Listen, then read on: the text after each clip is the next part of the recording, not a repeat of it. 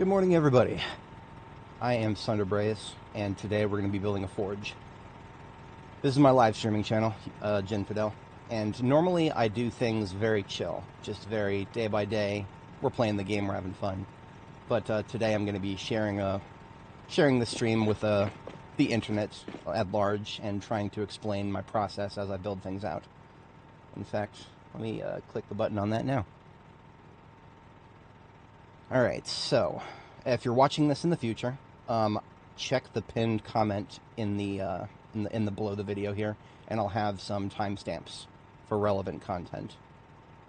As a quick introduction, good morning, Command, how's it going? As a quick introduction, this is my 42.20 stable character. Her name is Dixie Lyrica. She is started as a fire officer with pretty much no crafting skills. Literally no crafting skills. Fire officer with athletic and strong, a lot of negative traits to balance all that, and then some quality of life stuff. Cat's eyes, wakeful, organized, fast learner, dexterous. And then a bunch of negatives that I can handle living with, right? So, what we've done, we're about 91 days in right now. What we've done so far is tour the entire map and collect a bunch of stuff. And then read some books, and then build some skills. So even though we started with absolutely no skills whatsoever, we're almost level 10 carpentry now, we're 5 levels into carving, we're 5 levels into cooking, 5 levels into electrical, and 3.5 into mechanics. Now, pottery is part of the leveling process to build yourself a forge, which is part of what we're doing today. But I actually got a couple levels of pottery from watching a tape. That's relatively new. Most of what I've done in B42, there's not been a videotape you can watch to learn pottery. So there's actually a couple of them. One of them is called Pottery for Anyone. I haven't even watched that one. And there was another one, Working Clay at Home. So those are the titles to look out for if you want to learn pottery just from watching VHS tapes. What I did is I read the book first, and then I watched the VHS tapes. And since we're only level 2, we can actually get the rest of the way right now. I'm not sure why I didn't just watch the second tape. Let's do that now. So I got this tape, the second one I have not watched yet, called Pottery for Everyone. I'm just going to pop it in the VHS real quick here and get another level, because I've already read the next book for pottery. So this is going to take us probably straight to level 3 pottery. You only need to get level 1 pottery, I think, for forges. Let me double check this while we watch.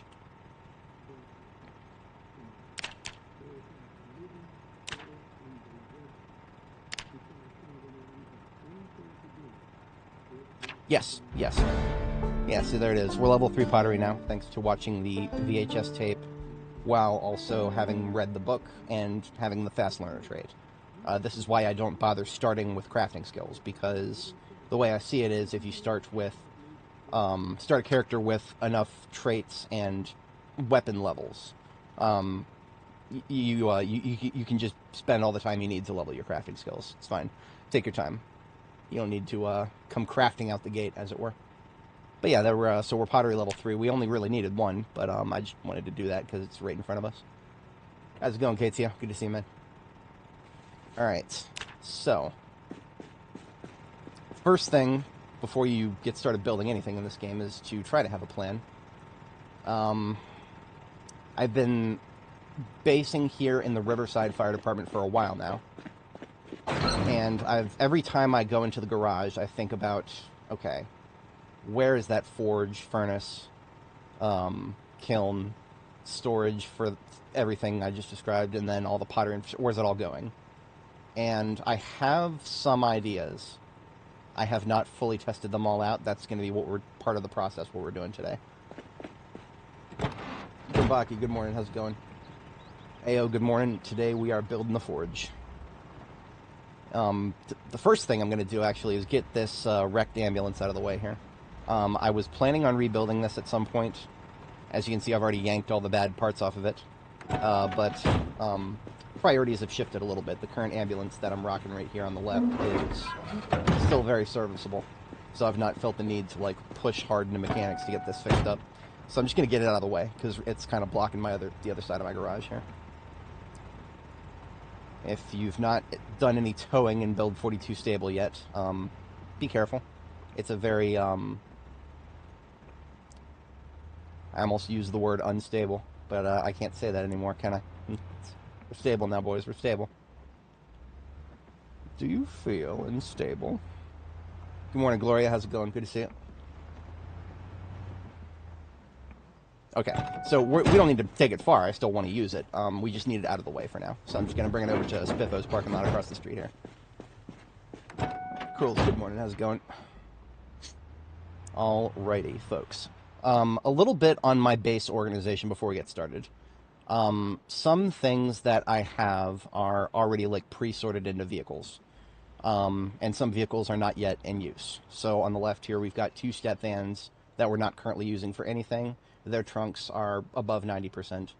On the right side here is just a lineup of LEO vehicles.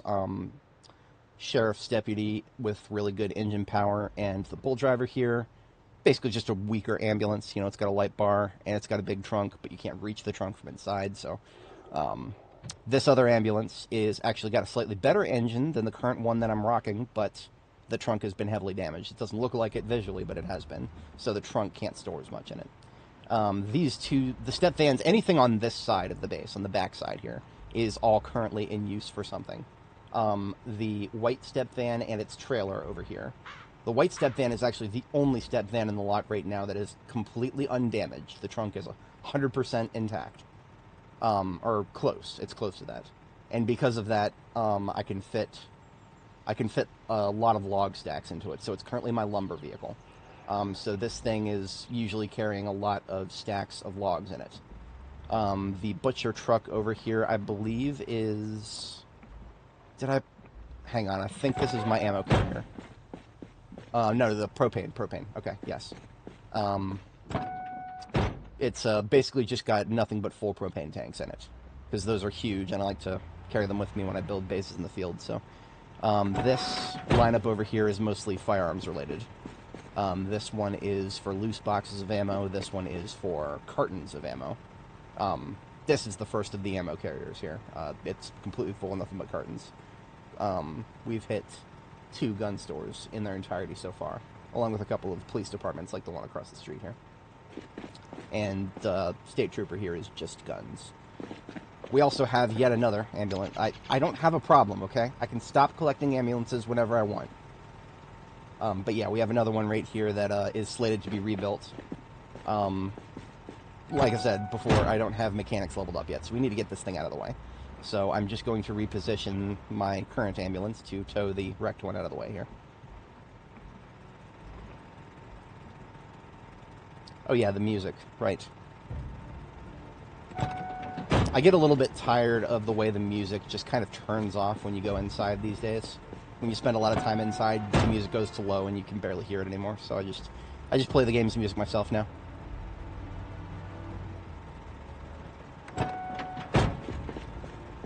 There we go. Magicant, how's it going?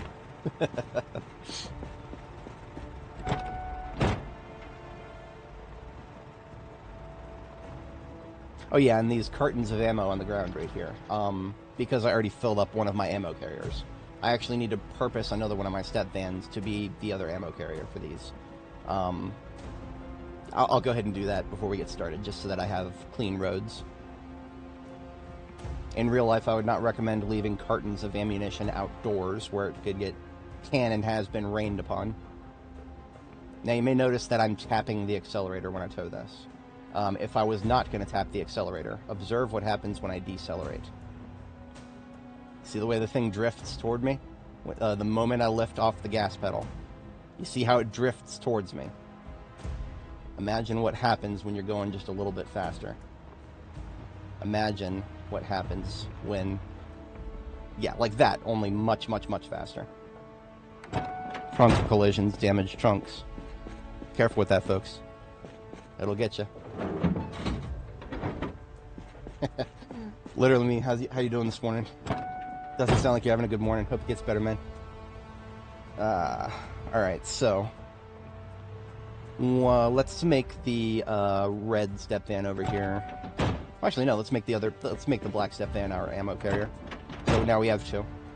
One is already full, and this one is going to take the rest of these cartons.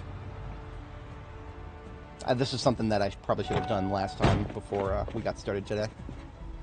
Let it never be said that I am too overly organized in real life.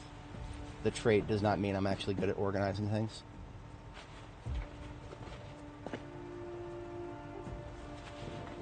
Okay, so it's about half full, and we're getting this just right over here in the lot next to the other one.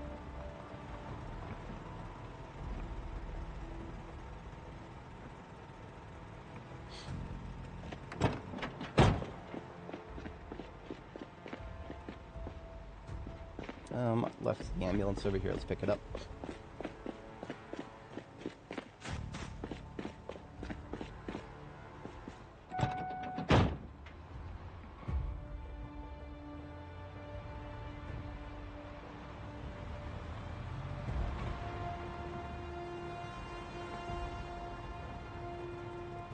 Alright, we have some animal farming related stuff on the floor right in the middle of the building right here.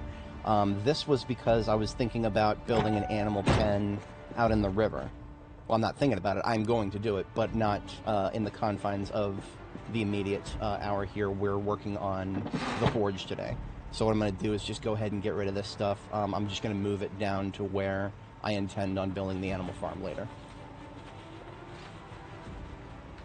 While I move this stuff, I have added to the description of today's video a couple of links to my previous base designs. Most of my viewers who are currently watching, shout out, appreciate you guys.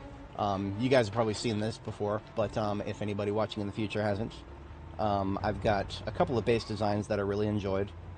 The third one in that list, 42-15-3, that one was probably my favorite custom base design. And it was a base design that just was literally in the middle of the Ohio River. And I'm going to be doing something similar with my animal pen for this character. And actually the reason is a little bit sillier. 42-15 we built in the middle of the river because we wanted to dodge respawns. There is nothing more demoralizing than going out on an expedition, coming back to your hometown base, and just seeing the whole place surrounded by zombies that have appeared out of nowhere. I hate that shit. I'm so glad respawns have been removed from Apocalypse default. But, hopefully maybe someday, you know, zombies can come back to cleared areas in a more natural feeling way and not just, you know, poof out of nowhere, right? In the meantime, I'm still going to be building in the river for the animal farm, but it's not going to be because I want to dodge respawns. It's going to be because I get a little bit annoyed at the constant noises they make. Those noises do attract zombies, so there is a bit of functional to that. But at the end, I can't stand the constant noises. If they were a little bit more varied, I would probably be less inclined to do that. It also doesn't help that the devs did a very strange sound redesign and made it so you can hear animals from 70 tiles away now. That is one of the decisions of all time, I guess. I think that has concluded getting everything out of the way. Let me double check here. Yeah, I think everything that we don't need is pretty much out of the way. So, well, okay, so this other I know, guys, I love my ambulances. I'm gonna fix them all someday. This one is not just a wreck, though. This was my first. So this is the first ambulance we started using. It looked a lot better when we first started using it. This was before I understood the nuance to the new towing system. This is before I understood that if you don't play very careful tapping with the accelerator to stay ahead of something you're towing, it'll drift right into your trunk and slam into it and damage it, among other things. But this ambulance has been, until we can fix it up, it's been repurposed to be a library. So all of the books we've collected by touring the map, killing survivor zombies, looting the university and everything, they've been collected back here. So shouldn't need any of them today. We have pre-read most of what we want, and we do have some reading material on standby in the main ambulance for if, you know, we just need to pass some time. So I'm going to go ahead and get this one out of the way, but it's going to be not parked like all the way over there. It's just going to be parked like over here-ish. So it's not blocking us, but it is still easily accessible if we need it.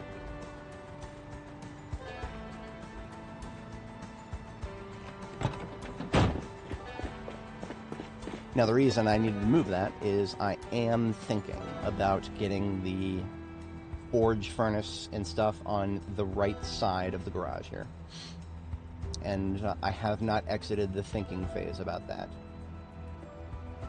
Let's talk about planning the placement of the forge. That is probably the most important thing. The forge is the biggest object, and it's L-shaped.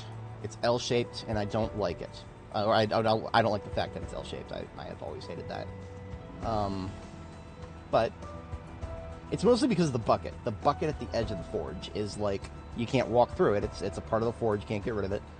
But it creates like an L shape for the whole thing. Let me pull up one of my... I think she's hungry here. Let's get her some food real quick. I will pull up one of my screenshots of what we're working towards here and kind of explain where we're going with it. Got a roast we made yesterday here.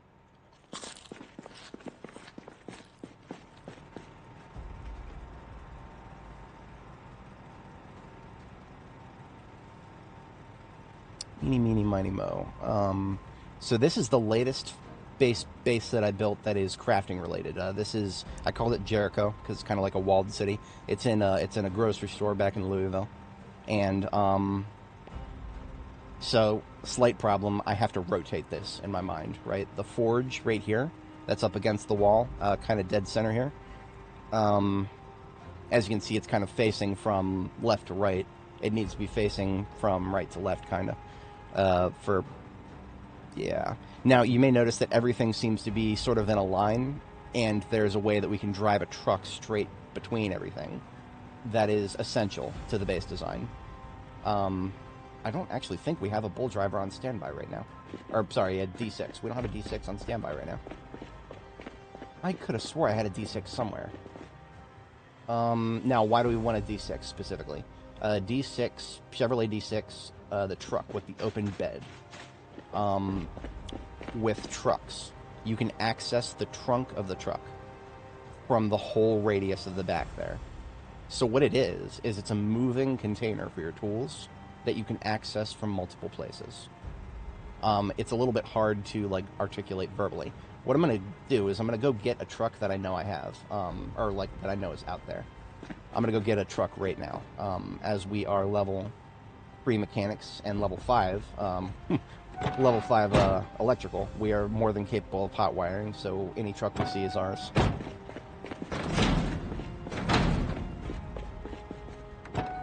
To extend the garage to the eastern door.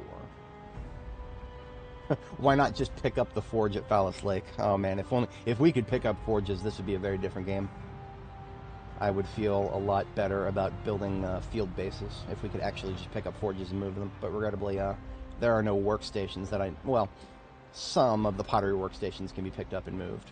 But anything that's like brickwork built, like the forge furnace and kiln and whatnot, those are all fixed objects. You can delete them with a sledgehammer, and that's about it.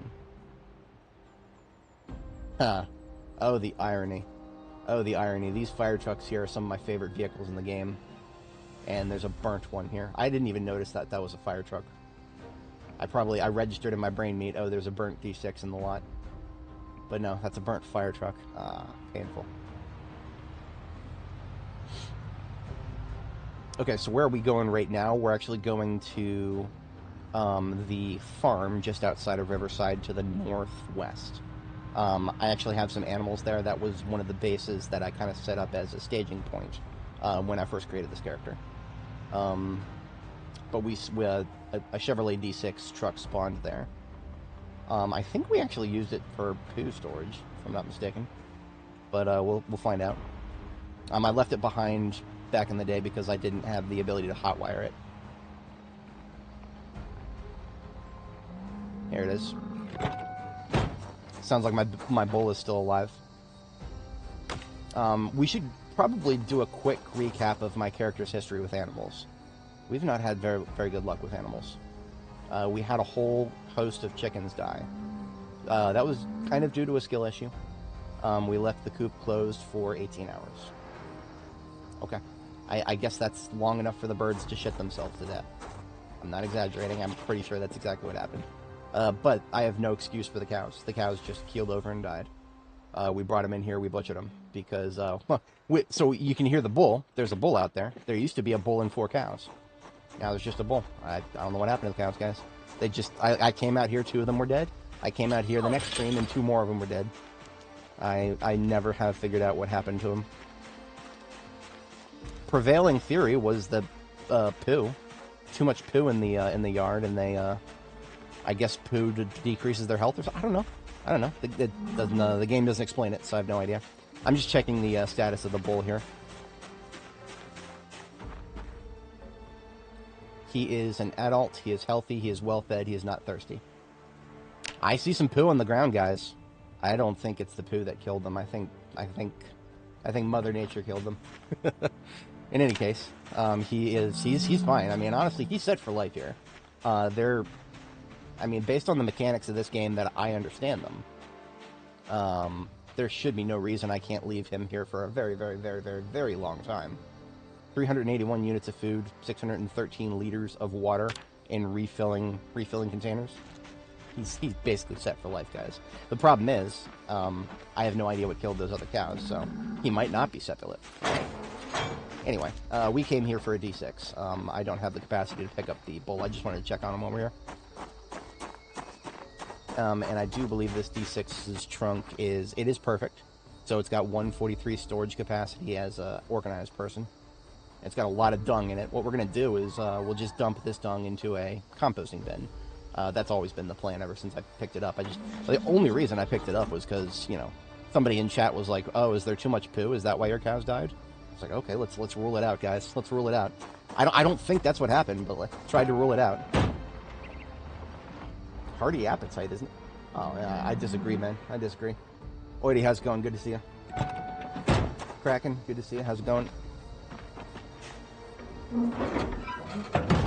For anybody joining, as a brief recap, we are picking up the Chevrolet D6 back at our farm, and this is going to be our crafting truck. So, how do you safely tow a vehicle forward? This is an ongoing conversation I've been having with a lot of people. People who understand this game and people who don't. The people who don't understand this game, about 1/5 of the people who YouTube has been sending my towing videos to, are people who, I tow heavy machinery in real life, and yeah, that's exactly what's going to happen. The invisible tether. Was that a dead giveaway that we're playing a video game that's not very well modeled on real life when it comes to towing? I'm sorry. Towing has got a lot of problems, and hearing people just unironically, uncritically defend the towing system, please stop. Please stop, please. It's indefensible in its current position. It's just barely functional is all it is. Just barely functional. But what we're doing right now is we're stepping the speed. Using cruise control, Shift W to increase the speed in 5-mile-an-hour increments. This makes sure that we don't accelerate too fast. And when we need to decelerate, we do the same thing in 5-mile-an-hour increments at a time. Because if we decelerate, and when I say decelerate, I don't mean hit the brakes. I mean coast. I mean, you know, when I was trying to discuss this with other people, I probably used the word decelerate a little too much. It's not even a real word. Accelerate. There is no such thing as deceleration. There's just an acceleration rate, and it's either positive or negative. But in this context, what we're doing is, if I were to like turn cruise control off right now at 15 miles an hour, did you see that? Did you see how close that was? I don't want to damage my ambulance for the sake of demonstration, so I had to tap W to stay ahead of it. But the thing is, when you start coasting, no brakes. We're not braking here. We're coasting. The vehicle that you're pulling, just momentum just gets created and it keeps going, while your vehicle, has like a huge amount of resistance when it starts coasting. It does not make sense to me. It genuinely doesn't. Yeah, I got nothing on that. But yeah, we're gonna slowly step the speed up to like a maximum of 40, and we'll probably slow down when we get to the bend up here. Oh yeah, no, no, no. Grimbaki, that is no, listen to this man. Y'all listen to this man in chat. He's given some real advice there.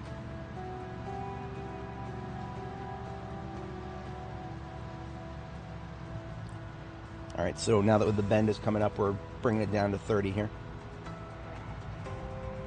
Good morning, Kitten. Good to see you. Good morning, McCrispy. How to enter a building with windows when the doors are locked. I assume you mean without windows. If you really don't want to delete any doors or windows, but you want to get into a building, build a staircase to the roof and sledgehammer out a roof tile, and then build a fence next to that sledgehammered tile and rappel in there with a sheet rope. That is how I've accessed Jericho a few times, and it's a great strategy. Helps preserve these lovely impassable walls. But as you can see, we are now slowly stepping down the cruise control. One of the few ways to safely decelerate without just, tapping. What if you deflate the tires a lot? Okay, so, Grimbaki, I have not actually tested, I've not, gone nuts with testing tire traction solutions to this problem. Mostly because it takes a lot of time to pump and deflate tires, and I've just felt as though there's better things I could be doing. Also, every time this problem happens, I usually tend to get really frustrated, and I don't want to test it any further. So it's a bit of a weird situation. In any case, we're home. We get it detached. I don't think did I ever put gas in it? No. So I always carry around a hose and a 2-liter bottle. So I'm just gonna siphon some gasoline into a 2-liter bottle, toss that into the tank of our new D6 here, get it hot wired, and bring it across the street to the gas station. Well, I might have to smash the window. I genuinely, once I'm able to hotwire vehicles, I stop caring about keys for the most part, unless they're conveniently located. Yeah, this is really regrettable. I hate smashing a window of a perfect window. It is what it is. Gotta do what you gotta do, guys. Don't get too sentimental over things.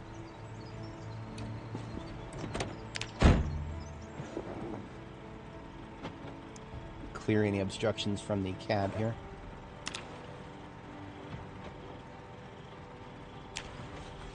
And let's get that bad boy hot wired.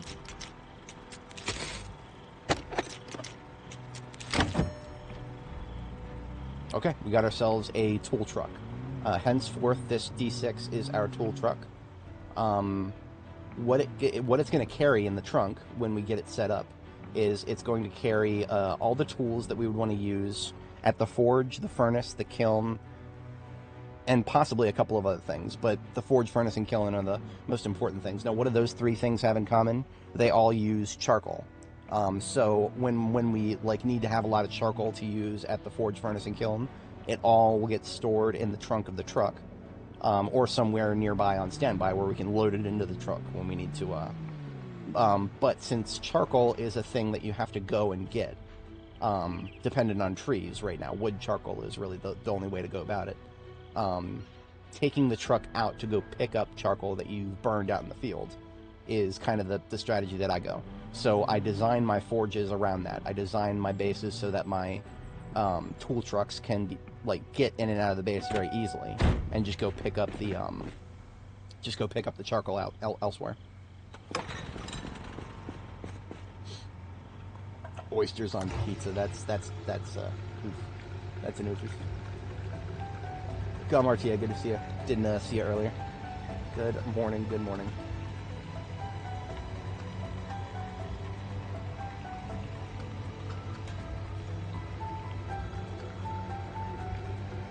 You see, that's wild because I've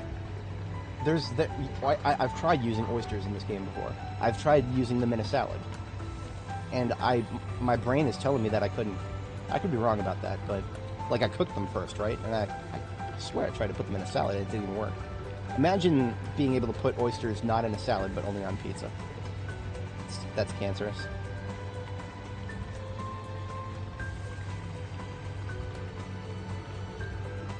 Big tank in it.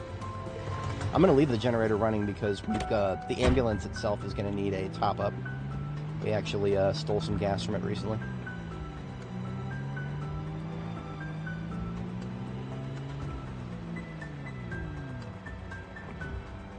So this truck is going to be on standby for a bit until we get everything assembled. I do need to get the compost out of the back. What I'm going to do is actually, I'm going to build my compost bins over here in front of the barricade for the garden here. I'll talk about the garden in a minute. We built the garden last stream. It was a bit of a slapdash job, but I think it's going to work out for us. And the compost bins we're going to put outside in front of these gates. And when I start putting the bins down, I'll kind of explain why we're putting them there, and hopefully it'll make sense. But for now, let's focus on getting the gas tank here refilled.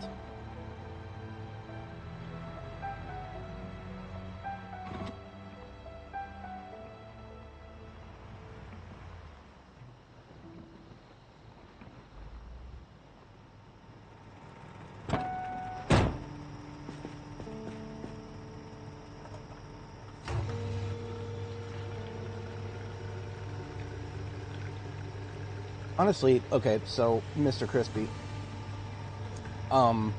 if I was in combat, I wouldn't try to enter a building. I would just try to focus on ending the combat first. When you think about going into a building, when you're fighting zombies, why are you doing that? I would struggle to answer that question first. Are you trying to break line of sight? Are you trying to get them to slow down on something? Are you trying to, because most of those intentions that you would, I would argue that you would articulate for going into a building during combat. I mean, the short answer to your question is, let's just say there was a niche scenario where I actually wanted to get quickly into a building while I was in combat, active combat situation. As an axe user, I would just get my axe out and literally cut through the doors with the axe. The fastest way in the game to break down a door is to be a high-level axe user and just chop it out with firefighter axe. Or if you're a high-level long blunt user, and get out a sledgehammer. But I assume that axes are going to be more readily available to people than sledgehammers. But yeah, no, personally, I would much sooner just reevaluate that scenario entirely. Going into a building in the middle of combat just sounds like a very bad idea to me. But to each their own, whatever works out for you.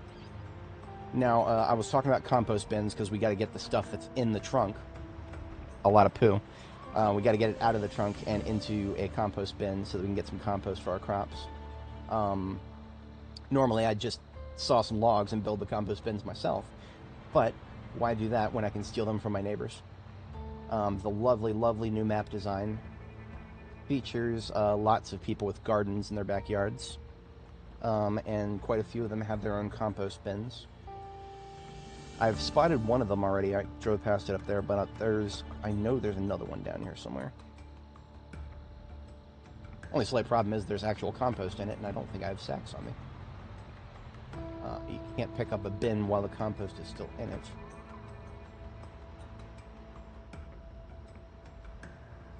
Ah, 2 empty ones up there in this garden. Okay, yeah, I'll steal these two.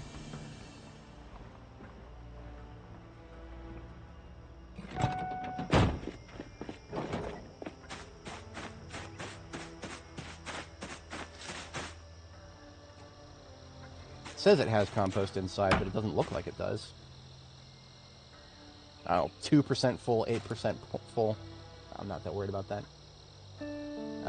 Picking it up will delete that compost, but 2%, 8%, we're going to have so much more than that. Fine. I think my past self left a couple of steel sheets on the floor here. I'll pick them up while I'm here. And there's another one right there. So let's just do this. Composters into the backpack.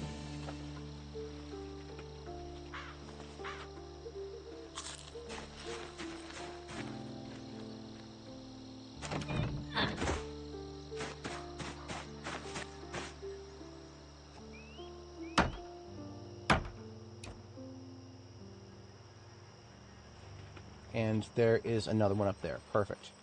4 composters would probably be enough.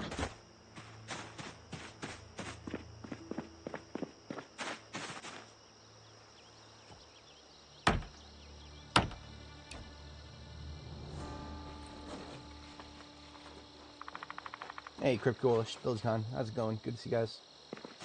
When after you make a perimeter check, there's a Z inside the house, but unsure what room it's hiding in. The only way in is through windows in this scenario. I mean,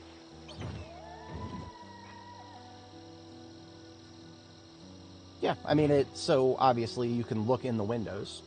I would pick whatever room has the most windows looking into it, right? A lot of these houses, especially the new ones, rooms with multiple houses looking in, houses with multiple windows looking into the same room. That's what I would want to look for, right? Look for a room that has multiple angles that you can see in from, like this room right here in the corner. You see how there's a window from this angle. I can look into the room from that angle. There's also a window from this angle. Look into the room from this angle. I can clear all the corners in the room, or visually, make sure that there's nobody hiding in corners by checking both those windows. Now, if you don't have a room like that, not all places do, well, you'll just have to make you just have to make a judgment call on what window seems to have the fewest possible places where they could be lurking nearby if you jump in the window. But otherwise, the short answer is jump into the window when you are feeling safe to do so. There isn't always a perfect solution to making ingress into buildings.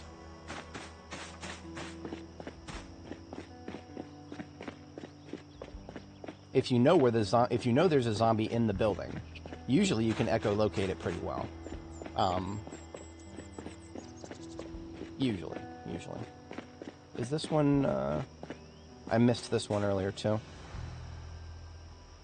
This one is 9% full. That's whatever.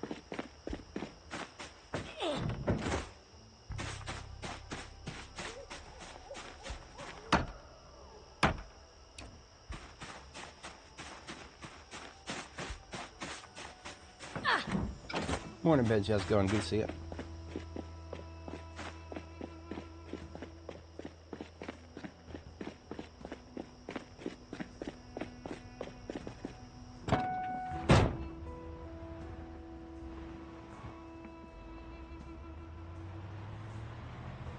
All right, so compost bins. Now, the reason I'm putting them outside of my base, mostly because they're smelly. They don't actually smell anything for your character, but the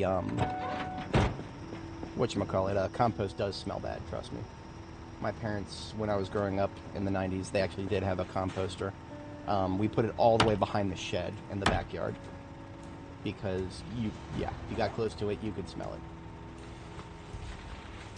But it's not just that we're putting it outside of the base for that reason. We're also putting it outside the base because when you put it right in front of a window tile, which that's how we do our fencing. Our fencing is actually just windows with barricades, and no glass, right? That's all these are. And the reason we do that is because it's double tall. And we can see through it. Seeing through your fencing is very important, and that's really the only way to see through your fencing if you're going to use wood, which wood is way easier to work with than metal. But normally, if I were to put these composters outside of a building while it's just a bunch of walls that it's in front of, I wouldn't be able to do this. I could just walk right through them. And the most important thing is, so do zombies. Otherwise, zombies who just wander up here, for example, they would see these first and start slapping them like that. And I don't want that. No slapping. Slapping not allowed here. An oofer's morning as a kitten. That is unfortunate. They need to add a dinosaur gas station. Yes, I agree. Where is my fossil oil plush? This game is literally unplayable. I want a refund. Get the ambulance out of the way here. I re-entered it a little preemptively. We are just dumping the poo out of the trunk of the truck into the compost bins. I have been trying to theorize like a magic number of encumbrance when it comes to how much poo to put into each compost bin. I have not been successful. I just kind of like shoot for 12 encumbrance of poo and assume that that's going to be good enough. It isn't always, but it's usually pretty good. Like sometimes if I put just 10 encumbrance of poo, it'll fill up and have a little bit left over. But sometimes if I put like 12 encumbrance, it won't fill. And I have no idea why. It's an arcane art. Maybe the poos are different. I mean, I know that some of them weigh different. Yeah, I got nothing. We're just shooting for 12 encumbrance of poo in each container and calling it a day.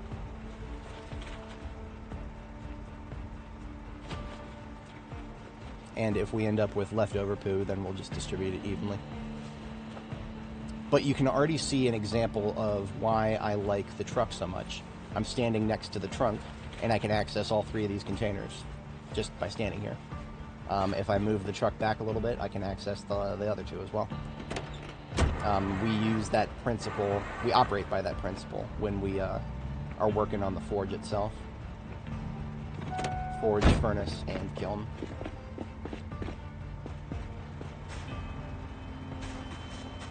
We're actually getting blocked.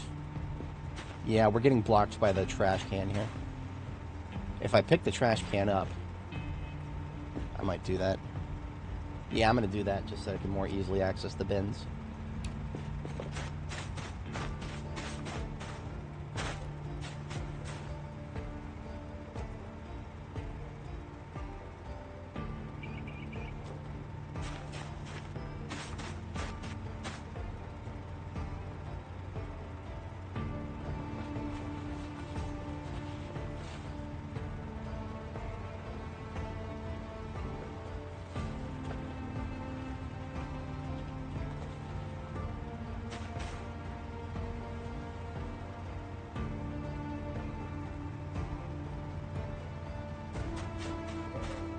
Based on these ratios, I've got enough to do 1 more bin.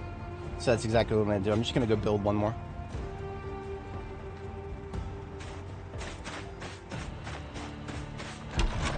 I do still have some logs up here, I think. Oh no, I used them all up. Okay. Well, that's what we've got our logging step van for. I'm not going to grab a full shipment. Just going to grab like 2 log stacks and bring them around front.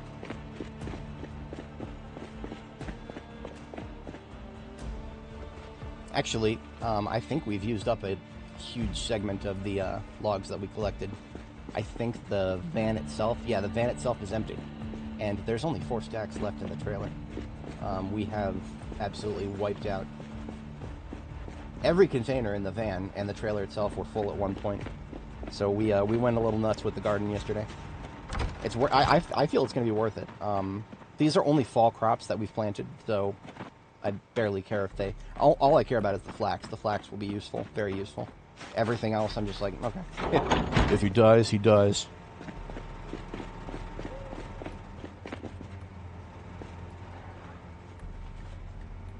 Unstack the 2 stacks. And... time to saw some log.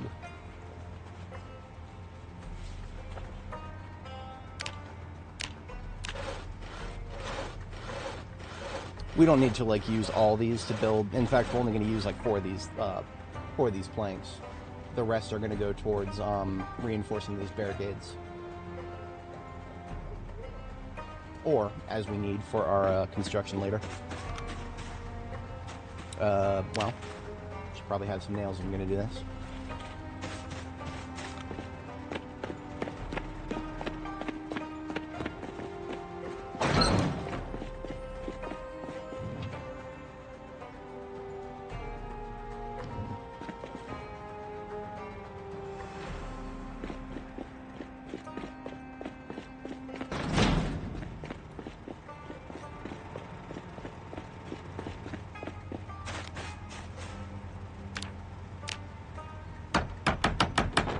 Oh, okay. I only just noticed that, okay, now, I guess this is a good metric of comparison.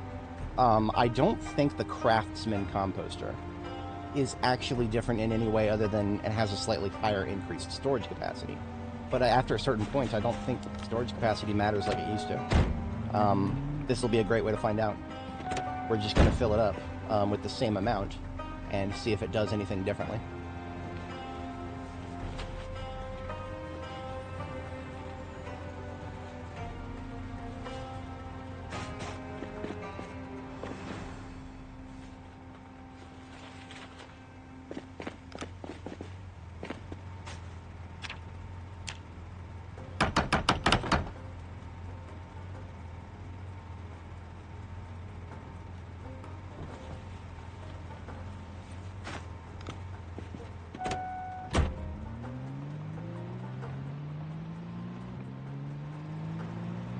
Alright, so this truck has been emptied of everything that it does not need to have in it, and it is now ready to be loaded with tools. However, it is currently our bedtime. If anybody watching is new, my character has the Restless Sleeper with Wakeful combination. What I like to refer to that is the 2 bedtimes lifestyle. Basically, if you give yourself 2 bedtimes, you space them out sufficiently, you can pretty easily cope with that situation. My first bedtime, I like to go at 2300, and then my second bedtime is about 5 a.m. And what that does is that keeps me awake and well rested for most of daylight hours after waking up. As you can see, I just got fatigued. I probably would have gotten fatigued a little earlier today if it was not for, I think yesterday was relatively easy day. There's different things you can do that'll build up fatigue faster. One of the worst things you can do for your fatigue is getting hot, getting overheated. One of those things about this game that is very poorly explained is that your fatigue rate increases drastically if your character gets overheated. But this isn't explained anywhere. It was not until I was several thousand hours into this game that one of my lovely viewers clued me into that nonsense.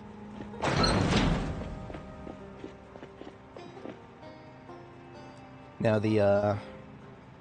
whenever I finish sleeping and I want to get my bearings, my brain meat right now is telling me work on the garden. But it's actually good. It's good to go. It's functional. It's ugly, but it's functional.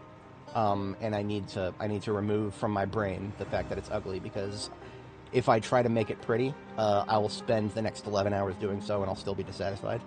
I'm a tortured artist when it comes to aesthetics sometimes. What we want to be focusing on is planning. I was talking a little bit before we got distracted by getting the truck. Now that we've got the truck, I want to look at some of my screenshots of previous bases and try to adapt them.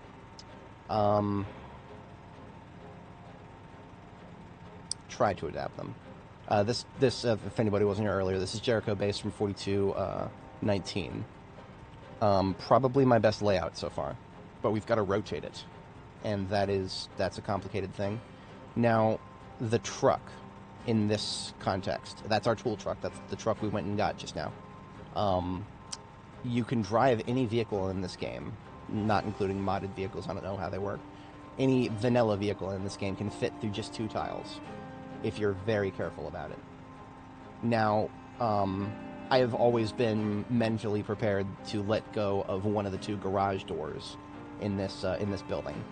So I've only ever really been using these on this side, on the left side here, character left.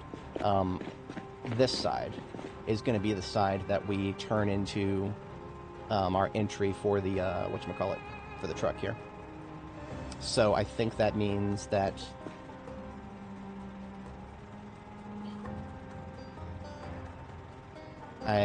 okay. Interesting. So, sorry, I keep cutting myself off. One slight problem is I built my laundry infrastructure on this side. We've got a whole series of rain barrels down there, with lots and lots of rain in them, making that corner into a essential infrastructure corner, so we can't just repurpose it on a dime. So,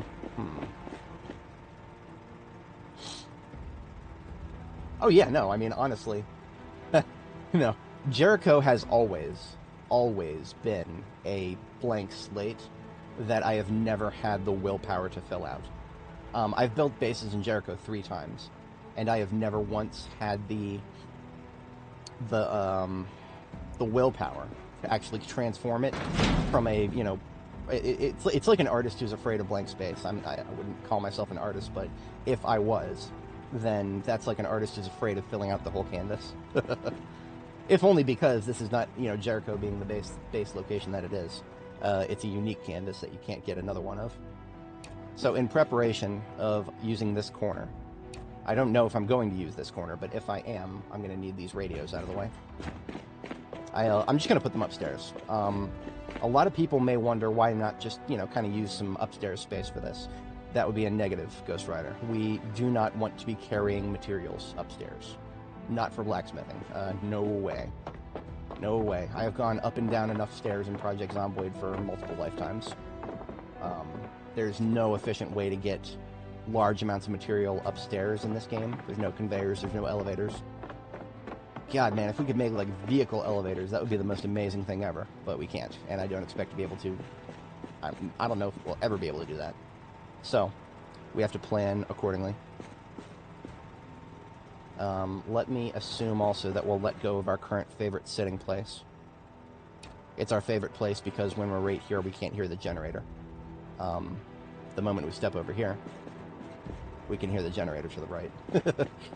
I'm a little bit noise sensitive. It's part of the reason I'm still alive.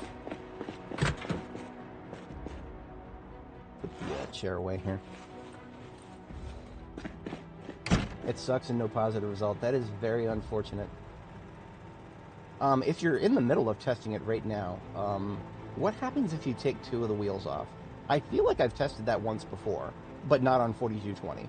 And now I'm curious if you kind of make it almost like a wagon, like maybe the front wheels are off or just the back wheels are off. I feel like it would make the drift, the fishtailing, a little bit unstable. But I have no idea what it might do for what's it called, for the coasting problem. The coasting problem feels like the thing I want to fix the most. I can actually deal with fishtailing. I've dealt with fishtailing before, and it's actually not the worst thing in the world.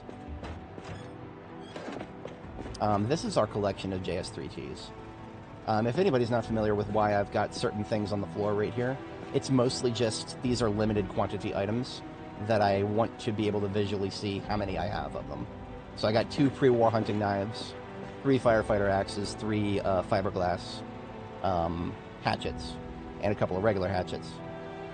These are just masonry tools, and then what are these, 7 shotguns? 7 JS3Ts. JS3Ts are the only real shotguns in this game right now. This track is a lovely track, but it's too loud. Alright, we are... So what I'm thinking now is, what if I do forge right here? Yeah, that's what I'm thinking right now, is forge right here. Yeah, so that just means I'm going to move a lot of the stuff I was just talking about, starting with the shotguns. In my backpack, I always carry another backpack, ×2, so I can do this. Just pick up 30 encumbrance of shotguns without over-encumbering myself too much. In this case, I'm just going to leave them out back for now. I will need this backpack again sometime soonish.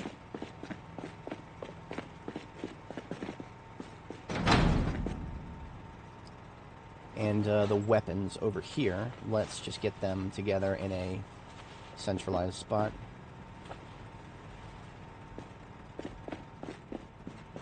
How about next to the bedroom here? That makes more sense to me.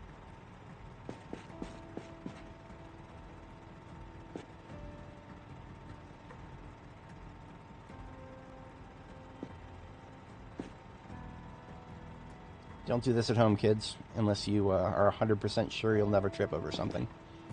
I can't wait for the clumsy people trip over objects on the ground update. Please don't tell the devs that. They'll do it, guys. They'll do it. Don't tell them. Do you know that clumsy people can trip over zombies? It's true. If there's a zombie on the ground and you haven't fully killed it, and you're clumsy and you try to run over it, running over that zombie could cause you to trip. I saw it happen once on my 4210 character, and never again did I ever run across the zombie. That scared the bejesus out of me. I'm just going to put that there for now. I don't know if that's going to stay there. This club hammer is actually one of the first of several tools that I'm going to load up into the truck. I've got a toolbox over here, and I think it's... Yeah, it's got a couple things that I'm going to use for that. So, this toolbox, hacksaw, hand drill, and now masonry tools, wooden mallet, mason's chisel, mason's trowel, and club hammer. Other things that I want to have in a tool truck include anything that has the word metalworking in it. So, you know, metalworking pliers, metalworking chisel in here somewhere. Quick note on my storage system. It's messy. It's really messy, but there's a general theme. This stack is tools on the bottom, tool/weapon in the middle, and that's a light switch that you can't see, but you can still accidentally click on. And then top is just tailoring materials and other materials in this stack, usually going by size with some exceptions. Like I said, it's disorganized. I'm not going to bother trying to explain it because it'll change by the time I finish explaining it. We have a couple of other, like, less often used tools, but still essential. So vise grips. Actually, we're out of room. Yeah, we're out of room in the toolbox.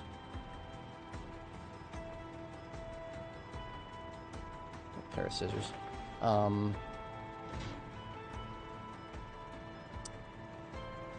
Basically, I would like to have a little bit of everything in the truck.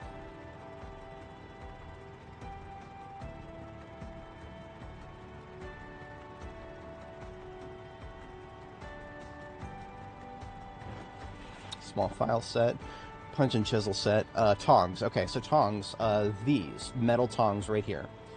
These are the barrier to not having to make a simple forge before making an advanced forge. If you have some tongs, metal tongs, you can usually go straight to making an advanced forge as of the current build of the game. They have not changed any prerequisites. The advanced forge is not locked behind anything yet. I don't know if that's going to change. That feels like something that might change someday, but for now, it hasn't changed.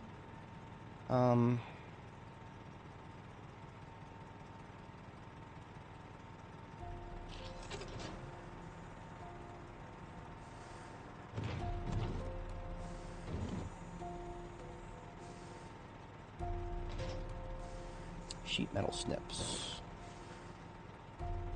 Metalworking punch and chisel. File. And ball peen hammer.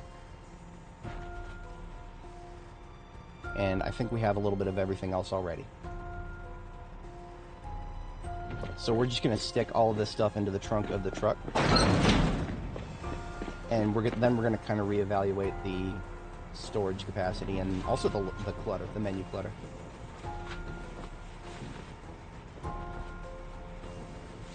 Okay, so that's only 18 encumbrance of tools. That's not bad.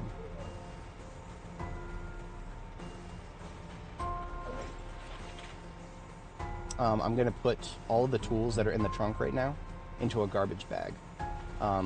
If anybody watching is new, garbage bags are a beautiful solution to storing items in a container that can be quickly moved. Every day I play this game, I dread the day that garbage bags become a thing that can randomly break on you. I'm sure it'll happen someday, but for now, let me demonstrate why garbage bags are so amazing. Y'all saw how long it took to put all the stuff in the garbage bag. What if I drop it on the floor and then move the garbage bag itself into the trunk? That was instantaneous. When you put a bunch of stuff into a garbage bag, or sorry, this goes for any container. Put a bunch of stuff into a container, the size of the container becomes proportional to how long it takes to put it in and out of something else. So if I want to put a bunch of garbage bags into a trunk, all those garbage bags only weigh 0.1 encumbrance, so they're almost instantaneous. If I want to put a bunch of military backpacks in the trunk, their dry weight is 2.0 encumbrance, so it's going to take up quite a long time. So there's trade-offs with every type of bag. I'm just going to label this garbage bag tools. So this way it just means that my list in the trunk here is not cluttered.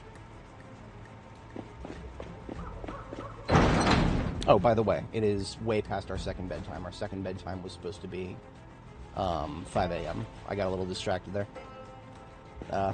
Running theme here. We get distracted a lot. It's fine.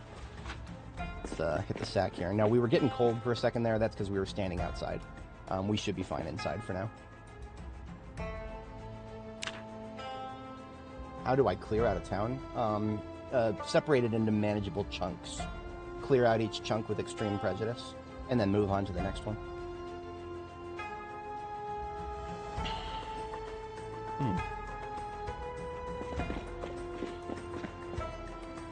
Alright.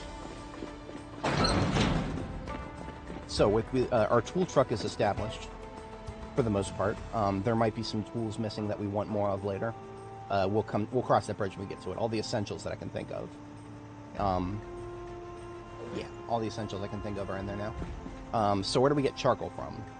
There's many places you can get it. You want to think of the materials. The materials are... Well, actually, let's just back up from all that first and build our charcoal burning barrel. Barrels on all of the new starter towns, pretty easy to find. These things right here. They used to be a little bit annoying to find because they had not been added to the map quite extensively yet, but now they have been. All we need are 3 stones, which we picked up a long time ago. I don't have a 4th, so give me a moment. I'm gonna go find a 4th stone. Looking at the map, There's one, right across the street here. This will give me both stone and some twig.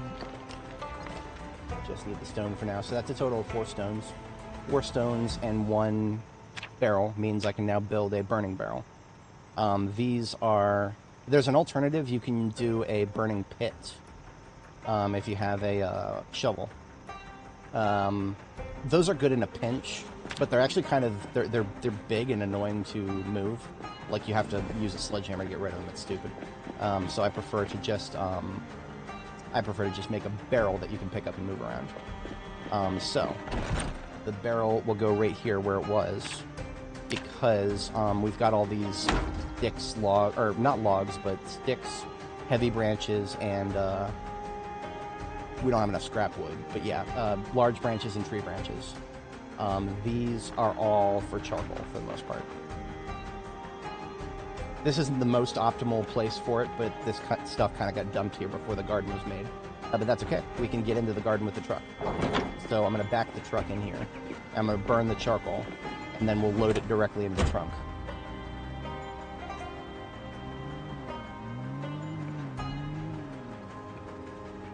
Now, do not run over your own crops. I know that probably sounds like a, oh yeah, duh. But when it comes to this game, there's a lot of things that are logical that probably should happen that don't. And there's a lot of things that are not very logical that happen anyway. So don't ever take anything for 100% granted. Now, here's an important factor that's going to be recurrent. It's going to keep coming back when it comes to our placement of things for the workshop. You can access a workstation, anything that's got its own little crafting menu. So the charcoal burning barrel, as you can see, you click on it, it's got its own menu. Anything you click on that has its own menu can be accessed from up to a tile away. So there's an entire tile between me and the charcoal burning barrel, but I can still stand right here and craft using any of the materials on the floor around me. So just by standing right here and doing several of these large burns, I can just, as you can see, all the materials around me disappear. And a bunch of charcoal is now in my inventory and on the floor.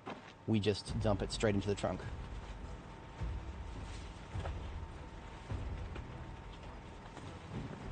We're cutting a lot of time from the process by doing it this way, because if you think about it in terms of time expenditure in Zomboid, even if you're fast forwarding, if you have to put something in and out of a container like a bag, you are adding time to the equation every time.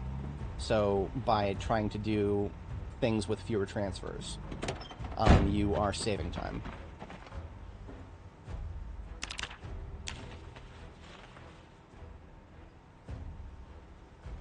So that was a second large wood burn. Trunk is about half full. And now we can do regular wood. That's 2 sets of large branch burns. Another 24 charcoal, so we just a little over 100 charcoal already. I do think that's everything that we can burn right now. So the scrap wood, splinters, and twigs, you can't turn that into charcoal. Well, actually, okay, scrap wood, you need 18 scrap wood. Yeah, we're not quite there. I would sooner just allocate the scrap wood for firewood or carving. It's called small wood in this context. Small wood counts as either scrap wood or broken handles, which if you have 18 broken handles, sure, you can go get 12 charcoal from that. It takes a little bit of time to break 18 items. Yeah, I don't know. Maybe if you're trying to level maintenance by using things very inefficiently or something. I don't know. I'm just going to dump it up here with... okay, I didn't really talk about the drying rack room yet.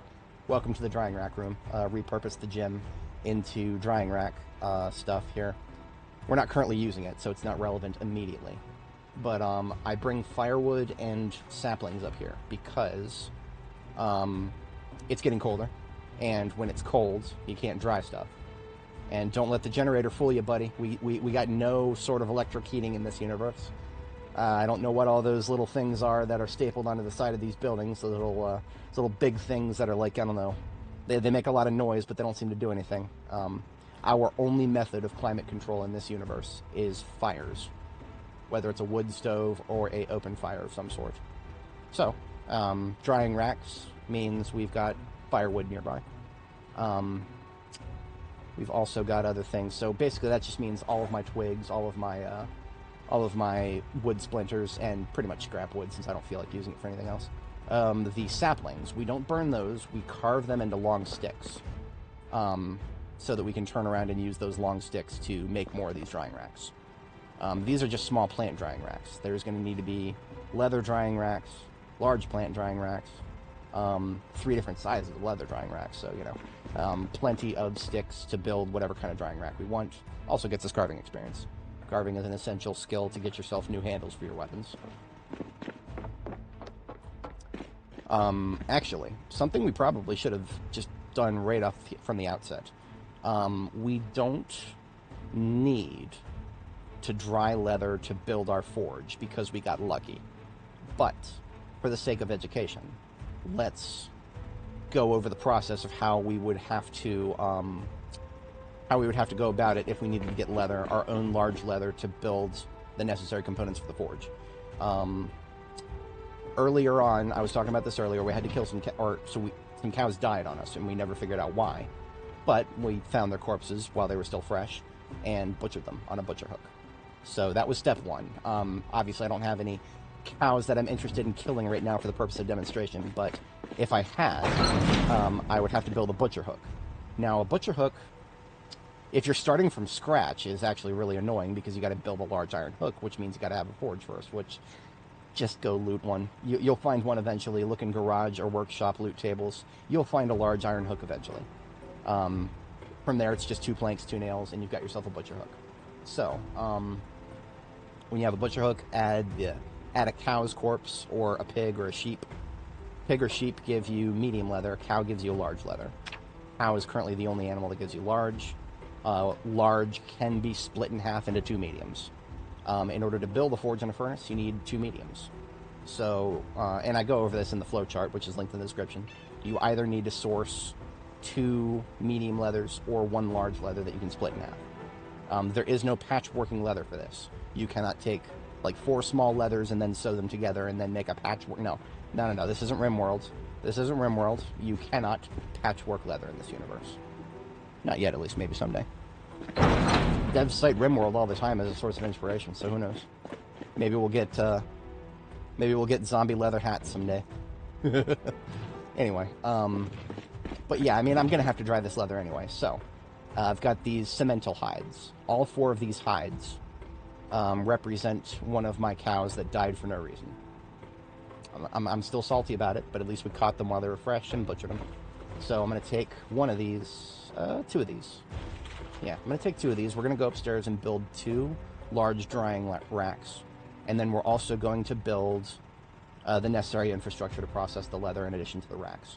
When it comes to butchering the animal, in order to get the necessary materials to process the leather, the meat is actually kind of separate from that. Get the meat out of the way, put it in the freezer, whatever. Get the leather, cut the animal's head off, slice the animal's head so that you get a brain. Hold on to that brain. The brain is used as part of the leather tanning process. So, TLDR and all that is you need 1 animal brain for every leather you're trying to process.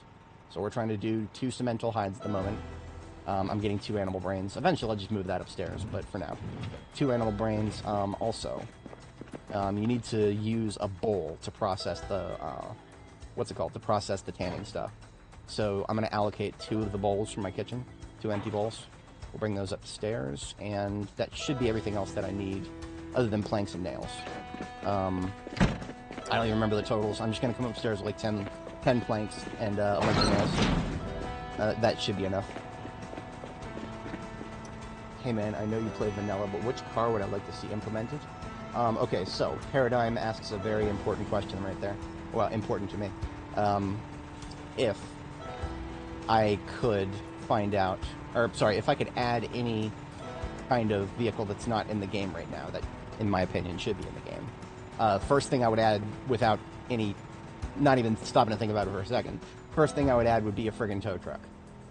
Second thing I would add would be a semi-truck with, you know, detachable, proper, you know, trailers in the back. Tractor, like, you know, the 18-wheeler shit. And I know that there's mods that add those, but I always try to frame discussions in the context of the base game and what needs to be in the base game. That stuff needs to be in the base game. It really does. You just can't have an authentic Kentucky in 1993 without semi-trucks all over the place. You know, shady tow truck operators everywhere. Yeah, I mean, that's not 1993, that's today too, but I digest. We've got we got a bunch of planks. We're going upstairs with them. So, also on the floor, in addition, I was talking about the long sticks, or sorry, the long sticks that we carved from the saplings. Also on the floor, we brought some twine up here. We might have enough. Your materials to build a leather drying rack are nails, twine, a hand drill, which is an annoying to source tool. Hand drills basically just look in garages and workshops a lot. You'll come across a couple eventually. So get a hand drill. I almost take it for granted, but a hammer. Hand drill, hammer. I think we need a saw as well. Long stick, twine, and nails. Let me double check the...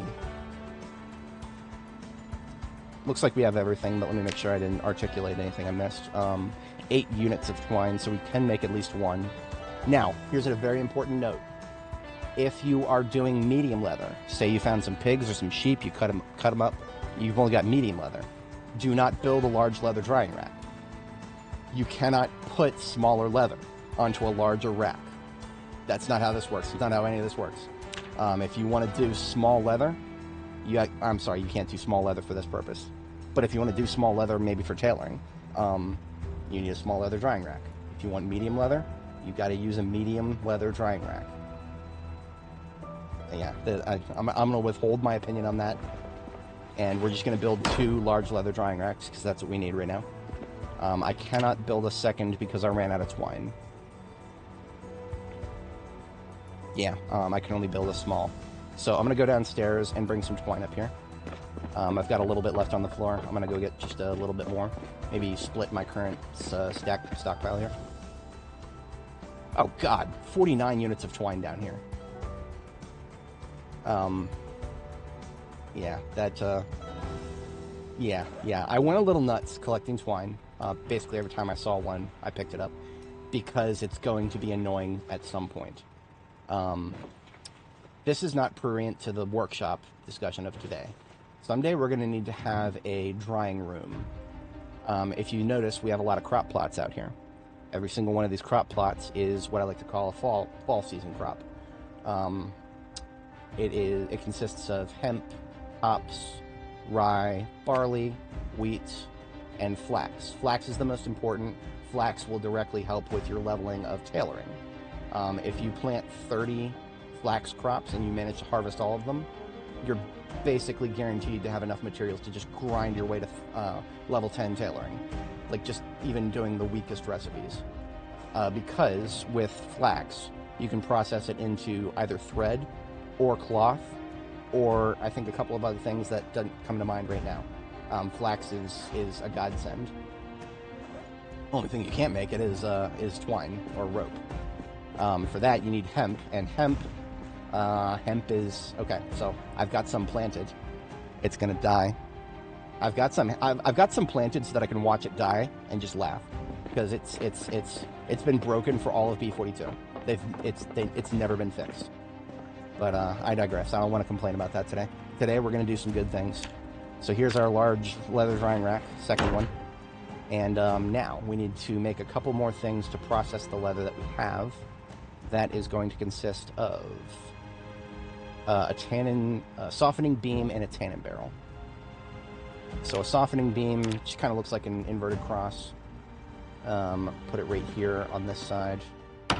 And the tannin barrel. Do not allow the appearance to fool you. It is not a barrel that you can store any sort of liquid in. That would be way too easy. The materials are no, can't store any liquid in there. But these empty bowls that I brought upstairs, I need to get some. I need to get some water into those. Yeah.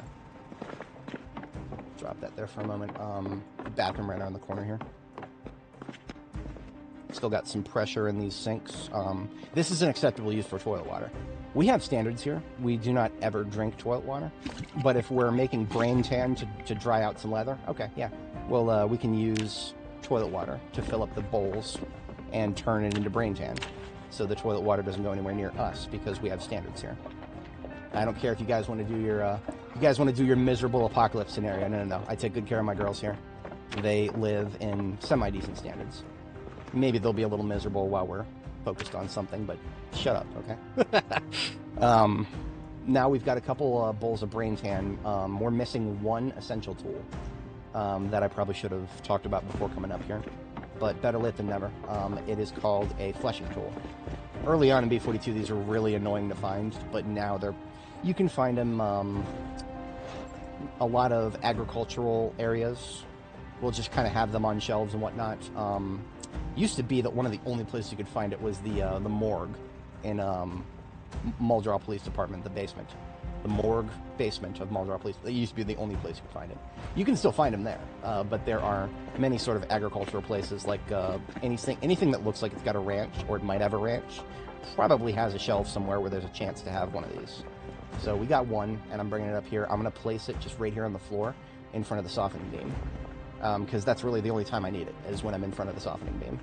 So I stand in front of the softening beam with my 2 pieces of leather, and the softening beam allows me to remove the flesh from it. When it comes to processing leather, what we want right now is crude. Crude means you can't really tell what kind of animal it came from because you've yanked all the flesh and the fur off of it. So we need to both remove the flesh and the fur. So that's what we do first. We remove the flesh from both of them. And there's no animation for this, so we just fast forward through it. And then we remove so right now it's furred. If I was tailoring and I wanted to have some light brown leather with little white spots, this is what it looks like currently. I could actually put it on the drying rack, or I could, process it in the tannin barrel, then put it on the drying rack and get some pretty furred leather that I could use for tailoring. That's not what we're doing right now, though. I have 2 other hides that I could maybe do that later with. But no, we're going to remove the fur so that it becomes just crude, plain leather stuff.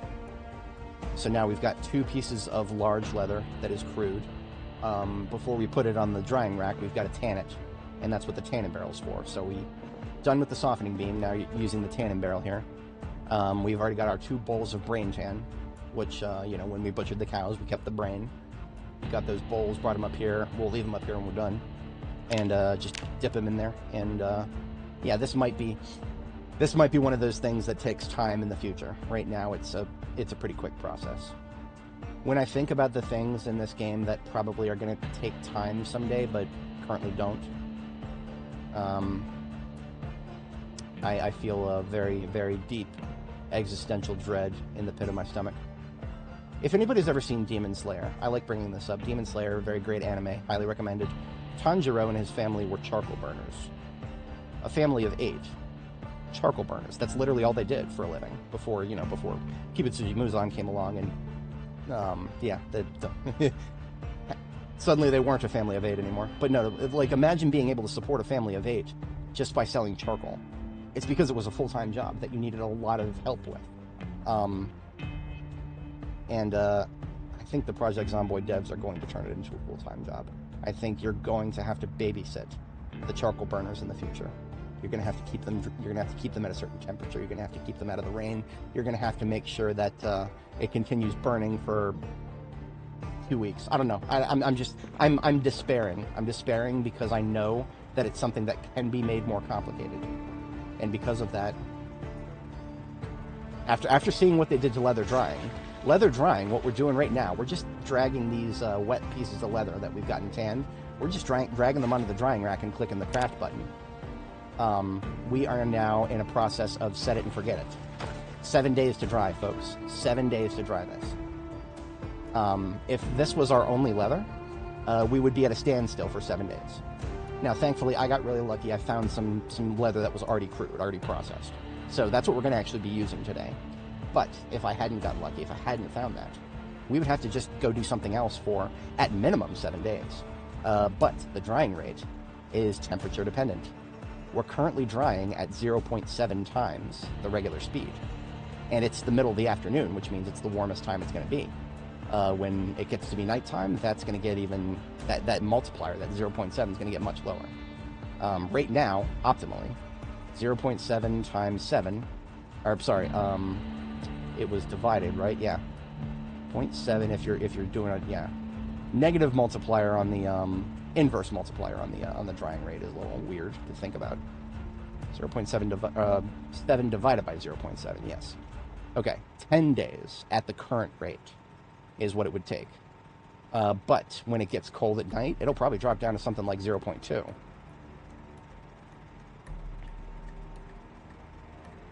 Now, so that means overnight, it would take 35 days, and during the day it would take 10, so the drying rate goes up and down based on the temperature.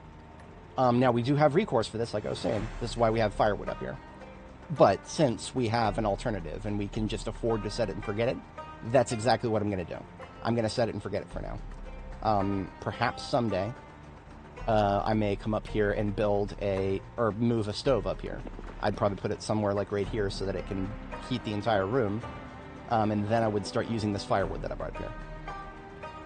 You couldn't pay me to care about that right now. We've got some already processed leather. Yeah. Imagine if they added complex chemistry into the game. Okay. If it was optional, and you could have an NPC do that for you, hell yeah, do it. That's a lot of the things in this game right now that they feel needlessly convoluted. The truth is they are, but the point is that you're not supposed to do everything yourself. The fact that we do everything by ourselves here is me just kind of being a weirdo who is, yeah, no, screw you, I'm going to do everything myself. It's not what it's exactly being designed to do.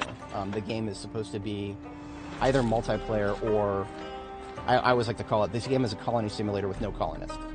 Especially if you're playing single player. If you're multiplayer, well, your only colonists are other players, so, yeah.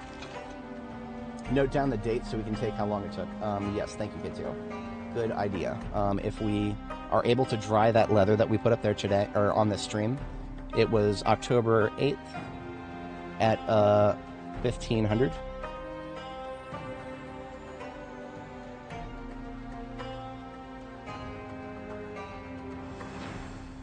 I can spell, I promise. Okay, so we got a note for that. I'm just making a salad to shut the hunger up for a moment. We'll do a proper meal prep session in a moment after I get things situated here. I still have some leftover planks in this bag. I'm just going to drop them here for now. I didn't even really talk about this at the beginning of the stream today, but my character is currently loaded out for combat when she doesn't need to be. I'm actually going to take her shotgun and handguns. At no point does she ever not have a proper hatchet on her belt, so she's always kitted for self-defense, but heavy weapons like the guns, we're putting those away for now because we're doing some infrastructure work today. We don't need to be heavily armed for that. It's just going to weigh us down. So that has lightened our regular load heavily. I can afford to have the sledgehammer on my back in case I need it. That will probably be swapped a lot, but for now. sledgehammer in case I feel like remodeling the base.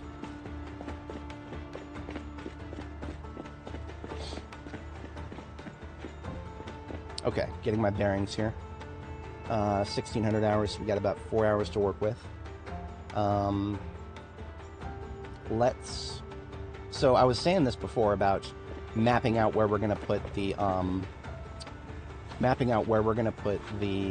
forge itself. What I'm going to do at the immediate moment is actually, hang on. I'm going to bring some large items inside, some tires, broken tires, and I'm going to use these to mark where we're going to put stuff because they're big and obnoxious. The forge is an L shape. I was mentioning this before. 1, 2, 3, 4, 5 tiles in an L shape, and you can only rotate it like that or like that. If I was going to rotate it like the ladder.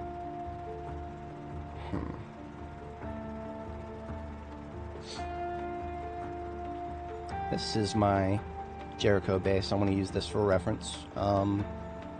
If we do the furnace stack on this side. Okay, we do the furnace stack on this side. And we leave one tile between the garage door. Okay, I mean at this point we're using the yellow lines as a starting point at least.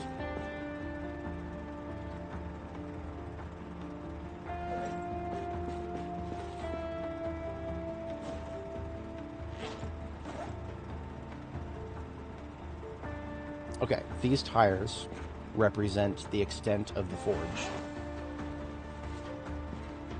Oops.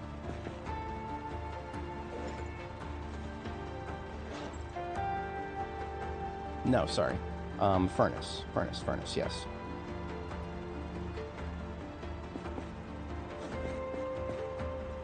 Confusing myself there.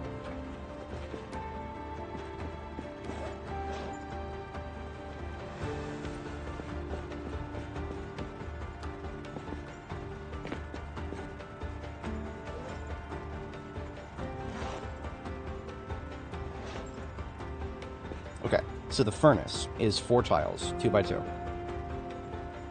We need 2 tiles between that. That will be, this is our drivable space right here. These 4 tiles going through to the exit. That's our drivable space. And then the forge is on this side. That is painfully cutting into my drivable space on the opposite side. Very painfully. Ooh, that is very painful. I should have had a little bit more foresight when it comes to the laundry infrastructure that I've already set up on this side. I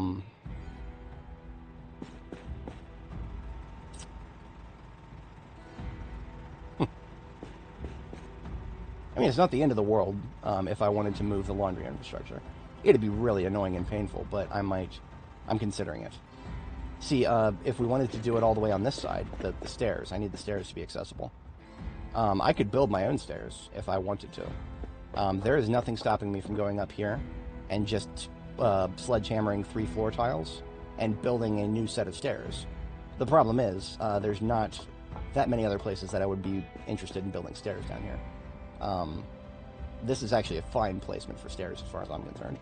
I really do like this place overall. Its current layout is really good. I'm just trying to find a way to adapt it properly.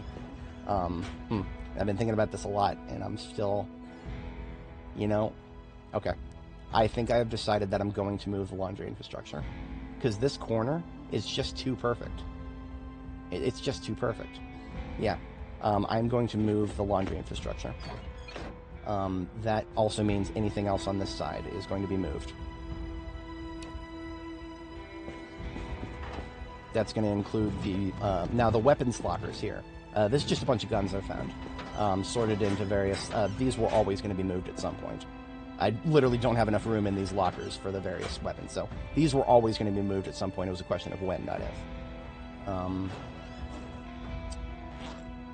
So we got the light out of the way. Let me empty the containers here. Sorry, I've not been able to keep up with chat quite as much today.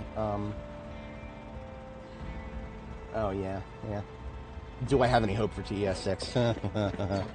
I'm not going to answer that question. Maybe Todd will pull out a great one.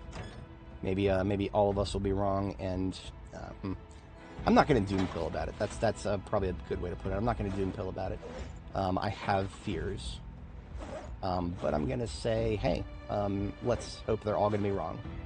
Let's hope they're all going to be wrong, and we're going to have a great Elder Scrolls 6. I haven't looked at the leaks yet. I have heard that there are some leaks on Elder Scrolls 6. I don't know. So for anybody joining, welcome.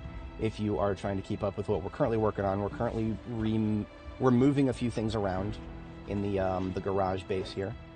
I have made the judgment call that I want to use the far top right corner of the base for the furnace stack. So the furnace and all of this other stuff here. Furnace, kiln, hand-operated press, pottery table, pottery wheel, and then pottery storage. All of this whole stack right here, this horizontal stack, is going in that far corner. That is going to require a little bit of undoing of the current sorting that I have for the stuff in here. And that's okay. That's okay. We have not locked ourselves in too hard into the current design. The rain barrels, it really does suck about the rain barrels, but it is what it is. I've now emptied everything out of the these two steel containers. I'm carpentry level 9, so there's a very, very, very low chance that I might break one of these. That's fine. The sink, nothing is going to change it. This is always a 25% chance to break. We passed it, boys. We didn't break it. What about the counter? Success. And what about the other counter? Too heavy. Can't pick it up.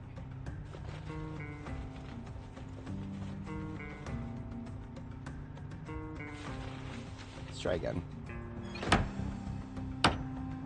Okay, we win. We did not break either of the counters. I'm happy. I'm very happy. Oh yeah, no, I am a big fan of other games by Bethesda. I enjoyed Skyrim and I enjoyed Fallout 4.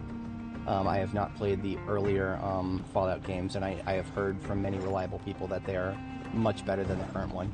And I take your word for that. I take everybody's word for that. I'm going to definitely try it someday. But I also, so when it comes to Skyrim, I made my own mods, so I'm a little bit familiar with the fundamental problems of the creation engine. I don't suppose anybody watching right now, maybe if you've looked at the leaks, would you be familiar with whether Bethesda decided that they're going to use creation engine for Elder Scrolls 6?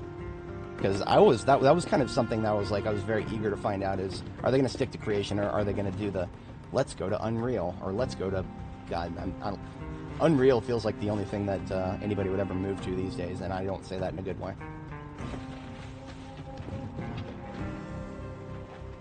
But yeah, definitely let me know if you're familiar.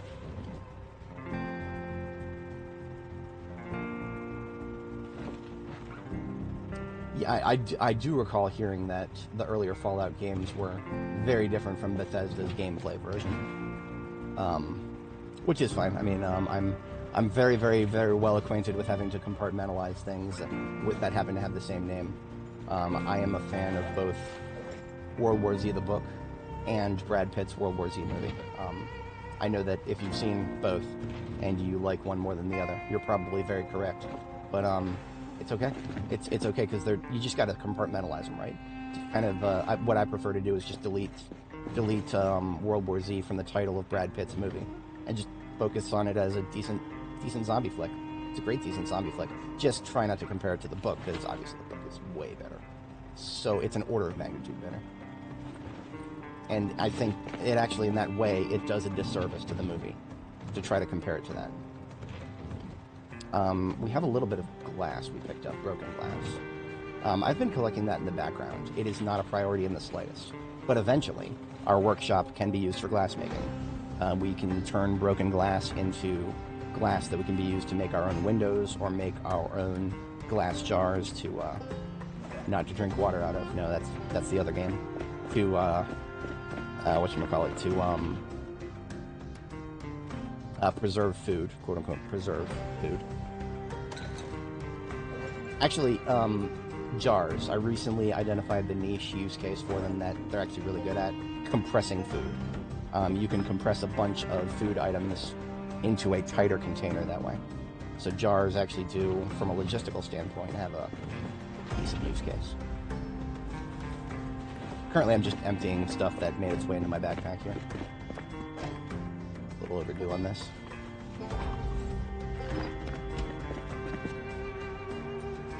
This rope that I ended up picking up can be united with the rope that's on the floor here, make another stack. So 3 stacks of regular rope, 3 stacks sheet rope. This is how we go get billions of logs at a time, is by getting them roped into 4 stacks. We might... No, we don't need to do that today. We have plenty of logs left for today's purposes. I have a walkie-talkie that I picked up when we were cleaning out the truck. This is one of the reasons I'm electrical level 5, is just every time that I find something electrical, anywhere I go, ever, I disassemble it. And make sure that, you know, if I'm going to do that, that I have read the book. And that simple workflow has already gotten me to level 5. Level 6 will get us bombing activities. So, still on the lookout for that. Let's get our truck in here.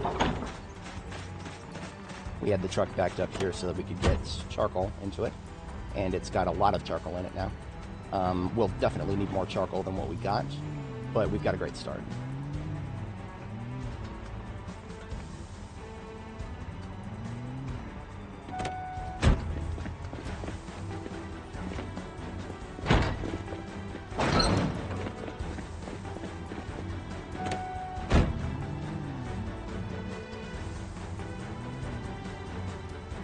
Okay, now that we've moved those counters out of the way, let's get the rest of the stuff that was on top of the counters out of the way. A couple of spare aiming books that I was literally just using as decoration. The washer and dryer here. This stuff in the... Well, they're actually both washers and both dryers. Combos actually work again, thankfully. This laundry chute here is my pajamas. So if I want to wash everything that I'm wearing, but then put on a bunch of stuff that will keep me dry and warm so that I can sleep while the laundry's going, that's what these are. That's what I use firefighter jacket and pants for. Otherwise, they're way too hot to ever try to do normal stuff in. That's the trap, right? Firefighter gear is a noob trap. You look at it and you see, oh wow, look at that bite protection. And then you Pikachu face when you get tired at like 1,300 hours. Because of how overheated you are. You're like overheated and dehydrated, it's 1,300 hours. Why am I fatigued? What's going on? The game doesn't explain that being hot is making, like extremely hot, which is what you're going to be if you're wearing firefighter gear in the middle of summer, is making your character very tired. I don't know if I'll ever forgive the devs for not explaining to us that heat makes your character tired. I understand that it's logical, but the game needs to explain itself better. I will die on that hill. The specifics of how it explains itself, okay, I will say they're making improvements. All you got to do is hit F1, and you can see those improvements. This was not here before B42. Like, I don't know, 2/3 of the way through B42, they started adding this. It's great. Little categories for everything that is an important part of the game. Up to and including building stuff. Regrettably, I do not believe that character moodles... Yeah, Moodle management, you know, little blurb on each of them. There is no blurb on... I don't think there's any blurbs on heat. Yeah, don't let tiredness and exhaustion sneak up on you. It'll severely limit your awareness and capabilities. 100% correct. Very good advice. But of course, they're not going to say tiredness builds up based on how much you do in the day or how hot you get or something like that. You know, just a simple little blurb. But yeah, keep mind on your insulation levels. Under your temperature tab, you can go to skin temperature to see your current core temperature, your body heat gen. Your insulation levels are very important. The game is actually great at modeling body heat venting. Your core is where all body heat vents from. So that's your lower body, upper body, neck, and head. Anybody who's ever bundled up for winter and then tried to, like, you know, run around in the snow, you might find yourself getting a little hot, and that's going to mostly be because chest, neck, and head. Expose those just briefly, you know, just like, you know, pull your scarf off. That's why it works so well, because your body heat vents up that way. So that's literally why our character currently, right now, our setup is, you know, we're wearing a hooded jacket with holes in the chest so that we don't have too much. That's an intentional thing. It doesn't look like it is. But I did a lot of theory crafting on how to get good levels of protection while not overheating yourself. That's a discussion for another day. Mostly because there are some armor items that help with that. So that's part of why we're gonna have a great benefit from having our forge up and running. What I'm doing now is I'm moving these tires to mark the new location of our furnace. Now that I've decreed the furnace is going to go in the far corner, these tires shall mark it.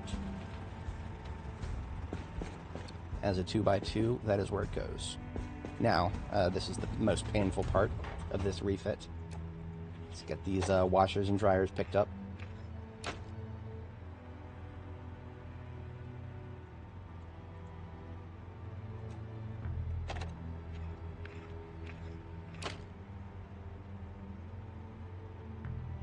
I'm just going to put them outside for the moment.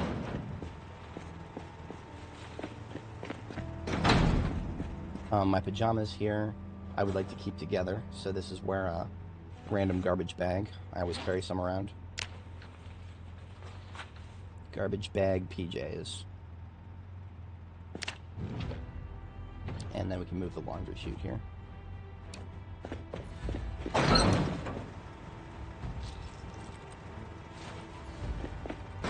Okay. I'm going to be real with you guys. I think we actually have enough room. I don't think we have to worry about the gun storage for now. I can kick the can down on... So if anybody wasn't here earlier, the gun storage is here. Trying to move this elsewhere will be a... that would be annoying. But I don't think we have to. I think we've got enough room here, because next is just going to be the kiln. The kiln is going to be these two tiles, followed by the storage for pottery materials. That's this tile, and then the hand-operated press goes behind the storage. Now that might sound counterintuitive, but as I described earlier, you can have an entire tile between you and any workstation that you're accessing. So if I put the hand-operated press right here, and there's a crate right here, and then I stand right here, I can still reach the hand-operated press right there. In fact, the hand-operated press is so easy to build, it's just planks and nails, that'll be one of the first things we build in a minute here. But after that, after we get past these two tiles, then I'm going to need these two tiles and then these two tiles for the pottery wheel and the pottery bench. Now, why do we do all the pottery and the kiln and all that all next to each other? That's the workshop. That's everything you need most everything you need for a good workshop. So we are going to at least need to move these two, which that's easy. It's just the two different carbine boxes here. So 2 different garbage bags, one in each hand, and load my L92s into that one, and my Trapper carbines into that one. Trapper carbine's a great gun, by the way. Got to give it a shout out. It's got a niche case. Anybody who's tried it might be like, doesn't feel very good, but hear me out. The Trapper carbine is a 50 bullet to the box platform. 45 ACP every time you open a box, 50 bullets, but it can shoot at medium range with a 4x scope. No other weapon that you can put a scope on that is not a long gun that, you know, like frickin' rifle cartridges, 20 bullets to the box. Shotgun cartridges, 25 shells to the box. Yeah, no, there is a niche case there, and it's mostly logistical in nature. But it ended up in me just constantly using nothing but the Trapper Carbine late game on my previous character. And I don't regret anything about it. I'll do it again on this character. That was a great time. Oops. That light switch is going to keep messing me up. It's behind the crate, so every time I click on the materials crate here, I need one sheet out of this crate, just one, I think. That's going to be for the pottery bench. Yep, pottery bench is just planks, nails, and then a sheet. Hand-operated press is just planks and nails, so we just, that's where these planks we dropped on the floor here come in. Looks like we have the magic number already. We have 8. That's exactly what we need for this particular phase.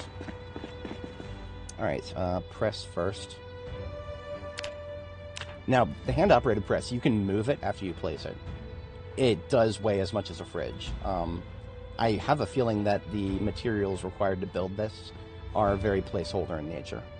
I do feel like these are going to be more annoying to deal with someday. But that day's not here yet, so, okay.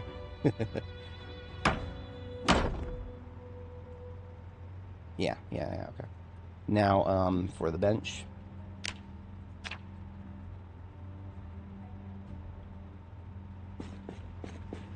Now, from an aesthetic, visual perspective, it does not really make sense to have a bench behind the pottery wheel, which is what we're going to have to do for this optimal layout. What we're doing right now is we're creating a layout that is optimal within the rules of the game as they're currently presented. The fact that we're able to reach a... actually, now I can demonstrate. Let me go get... I put down a crate over here, didn't I? Oh, that's the crate in the corner. Do I have an empty crate anywhere? How about I just make one? Got logs on the floor here. We saw 2 of these bad boys. We're going to make one more crate. We'll need more than one more, but... I'm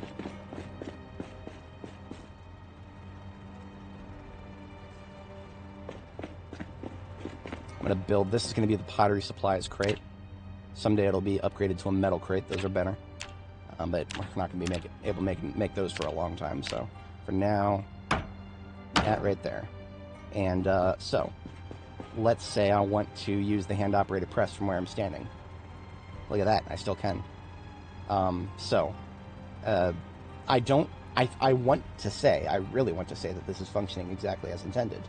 Because if so, that's amazing. That's what I really want to be able to do. It's also very convenient. And be very careful when enjoying things that are very convenient in this game. Because that tells me, my brain meat tells me there's going to be a Nerf bat coming along. So, I don't know. Anyway, this is how it works now. You can work from a workstation with an entire tile between you.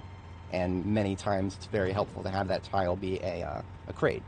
But what that also means is I can stand here, and then I can access something that's all the way back here, which is going to be a pottery bench, or something that's right in front of me here. And all the while I'm using that stuff, I can access this crate right here. So that's one of the themes of today's setup, is we are doing optimal construction for these things. Right. I think I need to saw one more log and leave a plank behind, and then take these. There is, after we build the bench, we'll still need to build the wheel, and I'm just going to go ahead and leave the other materials for the wheel.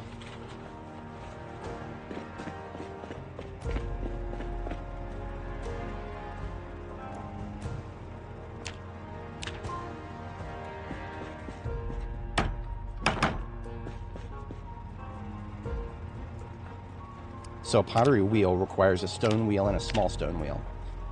Those are created through masonry. We have 0.0 experience in masonry, but we have already read the book. We will have to actually level masonry while we're working on today's objectives. I'm putting the planks on the floor here because the pottery wheel will require 4 planks, 4 nails. So as soon as I get the necessary masonry items put together, we just got to bring those wheels over here once they're ready, and we'll have our pottery wheel right here. You can find pottery wheels out in the world and then steal them. Okay, give me just a moment. I'm going to check my storage. I don't think I ever stole somebody's pottery wheel. I think I saw one. I think in Fallis Lake there's one you can just go steal at the furniture store. Or maybe it's like a hobby craft store or something. I remember seeing one somewhere. But yeah, it's really big, and I know that I can make my own, so I probably did not think to bring it home with me. There's no point. I'd much rather just make my own. There's also a different type of pottery wheel visually. There's a modern pottery wheel that you can find in the arts and crafts basement. It looks cool, but there's nothing different about it functionally. It's just a visual difference. So we're a little late for bed. I'm going to go ahead and she has been very patient with me today. I'm going to give her some ice cream, actually. Yeah, I'm going to give her some ice cream to prolong her weight loss a little bit. This ice cream is all pre-war. It has remained frozen because we've been diligent about keeping it frozen. Are those 4 all we have left? Okay, scratch that, sorry. I thought we had more than 4, but I've consolidated my freezer stuff, so there should not be duplicates anymore. So instead, we're just going to give her we'll give her a chocolate bar instead for now. She's earned a treat, but we've got to be careful about our expenditures. Those rare pre-war stuff. Oh, I left the truck running. It's actually okay that I did that because the battery was a little uncharged, but yeah. I can't wait for the update where leaving a vehicle running in an enclosed space will cause carbon monoxide buildup. They already did it with generators. Oh man. Don't give them any ideas, please.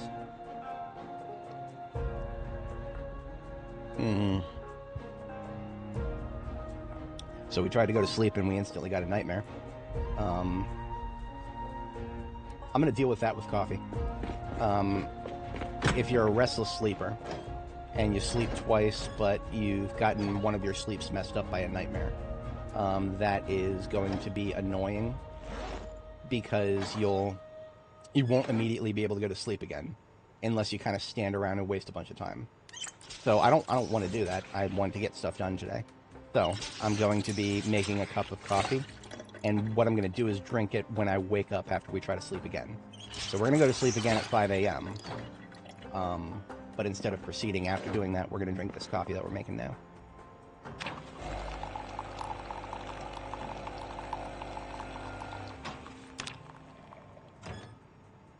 So I always carry around coffee. I don't want to drink that because it's got a lot of happies in it. I've made it good coffee, right? It's got chamomile and marigolds in it and some sugar. So it actually reduces a little bit of stress in addition to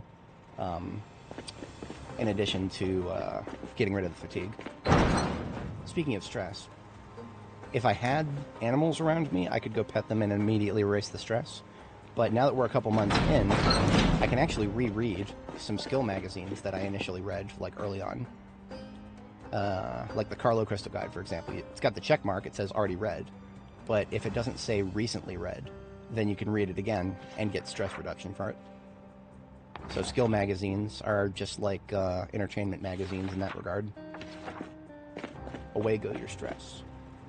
Let me empty some of the stuff in my backpack that's from the laundry area there.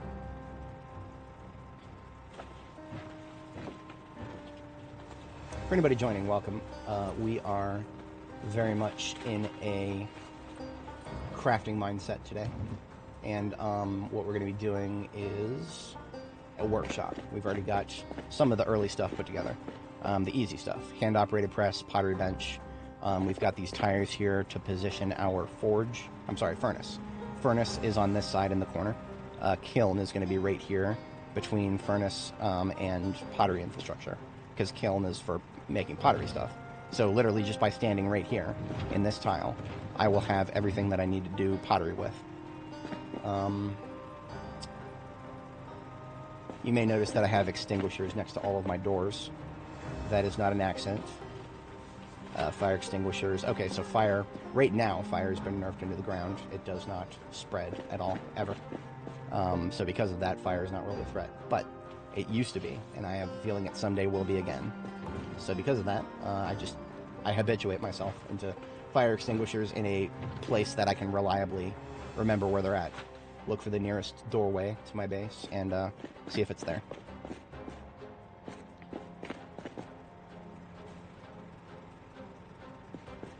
These are duplicate books. I like to use those as decorations.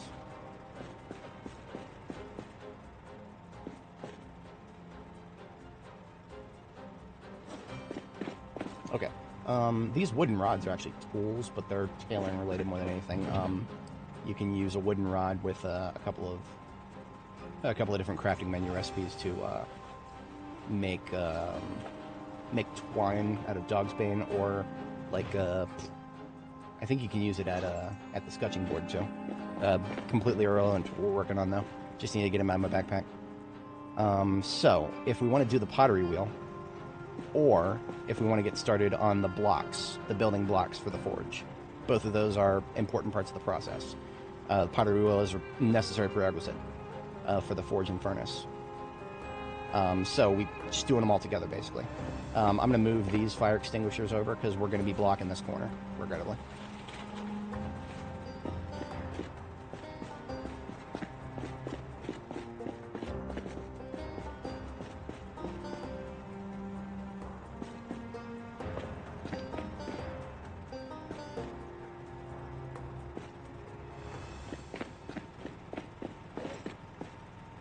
So, about the grindstone, that's actually not quite an essential aspect of the forge layout, but it is important. It is important. Now, about that rule of thumb that I was talking about before, when it comes to placement of workstations and your ability to access them from up to a tile away. There does seem to be an asterisk there that I never quite figured out with my 4219 workstation here. If I were to stand in this corner tile right here, between the tip of the trunk there and the to the side of the grindstone, and this tile right here, if I was to stand there, it would be inconsistent as to whether I could actually access the forge. And I think that's because only the two tiles where the main part of the forge is. So that's not including the bellows or the blacksmith anvil there, or the little bucket. Only those two tiles that consist of the actual stone body of the thing itself actually count as the workstation.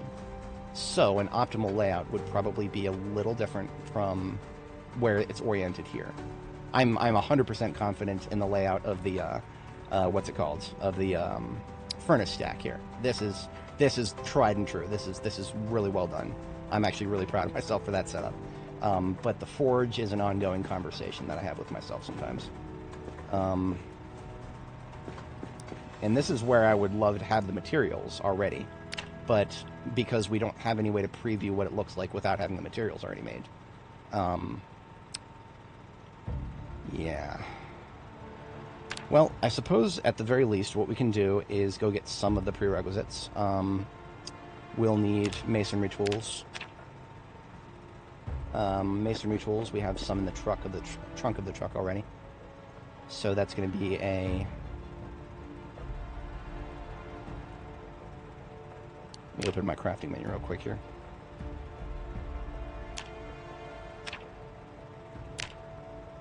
Club hammer or chisel. I'm grabbing the club hammer because I might want to grab some deposits while we're doing this. So club hammer, mason's trowel, mason's chisel. I already have a ball peen hammer. I carry one on my belt.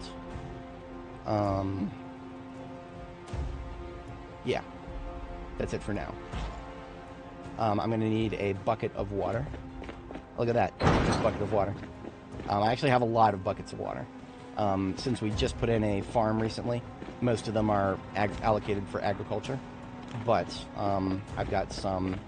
I've got more than I need allocated for agriculture. We can steal it from there if we want to. Otherwise, just a general tip: if you find buckets, just leave them on the floor outside. Let them catch rainwater, and when they're full of tainted rainwater, bring them inside and stick them into your oven. Stick the whole bucket into the oven and turn the oven on. That boils all 10 liters of water in the bucket. So you got 10 liters of fresh water. These two buckets right here on the sink, 10 liters of fresh water each. I use these when I want to do like massed cooking recipes that require water. I just pick one of those buckets up. You can do that on a campfire too. Just take an entire bucket, put it on the campfire, and cook it, boil it up. We've also we got these wooden buckets here. I recently made these with with carving. If you are somebody who is level 4 carving, you can figure out how to make a bucket out of carving. So we've got 4 buckets now, 1 metal and three wooden ones. What we want is clay cement. Okay, actually, what am I doing getting so many? We don't actually need that many. 1 bucket of clay cement is actually pretty much enough to build both your furnace and your forge. I always overestimate this. I've had this problem several times. So I'm actually going to drop the 3 wooden buckets and just hold on to the metal one. But clay cement requires clay. I recall that we found, in all of our travels, I think we only found 1 sack of clay, just randomly. And I put it in here, but... okay, so, this sack of clay is useless. I don't know why this happens, but for some reason the game will spawn sacks of clay that have a amount remaining in them, but there's no system in this game for partially filled sacks of clay. There's no other mechanisms for that. These should not spawn because we can't do anything with them. The crafting menu recipe only allows you to take all of the clay out of a full sack. That is all you can do with clay in when it comes to sacks, really. So this sack of clay right here is actually 100% useless. There is nothing we can do with it, ever. We can't empty it. We cannot, like, rip up the sack. No. We literally can't do anything with it. So I'm just going to put it there. I'm just going to put it there as a little memorial to the shame of something that is just absolutely 100% worthless. So we need to go get clay. We're just going to go pick it up ourselves. We've got a military backpack here with sacks in it. 16 of them are empty, 8 of them have dirt in them. I was collecting that dirt for the animal pen that I want to build deep in the river. I'm building it deep in the river off the docks so that I don't have to listen to the animal noises all the time. I play this game a lot. A lot. 2,053 hours, a lot. That's just for 42 Unstable, by the way. Yeah. When animal noises play randomly for no reason every, like, 10 seconds, and you can hear them from 70 tiles away, it has an effect on your sanity that is a little hard to describe. So I am going to put my animals for this character very, very, very far away, so that I don't have to hear them all the time. Yeah, no, this is for my sanity. That's what this is. I should have oriented the vehicle the other way so I could use the headlights. It's alright, got a flashlight. And all we're doing, we're just emptying the dirt out of the sacks, because this is what I got the dirt for. This used to be a glitchy thing, putting dirt tiles into the river. It used to be a glitchy thing, and it still looks glitchy if you only have 1 tile, because it doesn't generate a shoreline for that. But as soon as you get multiple tiles next to each other, it starts forming a proper shoreline, so it's good. So we're just going to do this to empty out all these sacks.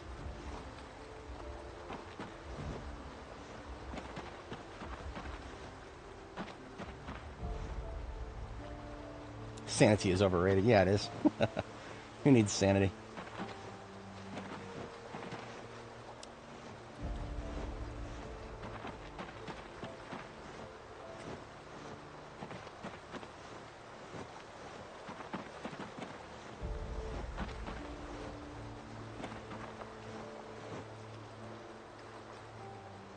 That's disconcerting.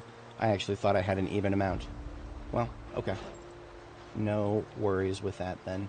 So we've got a backpack here with 24 sacks in it. Usually I like to have like these military backpacks on standby that have 18 sacks in them. 18 is the magic number because 18 sacks of building materials, whether those building materials are dirt, clay, sand, gravel, any of those, they all weigh 2 encumbrance. 18 times 2 is 36. That's what you fit. That's a perfect fit for a military backpack if you are a organized person. A person of organization, as it were. I'm being very lazy with my meal prep. I literally just fed her a chocolate bar last time to shut the hunger up. I need to do a proper food run here. So when I say food run, what I really mean is I need to take stuff out of the freezer so that it thaws, and then put it into the into some recipes. So what I do is I still need to sleep for a second time. As you can see, I'm fatigued. I should not be fatigued overnight. That's because our sleep schedule got messed up by a nightmare. What we're going to do is take a couple things out of one of the freezers to thaw it, and then we are going to cook tomorrow morning after it has thawed. I'm going to do some corn. 4 units of corn. This corn we harvested from one of the pre-existing farmyards now, and we stuck it into a freezer early on, so we got a lot of corn. I'm also going to do some potatoes. Corn, potatoes, and we'll take some rabbit out of the main freezer. That'll be a good feast.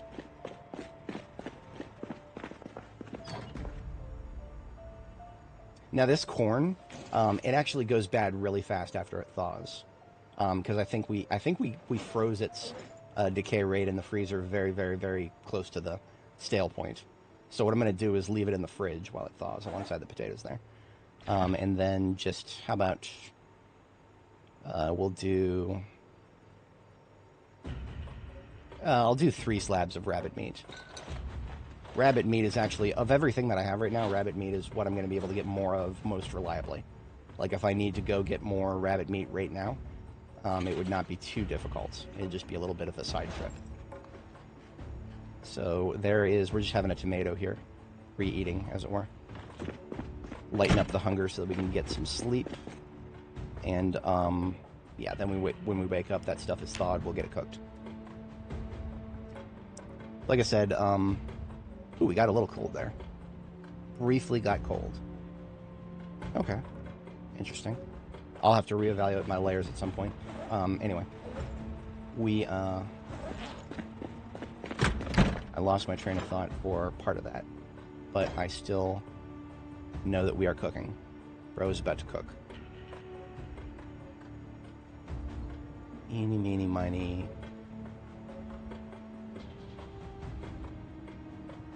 Let's do 2 roasts and 2 stews. And the only reason for that is I want to do 6 ingredients for both.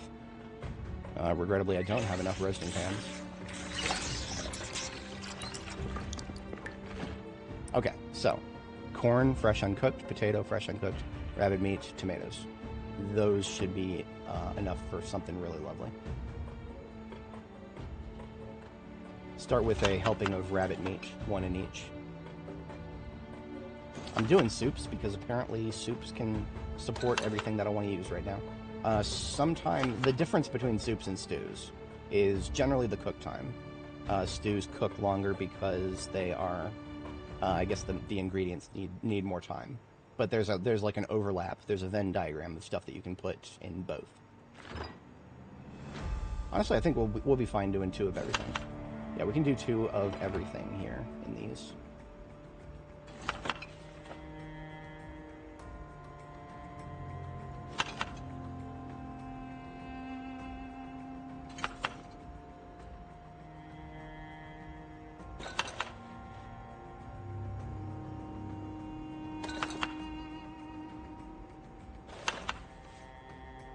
These are going to come out really big. So these will be the kind of food items that I kind of wait to eat until I get a little hungry. As opposed to what I normally prefer doing is just getting rid of the noodle as soon as I see it. There's practically no penalty for the just seeing the regular Hungel noodle, the peckish one. There is no, I used to think that there was a minor penalty to it. No, there's 0.0 penalties. This is literally just a warning that your hunger is at a certain threshold, and at some point you're going to get more hungry soon. But otherwise, you're fine.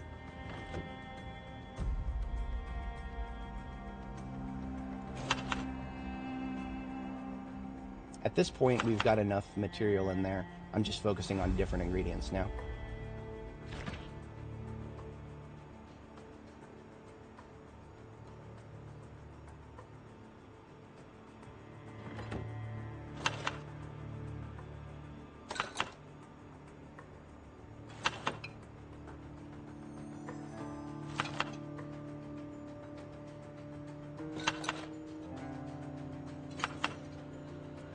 Okay, those both came out to be close to 70. the soups are 60 and the roasts are 70. Mostly just due to a difference in the amount of rabbit meat we had left over in those slabs. That's never going to be a perfect equation. So while those are cooking, it's going to take a minute. I usually have some books on standby in my primary vehicle here. We have tailoring and fishing on standby here. Just going to double check my...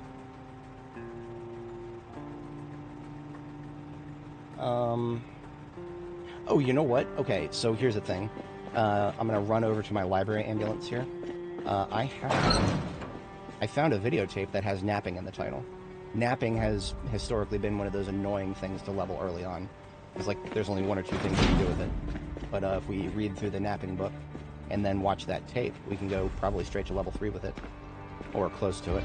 So, while this cooks, we have a little sit down. We put the reading glasses on. We read a little bit of napping.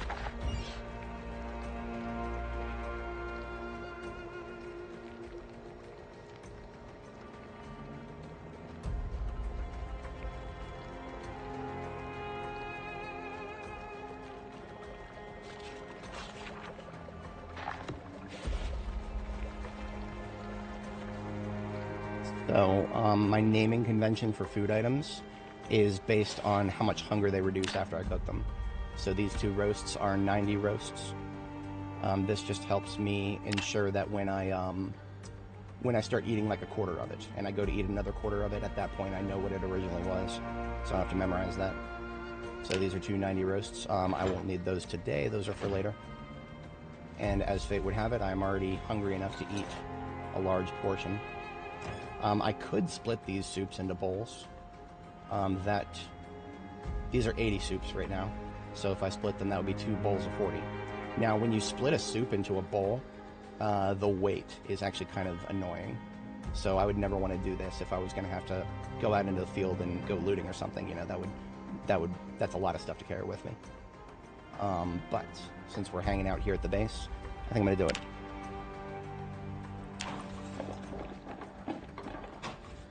Oh, I forgot to do the thing. Okay, so the thing is, that you, if you want to rename the soup bowls, you have to name the soup first. So what I'm going to do actually is rename this other soup to 40.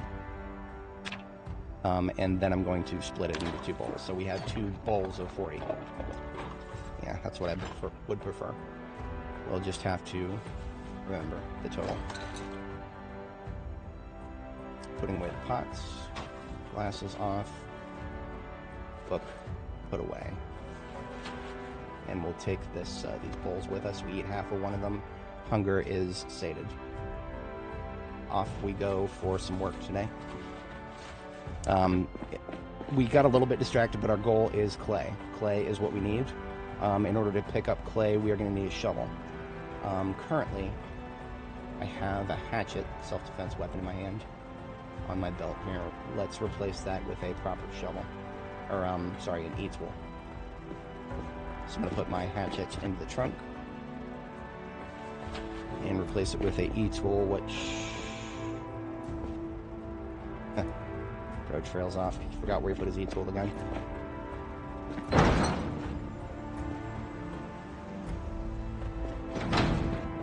E-tools are just shovels that are collapsible. Entrenching tools. And you can put them on your belt as opposed to your back, and they're a little more lightweight. Find them in camping stores or military surplus.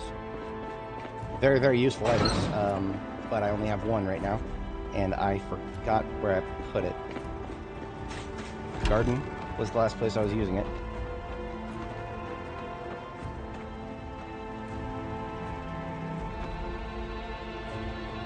Oh yeah, let's see if the rye, the hemp, the hops. Okay, they're all still alive.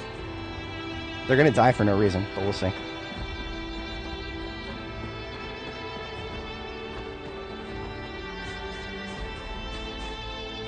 Scythe.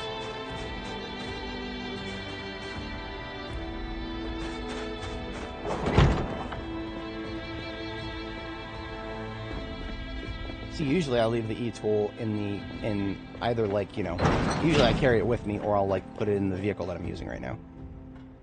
We've already checked there. I didn't accidentally put it into tool weapon, did I?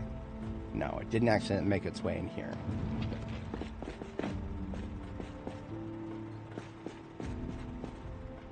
No, I don't have to have an E-tool. I could just use something else. I really should have an E-tool, and it's killing me inside that I clearly put it somewhere. I will find it again. That's not even a question. I will find it again. I'm just thoroughly embarrassed that I lost track of it. But that has been known to happen here. Oh yeah, so after my second sleep, because we had a very incomplete first sleep, we actually prepped this coffee. So we're drinking a coffee. Yeah, that is necessary as a restless sleeper. If one of your sleeps gets interrupted by a nightmare, you might as well discard that sleep and just assume that you either never slept and need to sleep again, or make a coffee.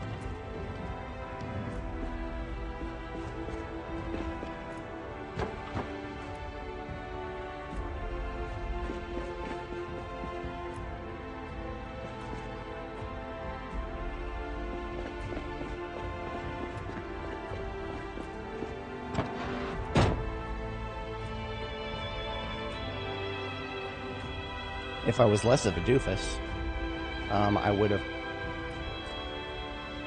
It's right here. It was in the ambulance all along.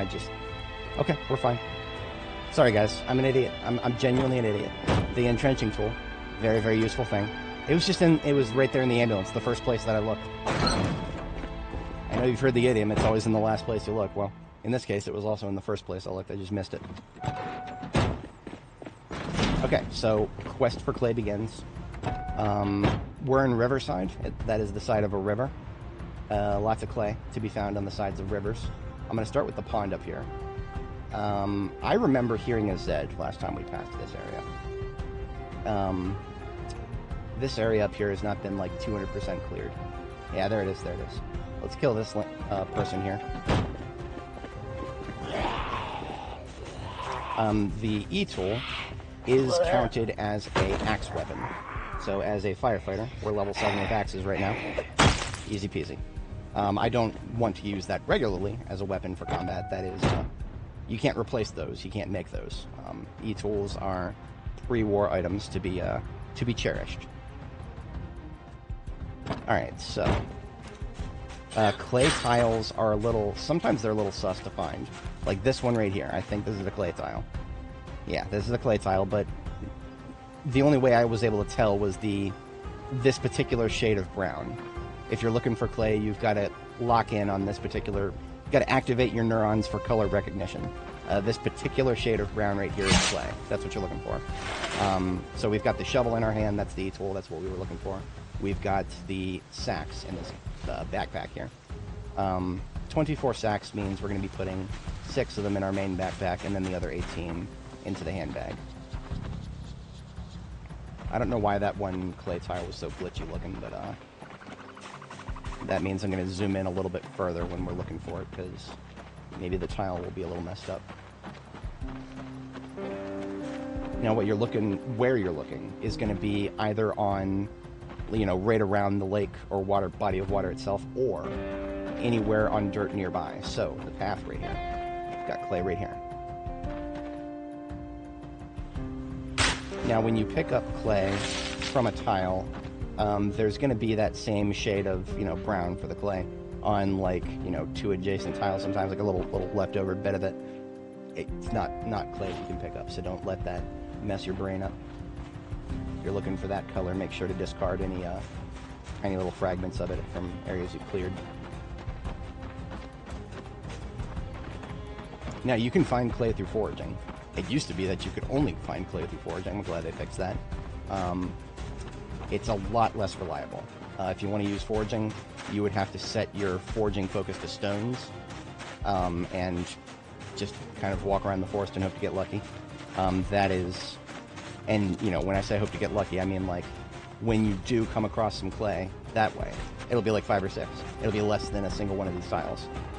So, yeah, I don't do that. Foraging is great as long as you're not relying on something specific. That's what I always say about it. Even level 10 foraging, if you're looking for something specific, God help you. That's regular dirt, okay.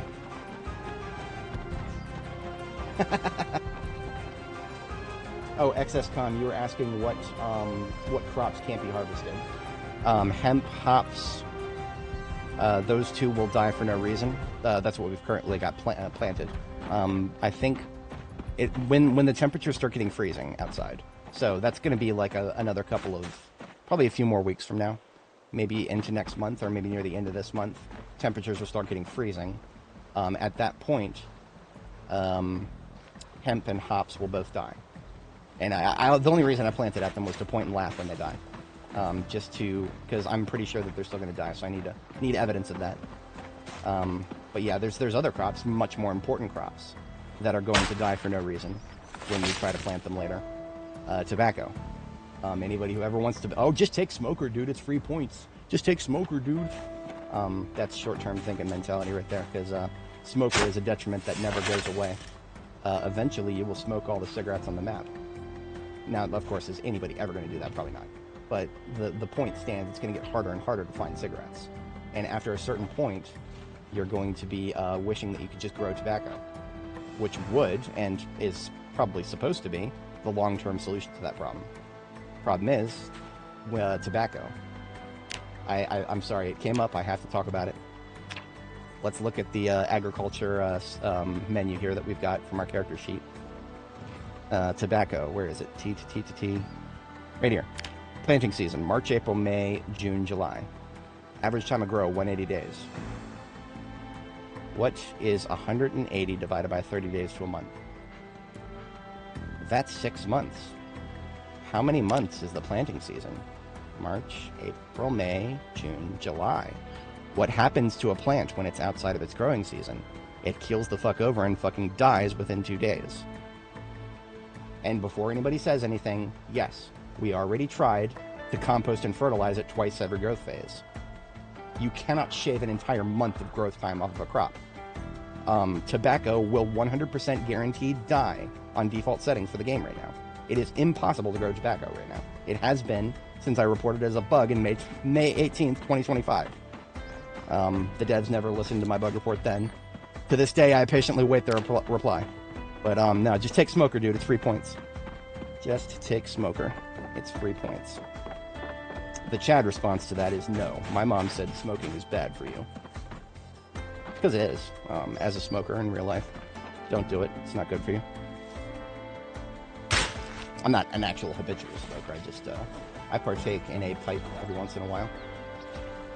The maximum irony that I cannot, the one little thing that I do in real life that I could do in this game, I can't grow my own tobacco. I don't grow my own tobacco, but whatchamacallit, rum cured tobacco is my favorite. I buy it on the regular.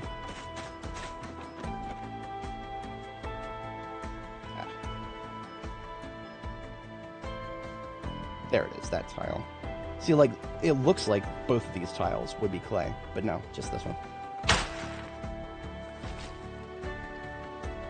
See, KTO is messing with me, but just to give you guys some example of how hard we tried to get that tobacco to work, on its last month, when we saw that it was about to hit that threshold where it was going to die no matter what, we started just going for broke, and we started composting it into infinity. If you compost a crop too much, it does actually, I think it does delete the growth time from the crop, but it also damages its health. We killed a few tobacco plants, not all of them, just a few, just for the sake of science, to see if we could somehow compost them into oblivion to delete enough growth time to get a little closer. No, we couldn't. We couldn't. Those died just as much as the other ones did. You cannot remove an entire month of growth time. The only thing you can do to solve the problem of tobacco right now is for the devs to go to line 738 of vegetables_vegetableconf.lua and add an 8 to the end of that array. That's all they have to do. No. I think, and this is just pure speculation on my part, pure speculation. I have nothing but educated guesswork is telling me that this is what happened. I think when Cerellian came on board, the new game director, Christian Allen, I think what he did is he sat down with the Brits and he said, okay, this, and these systems, they're good enough for B42 Stable. Stop touching them. Do everything else. Focus on multiplayer, focus on this, and this, and just let's get a stable build going. Because people are making us look like idiots talking about how long it's been unstable for. I think that's what happened. I don't know if that's what happened. That is just my, based on watching Sorelian in interviews and how he kind of talks about things and, how he kind of prioritized things for the 42 Stable and whatnot. It's an educated guess at best. But that, it kind of feels like he's come on board to be a cat wrangler, to wrangle the Brits, the original developers of this game, two British dudes. Yeah, that too. Kraken is bringing up in chat there. You cough more as a smoker, so you get whenever you cough, zombies hear you. Every time somebody complains about the nerf to smoker, I just want to put a hand on their shoulder and just be like, if only you knew how bad it really is.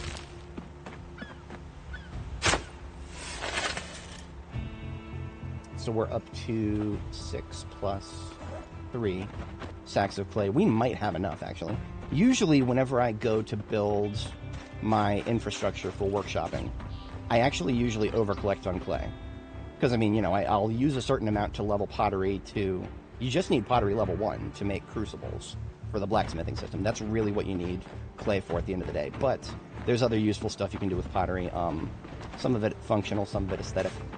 What I like to do is over-collect, but I don't want to over-collect too much today within the confines of this stream. Needless to say, at this juncture, where you're getting pottery to level 1 so that you can make crucibles at the pottery wheel, you want to collect enough clay that you personally are going to need for whatever situation you're in order to acquire the, acquire the crucible, because that's really what you need at the end of the day, is a crucible. Probably more than one crucible. Actually, no. You need 2 crucibles. So, level up pottery enough to make a crucible and then get a second. And then you're in business for the purposes of blacksmithing, at least. Yeah, it is. And again, very simple fixes like that. I just wish that, okay, so I would understand completely if they replied to my bug report and been like, hey guys, maybe they replied to the bug report and just been like, we've deprioritized agriculture. So please don't report any more bugs on agriculture. We will get this fixed up in the interim between 42 and 43 or something like that. Maybe that's what they're doing. I don't know. But the fact that I never got a response and it's been untouched like that since 2025, it's painful. It really is, because it makes, I'm not going to act like I'm emotionally invested in the development of this game. No, it's such a simple fix. And the complete radio silence it makes me very demoralized at putting in bug reports for more serious issues, right? At one point, we put in a bug report for a problem that resulted in people not being able to get in and out of cars, which that can mess your day up. That can really mess your day up. And what we did is if anybody has been in B42 for a lot, you'll remember this problem. And it had something to do with parking at certain angles, but it was very difficult to replicate. However, it was something that persisted even if you closed and reopened the game.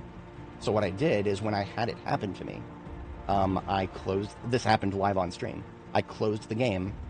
I backed up my save, a separate isolated copy of my save, where anybody could just load into that save and see the glitched vehicle right in front of them. I backed up the save, put it on my own file host, put in a bug report to the devs, and said, hey guys, here, this is what happened. It's difficult to replicate, but here's a save where a vehicle is in that active state where people can't get into it for some reason. Crickets. Well, I'm sorry. Crickets for everybody except for one guy from the community who was like, thank you so much for submitting this. It's really hard to replicate this. But that was not a developer. That was a guy from the community. He's like, oh, that's great. Maybe they'll fix it now. And the devs did eventually fix that problem, but again, no reply to the bug report makes me think that, okay, did you not need that bug report? Did you already have it fixed? If so, could you have maybe said something? I'm okay with going through that effort and having it already be fixed. But again, the lack of reply is just like, okay, well, did I just waste all that time? Because that was like about 30 minutes. It was 30 minutes of my time in the middle of a live stream to report that bug. And the difference about that and the difference between my tobacco report, when I reported a bug with tobacco being unable to grow, as I was just complaining about, I was a little bit of a dick about it. I included all the information in the bug report, but I was mad because the tobacco that I had planted and cared for 5 months just fucking died on me. So when I put the steps to replicate, I was like, watch it fucking die as soon as September rolls around. And then at the bottom of the bug report, I was like, growing seasons really need work, guys. Okay, mea culpa. I was a dick about it. I'm sorry. Genuinely, sorry about that. But is that I don't think that's the reason they ignored the bug report. But I don't know. I don't know if that's the reason. And not knowing is far worse than anything else. Like, I mean, if Sully or one of the community moderators had come in there and been like, "Hey, man, can you lighten the tone a little bit?" I would have immediately felt bad. But all we get is radio silence. So, you know. And don't get me wrong, I understand completely why the original devs of this game, the Brits, I understand why they are radio silent. I know a lot of people would consider that to be not a good practice.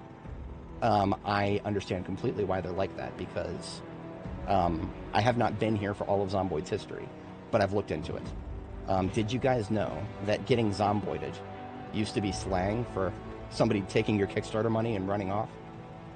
People had so little faith in the developers of this game at one point that getting Zomboided was literally a reference to somebody stealing your Kickstarter money and getting away with it. Because that's what a lot of people thought at one point. They're like, oh, these devs just disappeared on us. They took our Kickstarter money and ran. No, they didn't. 13 years later, they're still working on the game. But, I mean, those kind of experiences are going to burn anyone out. I don't care how thick your skin is. Eventually, you're going to be like, all right, fuck this. I'm not going to talk anymore. Because clearly it's not working, right? So yeah, I do not blame the devs slightly, and not in the least bit. But I just wish that, you know, one of the people that the devs actually pay to interact with the public, maybe the community moderators, maybe somebody else, it doesn't really matter who, volunteers would do this. People to go in between the peanut gallery public and the devs themselves. But I digress. Hopefully, Cerulean can improve that process a little bit. That's the best way I'd phrase it. Also, don't ask me why that particular part of the track is so loud. Total of 9 sacks of clay. I'm going to remove clay from like 2 of the sacks. Actually, what am I doing? I'm going to remove it from all the sacks. Yeah, 9 sacks of clay. That's not too much. We've got a whole container here. Yeah, all 9 sacks of clay empty and all the clay into the container. Total of 72 clay. That is fantastic.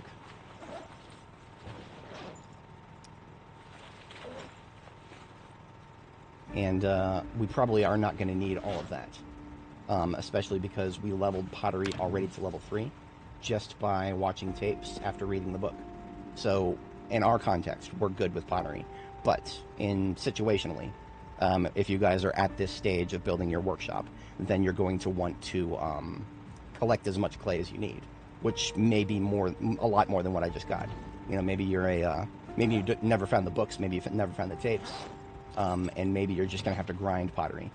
I can show you some examples of how to do that. Give me just a moment. Some of the pottery recipes require water. I was talking earlier about boiling water in buckets, so you can get like entire buckets full of clean water. We got some of that right here in the kitchen. Take one of those buckets over to the pottery station.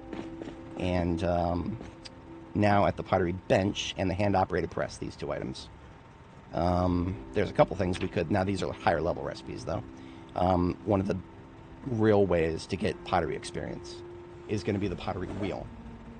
Now, the pottery wheel is going to require masonry. So we were talking about masonry earlier. This is where we get started on masonry in earnest. So we've got our bucket of clean water there. That's on standby for when we have the pottery wheel. And we still have the masonry tools in my backpack here. I was actually kind of hoping that... disregard. We are going to do... okay, so, sorry. My brain is going a billion different directions. We do need a couple pieces of clay to make a bucket of clay cement. That's part of the masonry work that we're going to need to do. So just 2 pieces of clay. But then there's 2 ways to make clay cement. You just need a bucket full of water, 2 pieces of clay, and then there's 2 options. If you type in the crafting menu here, cement, you can make it from sack of sand, which we don't have any sand available right now. We dumped it out so that we would have sacks for other purposes. We could go get sand, but sand is harder to find than grass. You can use grass to make a bucket of clay cement. we have so much grass that our chicken coop, that's kind of a work in progress here, completely filled up 2 troughs with grass. Our chickens are set for life and they're not even here yet. But over here we've got bags. We mowed the lawn with the scythe and then we mulched it into grass cuttings.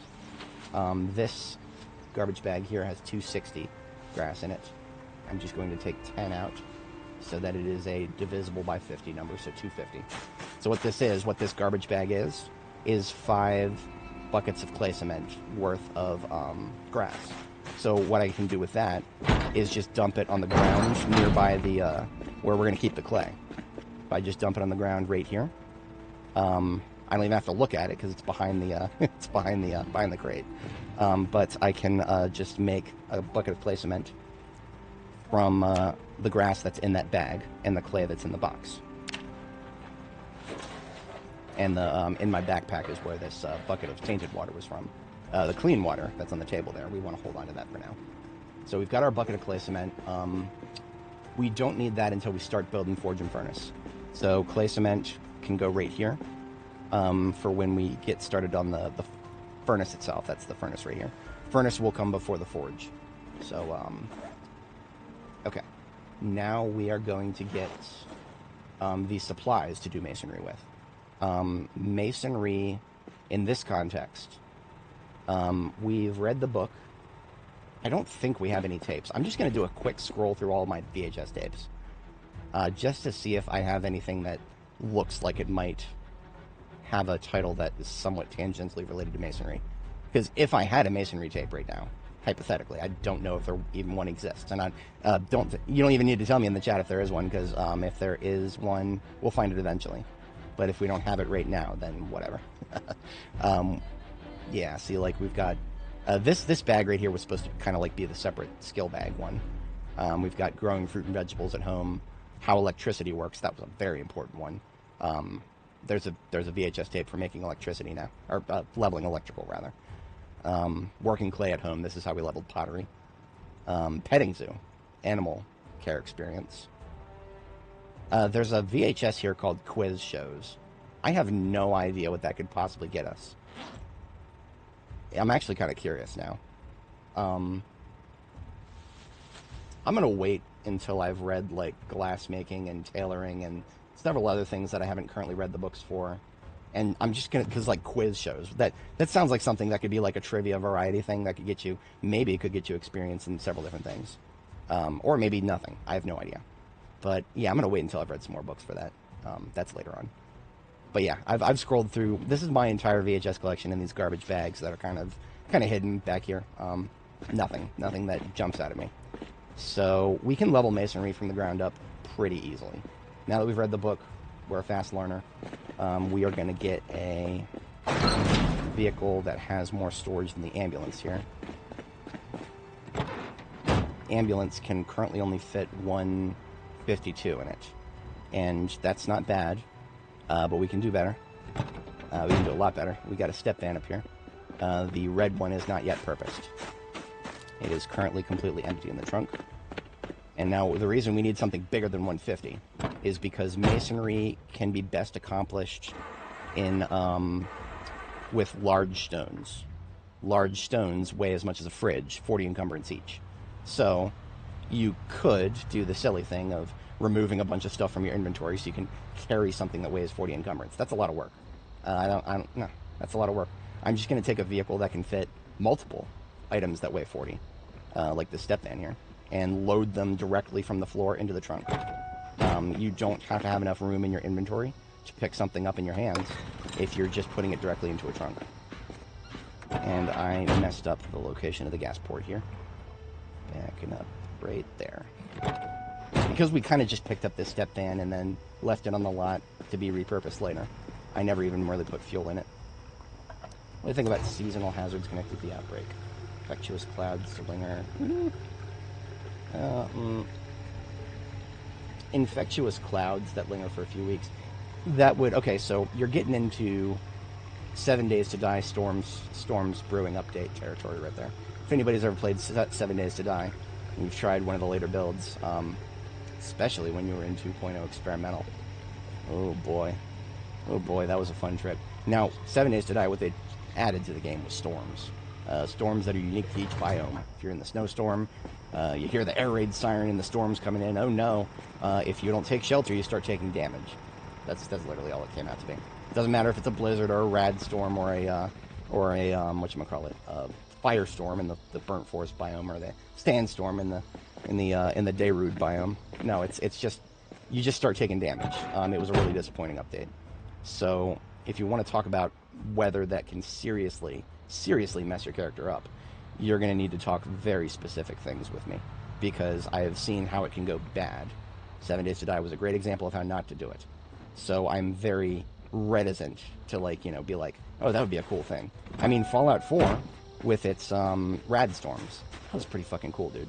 Those are really fucking cool. I loved the rad storms in Fallout 4. Just that visceral, the guttural sound of that like nuclear thunder, whatever it was called. Whenever you hear it, it goes like a fucking guitar riff or some shit. It was amazing, fucking amazing. Beautiful atmosphere to it, and terrifying if you didn't have enough Rad-X on you and you didn't want to have your max health pulled down. But it wasn't going to immediately get you killed, and because of that, it was tolerable. It was a threat, but it was tolerable. It just made it was a factor to be very aware of. That's probably an example of it done right, in my opinion. Now, of course, can you stockpile a bunch of Rad-X and then just eventually ignore rad storms completely? Yeah, you can. At least that's what I recall. It's been a long time since I played it, but I can't remember ever coming across a rad storm that was a persistent threat. I didn't really articulate this, but yeah, we're identifying large stones by the sprite, and we're right-clicking, picking them up, and then dumping them straight into the trunk. Very simple, straightforward process. Very underrated, in my humble opinion. I still have the sledgehammer on back, right? Yep. Here's a use case for it. I don't have any welding tools in this vehicle, and I would much prefer to be able to get it through the fence. I'm going to delete part of this fence anyway. What I want to do back here is unite these parking lots. Give me a moment to delete this cone. So, the first part of this fence that I want to get rid of. I don't want to get rid of the whole thing, actually. Zombies are liable to potentially migrate from the right. I mean, look at this. Look at this. I missed a spot with whoever this is. Bottom center. Where is she going? Why is she there? Why did it take her this long to do something? I don't know. Migration patterns are very strange to me. So, I'm not going to delete the whole fence. Because if a zombie flipped over the fence from all the way over there, that sound right there, I would hear that sound from very far away. The sound redesign for this game was pretty good when it comes to telegraphing zombie movements from a distance. That was pretty good. So, there was some good to that. This fence is basically just an early warning system. If I hear something that sounds like somebody going over a fence, a chain link fence from my right, anywhere while I'm in the base, then I know something's coming in. And stop what I'm doing, go deal with it. Also, don't sledgehammer more than 4 times in a row, unless you're like level 6 short or long blunt or something. Otherwise, you will get muscle strain that'll really mess your day up.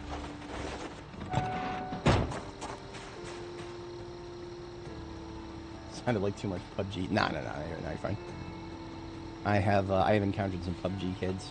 I used to bully them in Modern Warfare. That was long before PUBG. Never mind. I have not played competitive shooters in a very long time, unless you count Team Fortress. So that's far more of a casual game for me. So this will be our 4th large stone. Yes, that brings us up to 160, so we can fit one more. The trunk of this truck is actually exactly 200, so it's slightly damaged, but it's not damaged enough to make it so that we can't put a 5th stone. So what I'm saying with that is we cannot afford to touch this trunk ever. Otherwise, it becomes less useful. I love the state of the game where you choose whatever your goal. Yes. And that's a mixed bag right there, Gloria. I love it too. It does make things difficult for people who want the game to, I always kind of like phrase this in a way of like saying the game is, if a game doesn't tell you what to do and you've got to figure it out yourself, that means that you're bringing an extra energy investment to the game. That means it's less of a relaxing experience for a lot of people. I mean, hell, even me. Like, even me, it seems like I have a billion years of energy in me. That's not 100% true. Some days I don't have a lot of energy. So it's true that this game does kind of tax your creative energy a little bit in order to enjoy it. I find it's worth the investment, you know. But a lot of people just want to play games to relax. And those kind of people are they're gonna be the most likely to struggle when the game, you know, once their survival needs are met, right? One of the most common things you'll see in the Steam forums is like, what do I do now? I've got, like, I don't know, I've got all this food, I've got a base, I've killed the zombies nearby. No, what do I do now? And that's a valid question to ask. And to be honest, I don't have a good solid answer because, you know, should I list alphabetically or chronologically? Because when it comes to my goals, I have a billion goals.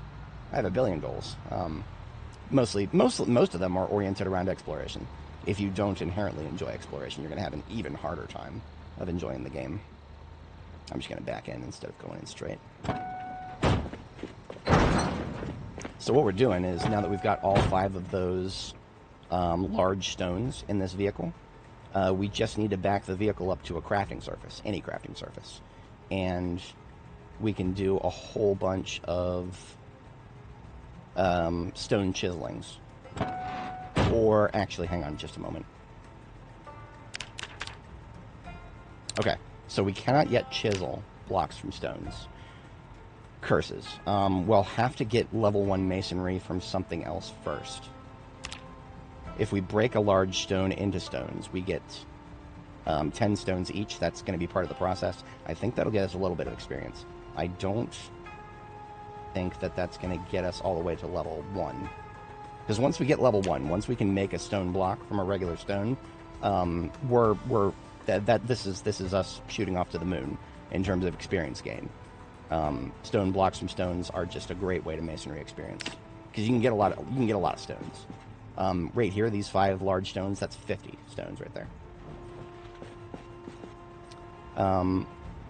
Okay, one of the things that I would have liked to do is back up to the crate right here. So I'm moving gonna move temporarily the grindstone here. Yeah, KTR, I was actually thinking about that. Yeah, that is probably a good idea. What we're gonna do tomorrow, after we get our sleep tonight, is we're gonna go do some mineral deposit farming. I'll show you guys how to look for mineral deposits, the different types of mineral deposits, what you can get from them. But most importantly, when you harvest the mineral deposits, you can you get masonry experience from doing so. So even if we actually get all the masonry we need from this, I don't think we will, but even if we do, I'll do that tomorrow. Yeah, we won't. 75 experience to get to a level 1, and we're only getting 10 for each, so we'll get a little ways in, but... Sorry, that's an obnoxious noise. So I'm just going to drop all those stones on the floor right here, because I'm going to need them on a crafting surface, and my crafting surface is right here, so... it didn't even show it, but the tools we were using for that are the chisel and the club hammer that were in my backpack. What I'm going to do real quick is swap my sledgehammer for a pickaxe. Pickaxes, just like sledgehammers, a little hard to find, but you can look through the trash and find like a head, pickaxe head, and slap a large handle onto that, and then you've got a pickaxe. Pickaxes, there are other ways to harvest mineral deposits, but I find pickaxes to be the best. They feel like they go faster, and I feel like I get more materials. I don't know if that's even the case, but that's what it feels like. But pickaxes can also remove stumps, and that's what we're going to do for the rest of tonight, because we don't have a lot of time to go out and start a search in the middle of the night here.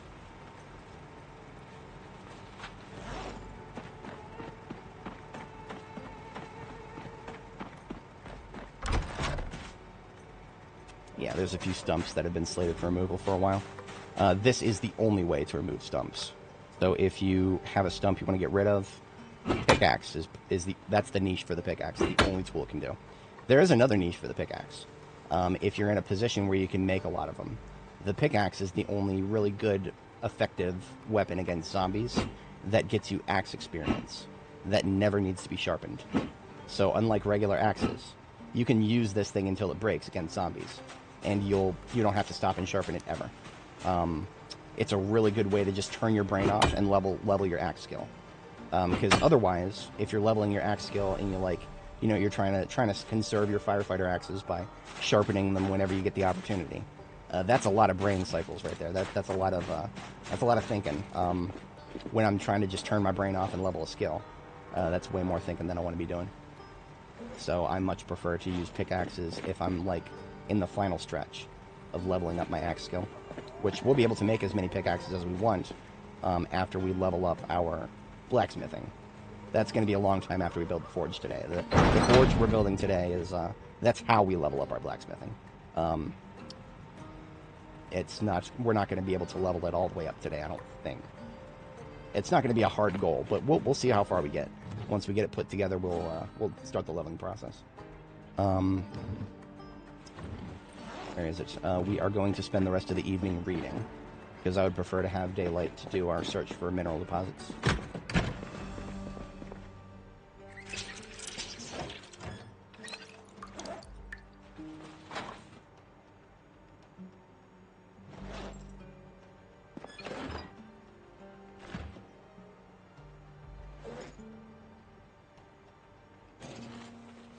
Okay.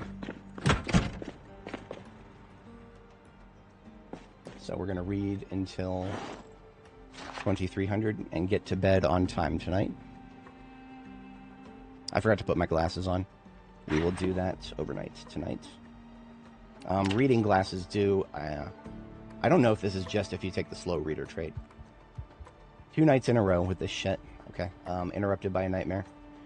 Let's get rid of the stress real quick. I don't like my character having stress.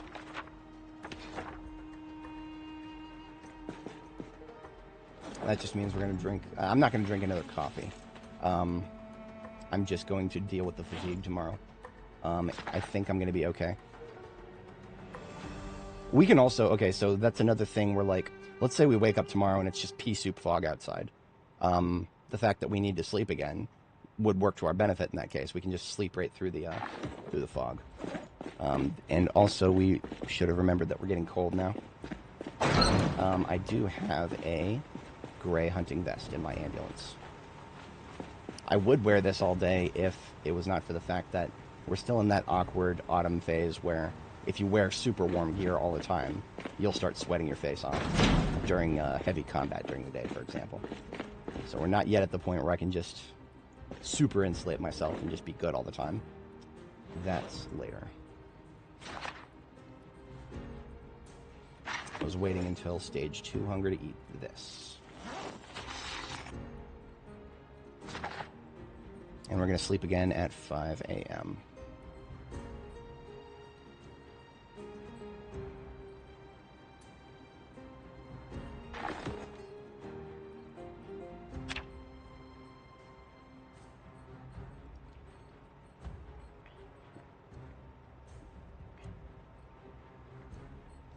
So Paradigm does make a good point in chat there. Roller Dude, is there any use keeping skill books that you've already read? Functionally, from a cold materialistic standpoint, not really. Once you've already read it, you never need it again, and it does not serve, like, it doesn't reduce your boredom or increase your, it doesn't give you any stress benefits. Regular skill books don't. The reason I keep them in a library is mostly just for sentimental value. There's really no objective functional purpose to having a book after you've read it completely, because the knowledge never departs you. But yeah, if you were the kind of person who, upon character death, you would create a new character in the same world, then yes, absolutely, there's a purpose to keep the books together. Paradigm was talking about blacksmithing would be great if tools were very scarce, for the setting was in the wilderness. That's true in part, but remember, we're not just building tools. Let me show you one thing you can build with blacksmithing, a very important thing.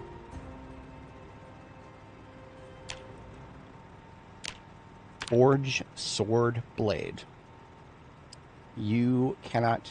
You're not just going to go out there in the world and loot these.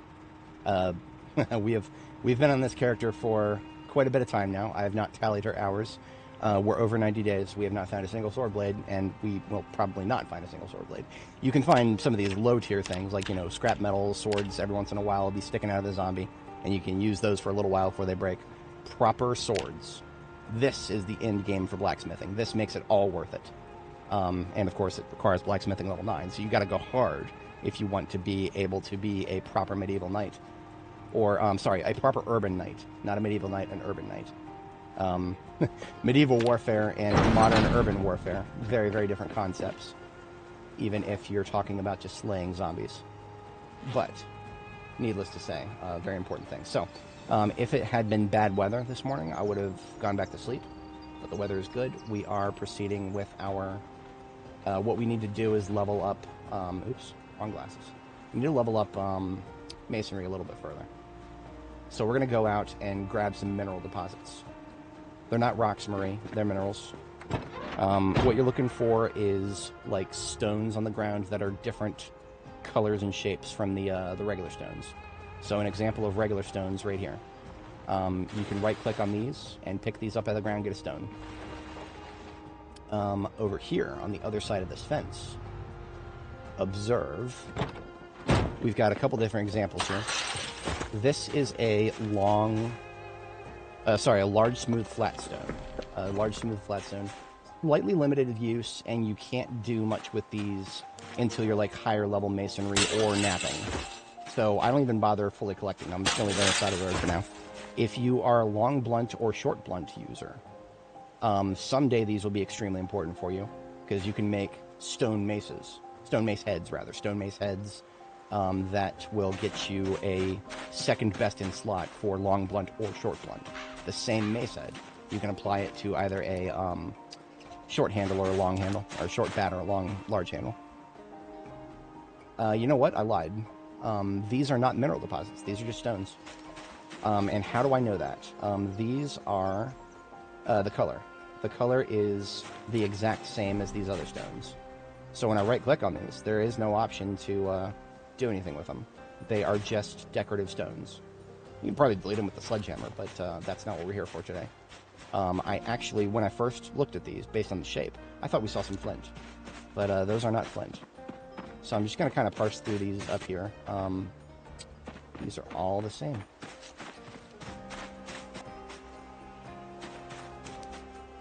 Wow. I mean, all these, they're basically all decorative. The map designer really likes their decorative regular stones.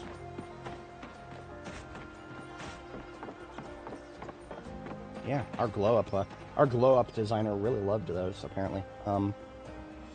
So what I'm looking for specifically are jagged stones of a darker shade of gray.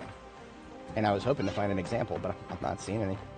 Let me right-click on some of these and just see if I'm not missing anything here. Now, this is a slightly darker shade of gray, but it's still not the right one.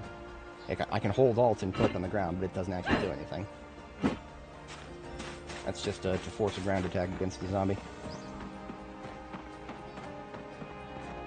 Wait a minute, is that one right there?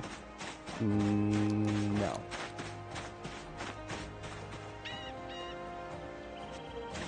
You know what this is telling me? This is telling me that the new towns, Riverside, Rosewood, Fallis Lake, and West Point, the new towns might not have had any segments of random generated wilderness in them, because mineral deposits, what we're actually looking for, are generally found in random generated wilderness terrain, which kind of used to be all wilderness terrain, but this looks hand-painted. That all looks hand-painted. So what that means is I'm going to go a little farther afield.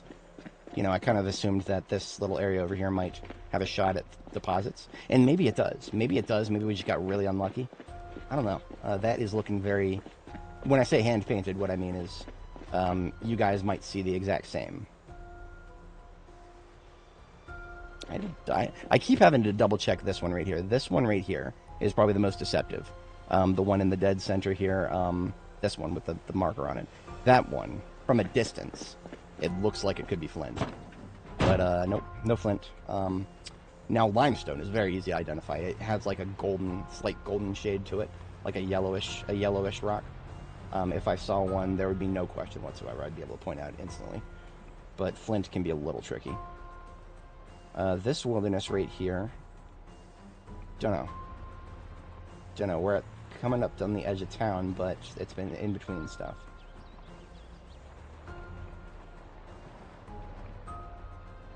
Got a little footpath here. This is unexplored territory, so if I go too deep into these woods, I should expect to see some shamblers shambling around, doing their shambler things, groaning their sweet serenades to each other. Yeah, nothing's jumping out at me. I'm going to go all the way out of town. So we're coming up to the edge of this road. We take a this way turn southward, and this will take us to the edge of Riverside.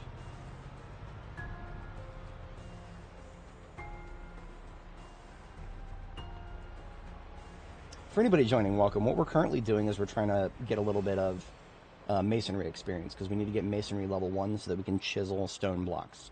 That is necessary for building our forge, which that is today's focus. We are building a forge today.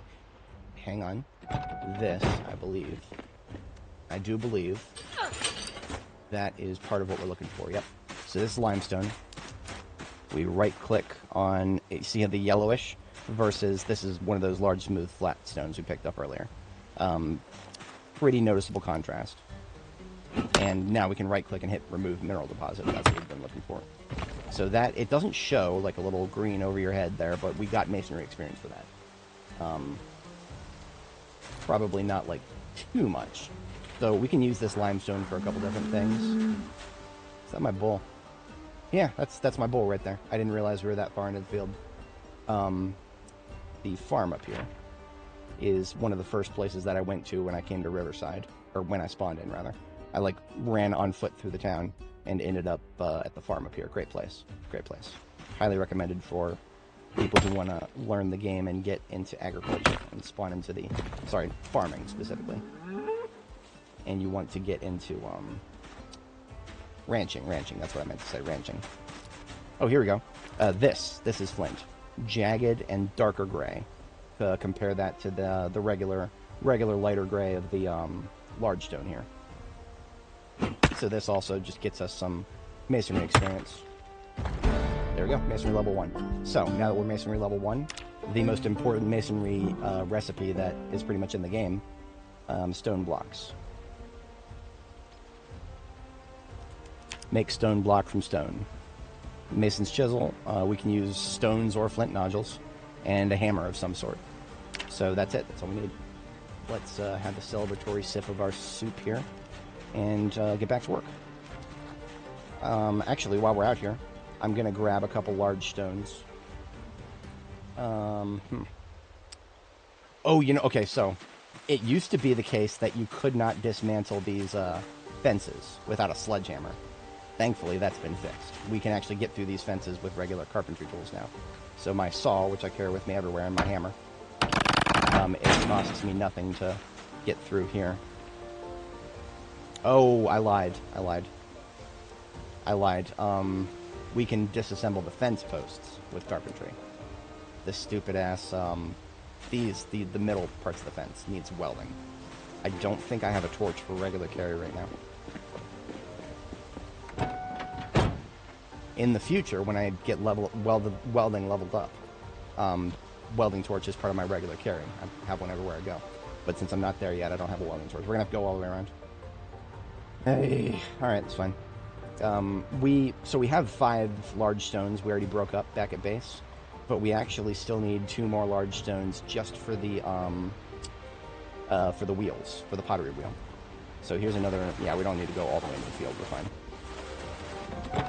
I was talking about this before, but these stones are the size of a fridge, so if you pick one up but you have anything in your inventory, you probably won't be able to pick it up, you'd have to drop stuff.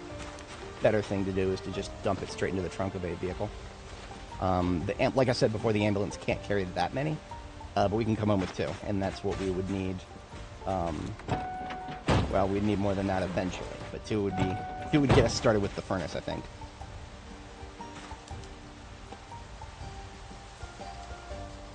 Sometimes it kind of hides behind the grass there. Careful not to click on those little pixels. Okay, off we go. Mission success.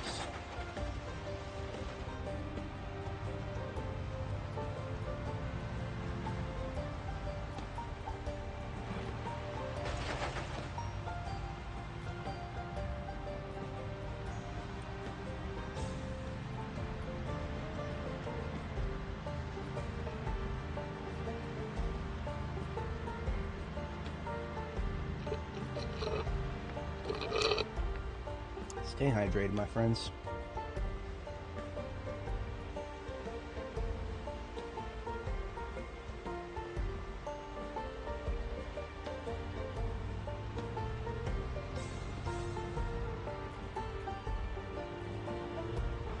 Alrighty, home sweet home. And we're gonna, okay, we're not gonna be able to just back straight up to the same crafting surface. For masonry tasks, if you're gonna do what I like to do and go get like a vehicle and fill it up with rocks and then come back to a base to work there, it is good to have just a outdoor crafting surface of some sort. Crafting surfaces can come in many shapes and sizes. If you're looking for the more mobile sizes, a low table, like the kind you find underneath many TVs, is a great option. This little low table just weighs 5 encumbrance. You can pick it up, put it back down anywhere we want. It is a valid crafting surface for any purpose whatsoever. So we can just put this outside, somewhere more convenient to drive past with the vehicle, and then just hop out of the vehicle and use it to craft with, and then proceed from there. So maybe I would put it in front of like the street light here. I call it a street light, but it's a floodlight. This one's outside of power range too. I might reposition it later, but for now, all we gotta do is drive right past it, use it as a crafting surface, and put whatever we craft with it back into the trunk. So trunk is open, facing the crafting table, which we can't even see it. What we're gonna do is, well, we're gonna have to come back to this. Okay, yeah. So, I got these 2 large stones in order to make stone wheels. We need to get masonry level 2 for those. We will have no problem getting masonry level 2 when we go back into the base and chisel all those 50 stones that we broke apart. Chisel all 50 of those stones into into stone blocks. Doing that will get us, we'll get to level 2 no problem at all. I'm just a bit of a dupe moment that I forgot that we have to do that first. So all these stones right here that we did the other day and left them on the floor. We're just going to have a seat, and we are going to make some stone blocks. I'm going to start with like 20. Fast forward through that, see where we're at. Oops, why should she only do 2?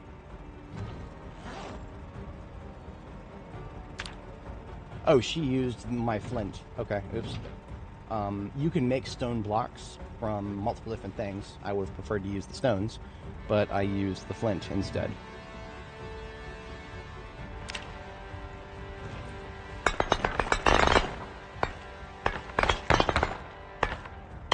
And I need to make sure that I stop when I get to level 2. Because we still have a lot to do, and if now that I'm level 2, I need to read the next book. If I just keep blowing through it without reading the book, then I'm wasting a lot of valuable experience that I could be getting. So what we need to do is go over to the library and do a book trade. We're currently reading Napping, which is useful, but Masonry is way more useful. So I take Masonry Volume 2 out of here, and I put Napping Volume 1 back. And then it is time to speed read, because that's literally all I want to do right now is get to the point where I can continue with what I'm doing with Masonry. But I want to be getting optimal experience, and in order to do that, I just got to finish the book. So this is a scenario where speed reading is the great thing to do, and even if you have to sit there and fast forward for an entire day, I find it worth it in this case. I will sit here in the kitchen so that I can feed myself as the time comes. Do you know that interacting with something like turning a stove on, the only way to spin around in a spinny chair? It's cursed. I wish you could do that other ways.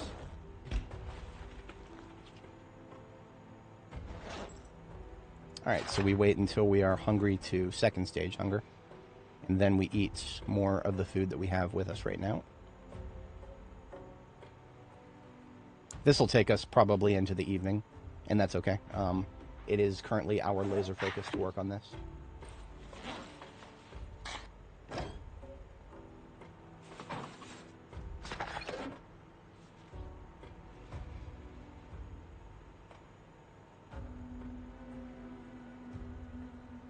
Thankfully, it's only a Volume 2 book. We can get through those a little faster than 3s, 4s, and 5s. Volume 5 book for my character because we take slow reader.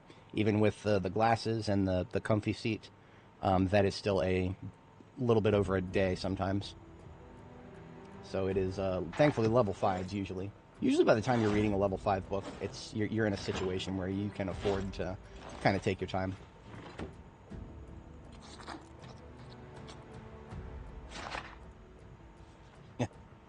We must light the forges. If this should end in fire, then we shall all burn.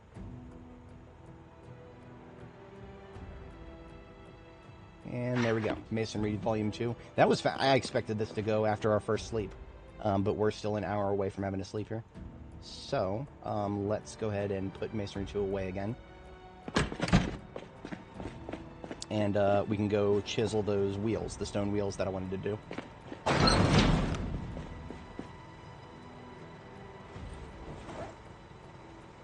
Since we already started with napping, I need to, like, halfway through it, so I'm going to hold on to that.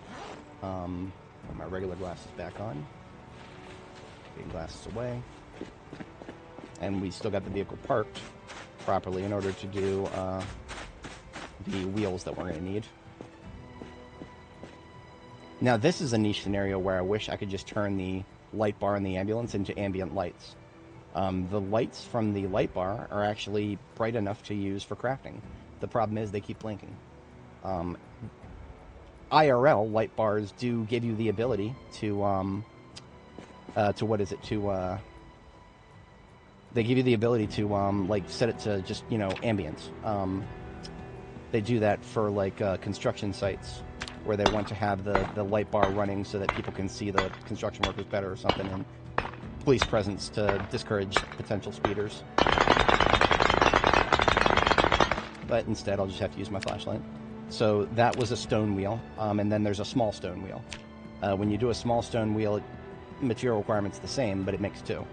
We're only going to need one right now, but we'll have one left over. And that's okay. Alright, so we're going to just dump those both directly into the trunk, because they're pretty heavy. And then just bring the ambulance inside.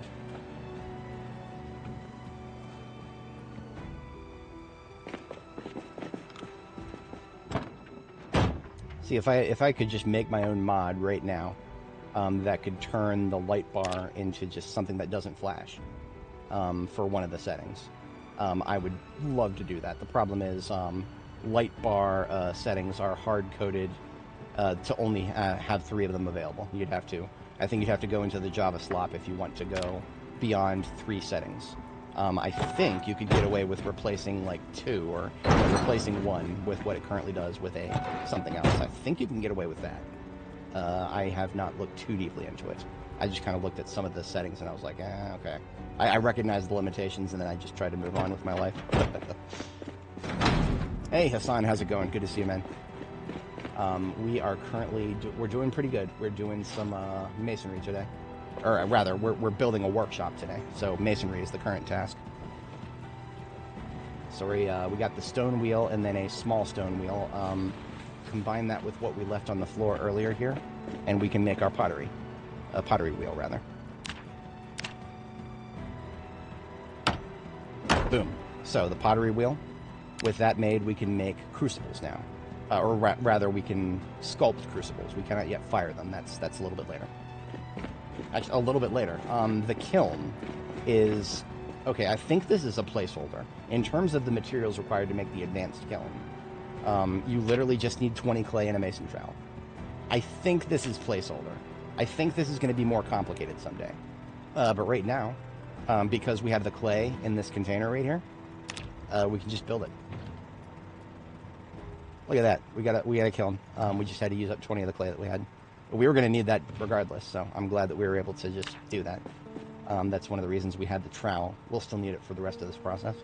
So, last thing we need after all this, besides the... We'll come back to the leather momentarily. We'll come back to that.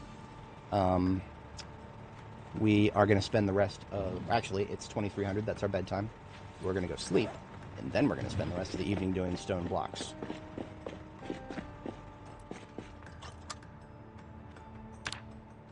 B42 is so dark. Anyway, this is not Rosewood. This is Riverside. It may look like rosewood because we've got a... I love having multiple nightmares in a row. Oh, yeah, okay. Welcome to Project Zomboid. Read a magazine, get rid of the stress. My character's having a lot of nightmares lately. It's no fun. Throws me off. We're done with the pickaxe for the short term here. So I'm going to place that back on the ground somewhere very visible. So I remember where it is, right next to the sledge there. So in our travels, we've picked up a couple more stone blocks. I've put them in here. So combining what we made earlier by accident, we have 23. So what I'm going to... we also have 7 limestone. We could turn those into stone blocks. I'm not going to do that just yet. Limestone, sometimes it's annoying to find. Limestone, because the limestone deposits are randomly generated and foraging is random. Limestone, how much you have is quite literally going to be random. Very random sometimes. So I could use these limestone to make 7 stone blocks, and then that'd be a nice even number. But I'm not going to do that because it might end up being rare. Trust me when I say that regular stones are a lot easier to find than limestone. Quite literally, we just run outside and we can go get 7 more stones, then we can have an even number. And I am a big fan of even numbers of things. Perhaps a little bit too much so. It's okay. We all have our weird proclivities.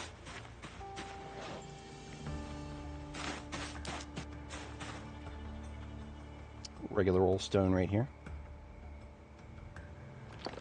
Read title, XD. Yeah, that's fine. I actually have a not insubstantial portion of my audience that English is not their first language. They come over to just hear somebody yap in English and maybe pick up some better whatchamacallits, better articulation capabilities.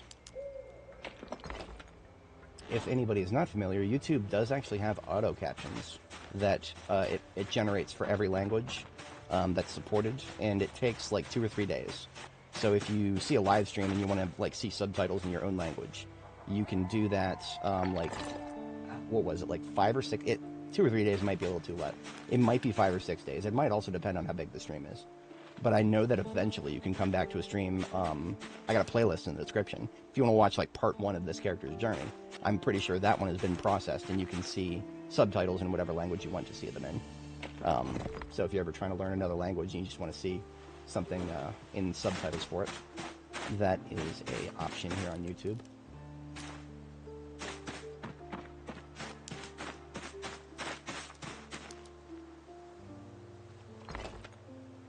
Now the reason we need more stones than what we already had on the floor in there is because we got 5 stone blocks, broke those all into stones, so that's 50. I think our target is 70 total stone blocks. So the next one might be the last one we need, or I might be off slightly. If I'm off slightly, no big deal. You just go out and get another large stone, break it up. But I think this might actually be the perfect amount. So let's go ahead and sprint back now and get started with some chiseling.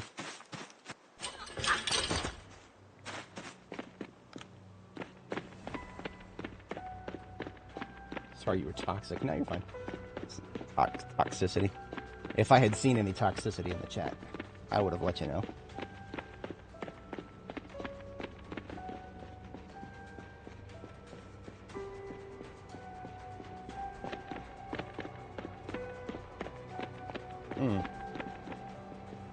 One of my street lights has a light bulb out.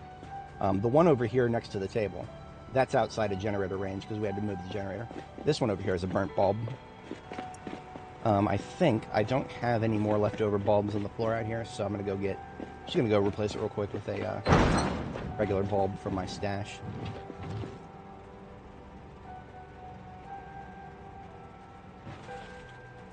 And I'll leave a few on the floor as well. When it comes to regular white light bulbs, if their condition is not perfect or if there's something else weird with them, they won't allow you to box them up into boxes. So I like to try to use those, the ones that I can't box up, first. Because when you box something up, it's smaller and easier to store. light bulb burning out actually has nothing to do with the light bulb's condition, believe it or not. It's literally just a random mean time to happen sort of equation.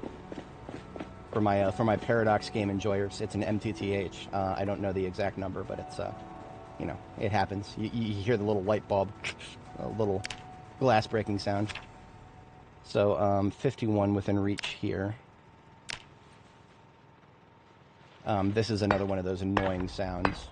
So if I scroll all the way out and then fast forward, it's a little bit more tolerable. Masonry level 3.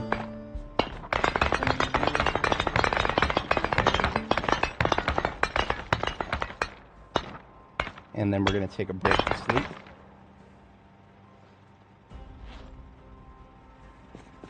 I'm going to start dumping some of these blocks on the floor right here because they're going to be needed for the furnace, which just goes in this corner here. Pretty toxic, watch out. You know what? I just had a very dark thought about our furnace. I can't remember if you had to be in a specific spot to build the furnace. When it comes to the forge, I'll point this out when we get to the point, but the forge would require you to be in the top corner of it like this to build it. If that's the same for the furnace, then we're fine. If the furnace needs me to be over here or over here, then I have made a very serious mistake by building the kiln, because then I could trap myself. I'm not even kidding. If I was forced to build the furnace from like one of these two tiles, and don't take my word for it. This game will force you to stand in certain tiles to do certain things, even when it doesn't really make sense. We'll just have to cross that bridge when we get to it. For now, we are clear for our second bedtime. Hopefully we don't get nightmared again. That would just be mean.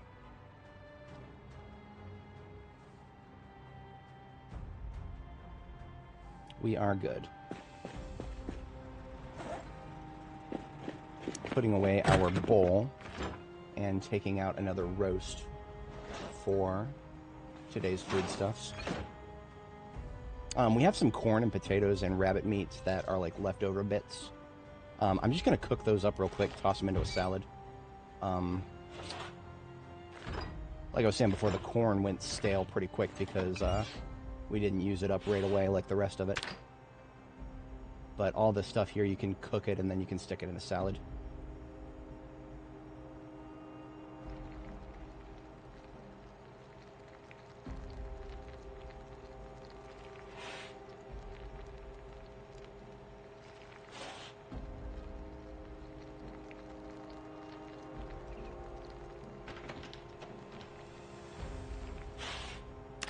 Sweet, okay. It's actually, it should be a perfect fit.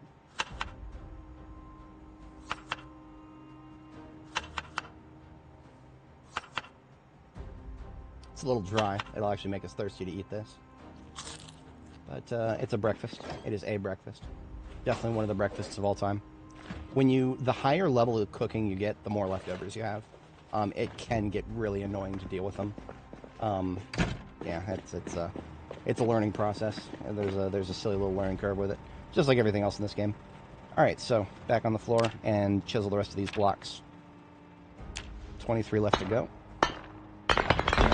Okay, so now we're masonry level 4. We could read the next book. That being said, I don't mind just going ahead and finishing this out with the next 20. There's nothing else that is like level gating us that's extremely important for masonry.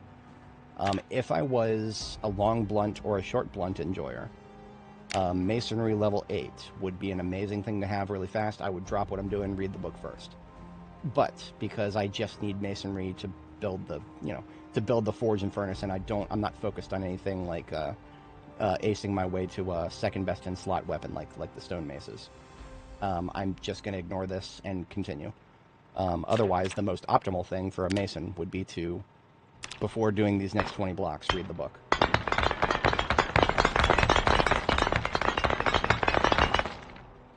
Alright, so what we should have now is, why do I feel like we have a weird number here? Oh, okay, so we have 74 stone blocks total. And we need 30 for the forge and 40 for the furnace. Okay. Yeah, so I was right. We do need 70. Nothing has changed about that. I dropped 50 there, so let me get like 14 back up here. Okay, so 40 stone blocks are on the floor right here because that's where the furnace goes. The forge is going to go in this corner, I think. That is like, I'm 99% sure that it's going to go in this corner. So 34 stone blocks and then 4 more. Let's just pick those 4 back up. Leftover stone blocks, we can repurpose those for maybe making a fireplace someday. Not important now. I do actually like the appearance of the masonry built stone campfires. They're pretty cool looking. With that, we are done with the red van. Take that back outside. I don't want to run into this wheel, so I'm picking it up.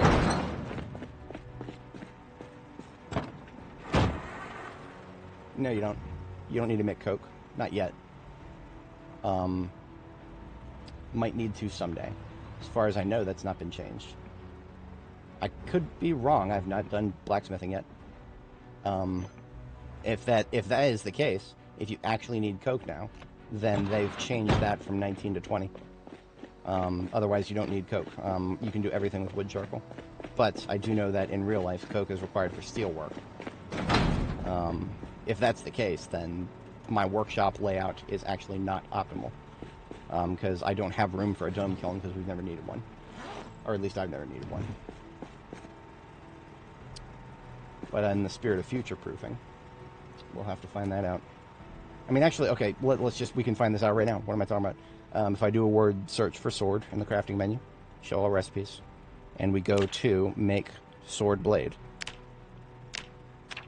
Look at this, possible items, charcoal, coke, wood charcoal. So, Chamicho, you might be right someday, but today, we don't need coke to do steel work. I think the difference between charcoal and coke in the real world is I'm pretty sure coke is required to do that, get extra heat into the furnace for the hotter flames that are required to do actual steel, literal steel, as opposed to iron.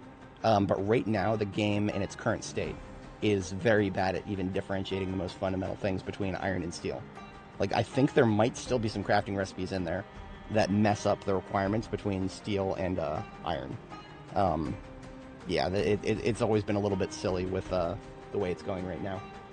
Only need coke to change iron to steel. Oh, okay. Right. So there is a furnace recipe. I think that's what Grimbaki's talking about there.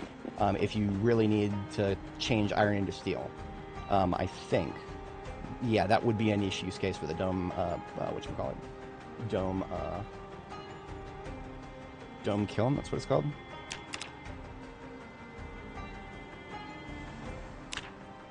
And that is a 2x2? Okay, so you know what? Let's just say that I had to modify this workshop to include a dome kiln. I would, if it is a 2x2, then we would just have to push the pottery workshop farther away from the kiln. The fact that the pottery workshop right here is right next to the kiln, that is for convenience sake, so that I can, do pottery stuff at the workshop for the pottery, and then immediately turn to the kiln and fire it up at the kiln right there. But if I required a dome kiln, I'm assuming that a dome kiln can't do what a advanced kiln can for pottery stuff. I don't know that. I actually can't remember the last time if I ever made a dome kiln before. I can't remember. All I know is I've never needed to. So I have, if I ever did, it was for curiosity only. It never made its way into optimal workshop layouts. Hey, you know what? That was toxic. That was so toxic of you. Nah, it's fine. I welcome all contributions as long as you're not spamming. See, that's another funny thing is, like, people will come in my chat and insult me, and I'll usually just laugh about it. The only time I'll ever get, like, fuck this guy and like, ban him from the channel is if somebody comes in chat and, like, is somehow negative and just starts spamming it. Like, there was this guy who he was like, what are you just laying down playing a video game all day? And then he copied and pasted it like 5 times, and I'm like, all right, fuck you, dude. That's the only thing that'll just be like, all right, nope. I'm very self-deprecating. I don't usually mind if somebody wants to insult me. The last material we need. Okay, so the most important thing when it comes to time expenditure is we need the bellows. So bellows requires leather. Let's pretend for a moment that we're in a world where we, earlier on in the stream, we put some leather on the drying rack. Let's pretend that that's our only leather to work with, and let's see where we're at. 25%. Okay. So that is about 2 days of progress. It has not quite been 2 days. Now, here's an important factor. It's currently about noon, 56 Fahrenheit. It'll get a little bit warmer, assuming no weather anomalies. It'll get a little bit warmer through the afternoon and then start going down as the evening comes along. So 0.5x, the current drying rate, is the best we can expect for now, unless some temperature goes up, fluctuations. If this was my only option, if these two pieces, we would only need one of these. If one of these large leathers was my only available option, what I'd be doing right now is building or moving in a stove of some sort. Not an electric stove, it has to be wood-fired. And I would be putting it somewhere like right where I'm standing right here, so that I can increase the room temperature. And that would actually cause this leather to dry pretty quick. If I was able to keep it burning and just, park a chair up here and read for a little bit and babysit the fire the whole time, we would be able to get this leather to dry probably at 1.3 is actually the cap. You will never get it to dry faster than 1.3 times. So seeing as the remaining amount of time is 1.3, 5 days divided, 1.3 divided by 5, or the other way around? I'm really... Yes, okay, 3.8 days is what it would take if we kept the fire running. Otherwise, it will take a lot longer than that, and it's kind of indeterminate. One of the reasons that I even bothered setting this up earlier was just as an example. And for the case of that example, where we have to rely on this, that is your option to make it go faster. But because we don't have to rely on this, I'm not going to. I'm just kind of pointing this out for the folks who may have not actually collected leather ahead of time. That's just a kind of a niche, veteran Build 42 player will know to keep an eye out for crude leather and hold on to it during the early game explorations. Even the notion of an early game exploration, that's a very Build 42 thing. There were not very many incentives in Build 41 to just go out there and blitzkrieg explore the world. But here in Build 42, you literally have more loot I have more loot in my world than the vast majority of B42 players, because I just simply went out there very early on and just drove through the map. This is a little bit gamey, but whenever you explore new map territory, the amount of time that has passed determines how likely you are to see a looted and trashed building. So, if you wait to explore, your loot is just literally disappearing from the universe. For the first, I don't remember what it is, 90 days? It's in the sandbox settings if you look at the looted and trashed system in the sandbox settings. For how long it is, for the first several couple of weeks, month and a half or something, loot is just disappearing from the map as time progresses. And so to get ahead of that, my early game procedure is just explore the whole fucking map, except for Louisville. I actually don't care about Louisville in terms of if a building in Louisville is looted and trashed. Louisville is just an in-game destination to go and have fun. By the time I get to Louisville, it's very rare that there's any specific item that I need. But yeah, that's just a and I don't necessarily say that to be like, oh, my map's better than yours. I mean, it is, but that's not the point. The point is, it's silly that we have to do these things. And the only reason that you would know how to do something like that is if you've been, screwing around with B42, keeping up with the discussions. And, I mean, when the looted and trash mechanic first came out, it was not well received. It was not well received. People did not like it. And I remember vividly one of the patch notes where they tweaked the looted and trash mechanics. They said something about fixed something about the looted, and this is where we actually learned the term looted and trashed, because we actually thought that it was just disappearing loot, and they put that in quotation marks. Adjusted looted and trashed story settings to address quote-unquote disappearing loot. Those quotes said a lot to me. If you're a well-versed person in language and composition, you understand that when you put a sentence in quotation, or just a couple words in quotes, you can be saying a lot of things with that. And when you're dealing with game developers who don't like to say a lot, it's almost inevitable that we're going to read into it. And trust me when I say, I think they did not even consider for the slightest moment that this would actually account in disappearing loot. But if there's less loot in the world to find, where is it going? Is it not disappearing? Is it going somewhere specific? Because otherwise, to me, it sounds like it's disappearing. But I mean, those quotes. Oh yeah, disappearing loot. Well, okay, that's what we're seeing, guys. That's what we're seeing. If it ever felt like the devs of this game are on another planet, I think they are. That's okay. It's not the worst thing in the world, but yeah, sometimes they're gonna miss silly things like that, I guess. In any case, we're gonna make the bellows now. In the top of this box here, we've got some leather of different sizes. We've got a couple of small leather and large leather in crude form. This is already processed leather. So what we need is 2 medium leather. So we're just going to take one of these large leathers and go to a crafting surface and split it in half. Using our handy dandy hunting knife here. And just like that, we've got 2 medium leathers.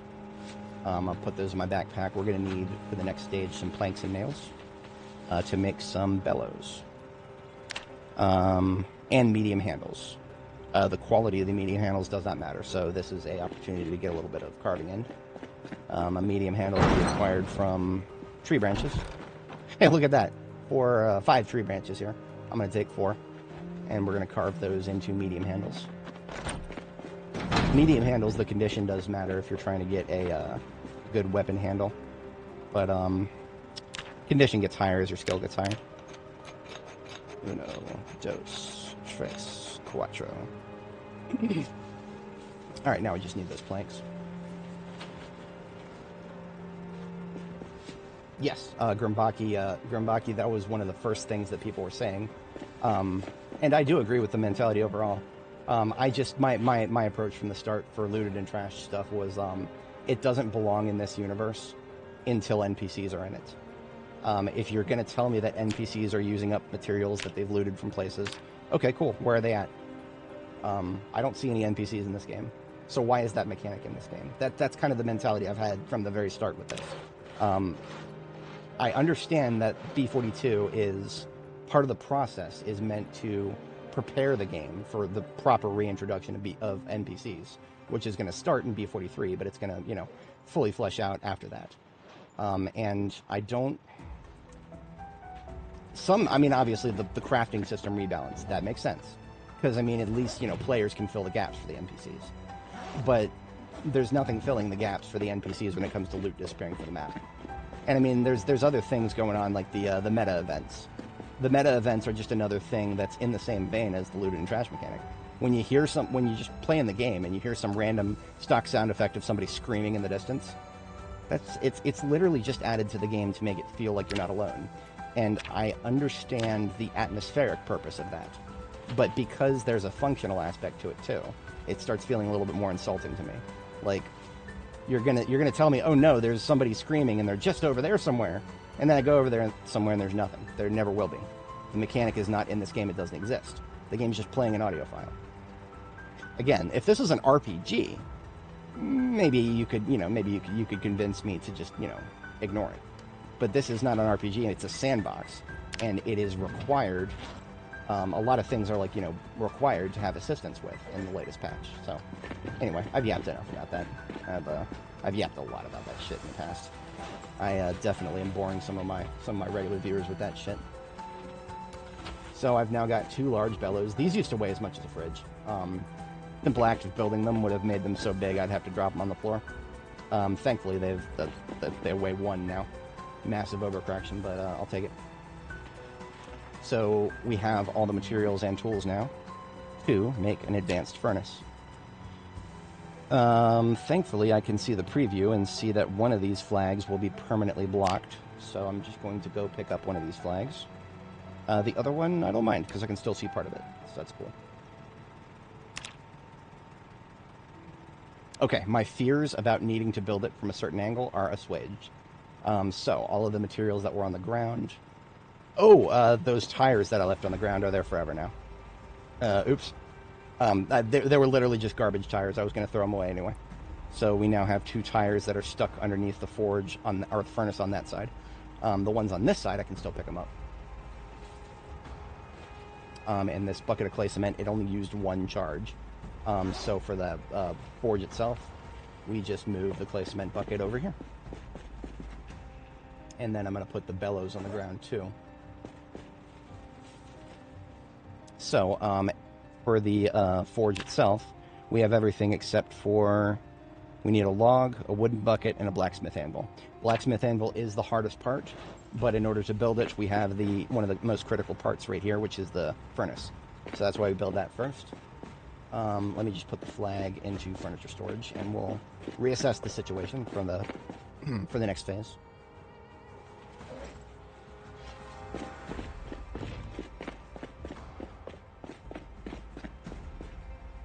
Now, thankfully, if I just leave all the building materials here, let's say I decide to make the corner of it a little further over. If I decide that, I can still just leave the materials there, and I'd still be able to build it here. I do think we have to like step up to the top corner though, and that's, yeah, we'll see about how I deal with that. The grindstone can stay there for now. I do like to have a grindstone right next to my forge, as long as it's not blocking stuff, because the moment I finish crafting a blade at the forge, if it's a sword or a knife or something, I'll usually want to turn around and sharpen it right away. So a grindstone within a couple of tiles would be great. But now that we are in the phase of needing to make a anvil, we're moving in that direction. A blacksmith anvil is a requirement.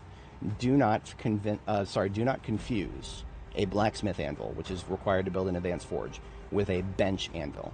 If you loot a certain subset of if you loot a certain subset of warehouses in this game, couldn't identify them off the top of my head because they fucked up all the loot tables for warehouses right now. But you'll eventually come across bench anvils. They weigh 20 encumbrance and they look like an anvil, and logically one would assume that you can do something with them. That is incorrect. Bench anvils have been in the game from the launch of B42, and they have been 100% useless ever since it came out. Bench anvils are not usable for an advanced forge. Don't grab one and hold on to it and think it'll make your forge building easier. That's a logical assumption, but it's wrong, regrettably. There is no shortcuts. I know of no places to find a full blacksmithing anvil. Something I really should have said from the outset. If you just want to skip all of this and just go somewhere on the map that already has a forge, one of these built, you can do that. I personally find that profoundly boring, which is why I literally forgot it was an option. But you can go to Phallus Lake after the map glow up, and there is a forge right here in this backyard of this house right here, at the intersection of Washing Lane and Greer Road. So if you just want to skip all this and just go somewhere where there's already yeah, you can do that. If you're on a multiplayer server, prepare to fight for it, I guess. I have a feeling that you're not going to be the only one with that idea if you're playing multiplayer. And even if PvP is off, you're going to learn real quick that there is no such thing as PvP being turned off in multiplayer survival crafting games. No, there is no such thing as no PvP. There's just open PvP, and then people fucking with each other in ways that are devious and creative, but still absolutely PvP oriented. I've played a little too much Ark to ever assume otherwise. Can we put away the masonry tools? No. We still need the trowel at least, but we can put away the chisel. Yeah, masonry chisel, I'm putting that...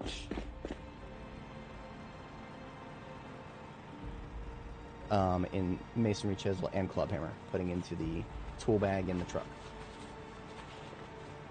We've been done with the E-tool for a while. That can go back in the ambulance.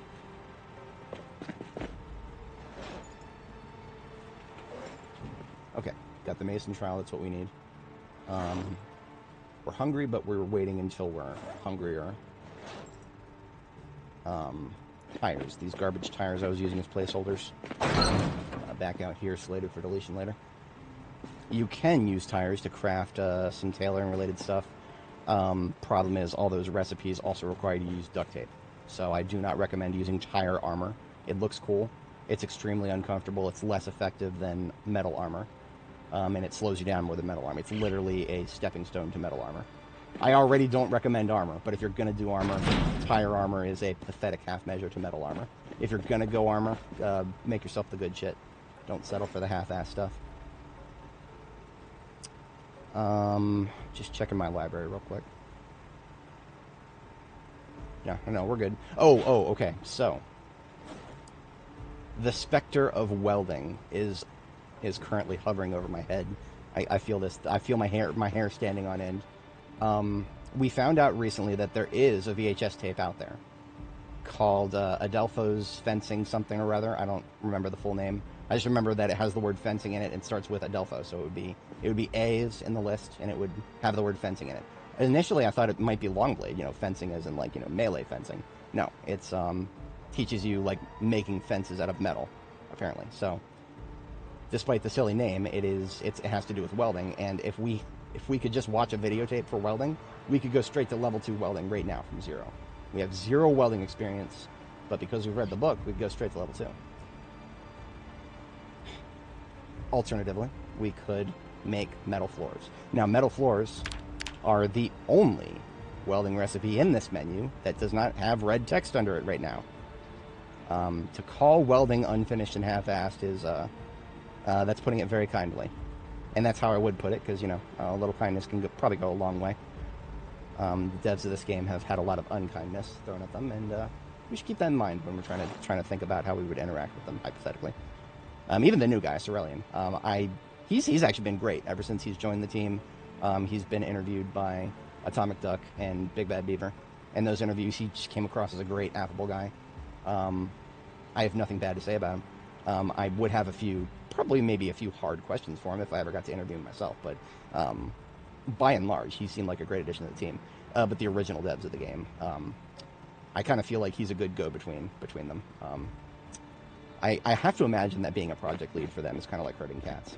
I think I said that earlier, but it bears repeating. Because the way they've done this game, I don't strongly dislike anything about the way they've gone about it. It's like they're kind of living up to the title, the project title. A project that has spiraled out of control, and they're just continually going with whatever direction they feel like going in. And that's their right, it's their game. But I mean, I feel like one of the reasons they brought a game director on, somebody to tell them what to do, is because they feel like, we've got to the point where we gotta make things work on a more sensible level. And maybe this guy with this experience, Cerelian, comes from working with Bungie and a couple of other things. He worked with Epic for a little while. So, yeah, probably going to be a net benefit. I have no reason to assume otherwise for the moment. A lot of the questionable things that I would complain about right now can actually be attributed to the time before he came on. So, if I really want it hard, I can assume that he has been nothing but a net benefit. I'm trying to consider, while I'm sitting here yapping, trying to think about where I would build a bunch of metal floors and not have it be a complete waste of material. Because that's how I would level welding right now. Okay, sorry, let me back up just a little bit and explain why I need to level welding at this stage. We have 2 things left to build our forge. One of them is a blacksmith anvil that requires a lot of iron.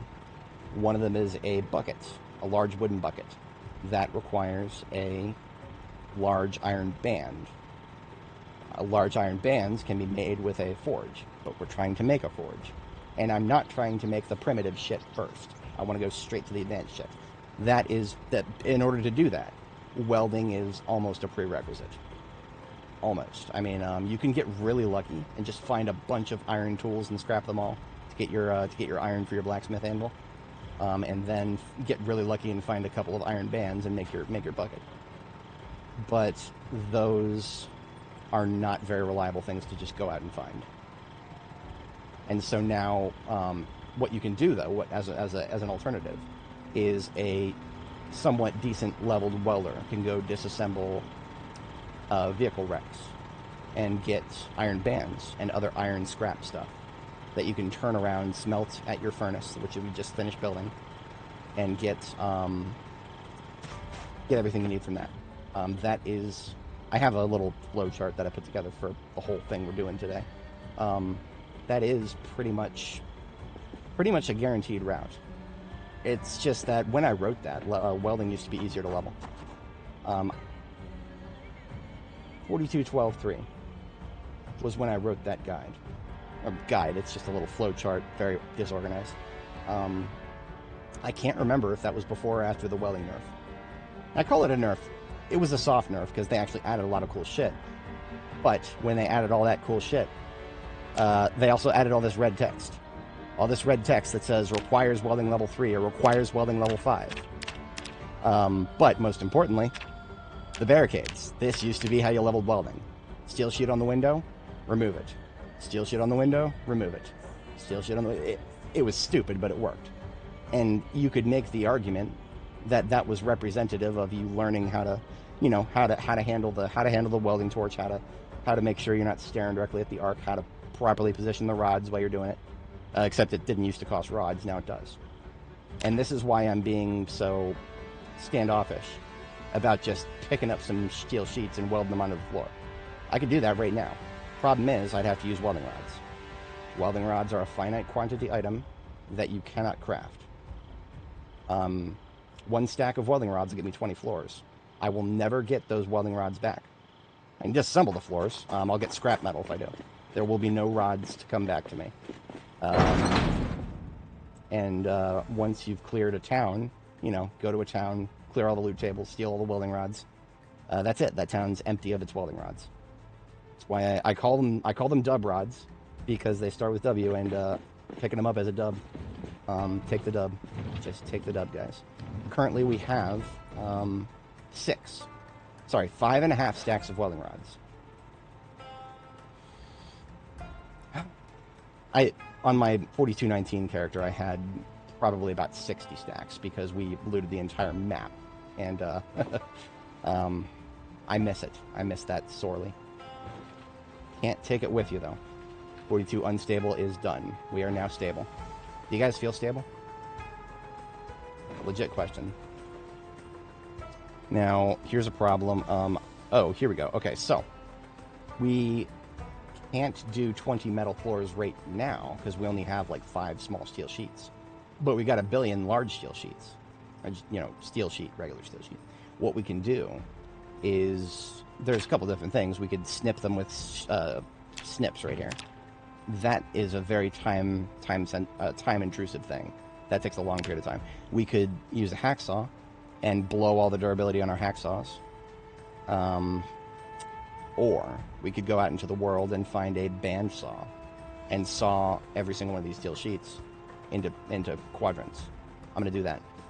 So, if anybody's not following along with our current flow here, this is why I made a flow chart instead of a guide for leveling, or getting into blacksmithing here. Let me pull that open real quick. Links in my description. It is the one that says, today we're working on blacksmithing. Here's a rough outline of the process. It's an immigrant link. Like I said, very disorganized, grabastic. I literally made this on stream. One of my viewers was like, "How do you even get into blacksmithing?" And I was like, "Okay, you know what? Let's just put this together and figure it out." Because I mean, up until that point, I was just winging it. And this is where I transitioned from winging it to having a general understanding. Now, where we're at the process is most of this is done. We're at this stage. Fill up 2 ceramic crucibles of iron by smelting iron irons. This is going to cost a lot of iron and a lot of charcoal. One good source for scrap iron is scrap iron from wrecked cars. You also need tongs. Loot them from warehouse or build dozens of wooden tongs to break up time low. And right over here, this is where we get welding level something. I put question marks because the higher level welding you are, the more you get out of ripping apart wrecked vehicles. I don't think it'll be too hard to get these iron bands small. That is the prerequisite to get our bucket. I think we can just, I don't know, welding level 1 maybe, and then we can rip apart a car and have a shot at 2 iron bands. It's a dice roll. We could rip apart a car and not get any, and there's -1 car to the town that you're in. There's a finite number of those burned, wrecked cars out there. It might seem like they're plentiful, but once you start ripping them apart at a low level, you'll go through a lot of them and you'll wonder why you're not getting anything. The optimal thing, as I'm always focused on the optimal things here, the optimal thing is to just do something more useful with welding to level it up first. That's one of the reasons that I'm stuck in this mental loop of, okay, I can build floors to level welding, But where do I build them? I still haven't answered that question, but I have decided I'm going to do that. So, in support of that goal, what we're going to do is drop the stuff that we're going to use for welding later, and right now we're just going to take these steel sheets with me. I'm just going to load these up into a offhand bag here. So we've got 14 steel sheets in this handbag, and got some random crap that I picked up, firewood, dumping that up here. Cleaning out my inventory, as it were. We are now stage 2 hungry. We eat stage 2 food.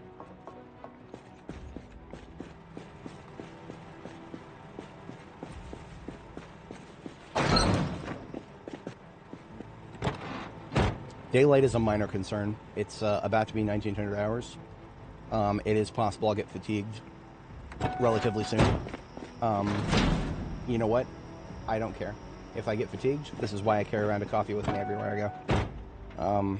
Sometimes shit just happens. You gotta keep going. I'm not going to turn around and come back to base if I get fatigued. So where am I going now? What I'm doing is this backpack full of large steel sheets that I have. I always collect them whenever I see them. We're going to take those to the bandsaw. There is a bandsaw in the Nails and Nuts tool shop here in Riverside. Regrettably, you cannot pick the bandsaw up and take it with you. Every single update to B42 that's ever come out, I have very eagerly found a bandsaw and been like, is this the one, boys? Can we finally move bandsaws? No, not even Stable is the one, boys. Regrettably.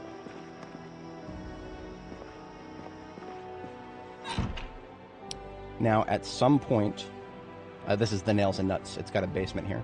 At some point, I remember hearing somebody slapping something in the basements. Forgive me, I'm going to change the track and lower the volume a little bit. Need to be able to hear if there's any Zeds. I think we're clear. Checking on the corners first. Yeah, okay. We're clear down in this particular spot. So, this is the basement of Nails and Nuts. And would you look at that? Got a bandsaw right here. Power's been off for a long, long time. Nobody tell the Indie Stone how much electricity is required to power one of these things. At least not until they make these movable. Okay, hang on just a moment. Let's, just for the sake of science. Okay, I'm in pickup mode. I can pick up other things in this room. I cannot pick up the bandsaw, regrettably. I would love to take this home. I would make room for this in my workshop in a heartbeat. I would make room for this in real life. I would love to have one of these in real life. I don't have a lot of room in this apartment, but okay, anyway. We're here. We are sawing all 14 of these metal sheets. It's okay to do that because if we decide that we want to... If we decide that we want to turn them back into regular sheets, level up welding to 4 and you can do that. You can weld them back together. And the reason we're sitting down is because then you don't lose health for being over-encumbered. So we've got 56 small steel sheets now. Technically, every single one of those can be turned into a floor.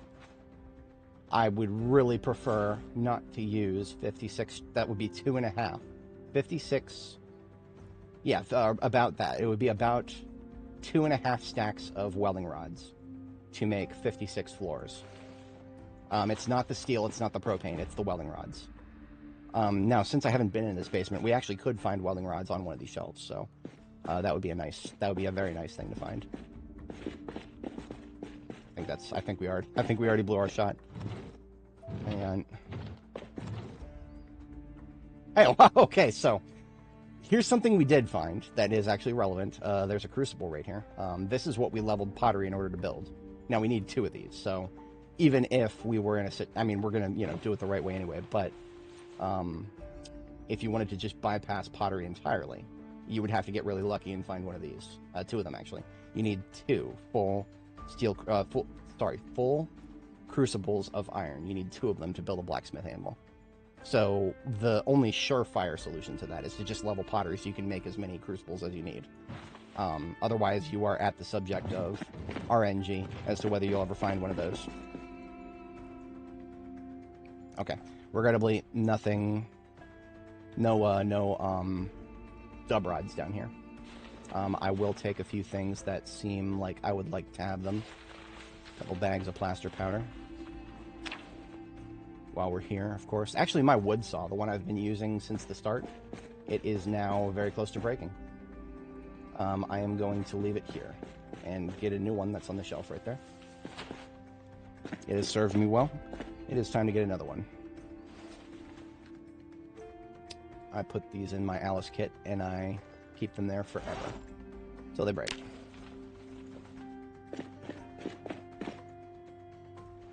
Wood glue is, I reserve it for recharging filters. Duct tape, variety of purposes. Hand drill if I needed a spare. I've got like 3 spares now. And more importantly, I can tell you where they're at. Tongs.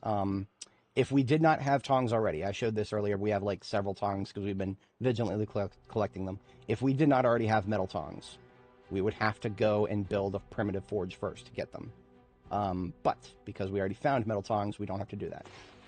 I don't need it, but I'm taking it with me anyway, just for that sake, right? 3 steel sheets, sure, why not? I'm not going to cut those up, am I? I'll cut one. I'll cut one so that we have 60 small steel sheets. That feels like a nice round number. I don't want to take myself broke on large steel sheets just yet.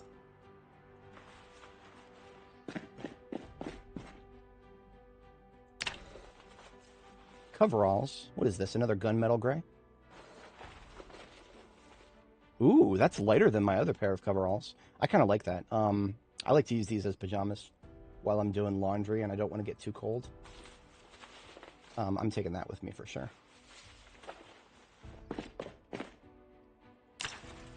Don't tell me why they would have a couple of clothing racks with suit jackets on them at the, what's it called, at the hardware store in the basement. Doesn't really make sense to me. I would like to have these small clothing racks because what they are is places where you can store clothing that you've looted in a container that you can walk through. So what I do is I've already got like a room that I'm using as a closet. I'm going to make it a walk-in closet with racks of clothing in it. So yeah, we've looted the basement here. We're out of here. This is a bathroom and like an office. There's not going to be any full loot in it. Now, I'm 99.9% sure that I've already checked for welding rods out here. Yeah, I've emptied these shelves. There are no welding rods out here anymore. If there were, we already got them. So, mission accomplished for the evening. Back to base we go. Now, there are many other places we could go to here in Riverside to find more welding rods. That's not the problem. The problem is, every time we go out looking for them specifically, they get harder to find when just going out from our base, right? So the mentality is not to just, use up everything you have and then go on a quest to get more. The proper mentality is to grab them everywhere you see them and stockpile them. You don't even have to stockpile them in the same place. Just make sure they're all together and bring them with you. By the end of her run, my previous character, Danny the Drifter, she had one entire ambulance was dedicated to welding. Had our torch collection and our dub rods. We had about 56 allocated in that van. And then we had, many more dub rods, pre-allocated for other projects. So this was going to be our walk-in closet and, a place to read. But I've not actually used it for reading. I'm going to put that chair away. And we're just going to put... Like I said, we can just put these just right here because we can walk right through them. Like a proper walk-in closet. Now, I can't put that one there, and I think I know why. Some wall decorations in this game are just silly. This wall decoration is called an air conditioner. I don't know what that is. I don't know what an air conditioner is. It just seems to be a vent on the wall. I've never heard of an air conditioner in this Project Zomboid universe. I've only ever heard that in terms of what's in vehicles. It's a little twisty knob. It seems to do something. But in buildings, there is no such thing as any sort of climate control. Air conditioners are a figment of our imagination in this game's universe. I'm going to put away the large steel sheets. We're not going to be using those for now. The small steel sheets, I'll hold on to those because, yeah, we are going to be using those. But before we do that, we need to get ready for bed. It is about an hour or so away. I'm going to empty my backpack. We picked up an electric blower forge. This is mostly just fun. We've already confirmed that even here in the latest build, it does nothing. It's a campfire, technically. It is a mobile campfire. You can pick it up, carry it around, deploy it, and add wood to it and set it on fire and burn it. That's it. That's all it does. As an electric blower forge, it is neither electric nor forge, and I don't see any blowing, but you can set it on fire, so... It's also very lightweight. I mean, right now, it does actually have, like, a slightly niche purpose as a very lightweight place to safely set things on fire. I could literally probably use it as a way to warm up these drying racks. I'm not going to right now because I don't even... I would bring a fire extinguisher up here before I tested that. Let me put it that way. Fire spreading has been nerfed into oblivion, but I still don't want fires in my own base. It'd be the ultimate irony. This is the fire department, after all. And I am a firefighter. It would be, there would be no greater irony than me setting a fire to my own base. Plaster powder. It's one of those things that's like so big that I prefer not to put it into a container at all. So on the floor, somewhere near the building materials. Makes sense to me. When it comes to whether I should put something on the floor or not, it's usually just dependent on its size. Really big stuff, yeah, just toss it on the floor. This is where we start putting crucibles into the trunk, because we're going to make some with pottery at some point, but just found one already made, so that goes in there. Otherwise, everything else we picked up is materials. Materials for the material god.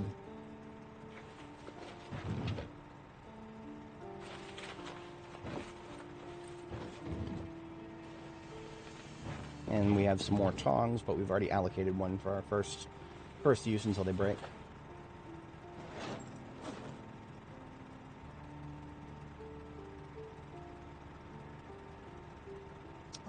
I am going to read napping for the next half hour, because I can't think of anything that I can do right now that will only take a half hour. So, yeah, just napping for a half hour, and then sleep, and then on to the next task. That next task that I've been kind of putting off in my brain meat, because I'm going to have to make a judgment call as to where we're going to build these welded floors and have it hopefully not be a complete waste of materials. Because remember, every time I think about building a floor out of metal instead of wood, I'm just thinking, why would I blow that welding rod? Even if it's just one out of a 20-pack. I can make nails. I can cut planks from trees. Trees, there's 200 billion trees. There is far less than 200 billion welding rods. But I digest. We are going to go ahead and expend them for the sake of leveling. So, it's going to be the upper floor. That's kind of already been floating around in my head. We're going to start by allocating 20 welding rods, and we're going to see what that gets us. So we don't need this full collection of 60 here. We're just going to take, like, half of that. Or one third, actually. A couple of torches. I don't even know how many I need. And a mask in the backpack. So I can now make floors. Again, these are pretty looking things. I just wish that I didn't have to blow a welding rod on it. Oh, no. Okay, so I did have an idea about what to do with, like a metal bridge. I was going to do a metal bridge from the roof of the fire department to the roof of the post office. The only catch to that is it would have to be placed to make sure that it does not go over top of any of my crops, because otherwise it blocks sunlight and rainfall, and the crops wither and die. That's why this overhang here with our rain barrels on the side is not covering this first row of crops, which is flax. The flax has free and open access to the sky, as it must. So what we need to do is make sure that we can go over to the post office. The post office doesn't have top roof access, so that doesn't compromise our base security in the slightest. It just gets us access to the neighboring roof. And that feels like a cool thing to do. Feels like a cool thing that's not a 200% waste of materials. I'm trying to be generous here. It is kind of a waste. Honestly, okay, so here's another thing we could do. That again, it's I'm really struggling not to say this is a potential waste. We have another roof here that we're already able to get up here. We could just build another. We could build another whole ass floor for the fire department. There's nothing stopping us from doing it. We could do that, and part of me actually kind of wants to. That could potentially be more objectively useful than connecting us to the post office. You know what? I'm doing it. I'm making the judgment call right now. We're doing this. So, metal floor. It is now going to be the ceiling of the 3rd floor of the fire department. As you can see, we're getting 9 experience each, so we'll have no problem getting to welding 1, and we'll get a little ways into 2.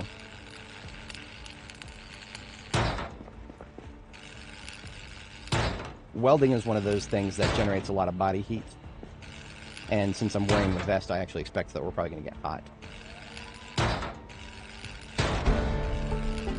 Welding level 1.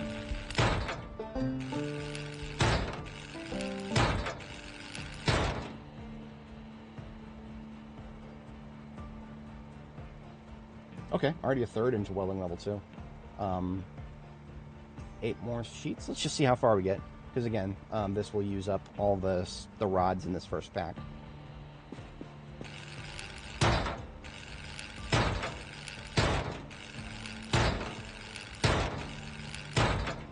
Hey, Nana Madhouse, good to see you.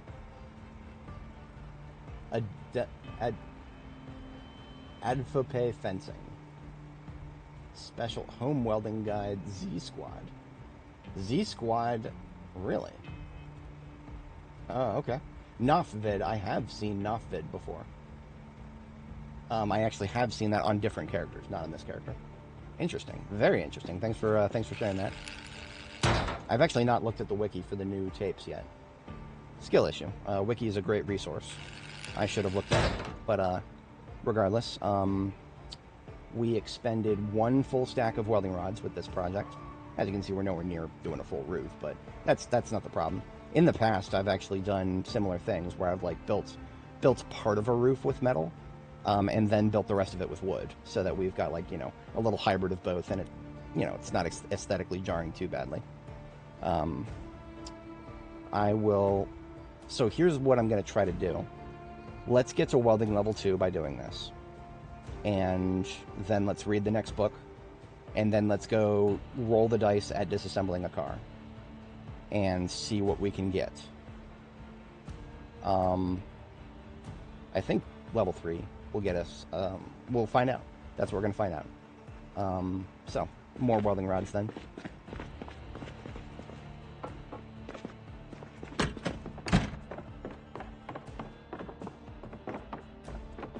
Okay, before we do that. Oh, JSVR. Yes, we're still in Riverside. This is the Riverside base. Z Squad S203. That actually, I might actually have that. Give me a moment. What I do with VHS tapes is I pick up one of every one that I can find. Once I have it in my bags, I mark it as unwanted so that I can tell it apart from the ones that I, haven't found yet. Z Squad. We've got Season 2, 05 here.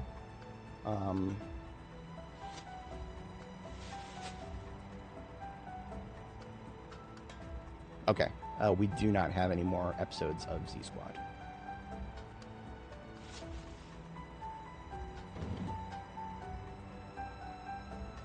No, we do. Holy shit. Okay. Ha ha. All right then.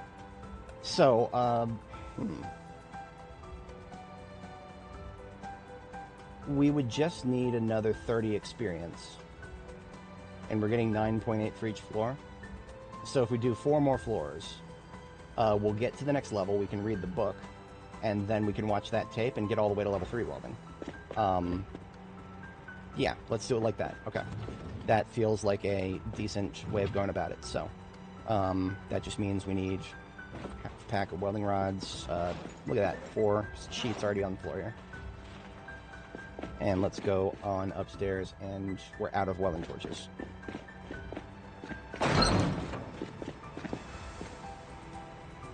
whenever I have empty torches, or near empty or partially used, I leave them on the floor outside to be refilled by propane tanks that are partially filled, which is where I put them in the same spot.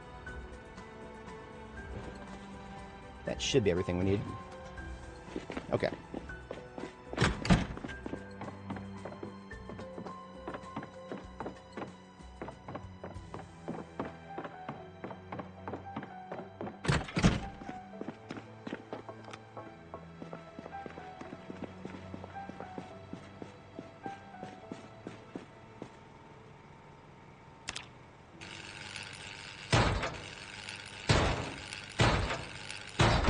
Welding level 2.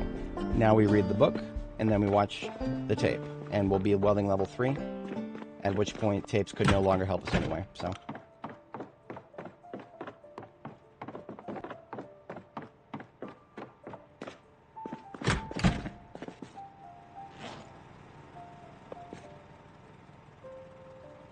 I think I already have the book. Yeah, I already have the book. Do I have the food? Kind of. Yeah, kind of. We only have like 20 minutes before it's second bedtime, so we'll start reading that. Hit the sack at 5 a.m. And then I'm going to resume reading in the kitchen so that we can just swap to the next food stuff whenever we're ready.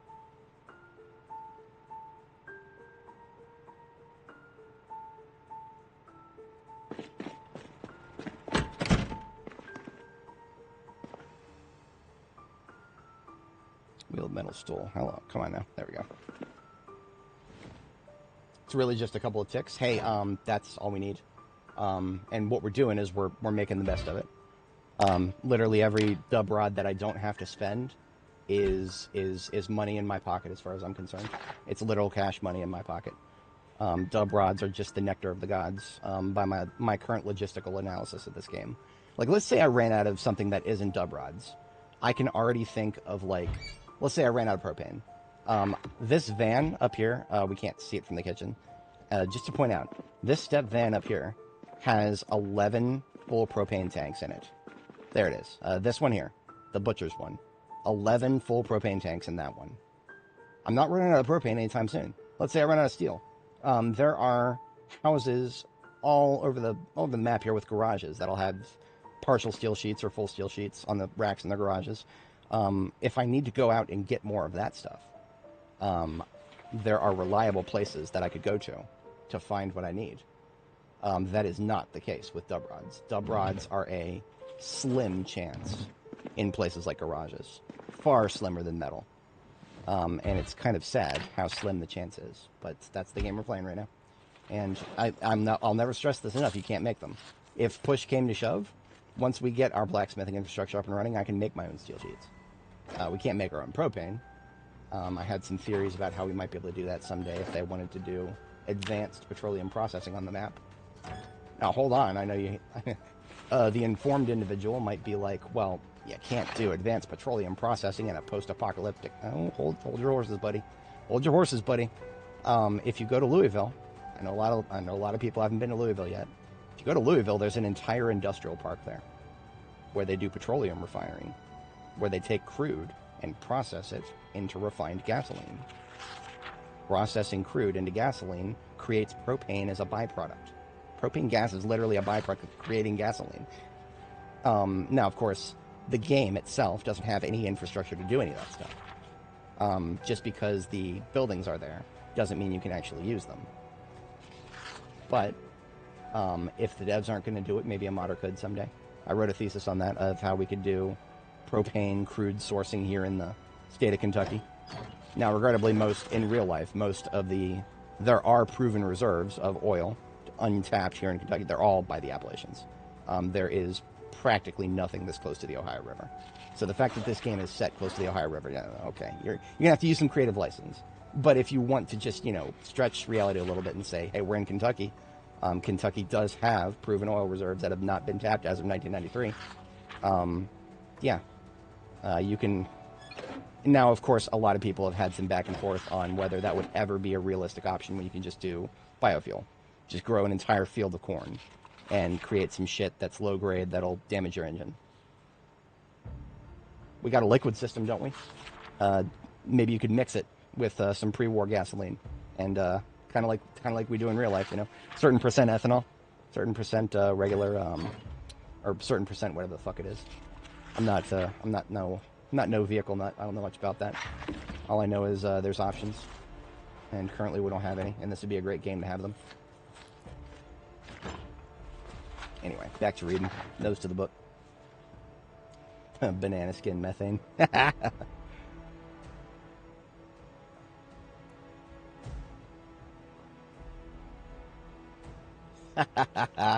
That's funny. PDDA.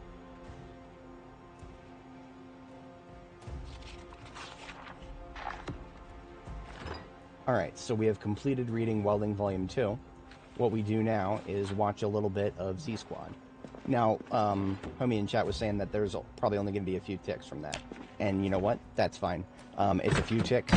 And one of the other reasons we read this book, we would have still read the book even if we didn't have the tape, because the book is going to get us optimal experience for disassembling the cars that we're going to go disassemble after we watch the tape here. So, TV goes on, and Z-Squad Season 2 03 goes into the tape player. And we click the play button. While we're watching that, we'll read a little bit of napping.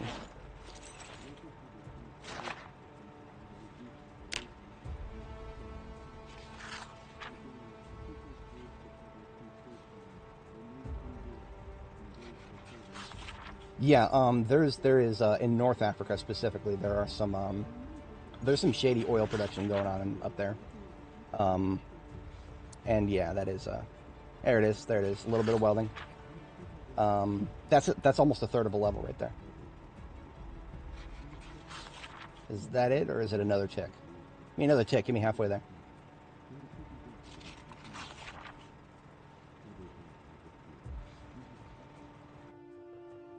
The fuck is this text on my screen? What the fuck is that text? Okay, I know I'm streaming in 4K. If you don't have a 4K monitor, it might be hard to read. They've armored that value line. Our bullets bounce off it. Armored value line?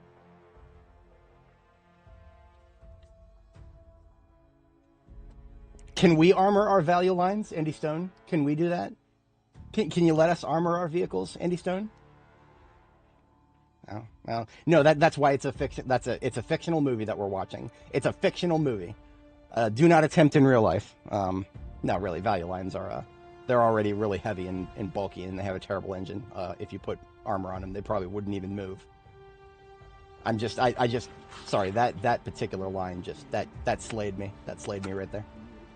Okay, yeah, we only got one welding tick that I noticed, but look at this. We are practically a third of the way into the level. So that was worth it.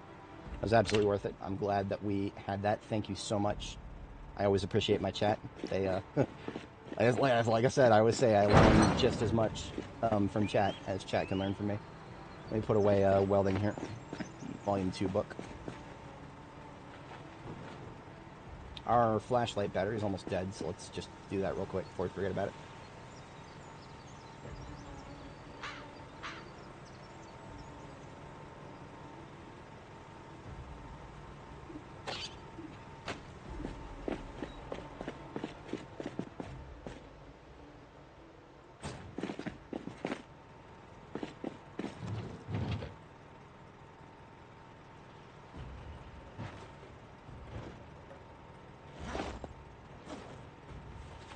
Just gonna leave these extra steel sheets on the floor, and so that I have my battery or my backpack ready with me. Now, the optimal solution to welding apart vehicles would be to have a vehicle that you can shove all the stuff into. This ambulance is our primary ambulance. I would not want to do that. Instead, what I'm going to do is reallocate the fire and rescue bull driver here. That is going to be our welding, ripping apart vehicle salvage truck. That's what this is. This is vehicle salvage.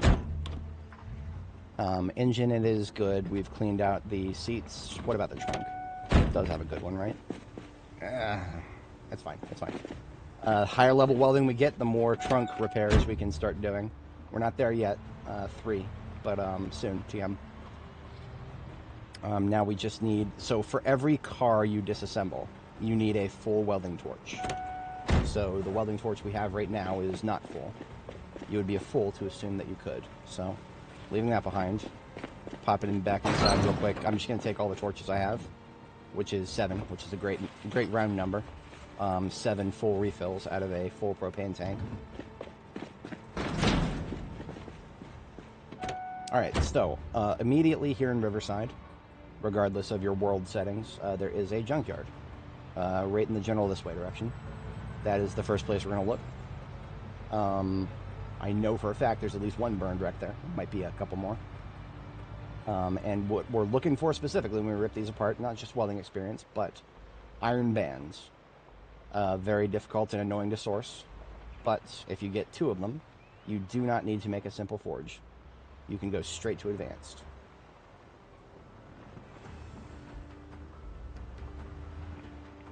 2 burned wrecks right here. Start with this one.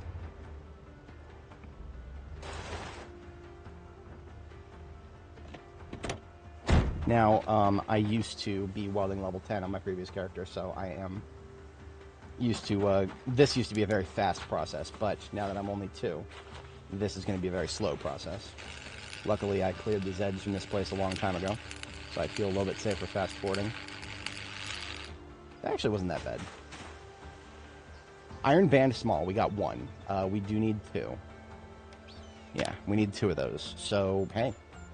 If we get lucky and get another one. Remember, these are not guaranteed. Every time you rip apart a car, it is random numbers of everything you see here, and maybe a couple things we didn't get this time. And it's all random, but it scales based on your skill. So as you get higher level welding, you get a lot more out of a wrecked vehicle. That's one of the reasons that I'm so reticent to even touch these vehicles until I am much higher level. But, well, we gotta do what we gotta do right now. I need iron bands. Those are far more important. Okay, so, speaking of iron bands, we got a full iron band instead of small one. We actually can saw that apart. So, technically speaking, we got exactly what we want.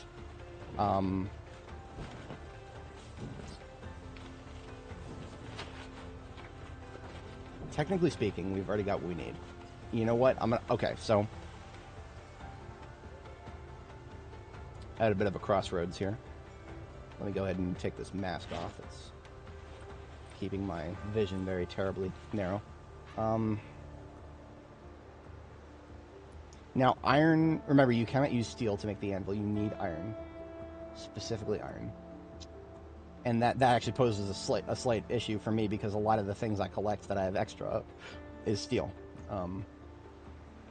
There's actually not quite as much stuff that you can reliably dismantle into iron. I think hatchet heads.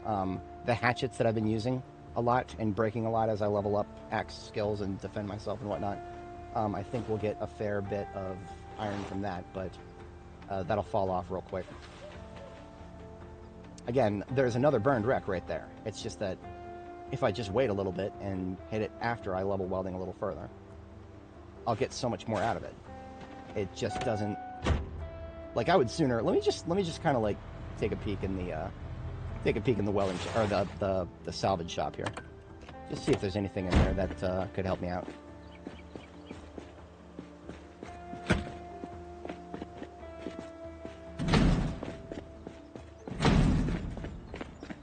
Probe the entrances, check for windows, usual stuff.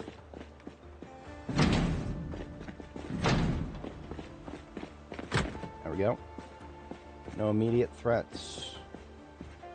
Potential place for them to be lurking on either side of the door. Whenever that happens, I run in.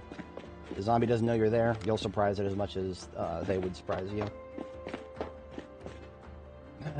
Car parts, nothing but. Okay.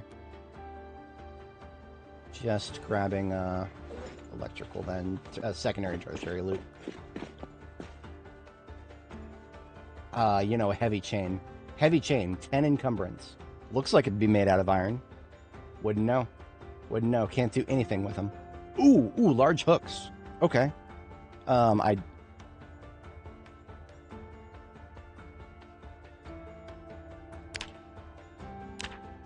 Okay. This is where I was talking earlier about this game and its crafting menu, not understanding the difference between iron and steel.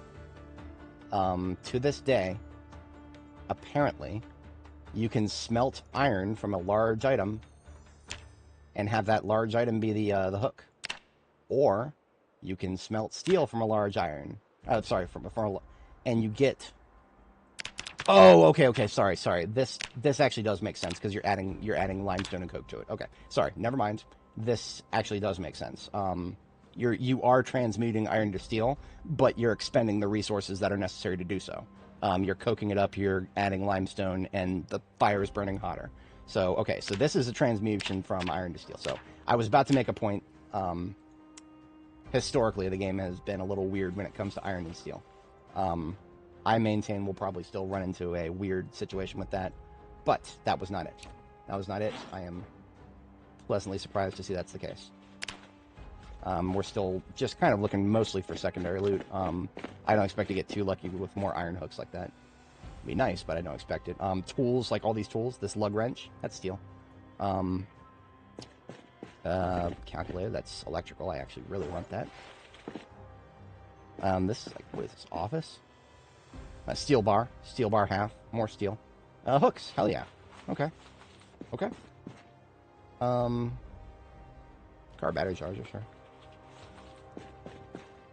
Iron bar, sweet. I got luckier with this place than I dared to hope. Beautiful. Never happier to be wrong. I'm gonna go ahead and disassemble some of this electrical stuff I just picked up because it's getting bulky in my bags. If anybody's not familiar with my general looting strategy, every time I see something electrical, if I've read the book, I'm disassembling it. And it's not just for experience, it's also for materials. Scrap electronics are sometimes a bit of a soft spot for me because I run out of them to repair my generators with, and I don't always bring enough with me. So if I just stay in the habit of dismantling everything I come across, whenever I come across it, that's why my previous character was level 9 electrical, even though she never really needed to be that. She just always needed scrap electronics. I leave behind amplifiers now because I have a huge collection of them and I don't need more right now. Most of the rest of this I can just come back for later when I care more about getting steel. Steel bars someday will be very useful for me. Right now we're not at that phase yet. Yeah, we're nowhere near the point where I can start doing steel work. We need to forge first and then we got to level a little bit. So, later.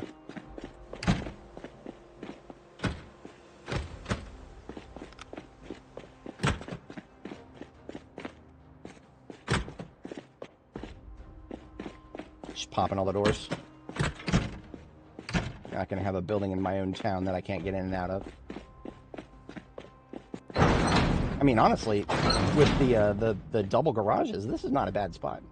This is not a bad spot at all. This is almost on par with the fire department.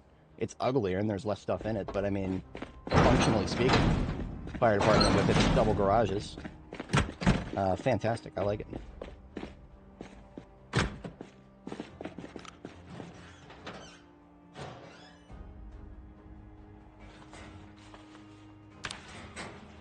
Lots of office loot. More than I would expect. Dumping stuff on the floor is a signifier to my future self that I've cleaned out anything I could possibly want. Bag of plastic. Okay, sure. Yeah, maybe I'll want to plaster some walls eventually. Limestone is a substitute for that, and it's far more lightweight, so plaster powder is... Your need for plaster powder is directly proportional to how much limestone is in the area.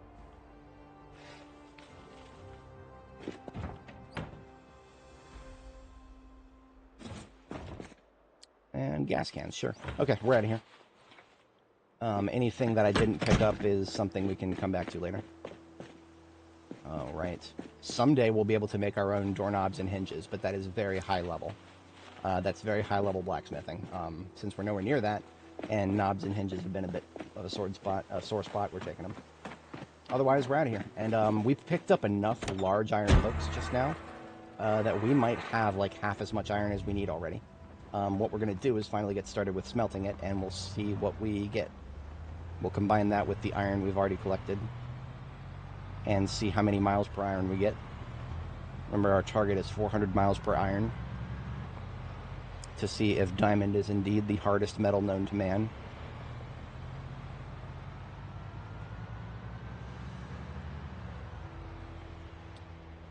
Yeah, large hooks. Needing them for butchery. No, you still need them. You still need them so that you can put them on a hook and actually get the leather. You don't get any leather if you don't use the hook.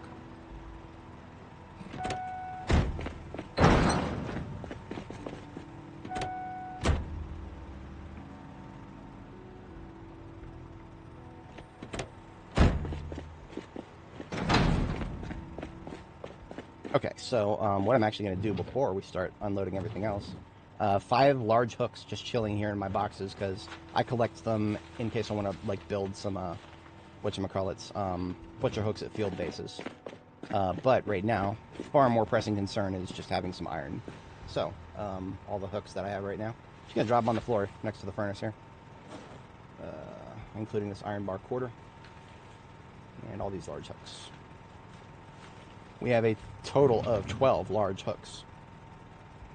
Pretty cool. Way more than I expected. I'll be very interested to see how far we can get with that. Let me go ahead and put away all the other loot that we got.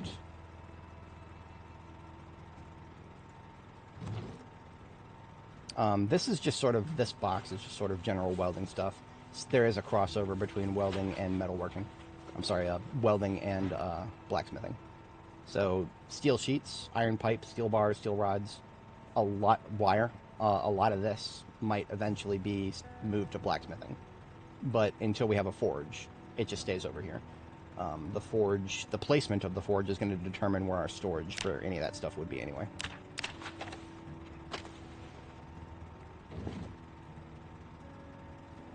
Good old electrical loot harvest here. Some more hinges and knobs. We are less unhinged than we were before. We are neither unknobbed nor unhinged right now. Very hinged, as it were. I'm just going to hold on to that welding mask. I might need it.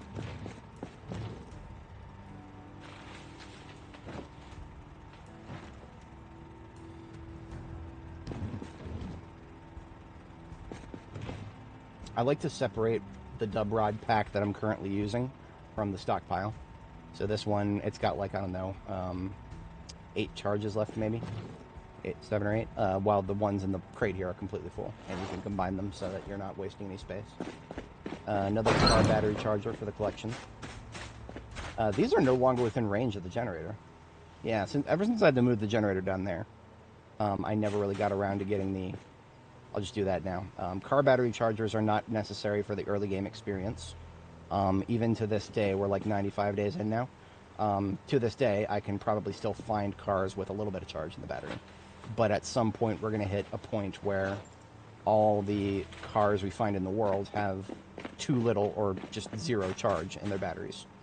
At that point, car battery chargers are something it's good to have a lot of, so that if you feel like doing some vehicle ops in a place that you're going to in the field, you have, you know, the ability to recharge batteries. These just kind of like, I think of these as things to take with me where I'm taking a generator setup. But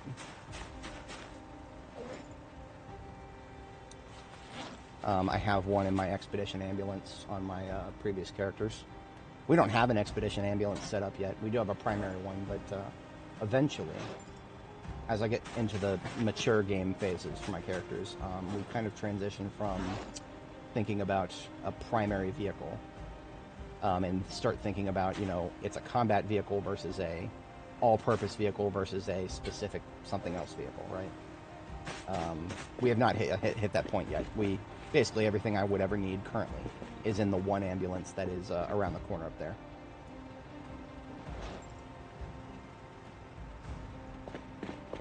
And we're just about to bedtime here. Put away the plaster powder. Something we can actually do before we go to bed is just sculpt up and then fire a couple of crucibles. I'm gonna do just like 2 regular crucibles here. So standing right here at the pottery station, this is where we need a sack of sand. There are no substitutes. So, what I did with sand is I put it on the ground outside. I can pick it back up and get it back without losing any. So, we're going to do that right now so that we can make a few more crucibles. Not all pottery recipes require sand. Sand is limited to certain recipes. Yeah, Nana is talking about something I too am looking forward to, which is once we get a combat truck going, we'll have some pipe bombing activities, and we'll be able to blow away zombies by the thousand with a single click. It'll be glorious. I shouldn't have parked the ambulance back all the way over here. This lot on this side, because it's inconvenient to get to, is for vehicles that do not yet have an active purpose. Active purpose vehicles should actively accessible.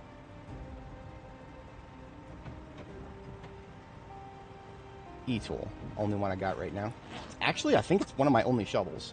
One of my slight problems is I always assume I'm going to have an E-tool. Eventually, I always have a surplus, but right now I only have one. And that assumption actually leads me to just discarding shovels, because if you have an E-tool, you literally don't need a shovel. An E-tool is a shovel, but better. So we've got, that's one charge of sand. I'm just going to take the rest of the sand from this side.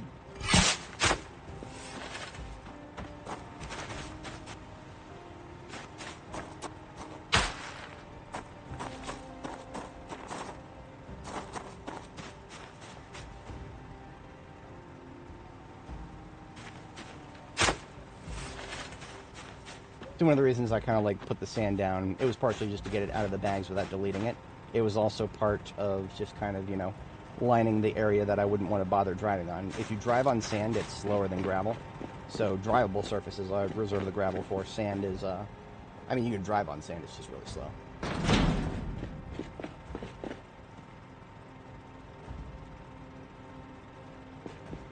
Alright, now we can sculpt a crucible. So now we have two crucibles. Well, I've got to fire it. What I want is two crucibles and then a third. That's what I want. So 3 crucibles total. 2 of them are going to be allocated for smelting stuff. The third is... I think we might need a third after we use the two. I don't remember. I also know that small ceramic crucibles are for different purposes. So we are using up, like, a bit of the sand that we have collected. You know what? Let's just use it all. Let's just use it all. We can do 3 small ceramics from that. And then we can reassess whether we need more sand later, because right now we're on a bit of a tight budget in terms of how many sacks we have.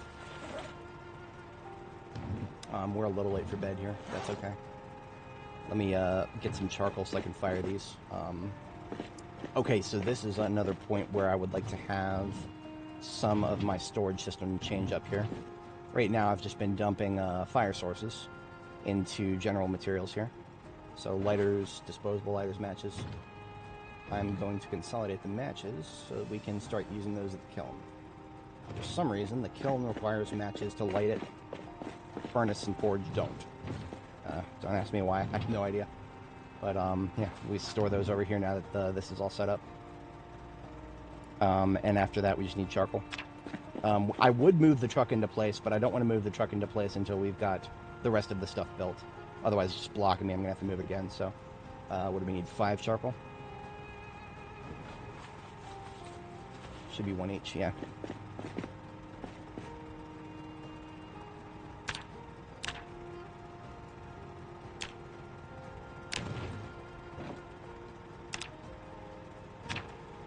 This does not get you experience, regrettably. But it is a necessary part of the procedure. Okay, so we have turned those crucibles into crucibles. Small and large have no name difference. I'm going to put the small ones, you can tell them different by the weight. So these 2 that weigh 0.2, put them in there. Larger ones into the trunk of the truck. Okay, mission complete on crucibles. Took a little longer than I thought. But let's have some water, and not ready to eat just yet. hit the sack, and we will start filling those crucibles with iron. That is the goal of the iron and the crucibles there.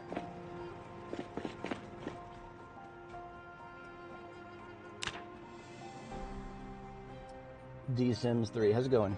Died a few times now, gotten decently far. What's the overall point of the game? Just survive forever? Kind of. I mean, if you need the game to tell you what to do to have fun, then... and you're not, like, kind of capable of extrapolating fun from the process of survival and exploration. I mean, exploration is really the bottom line of where I'd put that. Finding new things on the map and exploring, moving from place to place. When people play zombie games, they kind of get, a lot of people... kind of logically, assume that you build a base, and you set up a base, make sure it's safe from zombies. And then what? Well, you're not going to be able to live there forever, are you? You have a limited amount of food. Do you have sustainable food operations? To me, I don't really have an end goal for my character, but a prerequisite for an end goal would be that their needs are met indefinitely. And when I say indefinitely, I mean, like, we've got sustainable agriculture until they're... like, that would last them until they're too old to continue harvesting, at which point the non-perishable stuff would take over for the rest of their life. We have never hit that point on our characters, but I mean, like, and a reasonable person would get bored with that pretty quick. But I mean, the exploration part of that, striking out on expeditions and going to different towns looking for materials. That's what I find to be the most fun in this game. Going to new towns, setting up a field base, cleaning stuff up, and then bringing home with me. To me, that is that's the loop right here. That's the game loop. But it's also a sandbox game. If you want to be absolutely miserable and just play rotating security shift simulator, you can go play multiplayer and watch people try to break your shit while you're offline. Some people find that really fun. I used to be one of them. Not anymore. I'm clean. I'm clean, guys. Don't pull me back in. This is the point where I'm just going to go ahead and bring the truck back. It's easier this way. Got the crucibles and the charcoal in it. This is why we have the truck, is so that we can do this. Bring it a little closer. The only reason it wasn't already there is I'm still not 100% where I want the forge, and I don't want the truck to block it. Whatever. So we right-click on the furnace, and voila, look at all that stuff we can do, thanks to the materials in the trunk and the iron on the floor. We are going to start by smelting some large iron items. Now, when you start smelting stuff, this is a heavy thing. This is a heavy thing. And it's also tedious, and not just for the usual reasons. The game has a bad tendency to forget which crucibles you need to use in the crafting menu. So what I'm actually going to do is do an idiot-proofing thing here. I'm going to drop these 3 smaller crucibles that I do not want to use. I'm going to take the 2 empty large crucibles that I do not currently want to use, and also put those out of reach. The stupid-ass crafting menu does not grab these. Okay, so we have 1 crucible accessible right now. So, when I go to the furnace and I say smelt large iron item, the crafting menu will now not forget which crucible is selected. It will forget what is selected if there are multiple empty crucibles in the area. So, be advised, if you have multiple empty crucibles, because you want to prepare ahead of time, the game will forget, and it'll just fill up whatever empty crucible it can find, including the ones that you may have made for glass making in the future, whatever. Advanced problems there. So our first smelting of a large... Now you see what the crafting menu did just there. It already changed because we are already losing a empty ceramic crucible. What we're getting now is a large ceramic crucible with a little bit of iron in it. As you can see, it has like a little red bar, and that little red bar is like 1/8 maybe? I actually have no idea. But it's got like charges in it. Oh, you can see how many. If you go to the recipe, cast blacksmith anvil, click on the little question mark next to the iron source here, and then see that you have 4 out of 32 uses.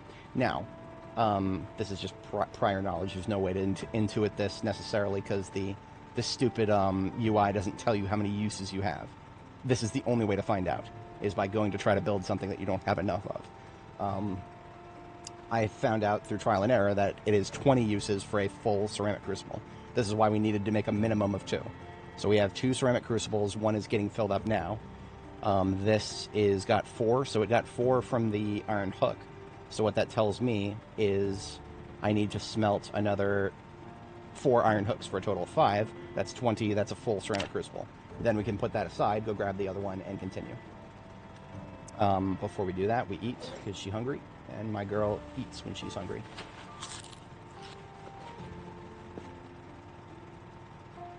Crafting and interaction with the menus are so frustrating. Any mods that can help? Probably yes. Regrettably, I wouldn't be able to help you with that because I don't play with mods. Not because the mods are not good. There are some great mods out there. But literally just last night, I was having a very interesting conversation. I'm just gonna pull my Reddit up really quick here. Where'd it go? Eeny, meeny, miny, and Mo. Here it is. Somebody was making a post about how several mods just seem to have straight up disappeared. Me seeing a video about Project Summer Car, then going to the workshop to find it locked down, and realistic driving physics just got deleted. What the hell happened here?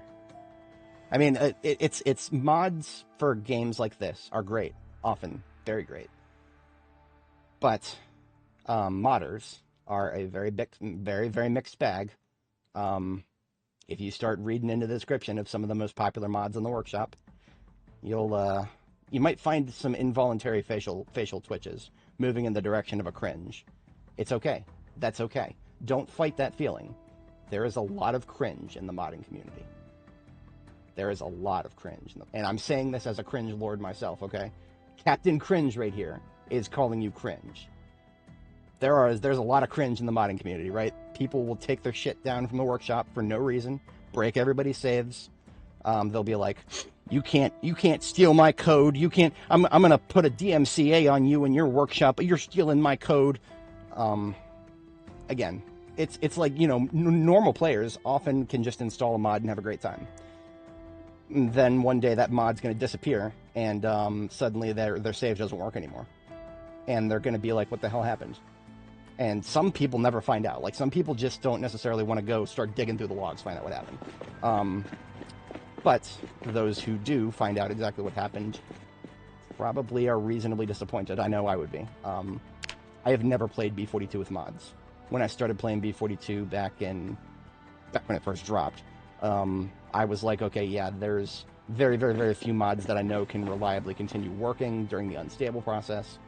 So unstable, I got accustomed to playing everything vanilla, which is, you know, I think the vanilla game's a lot of fun. Got a lot of problems though, and it would be amazing if we could get those problems fixed by some great mods. It's just, the problem is every time there's a really great mod, it just seems like something seems to go wrong. But don't allow my cynicism to hold you back from trying things. I would just say that when you first try a new mod, kind of treat it hands off. Don't like get too deeply locked into a save until you found out, you know, that mod it feels stable, got a lot of good reviews, nobody in the workshop is saying it's going to break all the time.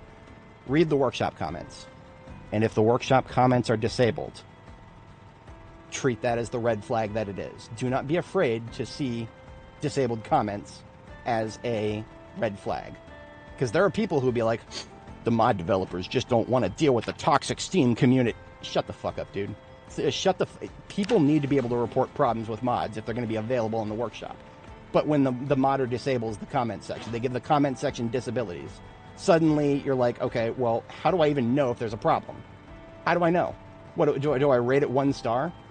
700 million people have already rated it 5 star. What is that going to do? You know, 9/10 of those people who have rated it have never played the game again. So it's like, you know, it's the modding system is just, I mean, in this game particularly. Other games don't have this problem for some reason. I don't understand what it is, but somebody in that thread that I was looking at the other day was comparing it to the RimWorld modding community, and I was just like, wow. I play a lot of RimWorld in the past, and I've modded it, and it's always been a very smooth experience. Maybe it's because RimWorld is just a fully released game. I feel like that's got to have something to do with it, right? RimWorld, I've never been anywhere near it while it was still beta. I don't even know if it did a very long public beta. That was long before me. And I think that because it's not an unfinished game, that's constantly changing, and therefore constantly devaluing everything that ever gets put on the workshop. Probably a lot less modder burnout. So I don't know. There's just a lot of things to think about if you want to dive into modding. I personally would, the only thing I would say is be very trepidatious about trying to solve problems that you perceive with the game just by throwing mods at them. I would recommend caution against doing so. Because that, to me, that sounds like a rabbit hole that you're going to go down and you're going to keep going down it, and eventually you're going to be disappointed. Eventually you're going to be disappointed, and that disappointment can take many forms. Maybe the mod breaks, maybe you get tired of trying to find the right mod, you know, maybe you never find the right one to begin with, but that's just my 2 cents. I have a lot of mods that I would love to be playing with right now, but we just had a hotfix, 42.20.2, that changed the way ampersand strings are parsed, and everybody had to update their mods. So already, once in this character's journey, there has been a tiny little hotfix update that has given some modders, not all, some mods were completely unaffected, and that's fine. But it's already created a dice roll that I would personally prefer to avoid. That's, you know, long and short of it right there. So what we just took out of the trunk there is the large iron band, and I want to split that in half, and then start taking some stuff out of the trunk that is iron that we can use. In order to split it in half, I need a hacksaw. Should have one over here-ish. There we go. Saw, iron band. Hacksaw is in the crate. So this takes an iron band and turns it into 4 small iron bands. Which means I now have a total of 5 small iron bands. We also have iron scrap. We have iron pipes. Do not scrap your iron pipes for this. Don't scrap your broken iron pipes. Save those. Trust me, save those. Don't use those for your. Find something else to make your blacksmith handle with. You'll thank me later once you learn how pipe bombs work. For now, I'm just going to put these in the truck. I need to go get the other crucible.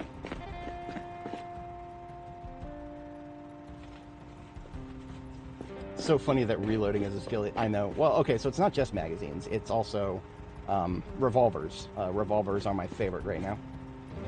But it's also taking the magazine in and out of the weapon. That's a dice roll too.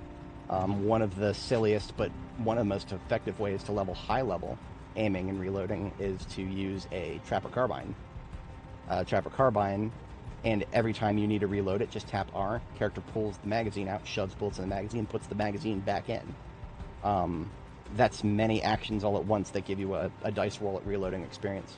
Something I wish I knew a long time ago. We have everything else I need, yeah. Smelting a large hook to start with, but I don't want to use up every single one of them. I want to keep like 3 hooks if I can manage. If I can't, then whatever. I'll smelt them all, and I'll find more hooks later. There are still plenty of garages here in town that I can loot for those.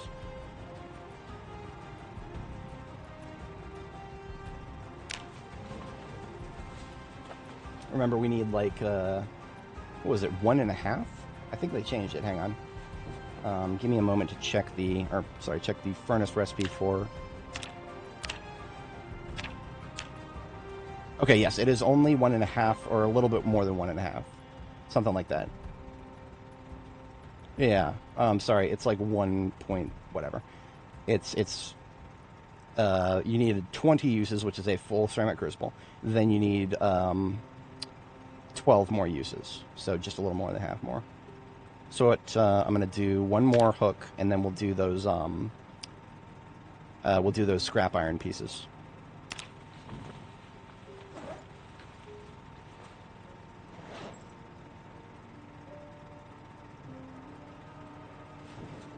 I do apologize if anybody is just here for the crafting stuff and you're not here for the yap. I terminally yap here. It's some people like it a lot. Some people probably are not that interested in it. But I try to strike a balance. I am well aware that I'll not be perfect with that, but we can always do better. So now we're doing a piece of iron scrap instead of a hook. How many pieces are, how much iron? Is that it? I think that's it. Yeah, that's it. So we have exactly the correct amount of iron to make a blacksmith handle now. So there's one last thing that we need to make. And I actually forgot to mention it. I kind of forgot that entirely. Subconsciously, I knew that we would need it eventually. You need a ceramic, what's it called? Cast? Mold. You need a mold, that's right. You need to cast it into the mold. And it needs to be ceramic, so what you need to make a ceramic mold is to make a wooden mold first, press the clay into the wooden mold, pottery skill, and then turn around and fire that at the kiln here. So then you've got a ceramic mold that is a one-time use object to make the anvil with. For that, a couple planks, couple nails, I think. Actually, if you go to carpentry, you search the word mold, there's a limited number, and all of these with wooden, when you make them out of wood, pretty much just a couple planks and a couple nails each. Yeah, every single one of these I might use someday. I've found use cases for a lot of them. So, how many? I got 6 planks. I'm just going to allocate all those to making molds and store them in the pottery storage because it's right there. It's ready for us. Where'd my nails go? Did I use up all my nails? Surely. Surely you can't be serious. Okay then. Opening another box of nails. Got plenty of those. Crept up on me.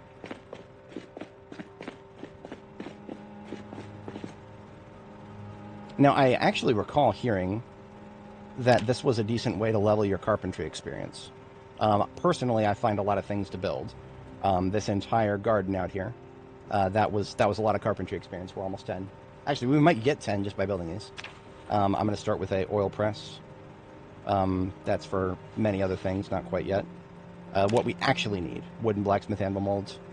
Oh, that's 4 planks. Okay, so won't have a lot left over after that. Maybe just a ingot cast mold.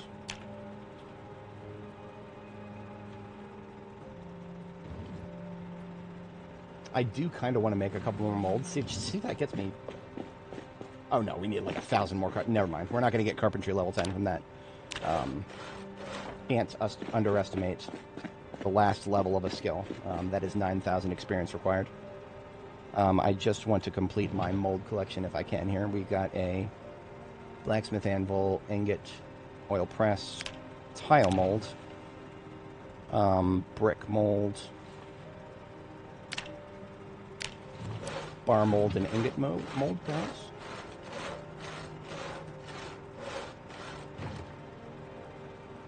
I mean, honestly, bricks are probably the least likely thing I'll ever be needing to make. There are many places you can go to on the map now where you can just find a pallet of bricks, 30 bricks to a pallet. Yeah, just a bar cast mold with this last plank. Well, we're going to need more planks anyway. Next is the bucket. In the trunk here, we've got iron bands. We never even needed to smelt them, so that's great. I'm going to put away all but 2. This vehicle is going to be our just a general vehicle disassembly storage for now, until we get a better vehicle for it.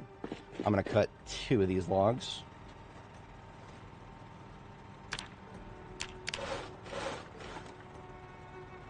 And double check my material requirements for a bucket.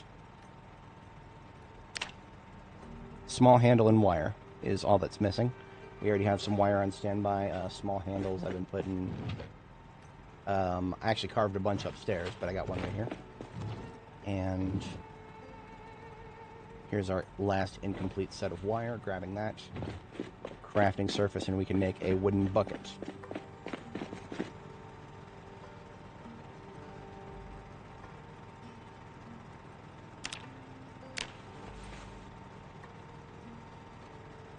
Now, the carpentry requirements have always been relatively low.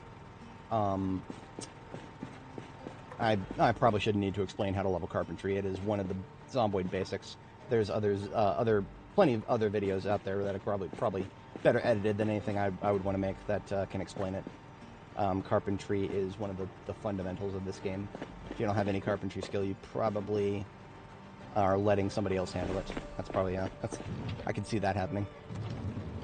Multiplayer is lots of fun if you can task manage with your homies. Have somebody else handle the carpentry while you do other things. Me, I am a do-everything-myselfer. Okay, so we've got the bucket made, placed over there where we're going to need it. We've got the wooden mold made. Now we need to press the mold with clay to make a blacksmith anvil mold here. That's the hand-operated press, so the pile behind the storage here. Don't ask me how we're accessing it. It just works. It just works. I'm going to use it. So that's 8 clay. So I'm glad we actually still had some clay left. We actually got almost a perfect amount. We have a little bit left over, but that's more than I thought.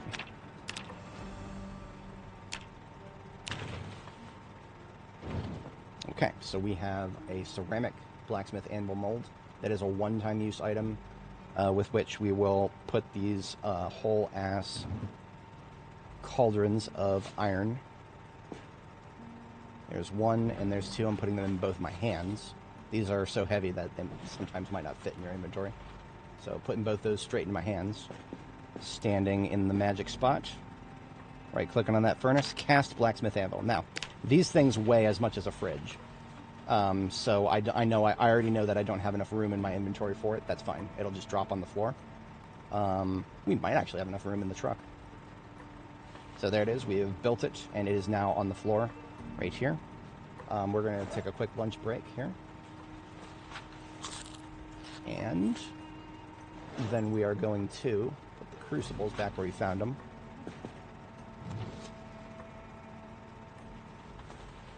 So far, we have used about 40 charcoal, and we've got about another 59 on standby.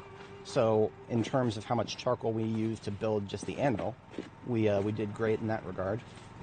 But we will blow through that once we start leveling blacksmithing, so definitely don't get too comfortable with just that much. But if you see trees, you see charcoal. It's like that scene from that the firefighter movie. I forget the name of it. Taking the view, boys. Someday, all you're gonna see is fuel.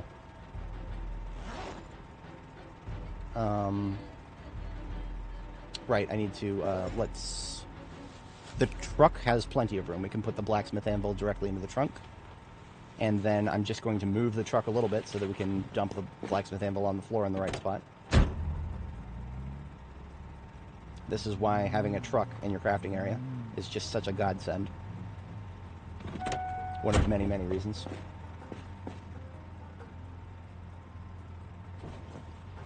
Okay, so let's just hit the crafting menu, or the building menu, make sure. What are we missing? Oh, a log. That's funny. I almost every time I forget this. Just a one whole ass log. That's all we need. Just a regular whole ass log. Because I always have so many as part of this process that I'm just like, okay, yeah, I'll get that. Okay, now, there it is. Okay, we're out of the range of the bucket for a second. Okay, so this is where the magic happens. So placement is key. And this is where this is why I was lamenting getting the truck in the way. The truck will block placement. Let's move the truck up for now. And let's take another look at that. Let's find out what else will block placement. What's going on there? Now, I expected, are you going to tell me that the door itself, you can't put stuff in front of the doors? Well, I've never tried, but I mean, that's silly. That's silly. I mean, I was 100% on board with selectively blocking the door. Like, I was like mentally prepared. Like, yeah, we're just going to let go of part of the door. We only need 2 tiles to get in and out of, alright, shit. I mean, okay, I don't have to put it directly up against the door.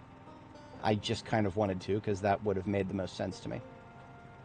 Now, it would actually make things more difficult for me from a visual standpoint. Let me just get this. The grindstone is kind of blocking me here. Let me just move that out of the way. Thankfully, it's lightweight.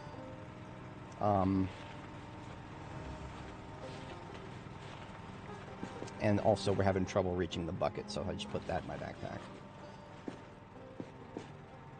Okay, now we can see this a little bit more clearly. That's probably what we're going to do right there. Because, I mean, I could do it this way, but something I learned a little bit too late with my last design here. My last design is here. This was the most recent time I built a forge and a workshop and everything. This was great, it worked, but the magic spot to stand for forging, which is this little tile here next to the grindstone in front of the storage there. We could reach the forge, but it was iffy. It was questionable, because when I'm talking about, I talked before about you can reach a workstation from a tile away. It's finicky with the forge itself, though.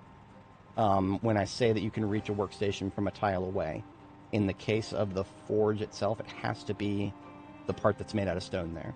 You have to be within one tile of that. And our magic spot here was like a diagonal tile away from that. And that actually led to some really weird... Occasionally, the game would think we were close enough, and then it would change its mind. Like, we would turn around to pick some stuff up, and suddenly we were no longer in range. It was strangely inconvenient, despite the overall efficiency of the build. So if my theory is correct, then orienting it like this is the only reasonable solution to that. Now, let's... for the purposes of planning, give me a moment. I just want to... let's use these like bags of fertilizer here.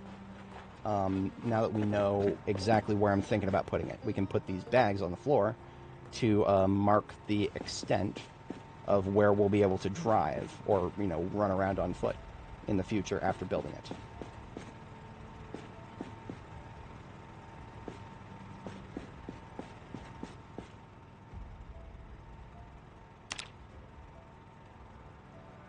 Okay. So again, that bucket, it doesn't look like it blocks a lot of movement. It is a complete denial of that entire tile. So you cannot just kind of walk around the bucket. No, you got to go all the way around that whole ass tile. It doesn't sound inconvenient at face value, but trust me, it is. Trust me, it gets annoying after a while when it comes to navigating a workshop. So this is why I put a lot of effort into like kind of pre-measuring this and making sure that it's going to work out right. Again, I was expecting to be able to just build it up against the wall right here, but apparently you cannot build directly in front of garage doors for some reason. That's so odd. I interpreted that garage doors would be just like fences or fence gates. That it doesn't matter if you block them, anything would no-clip right in front of it. Guess not. Okay, so that's not the worst thing in the world, I guess. Yeah, that's not the worst thing in the world. I don't really have a strong preference visually, but functionally, I do think this is actually going to work better if we orient it like this. Because the magic tile that we would be standing in would be... fuck. Sorry. There is no magic tile. This is an unsolvable problem. This is an unsolvable problem that I'm stuck with here. The problem that I had before, if my theory is correct, is that I'm a diagonal tile away from the workstation. And isometric game, diagonal tiles are not treated the same as adjacent tiles. And that is, I think, why the forge was inconvenient to work with back then. What are my options here? Now, the whole design, if it isn't... I don't know how recently I articulated this, but the real benefit to this design, especially in the context of this base here, and the base that we're currently working with, because it's in front of a garage door, is that I need to be able to drive right past, or just right through the workshop with the truck. That is the core convenience factor here.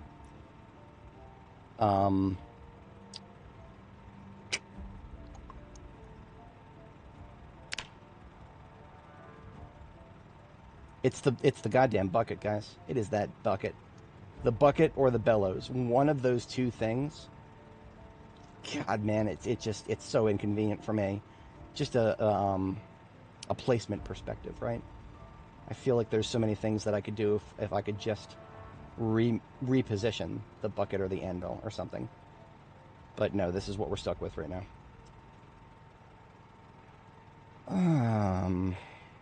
I don't think anything has changed from a overall perspective. I think this is still going to be where it's going to be. Yeah, nothing has changed from an overall perspective. I mean, I'm just going to take a quick look at one of my older builds. One of my older builds was a place that I could drive into, but not through. Of course, this base itself, one of the reasons I chose it is because I can drive through it and not just into it. That is a very important decision factor for this. But let me... Where's my... there you are. This one. That's my previous video. We don't need that anymore. Where is... That's Jericho. Give me... this is also in the description. This is the third screenshot in the description, my 42.15 base. Taking a quick look at this. Wait, what? Oh, I'm an idiot. I'm sorry, guys. In the description, one of the links is a duplicate. Okay, well, just a second. I'll get the correct link put in there. Doofus moment. Me, content, 42.15.3 base. This is the last time I built a custom base completely from the scratch, ground up, no pre-existing POI was involved here. And I was supposed to put a link to this in the description.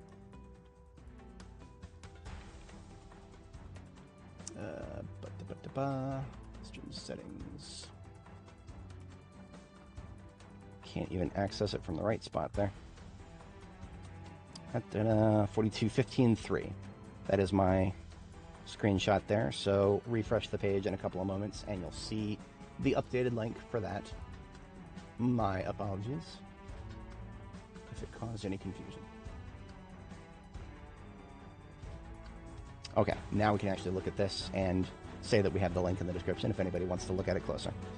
This is the base that I am most proud of in terms of everything except for the ability. What I would do if I was going to build this again, probably 3 or 4 tiles wider on each axis, but then these stacks of crates directly behind the McCoy Logging Co. truck. I would, instead of crates, those would be a half gate. They would be a half gate. So 2 tiles worth of a gate, just like we've got here at Jericho. That's a half gate right there. Oops. But this does give me more food for thought here.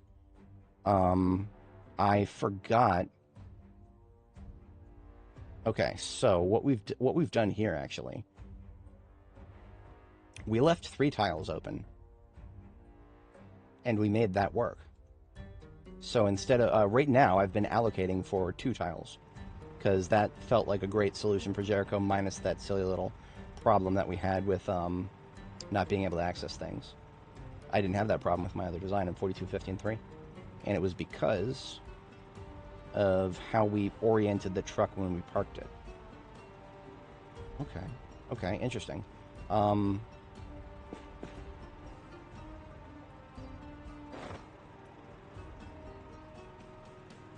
See, the truck is like flush up against the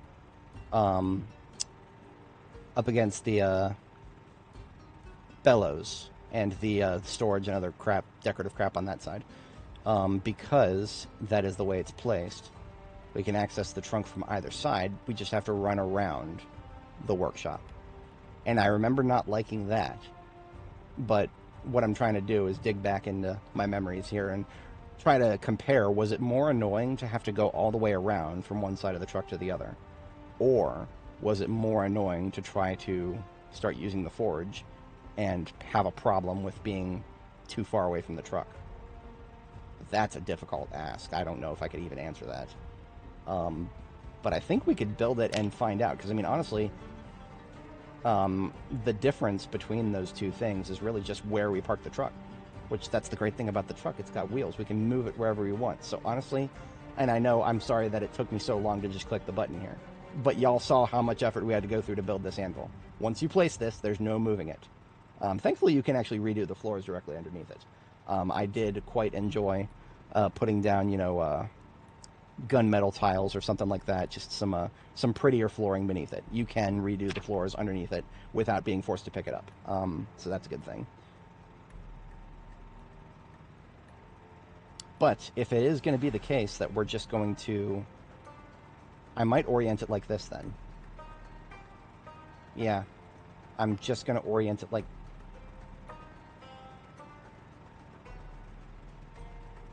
Yeah, I'm just going to orient it like that. That is the best solution. The bucket is still going to be obnoxious, but it's never not going to be.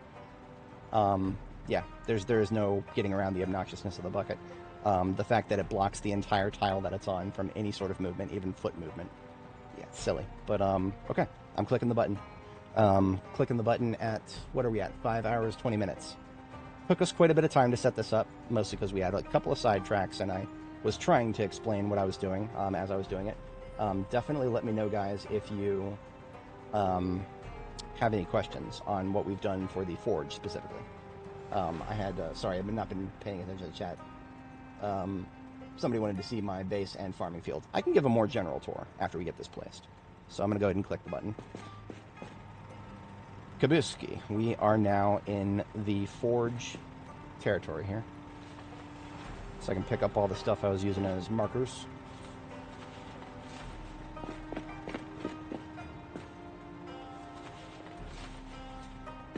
And fertilizer was... Actually, while we have it in our hands, we've got more of that up here with agricultural stuff.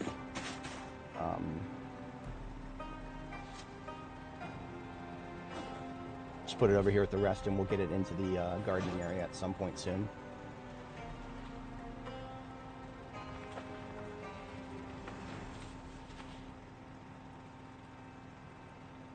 So we actually have a leftover bit of iron. Interesting. I thought we had exactly 32, but okay. I'm just going to put that into... I'll put that... We could dump it out. I'm not going to do that. I'll put it into pottery for now.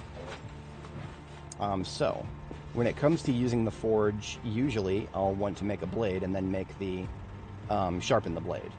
So, we have a grindstone. We already had it placed, but I think I'm going to change the position that it was in now. We're going to put it here in front of the bellows. So then we can put general storage, material storage for the forge itself, right here in front of the forge on this side. In that tile right there. So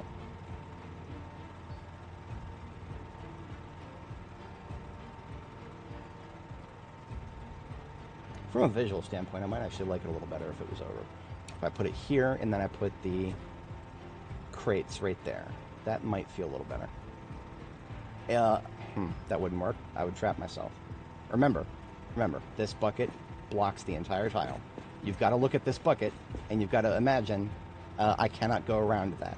I've never liked that. I've always hated that about this. But there's nothing we can do about it. That's the game we're playing right now. We used to be able to remove the bucket, and it used to do nothing.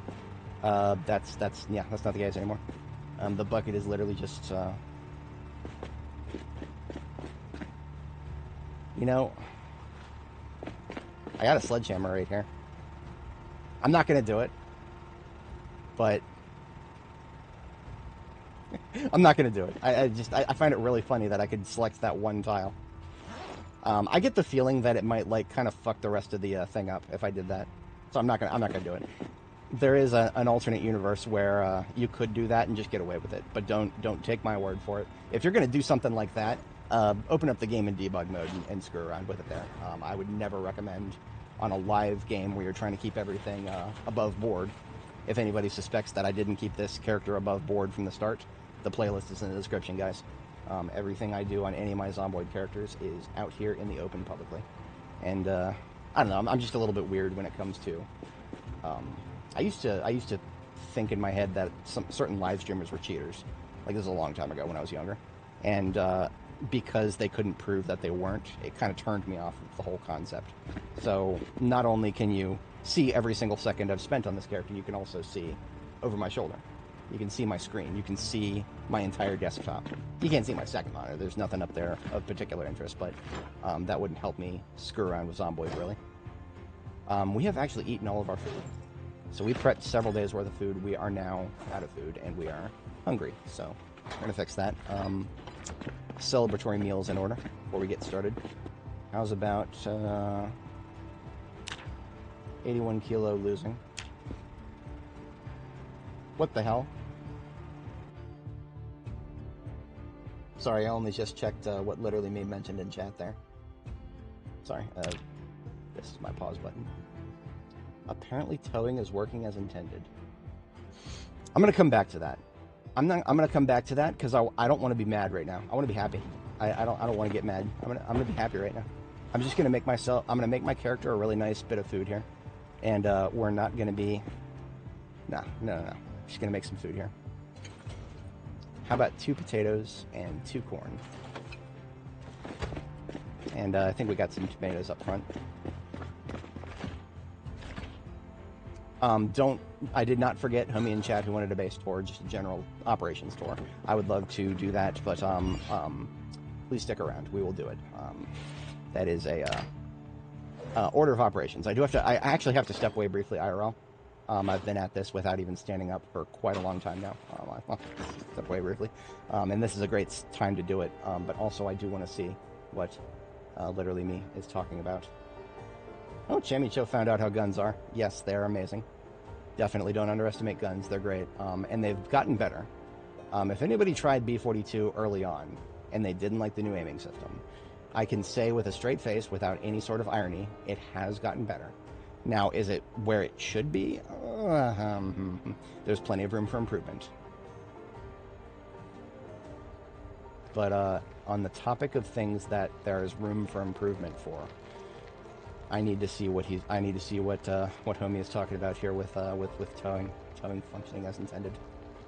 I actually have not been to the Indie Stone official forums in a minute. It's been a couple of minutes since I was there.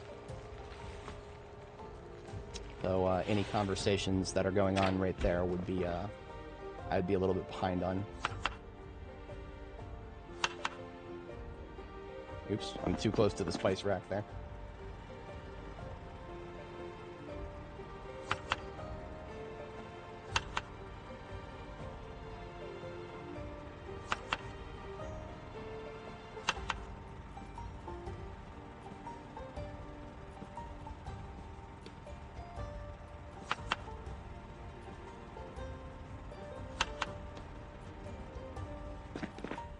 Might be enough ingredients for a solid 4 salads right there. Hang on. But we need 4 ingredients to get to 30, so we're definitely not hitting 60. So let's start a new salad for both of these.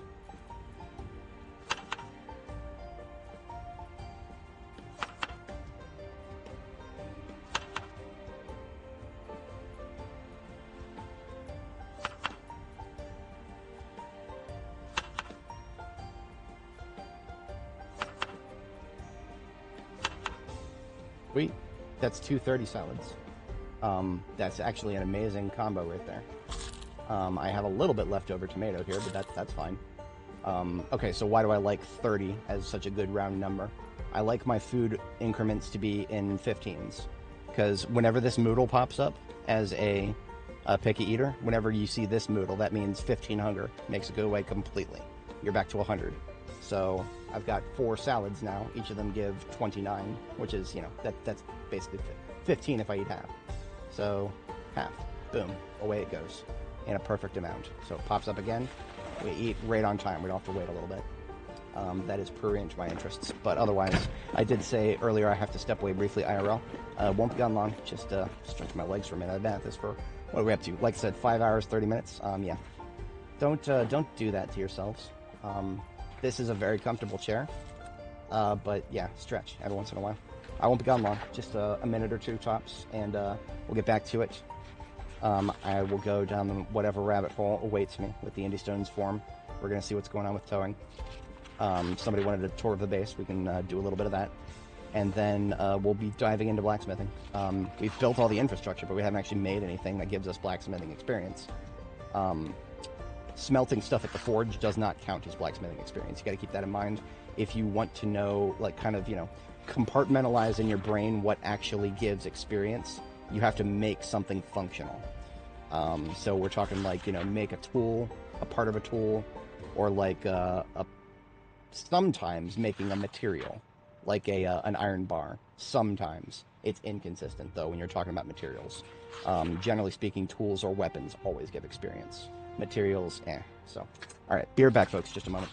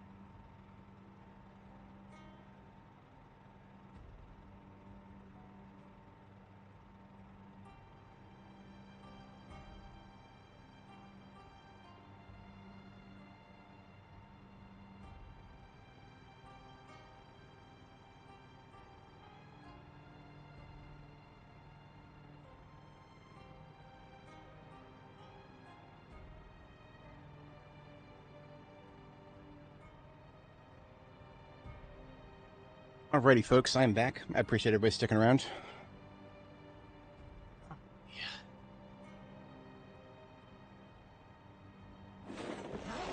We are putting away the napping book now that we have completed it.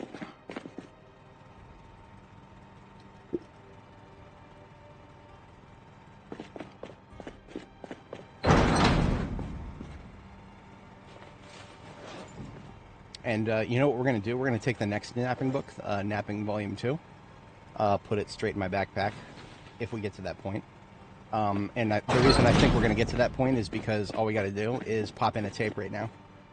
This was not a priority, which is why we didn't focus on it, but there is a videotape called Napping, the Ancient Art, and I assume that that is a skill tape for napping. Has it in the title. So I'm going to pop it in real quick, and I think this is probably just going to get us the first 2 levels of napping just right away, instantly. That's usually how it works when there's a dedicated skill tape for a specific category.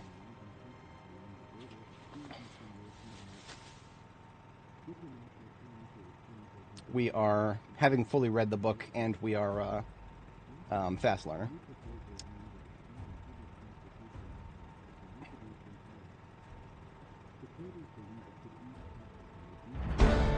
Napping level 1. What I'm going to do is I have my hand on the stop button.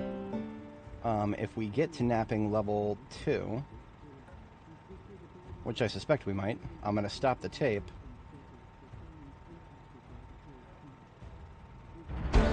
Immediately.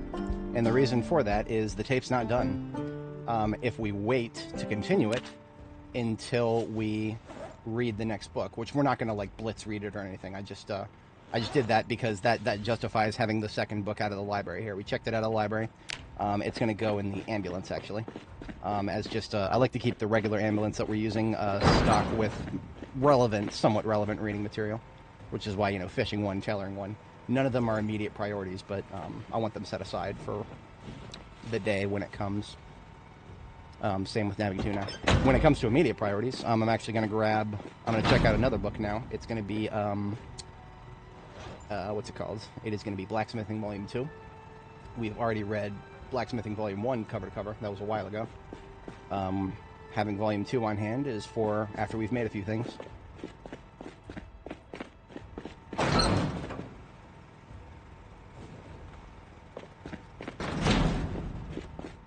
She hungry? She eat?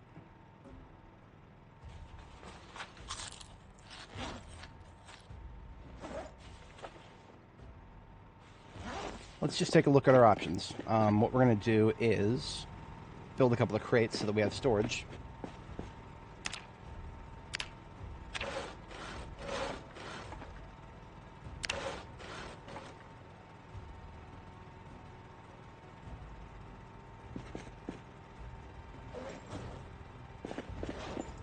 I would like to do metal crates if I could, but I can't. That will be much later on when we have a chance to level welding all the way up to... Hang on. What is the highest level welding crate? Craftsman, level 7 welding. That is a very, very, very, very, very long time from now. Couple weeks IRL probably before we'll ever have that. That gets you another like 30 storage. These will give us 78, and then we get 104, so it's like just under 30. So what do we put in them? Stuff that is in this fire truck currently. I'd probably say about 80% of this, but there's actually not that much. Regrettably. I would have preferred there to be a lot more, but we're just going to take everything except for scrap metal.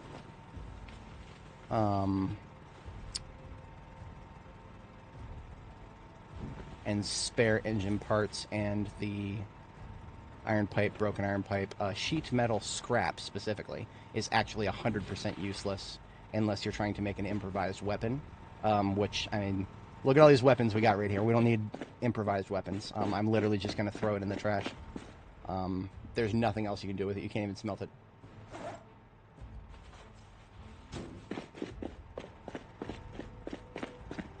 So what we ended up with there is just a variety of random stuff from ripping cars apart. Some of it has multiple purposes. A lot of it has blacksmithing purposes that we're using it for now. Wait a minute. I got an idea just now.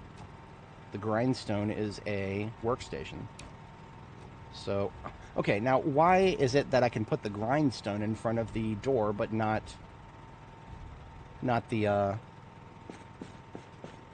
forge itself? I don't understand that. That is odd. But if I try to reach the grindstone from there, would you look at that? I think I can. I need something that I can actually sharpen.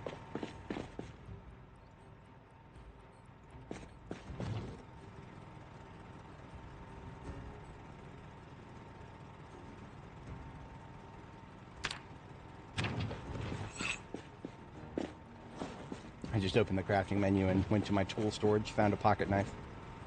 There we go. Okay, look at that. So, it's like a tile away and at an odd angle. Usually that's a problem. Like, that was the problem that I was talking about earlier with the blacksmithing forge. But no, we're... Okay, so grindstone goes all the way back there, and we can still reach it from the good spot there, the sweet spot. Okay, sweet. That means we're in business. So, the truck. The truck is going to go into its resting place until it runs out of charcoal. When it runs out of charcoal, we hop back in and drive it out of here, go get more charcoal. It's a very simple workflow that is I've had great success with.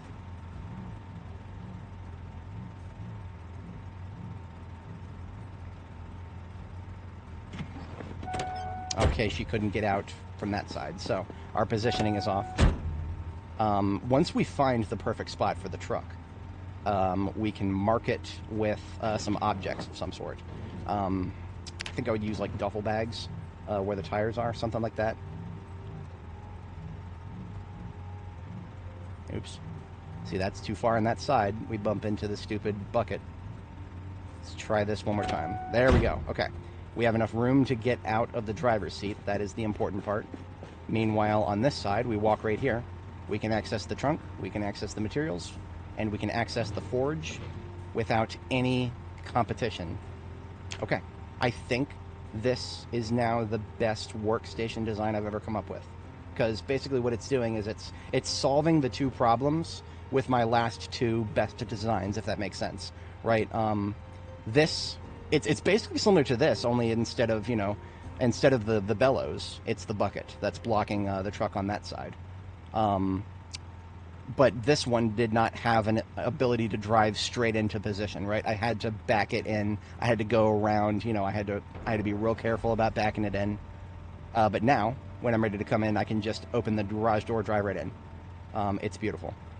So what we need to do is make sure that we remember what the positioning of the hood and the tires are so that we can get back into this spot without being, super-de-duper careful about it. We'll still be careful. We're always careful. But, oh, here's an idea. We got empty propane tanks up here that we can't do too much with. Let's just place those on a facing...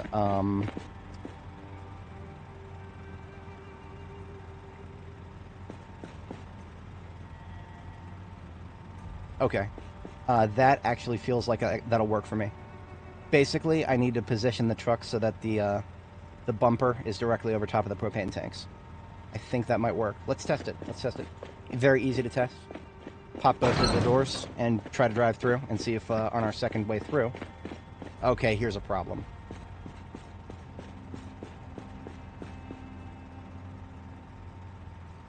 This is a problem.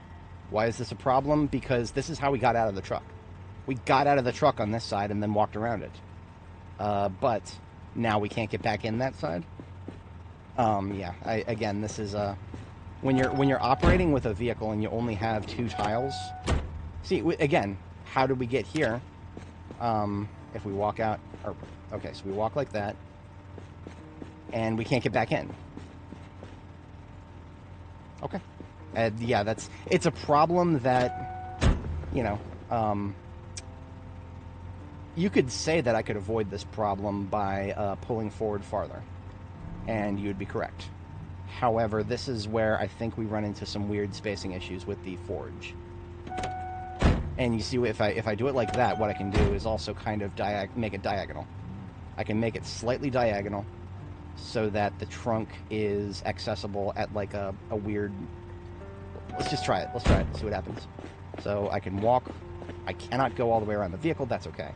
But I can stand here in the magic spot for the forge.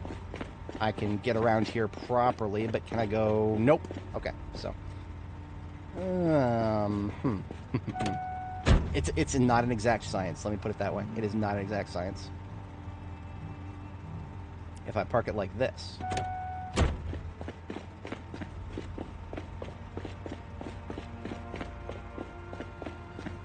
That might be it.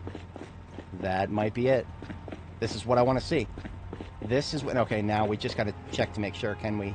Is this still the magic spot? I think it is. Because remember, we have no tools in these crates. So if anything shows up as possible to do in the crafting menu, then we know that the truck is positioned correctly, because the truck has the tools. Now, again, I should back up a little bit. Why do we need the truck to have all the tools? Because otherwise I would need to have two copies of every tool in order to do what I want to do at the forge, at the kiln, and then the furnace. The better solution to that is to just have a container that you can access from multiple spots in a wider radius than any other container in the game, and that is the truck of a truck like this. So I can still do anything I want to over here, and I can still do anything I want right there, and I'm not movement blocked. Boys, I think we got it.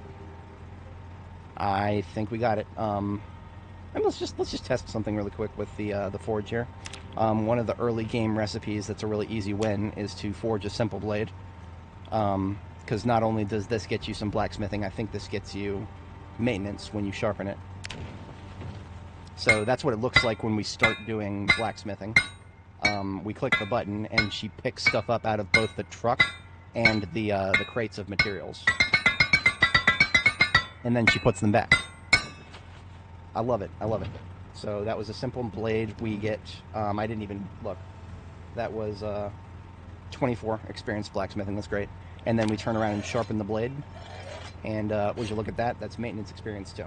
Beautiful. I'm going to put that right there in the crate. I'm going to shut the truck off because it's in its good spot now. We don't have to worry about. We can mark it later. It's actually past our bedtime here. We're going to button up and head to the pillow. Yeah, the tink tink, the extremely annoying sound of slapping that hammer. That is definitely one of the sound designs of all time right there. Alright, some midnight snack here. I'm going to go ahead and transition some materials from welding storage here. So like steel bar half. Steel rods actually aren't all that useful for blacksmithing. There's like one or two things you can do with them, but most things you can do with them, like splitting a steel rod in half, can get you an experience. So I know for a fact that wire, there's several things you can do with wire over there at the forge.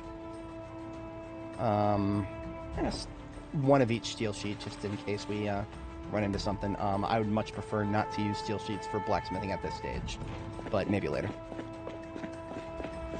So into the materials they go. Now we're going to blow through this, and we're not going to get too awful far with blacksmithing as an experience, experience points. But maybe we could get to level 2. That's the current challenge. If we can get to level 2 with what we got, then we got an intermission to read the book and then strike out and find some more materials.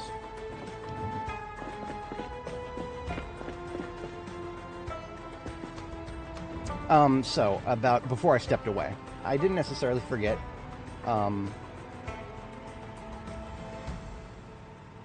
I've kind of like, I don't want to say that I wanted to forget, but towing is very important to me in this game. I've just demonstrated to you all the use cases you can, some amazing use cases for a vehicle. Take that and multiply it by an order of magnitude when it comes to these step vans. I love these things. For almost all of B42, it has been possible to tow them with a heavy-duty vehicle over a certain horsepower threshold. And now, that 42 has gone stable. They've changed towing at the last minute. And I just heard a report in chat that apparently the Indy Stone are officially claiming that it is functioning as intended. I need to verify this. If that is actually what they're claiming... Well, I need to see what they're claiming. I'm not even going to sit here and speculate. I'm going to just check and see what they're saying. So, Indy Stone forms.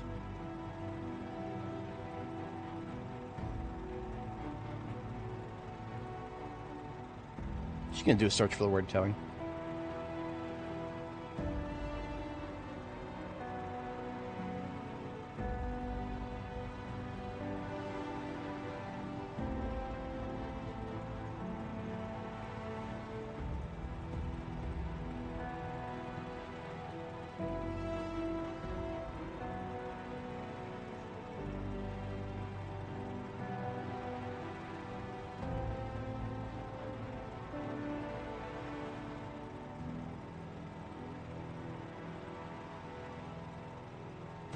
Anybody is not seeing what I'm reading here. Thanks for the report. Based on your description, this is working as intended. Trailers have a rigid frame that's attached directly to the vehicle when connected for towing. Regular vehicles use a simulated tow rope that's hit between the connection points. It's important to manage your speed when towing another vehicle like this, smiley face. Okay, I would agree with that if we were talking about braking, but okay, so this is a different thread here. Okay, so he's talking about hit something or slow down rapidly. That's not the problem. I can understand if people think, oh, well, you don't have your brakes connected between the vehicles. So if you hit the brakes or if you hit something, okay, my most recent video about towing, I hit something and I, facepalmed because it sucks. But if that was the only problem, then I would expect it to happen. That's not the only problem. There is another problem. I need something that's not a step van to demonstrate this. I'm going to use the, what am I going to use? The sheriff deputy truck here. Yeah, this one. We're going to use this because it's already damaged. The trunk's already damaged to oblivion. We're just going to tow something with this. We'll find something else that's already damaged out there. And I'm going to show you guys what the problem is that is not... It's not necessarily the problem is of the vehicle that's doing the towing coming to a stop because of... Sorry, I lack the verbiage to explain it. I need to show it visually. I hope that it will make a little bit more sense when you see it.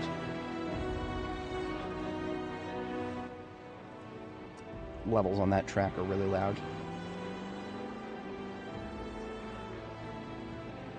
Any step vans out here? Not seeing any. I've probably collected most of the ones in the area. Problem is, step vans are the most important vehicles to tow.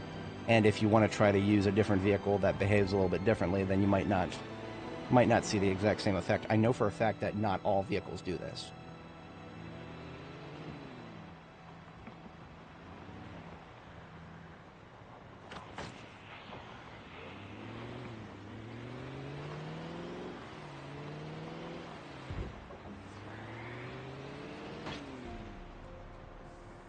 No parking lot up here by the dock, or at least not like there used to be.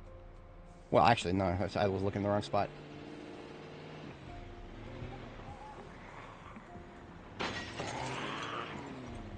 Oh yeah, Boating Club has got a very weak parking lot in this world. Before the map glow up, the parking lot was similar size. Seemed like there used to be more cars, but maybe it's probably all random.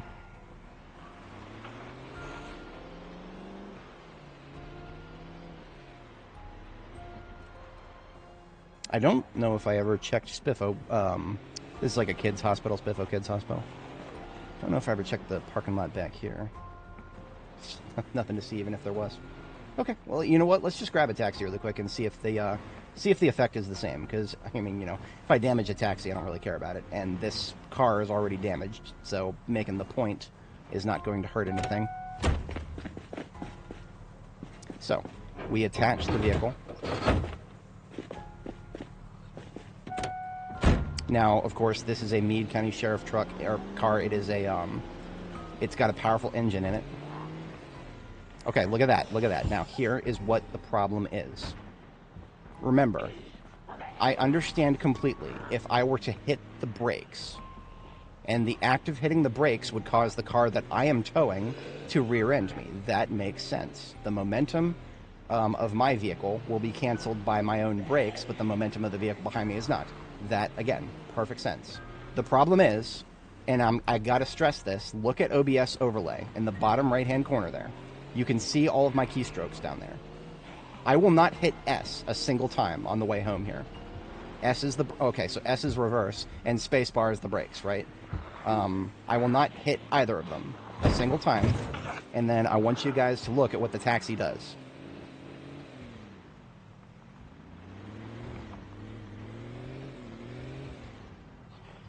The taxi is not doing it quite as much as step vans do, but I did notice it doing it, so let's get up to, like, what are we at? Just below 30? See the way the taxi, as I just coast, I'm just coasting, that's what I'm doing. I am not braking. I am not hitting anything to slow me down.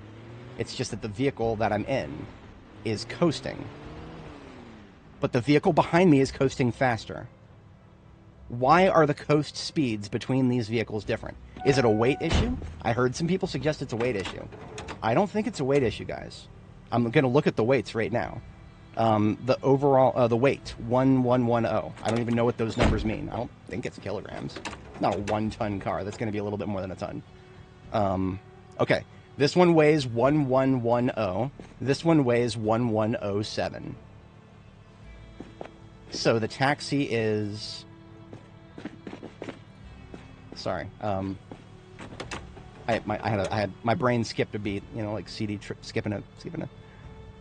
Yeah, okay, so whatever these weight units are, I don't think it's kilo. Whatever these weight units are, it's off by like 3. And yet, when I accelerate to, let's just do 30, and then let's take cruise control off. Why is the taxi going to hit me? I'm staying ahead of it. I'm tapped. This is almost a reflex at this point. I have had to learn a new reflex for the new towing system. That reflex is to tap the accelerator to stay ahead of the vehicle behind me. When I'm coasting, not braking, coasting. I'm sorry, I don't mean to get like, you know, it's not any of my viewers' fault, and it's not anybody's specific fault. It does really frustrate me when people, you know, don't even really test this shit and then they start running their mouth about it. There is something wrong here when I'm just coasting and the vehicle behind me is coasting way faster than me. The reflex is that I expect the vehicle that is behind me to have a significant amount of drag in addition to whatever I'm pulling it with, you know? But, I mean, I lack the right words to do this because I don't tow vehicles in real life. I've never towed a vehicle in real life. And I'm sure the people who have towed vehicles in real life could possibly give us an explanation for this. Maybe. I don't know. All I'm saying is it does not logically make sense to me. It would if we were hitting the brakes. And I'm sorry, I'm just kind of staring at chat. Does anybody have any theories on this? I don't want to sound like some, you know, oh, I know exactly what's going wrong here. It's wrong, and they need to fix this and this. Maybe there's a reason for this. Maybe there's a reason the taxi almost just rear-ended me. But again, have I hit S or the spacebar a single time? Bottom right-hand corner of the screen. All of my keyboard keys are visible to you guys.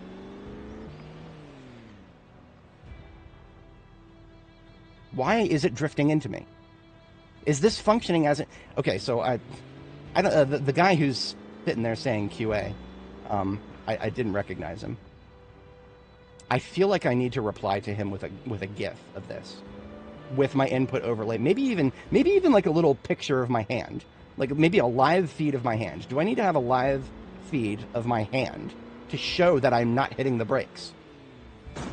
Why did that happen? Can somebody please explain? Because again, I'm not gonna say I know everything about all this shit, but I mean, I feel like that shouldn't be happening. It never used to. This never used to be a problem. Functioning as intended, everybody. Functioning as intended. Okay, could be simulating engine braking. If that was the case, does that mean it's happening automatically? If so, why does it not stop if I turn the taxi on? Hang on. We got battery. I turn the taxi on. I probably don't have gas. Let's get it. Let's get a 2 liter. I'm totally on board with that theory, Harlech. If it is like, you know, I am familiar with ABS.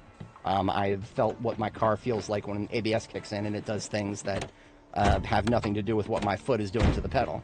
I actually kind of don't like that, but it's necessary. It kicks in when it needs to kick in. It's there for a reason. But the Meade County Sheriff car is now on. The taxi is now on. Both vehicles are now on. Does the vehicle need to be in drive in order for whatever you're talking about to be a case?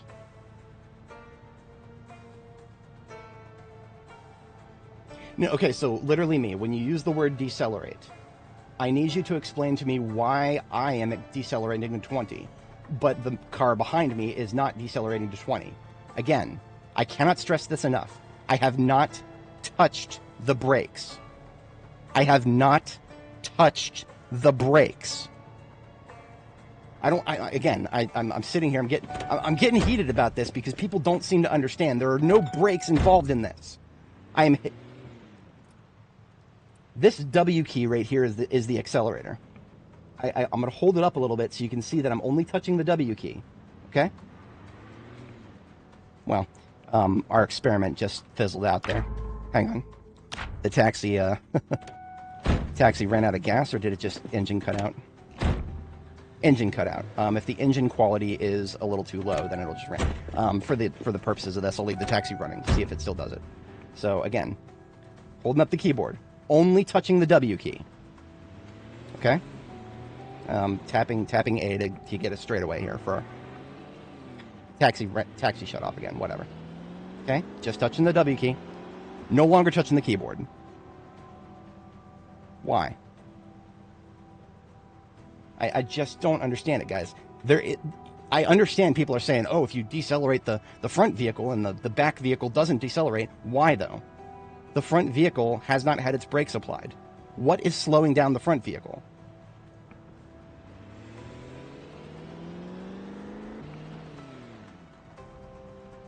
Why is the front vehicle slowing down faster than whatever system is causing the front vehicle to slow down faster? Is there some kind of reasonable mitigation for that? If not, please explain why. That is really, and again, this is a conversation that needs to be had with the devs, because even if somebody can explain this to me adequately, and again, I don't want to sound like I'm closed-minded here. I am open to a reasonable explanation for this. But if I get a reasonable explanation for it, cool. Then we need to hear from the devs, is that actually what is being implemented here? And if so, why? Why is there no mitigation for it?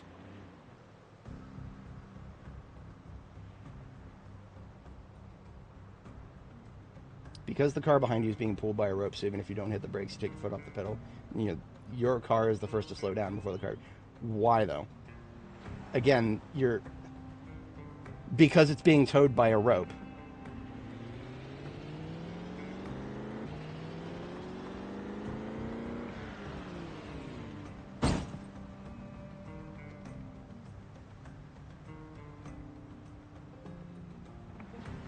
Again, I just...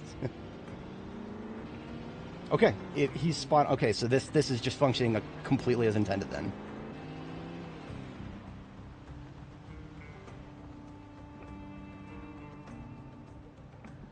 It's being pulled by a rope. Okay, being pulled by a rope.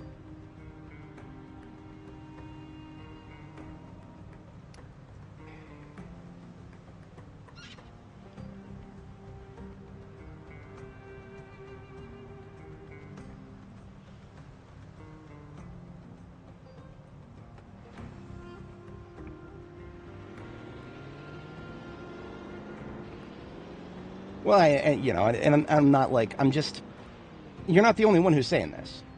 And that's, you know, if you guys are right about this, if this is the way it's going to function as intended.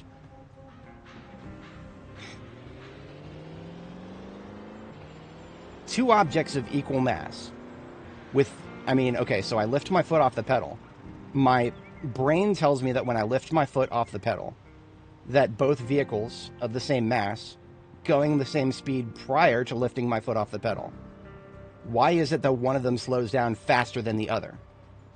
The one in front comes to a stop faster than the one behind me. You would think that once you take your foot off the pedal, they would both coast to a stop at a relatively equal rate. I'd be open to assuming that the one behind me has maybe a little bit, maybe would end up a little bit closer.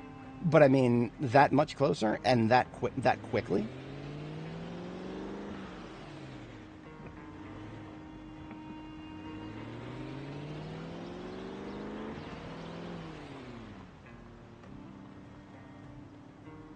A rope, we send a wave through a rope. Okay, so we're going back to the tow rope thing. I mean, I guess, you know, at least now we have official word from the Indy Stone.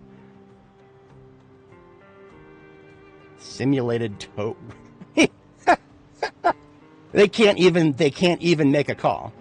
They can't even make a call. Rope, chain, whatever. Whatever. Official guy from QA, whatever. It's a tow rope, it's a tow chain, whatever. Fucking who cares? It's a tow rope, it's a tow chain. To tow these nuts off a cliff is what it is. I mean,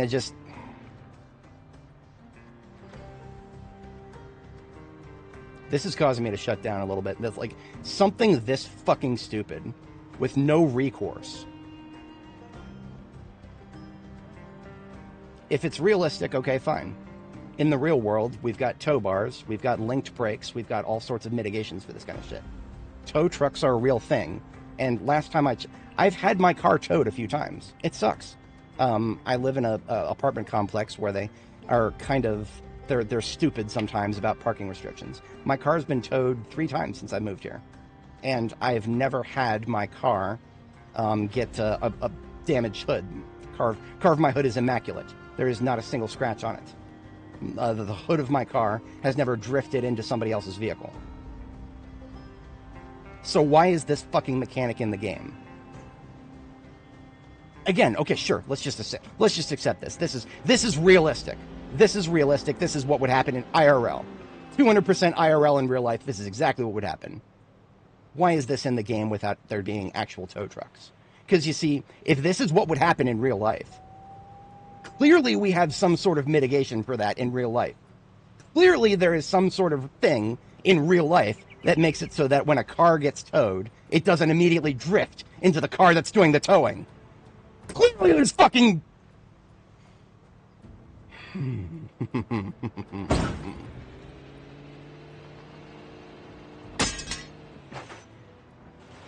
Yeah.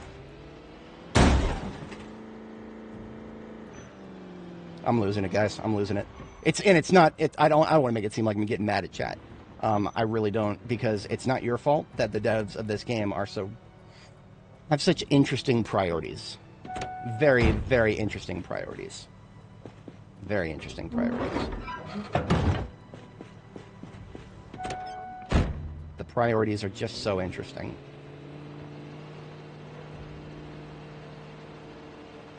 My interest levels are just off the charts right now. That makes sense. That makes perfect sense. I was at a weird angle. It just drifted right into me. It's not like we were both going straight and coasting forward. Yeah, no, that's... I've crashed out worse, but I would never want to normally do so on stream. See, this right here, this is the kind of shit that's going to get me to quit this game. Not forever, I mean, but temporarily. If the Indy Stone actually comes out and says, yeah, no, everything is working perfectly as intended with towing. No, I disagree. There is something missing here. Okay, and if it's not realistic, or I'm sorry, if it is realistic, oh man, it's realism, man. This will be the final straw for me when it comes to adding realism to this game without adding the other parts of realism to that, you know, humans would have solved this fucking problem already. I'm sure whatever physics-based problem that we're running into here, sure, let's just call it 100% realistic. I'm not even disputing that. I am disputing that it shouldn't exist in this fucking game until some of the mitigations that humans have come up with were in this game. If this was happening for everything except the tow truck, Well, I would have found a tow truck by now, or I would have dropped everything that I could do to go find a tow truck. But there are no tow trucks.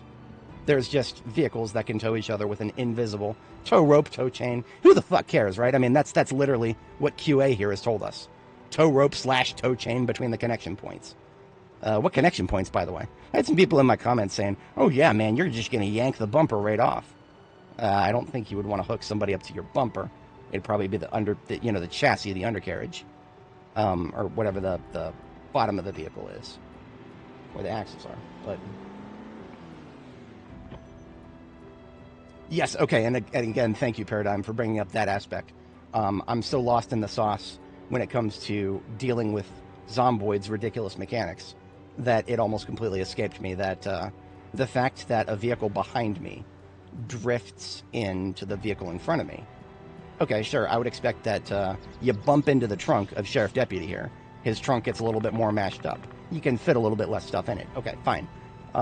Why is it that if I'm doing that to an ambulance, why is it that the ambulance also loses storage space in its trunk? Because that's exactly what happened to all these step vans on our lot, by the way.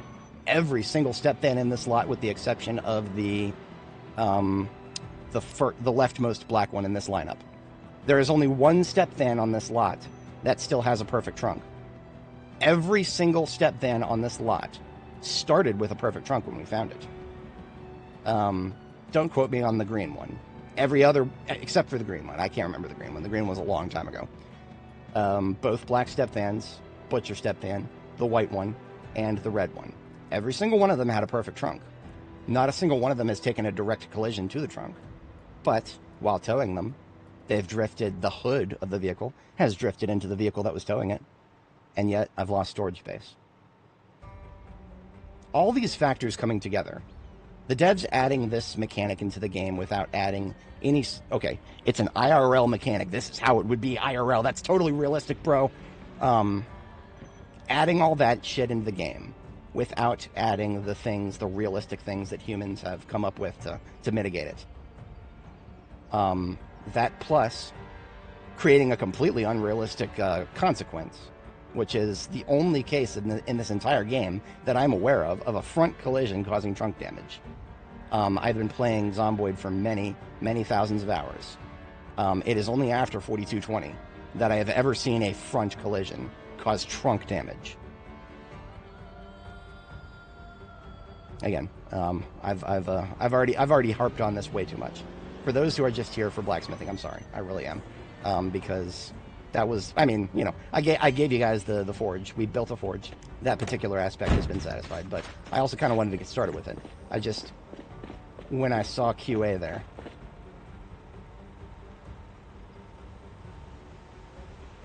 this is making, this one post right here is making me question whether I want to keep playing this game, because this tells me a lot.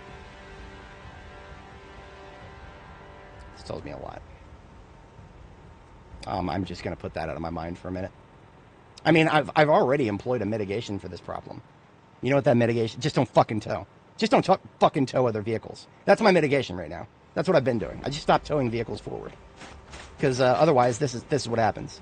This ambulance right here, it was pristine when we found it. Maybe the windshield. I don't remember the windshield, but the hood was pristine. Passenger window was pristine. Trunk was pristine. Not no more. Not since we've tried to tow.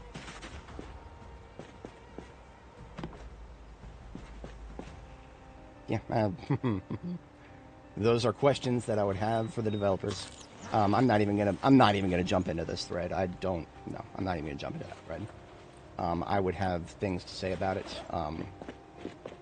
I don't trust myself to even be remotely diplomatic about it. Because you see this, again, this is when we talk about what I enjoy in this game, combat and logistics, those are the two big parts of this game that really appeal to me. And one challenge, logistical challenge, is always centered around how much stuff can you move at once. It's a very fun challenge, very entertaining, very rewarding. It is now extremely punishing. Not rewarding, punishing. Okay. I'm just going to try to stop thinking about it for now. because again, we had a mitigation for it, and we can keep using that mitigation. We've solved the problem. The problem is solved by just not engaging with the system at all. We just don't tow vehicles anymore. Maybe a quick yank with going in reverse, hood to hood, some shit like that.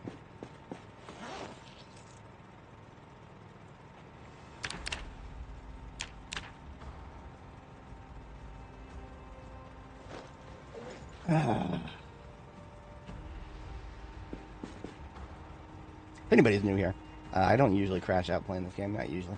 I'll get a little heated here and there. I'll get some yap going. I'll get myself wound up. But no, that's a little bit out of character for me, because I don't like being stressed personally. I genuinely don't, especially not when I'm just trying to play video games. See, my brother, we're cut from the same cloth, but that guy, he doesn't take the same approach. I almost want to say that the man plays video games to get angry. Like he plays Overwatch, he plays Destiny, he plays other games, and he'll get sweaty about it, and he'll start fucking yelling. He'll throw the controller across the room. He will get mad. And I mean, guy's almost 10 years older than me, so he's been doing this his whole life, and I feel like, okay, it's just an outlet for him. He's just enjoying himself. That's not enjoyable for me. Just high stress, high cortisol. If I'm going to get mad, it should be about something that is not something that's supposed to be fun, right? Video games are supposed to be fun. If I'm going to get mad, it's because I'm I don't know. I don't even get that mad that often these days, so I just think that video games are not worth getting mad over, which is one of the reasons I don't usually get mad over them. But when you take a video game that I find very fun and rewarding, and you just find all these little pinprick holes to fuck with it, just these little pinprick holes to fuck with it. Now, having a little too much fun there. That's what towing feels like right now. We're just going feels over reels. Yeah, I don't know. It's if this is realistic and cool and just right with the world, this is exactly how it should be functioning. I'm done. I'm not saying anymore. I already said it. Why is it here but none of the mitigations? It doesn't belong in the game if there's not going to be a tow truck, because tow trucks are how humans currently tow vehicles without having to worry about the vehicle behind them ramming into each other.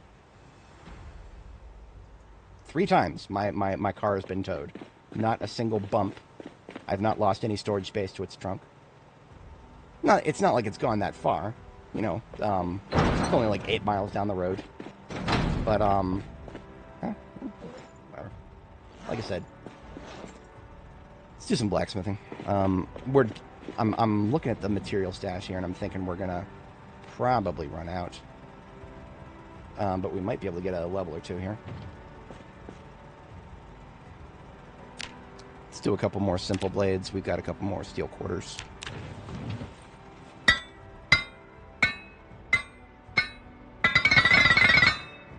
I don't want to call them dumb, honestly. When you think about what QA's job is, their quality assurance, they're supposed to kind of, back and forth to the devs, back and forth to the players, look at things and be like, okay, yeah, that looks like it's working right. Honestly, QA as a bug report filter is probably a great idea. It's probably a smart thing to do. But I feel like, I don't know. I mean, like, if I was going to get involved in this thread, I feel like I should just clip the... I feel like I just should clip the action of what I was just doing with the, the cop car towing the taxi, and just show a real close-up view of no hands on the brakes, no nothing.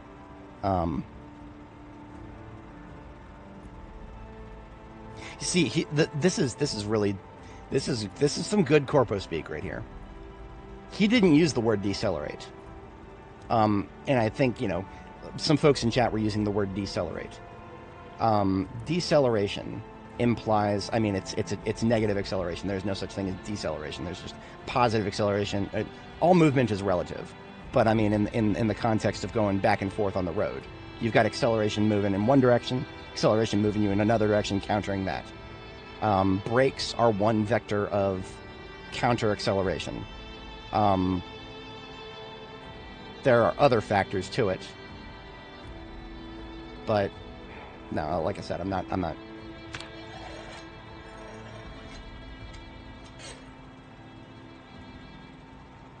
We've got a couple of bars that we could cut into quarters, so we could do a few more knives like that.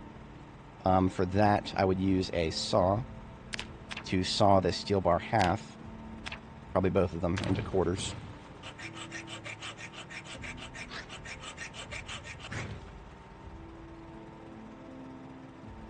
That's 4 more knives.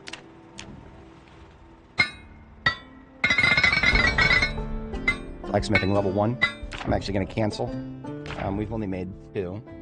So I can now reevaluate what recipes are available to me, because just level 1 gets you a lot of recipes. So let's get those sharpened up. We're never going to use these blades, but we can always get experience for them. Sharpening them up and whatnot.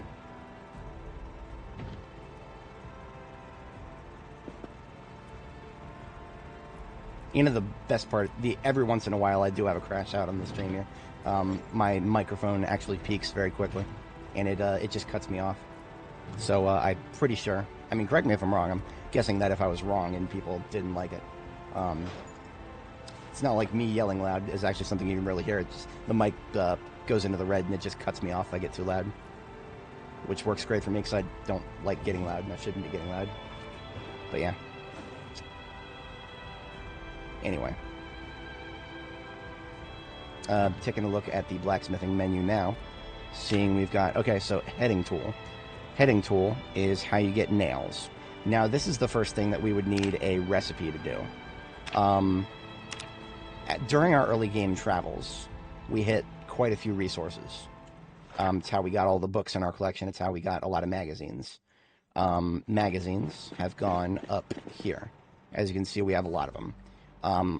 Whenever I get a magazine, I pick it up and I make sure to read it sometime soon. So I get that little green check mark next to it, so I know that I don't need to bring it home to the collection.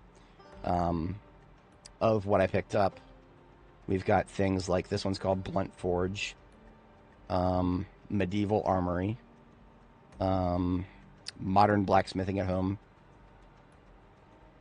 Weapon Plans, Random Weapon Plans, Melee Weapon Plans. Those are from Survivor Houses. American Bladecraft, Iron Age Blacksmithing. Like, I'm just kind of scrolling through all the magazines I've ever collected and just randomly read. Small Scale Smithing. Yeah, just all these random things I just picked up and read that are going to contribute to my success now that I'm trying to level up the skill. I couldn't even tell you exactly which one of these got me the recipe for the heading tool, but I have it. The heading tool is how you make nails. So by making a heading tool, I'm going to make it and then put it into my tool bag, and then we'll be able to make nails. Nails, I remember as being a significant way to get experience, and it's something that's actually useful when you make it. You can turn around and use nails for anything you want. So the heading tool just made into the tool bag with everything else. And there's a couple ways to make nails, I think. You can forge 10 nails from iron scrap, steel chunks, or steel scrap. That's actually really cool. I don't remember if that's been there forever. Taking scrap and going straight to nails, that sounds new. Yeah, no idea. But it sounds relevant, is what it sounds like. So, taking an iron chunk, turning it into some nails. Got us about 20 experience. So, yeah, we'll take all this. So these chunks, iron chunks, steel scrap, iron scrap, that kind of stuff. That's all stuff we get from disassembling vehicles with welding. And I'm sorry that this is a obnoxious noise. I really am. Oh, steel chunks. Okay, I don't want to use steel chunks for this. Chunks specifically. Steel chunks are... you can use them for many things. Scrap, not so much. So scrap, I have no problem going straight to nails here.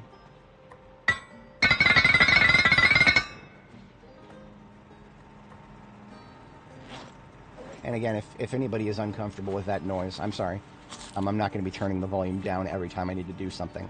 The Indie Stone forums are right here. I do encourage you to go to theindiestone.com/forums and make sure that the devs understand that that is one of the most obnoxious noises ever. I'm not doing it because I have submitted bug reports. Many bug reports. Not a single one of them has ever been replied to. So honestly, this guy who got a reply at all, hats off to Echo Child here. Thank you for actually getting a reply. That's I'm just going to leave that there. More than I've managed to do. So by right-clicking on the nails and researching them, we learned how to make them from iron pieces and steel pieces. Yeah, let's do that. We're getting fatigued.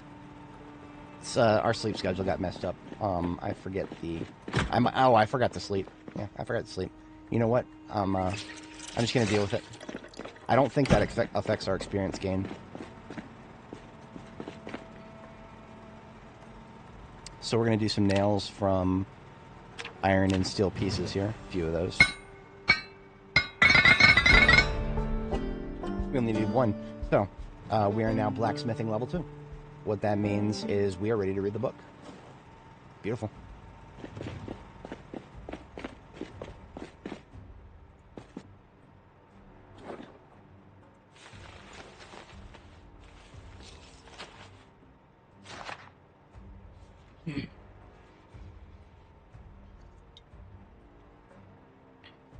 F equals ma. That is correct. Force equals mass times acceleration. Acceleration can come from so many vectors.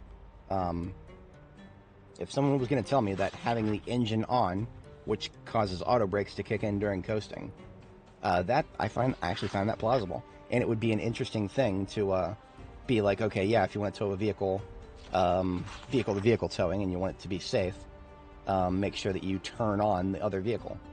And so that auto braking kicks in so that you don't drift too heavily when you coast.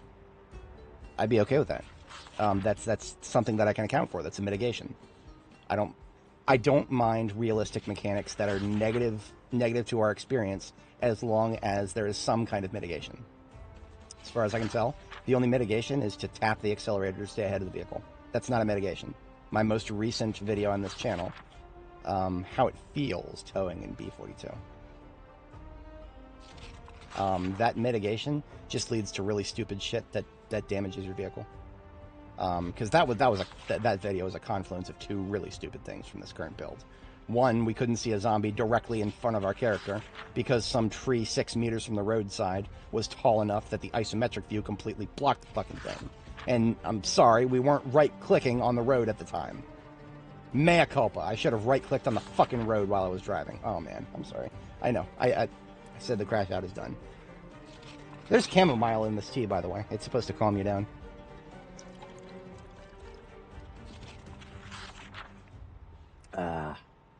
Good stuff. I like it.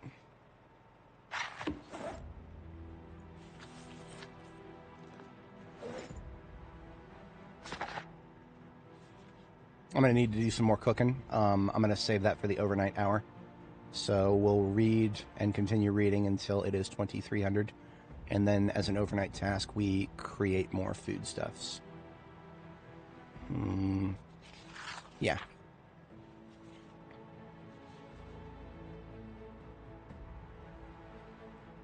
See, again, all these arguments of realism, I understand them completely. Where's the realism in not being able to see something right in front of you on a road because of a tree whose trunk is 6 tiles, which tiles are roughly equivalent to a meter, 6 meters away from the roadside, and it extends all the way up in the air.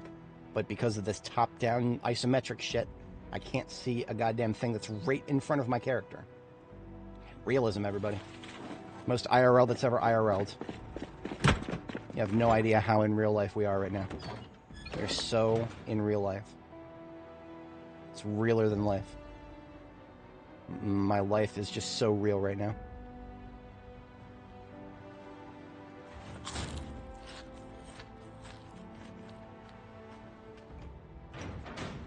Yeah, we just had a granola bar.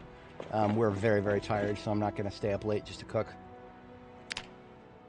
We are going to sleep first, then we cook. Get some gin. I know, right? Gin is, You know, what I was going to do is for my 1,000 subscriber special video, I was going to try gin for the first time. I've never once imbibed gin in my entire life. I am under the impression that it is not a bad beverage in the slightest. Okay, I got to rephrase that. I don't remember if I've ever had gin in my entire life. It's some very interesting encounters in my 20s, where I was at certain situations where At the day after, I had absolutely fucking no idea what had gone into me. I only knew what was coming out. But no, that was I'm 99.9% sure I've never had like a gin and tonic or something like that. So the irony behind my channel name is not lost on me.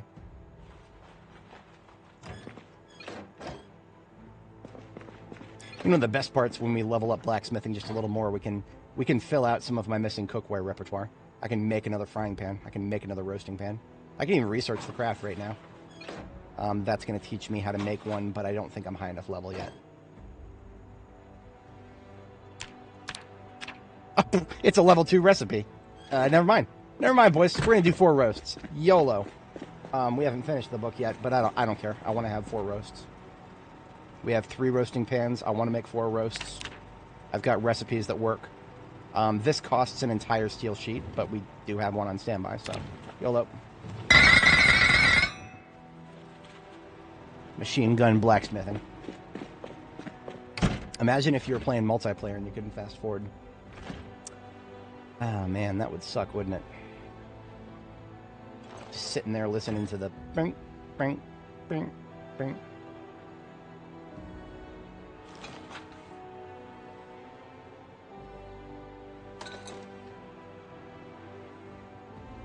Okay, so we are getting 4 broccoli, 4 carrots, 2 cabbages, 2 tomatoes.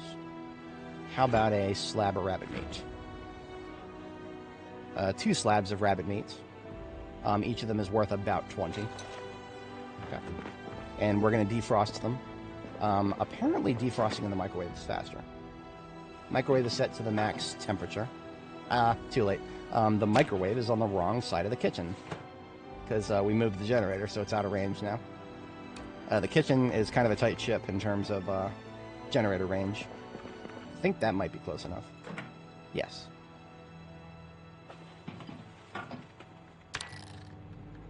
It's preset to 15 minutes. Oh, no, it's not. Picking it up, change that.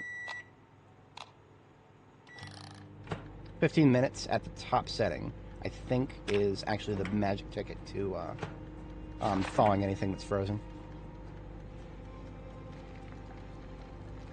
But since they already started thawing, we probably overhit it. So now we can put the ingredients into one of the 3 existing roasting pans, or the one we just made. I need to get away from all the ingredients. Kitchen's a little tight there. Cabbage.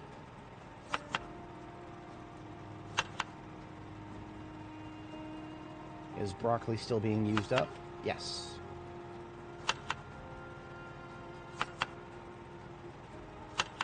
Tomatoes will not be used up. They will be. Okay, never mind. I was convinced they wouldn't be.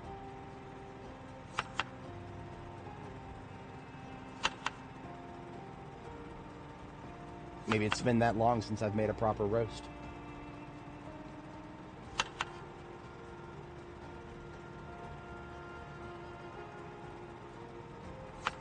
Okay, so yeah, we're gonna go get 2 more tomatoes out.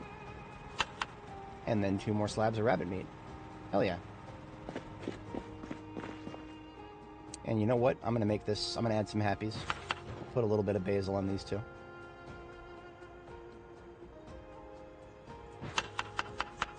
Gin, some tonic water, a little freshly squeezed lemon juice. Yeah. What's my channel name from? Going on from CDI.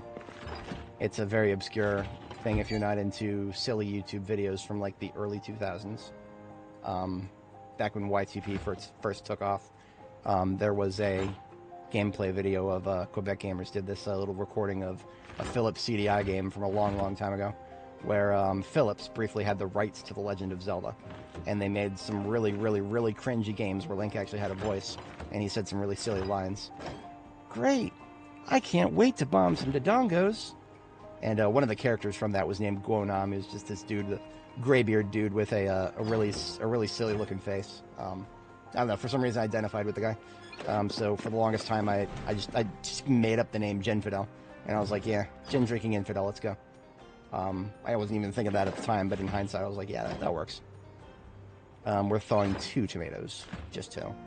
And then 2 more slabs of rabbit meat. Apparently that, I underestimated how much we would use.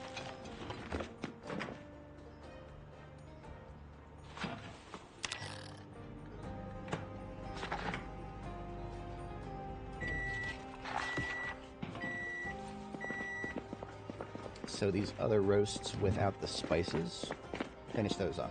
So our actual bill of materials is 2 cabbages, 4 carrots, 4 tomatoes, and 4 pieces of rabbit meat, as long as all 4 of them are 30 or less.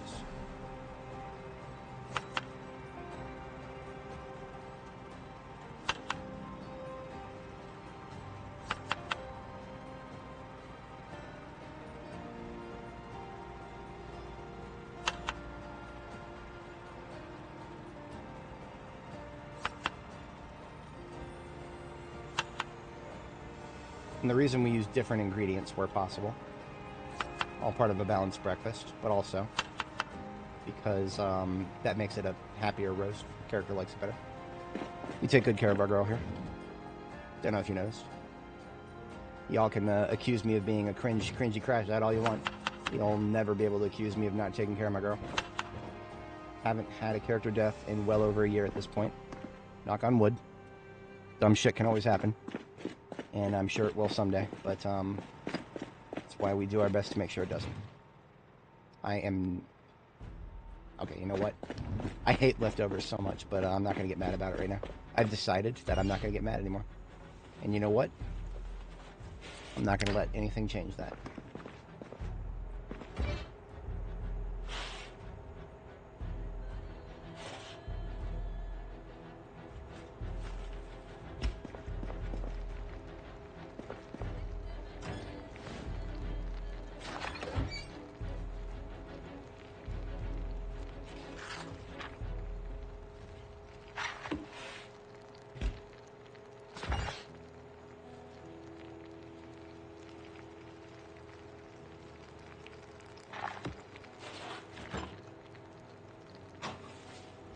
Kick the leftovers into a salad and eat it and stop thinking about it.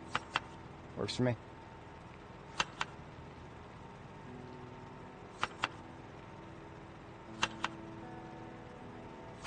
The leftovers had leftovers. Again, I'm going to stop thinking about it. It's a 30 salad. It still works.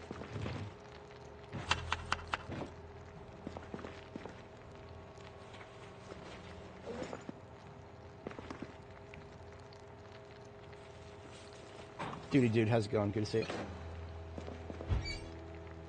Excuse me, princess. That wasn't even the worst of it. That was a TV show. Who did the TV show? Who did that one? That wasn't Nintendo, was it? I swear that Nintendo just kind of got a little cavalier with the Legend of Zelda IP at one point, and they let a few people touch it, and we're still feeling the ramifications of that to this day.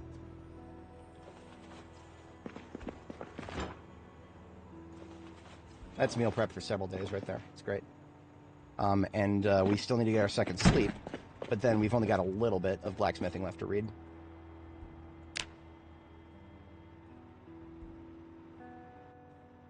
Saw me in a no shit. Was it? Okay. Mr. Crispy. That is one of the very few places that I that I actually use the name Ginfidel. But I would probably not. Yeah. Assuming it's the website you're talking about, it's probably not the kind you would want to talk about on a YouTube comment section. We had a nightmare, but am I going to let that stop me? I don't really care. We have got a big day of crafting ahead of us. Nightmares, cutting my sleep short, just means I'm going to get tired early in the day. But if all I'm doing is crafting and not fighting, then that's less of a problem. And if I end up fighting, well, I've got coffee. So let's just get rid of the stress and continue crafting.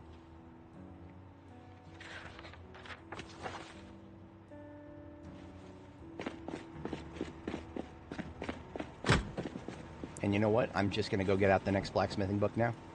We've got all 5 of them. I guarantee you we don't have enough material to go straight to 5, but, well, let's see what we can do. At level 2, we don't have too many that are immediately available.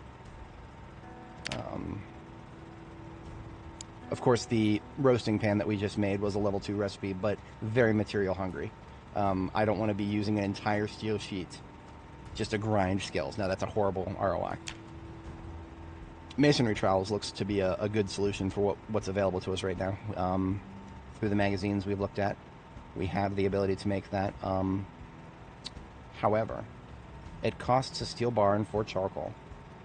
Let's compare the material expenditure to the experience gain rate, because this is something that's always being tweaked. So I have no idea how much this will cost.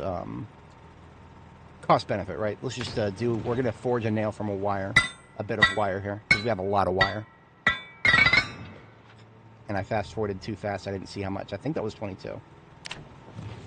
Sorry, I hate this sound.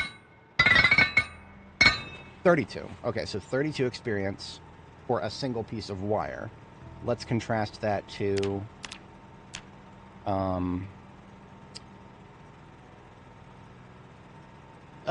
we lost a few items because we are... What? Why did we lose a few options? Oh, we didn't. I just don't have any handles. Let me go upstairs, get some handles. Upstairs, I carved a few things into small handles, and then I put carving on the back burner for a bit, so I've got some spare small handles up here, as well as... okay, so... This, if I just take a bunch of small handles and shove them into material storage at the forge, that is a permanent good thing, because let's say that I level blacksmithing all the way to 10. Probably not going to be able to handle that today. Remember, YouTube cuts you off at 12 hours, so might not be able to handle that today, but small handles will help me long after I've maxed out blacksmithing, because I'll be making swords till the end of this character's lifespan. Swords are the weapon of the gods in this game, so... lots of small handles. Small handles go on swords. Literally every single one of these small handles will go somewhere with the blacksmithing system.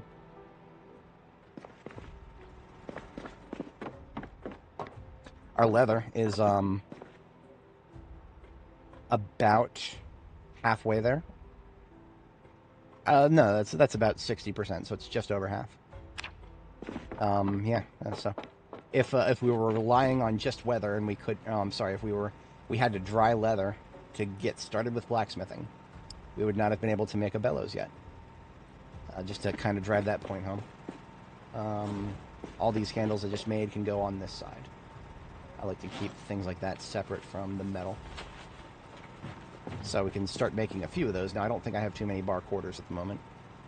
So, and we just want to compare the ROI for this. This should be 4 times as what we got from that nail just now. I have the feeling it's not going to be. Let's just give it a shot.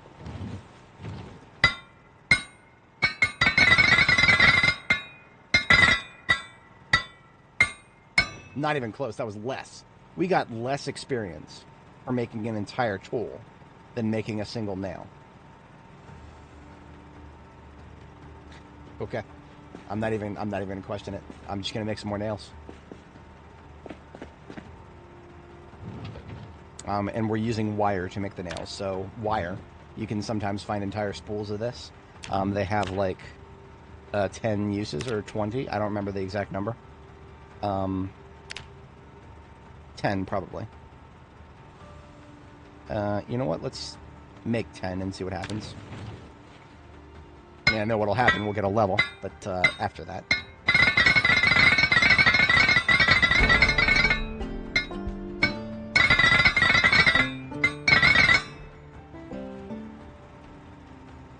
What happened to our... Okay, so that was a full spool. Okay, so a spool of wires, 10 uses. Good to know. Good to know.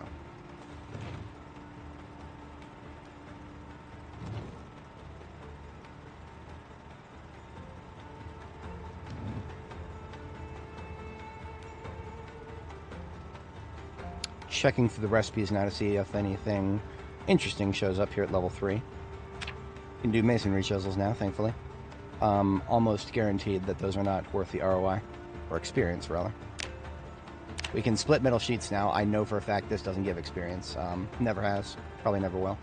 Remember what I said earlier about if you want to kind of tell whether something's going to give you experience or not, look at the output, and if the output is a material that you can use with something else, it has a lower chance of being useful in terms of experience gain. Not a guaranteed thing, but it's a probabilistically lower chance. Yes, I did. Simon McBride, that was what we were talking about, the what's it called? The leather. That's why we have these, as opposed to waiting. I'm kind of trying to make a point with the leather we put on the racks. I want to dry it eventually, so I put it on the racks. But we put these on the rack at the beginning of the stream today when we got started working on this, and they're just a little over halfway done. So all the time that has passed in the past 6 hours and 46 minutes here, and we're only a little over halfway done. So if we had not found that leather, which part of that was, knowing where to look. There are new vans out there that have little labels on the side of them, like so-and-so's tailoring, so-and-so's leatherworking. That's where we got some of this leather, was from some van that was literally labeled leatherworking. Keep an eye out for those. Very useful things. Possible source of sledgehammers. This one was the good old-fashioned sledgehammer head in the trash. So RNGs is all you got there. Random numbers all over the place.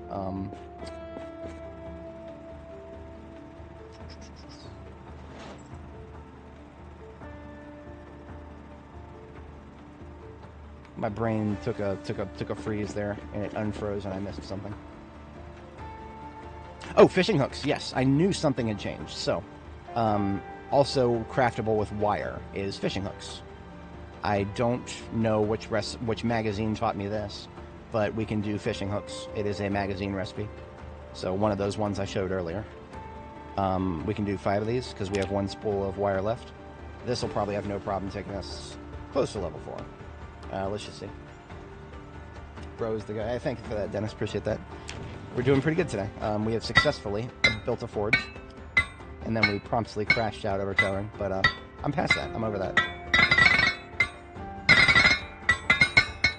You know what? I'm gonna cut that off because we were getting the same amount as we would for a single piece of nail. So that's not worth the expenditure. Once again, the silly the material expenditure for the amount of experience we get makes no sense here.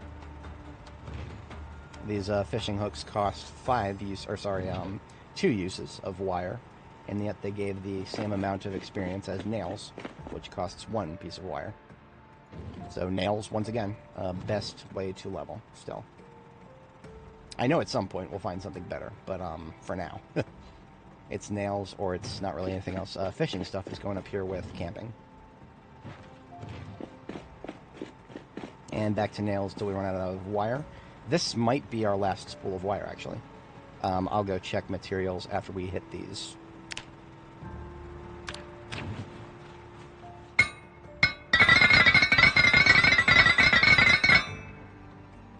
We do have another steel piece left. This is a similar ROI.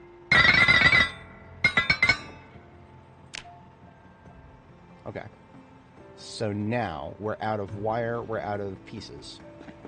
Doing another check of the truck here. Okay, that's what it should be. I'm going to take the rest of that out of that. We can put the fire truck back in the lot until we're ready to disassemble another car, which I would prefer to level welding a little higher before doing any more. Again, getting only 20 encumbrance after disassembling an entire ass car, we should be getting 120. Okay, well that's level 10. At level 10, you're getting so much you can barely fill up a trunk. Or rather, you will overflow a trunk. That's how good welding is at level 10 if you wait until you're higher level before deleting your local cars that are wrecked trash. I recommend against using them to level unless you are really in a pinch. That's why we just use the one and we're going to save the other. We did some towing of steel wrecks. Burnt wrecks, rather. It doesn't feel all too different from the way it used to. So wrecked vehicles in this game doesn't feel all that different.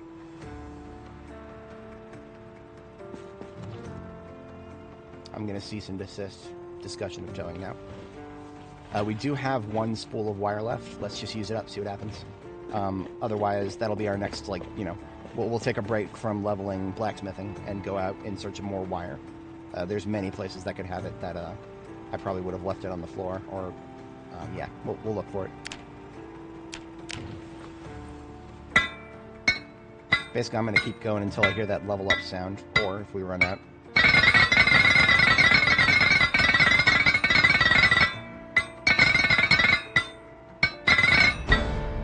Hit the escape bar so I don't keep going. A little bit of wire left. Probably, we still need to get more, for sure.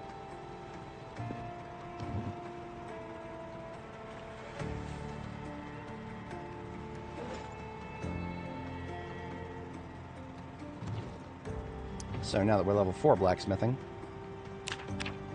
we can do basic tools now. We could do a hammer, ball peen hammer, claw hammer. We would just need a steel chunk. We'd have to pierce a hole in it. Buckles. Buckles are the next big thing. It's a level 4 recipe. Only costs 1 wood charcoal and 1 steel piece. So where do you get steel pieces? There is a place we can go, and that's what we're going to do as a palate cleanser. Crafting is a lot of fun, but I gotta break it up with a little bit of combat. I'm here for the combat too.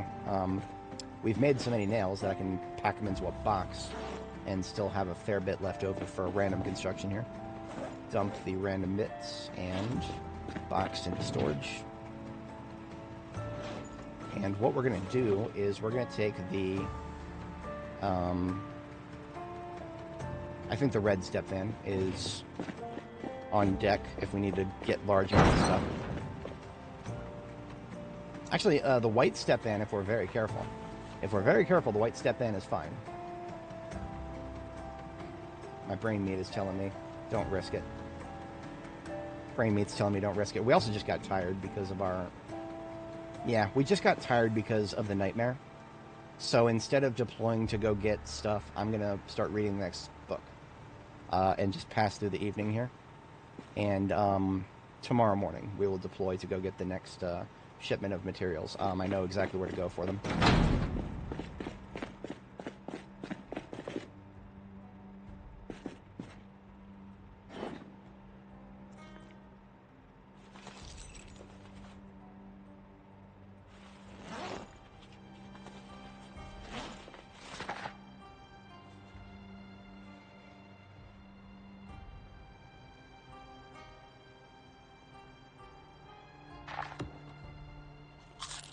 Because this roast came out to be like between 80 and 90, I know that I can just eat a quarter of it and make a red hunger moodle, stage 2 hunger, mostly disappear. It's not like it's not as perfect as like my 30 salads, but it's pretty good. And that's usually something that I like to withhold for unless I'm trying to gain weight, or if I'm sitting here just reading and I can ignore regular hunger for a bit.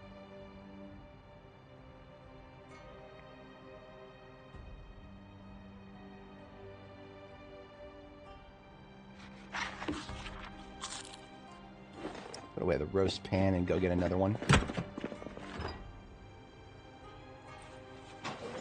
Actually, as overnight eatings, we'll finish this salad, this leftover salad.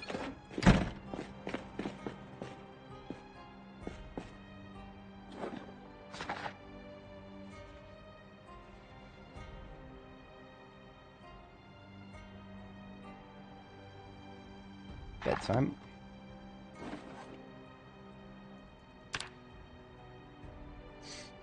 All right. No nightmare this time, thank you. I'm sure the next sleep will be a nightmare. Good for the moment.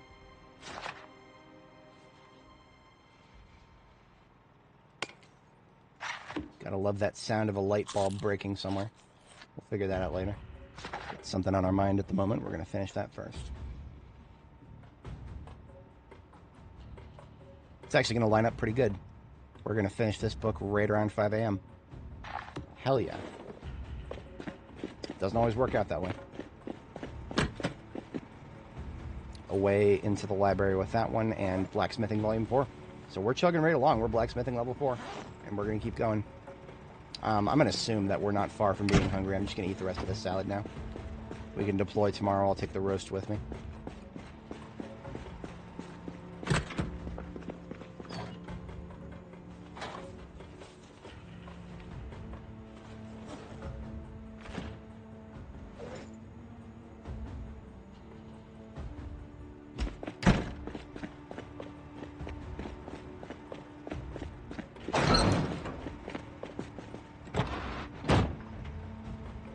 bring the ambulance in and get it refitted for field work.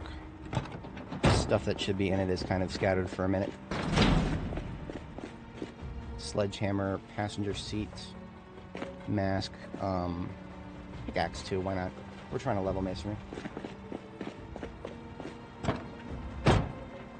Sledgehammer, passenger. This axe head is actually ready to be reclaimed, so we'll replace that with the E-tool. Pickaxe can replace the... Hunting knives can actually go in the back for now.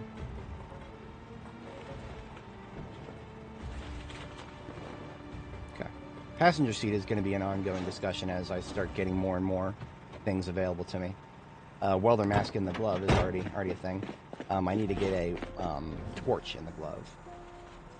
We're not yet at a phase where we're regularly going to be doing welding in the field, but we're not level 0 anymore, so we're going to start carrying a torch.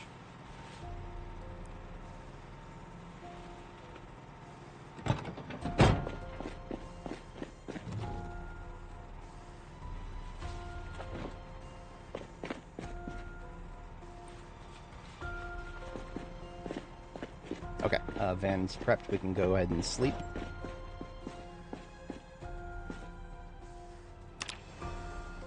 All right.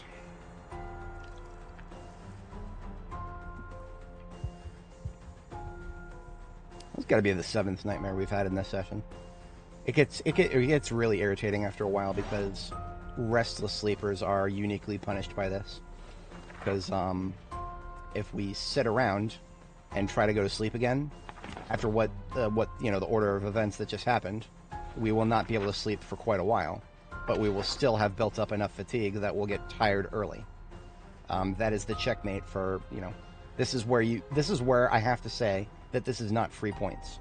It's a different lifestyle and it works most of the time, but nightmares are the thing that will just punish you straight up. You're not getting out of nightmares without either wasting coffee or time. Now, for the moment, I'm not going to waste either. I'm making sure that I have a coffee on hand. I'm not even going to drink it because I'm feeling all right for now. But let's say I'm still out in the field this evening. That's why I have this coffee right here. So we are prepared for that stupid situation to hit us, if it does. And if it doesn't, all the better. The ambulance is a combat vehicle, and I don't know how much combat we're going to run into. The place I'm going, where we're going to pick up some materials that'll be very helpful for all the blacksmithing we're about to do and much farther down the line. It is questionable how many zombies are left up there. So I'm gonna gear up for war just in case there's a lot. Full guns. I think I need a new knife. Yeah, my hunting knife is like halfway dead. I'm gonna leave it on the floor because we're still in a stage where a knife that's not broken yet can still be used for a lot of carving. And that's relevant to my interests, so I'll leave that there instead of breaking it. We've got replacement hunting knives all over the place here. Put one on my chest. Otherwise, we are geared. Water and food, and then we're off.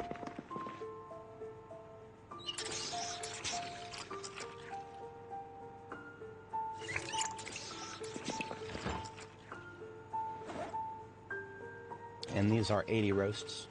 However, that being said, we're not going to... 90 roast here.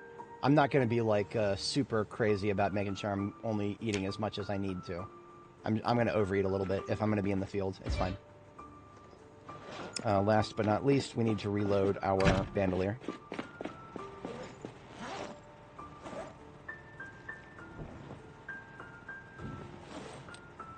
Bandolier can fit 38 special rounds. We do not currently have the book read for aiming. We don't have the book. Aiming and reloading books were not as easy for this character to find as some of my previous characters. We are stuck at level 4 of both currently, so regardless. Why not going the coins route? Why would I do that? Hang on, let me look at the coins. I usually just gloss over them. So I would have to go find some gold and silver first. It's a level 1 recipe. So assuming that forging coins gives me the same experience amount as forging nails, which is I'm gonna be real with you guys. It's a little high. It's a little higher than I expected. It's still the same material cost for everything else. 1 charcoal each use, but there's one key difference. Wire is a lot easier to find than gold and silver. So I'm forced to ask, why would I ever do that? Why would I try to use gold and silver when I've got like 1 billion wire? I'm about to have 1 billion more here. Oh, you know what? Before we leave, because I have not checked my own generators right outside here. It's been a minute since I've checked them. We're going to get the generators topped up. No XP on coins to mats, but infinite loot. Yeah, I mean, you know, that's, I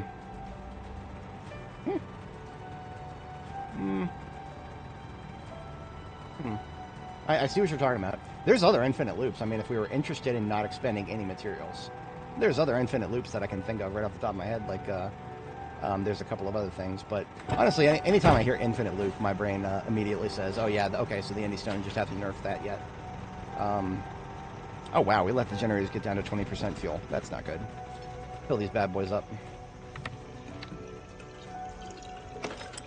Generators plural, I have 2, and they're powering, each is powering like half of the base, particularly freezers. By separating our freezers, 2 of them on one side, 1 plus fridge on the other side, we are kind of we're making it so that we can go longer without having to stop what we're doing and double check the generators. Particularly, I could leave on an expedition and come back like a week and a half later and still be fine. The generators here would not run out, but week and a half is usually pushing it. I'd usually want to come back to base within a week, just for reasons.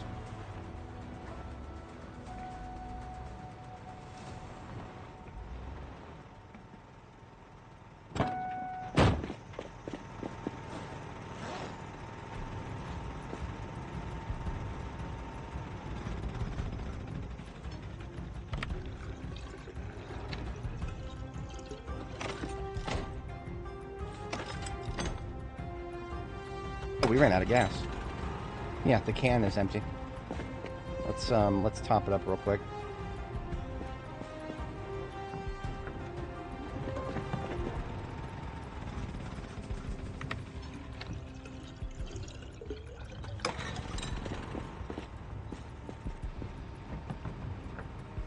So what I like to do is when I'm refilling the gas cans that I'm using for the generators, I siphon them out of my active vehicle, the one that I'm working with, and then I refill the vehicle itself. Like, right, I take the vehicle down to the gas station afterwards. That cuts out the middleman of having to having to bring the cans with me to the gas station. I kind of forgot to do it to the other side. We're gonna siphon out what we need to fill the other can back up.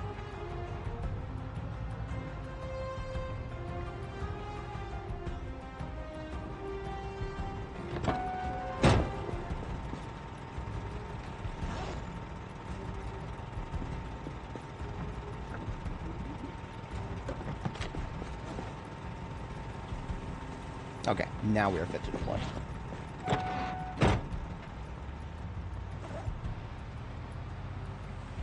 Shout out to one of my viewers that taught me how to cancel eat. Eating a quarter of this would get us 1/4 of 90, which is too much. So what I did is I started eating it, and then I hit escape. That is called cancel eating.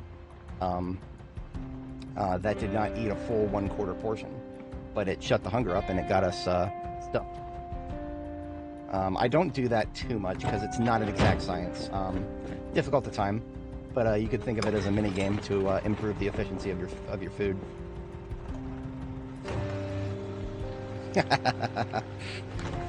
I can tell you what'll happen to the dollar tomorrow. It'll move a little bit in one direction or the other, and then it'll move again, then it'll move again, and it'll keep moving. And those directions will be all over the place. And anybody who says they can predict it is probably either lying or wrong.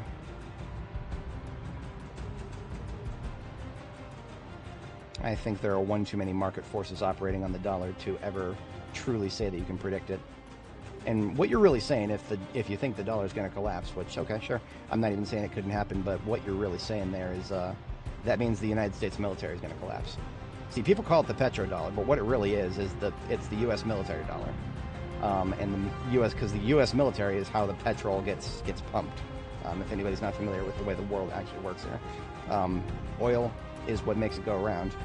That's why a nation that can barely put people into uniform is currently causing so much trouble. They're just launching drones at anything that comes past their little strait out there, and it's real.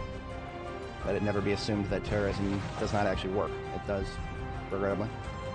When an entire state engages in it, bad things can happen. So this is Electromax, great place. It's been nerfed, and I have no idea if it was nerfed intentionally or just by accident.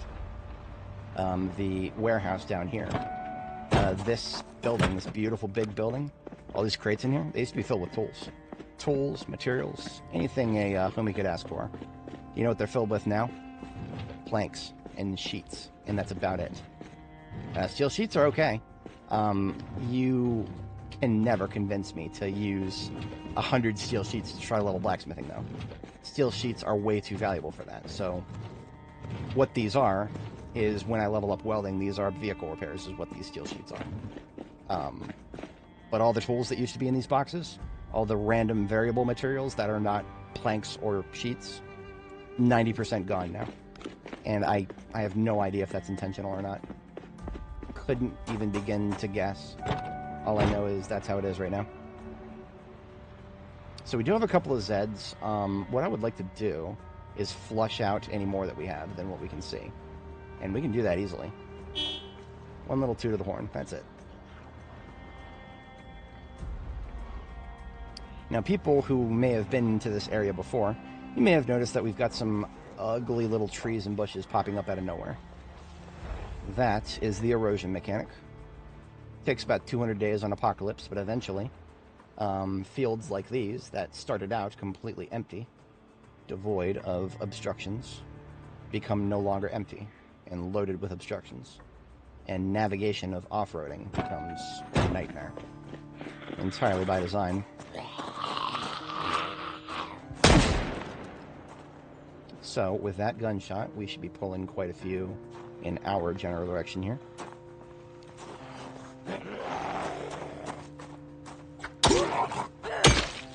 I've actually still got a lot of hatchets on standby, so if I use this hatchet up, good.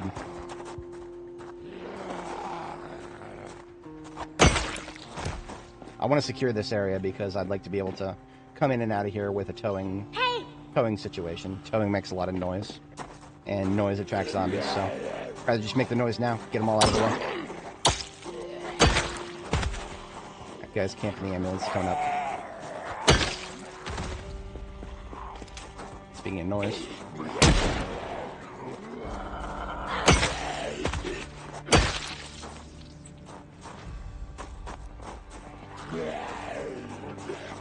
Current axe skill is level 7.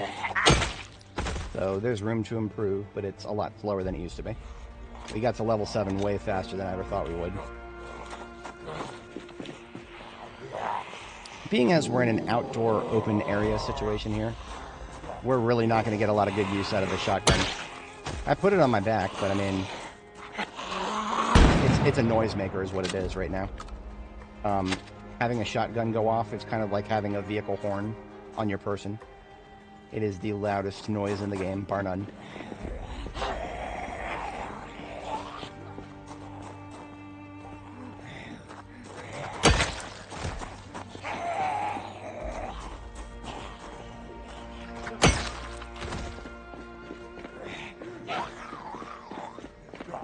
Now, people always post a lot of things about, what do you do to deal with all the corpses?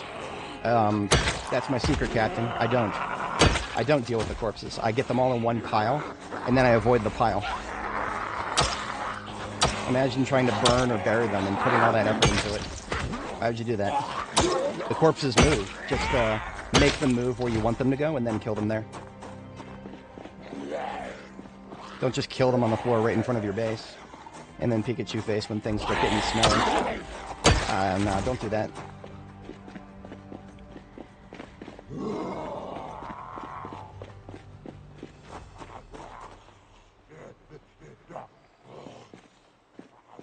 Now, one of the things I'm doing is, zombies, when they hear a noise, they don't go straight for it. They go 30 degrees variance in that direction.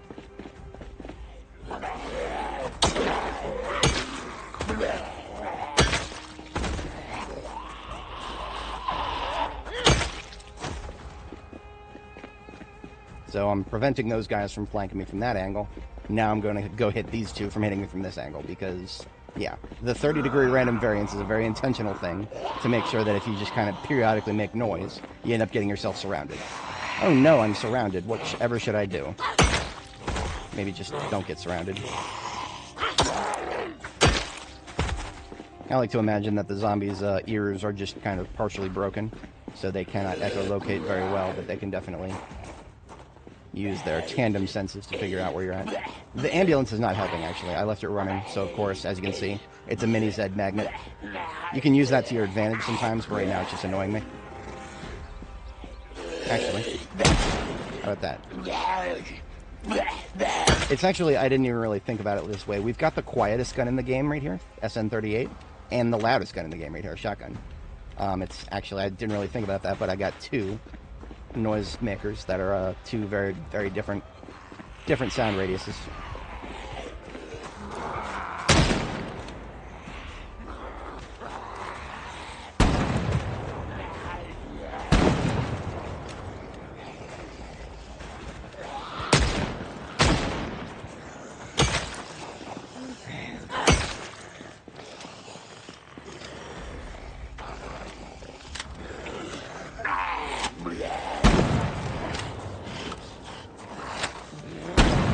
Sometimes you can line them up.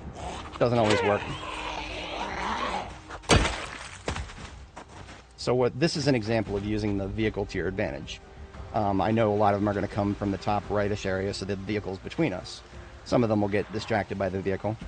Anybody who's directly clocked us won't. The vehicle only distracts them if they haven't, like, directly locked onto us.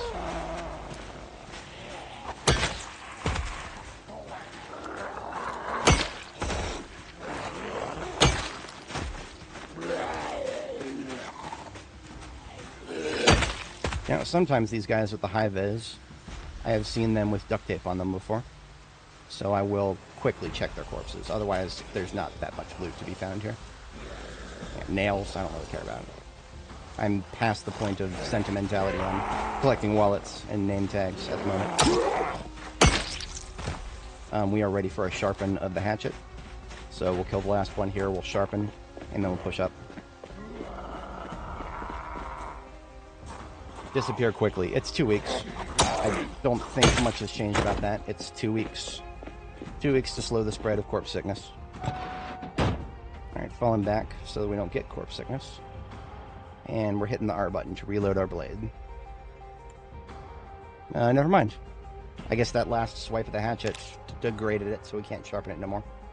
Hatchet is still 9 out of 10. Okay. Excellent.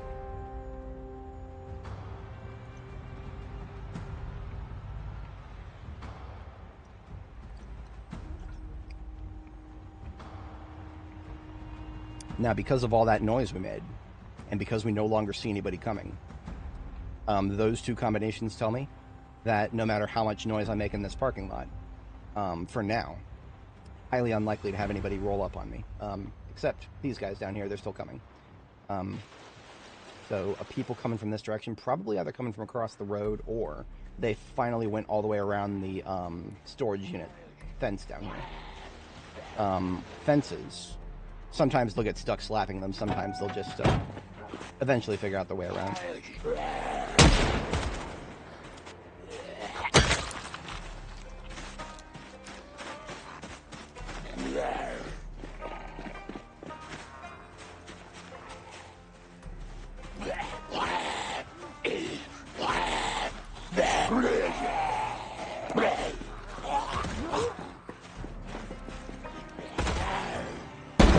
Who's to say I can't force a double kill?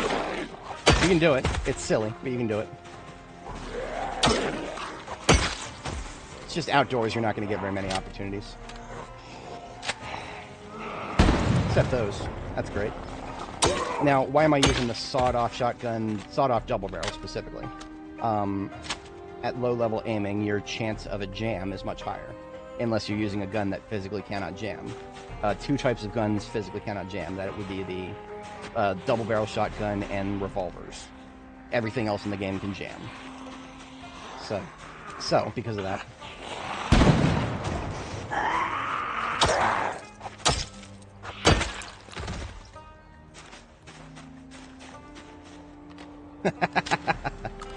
If Afro Man played Zomboid.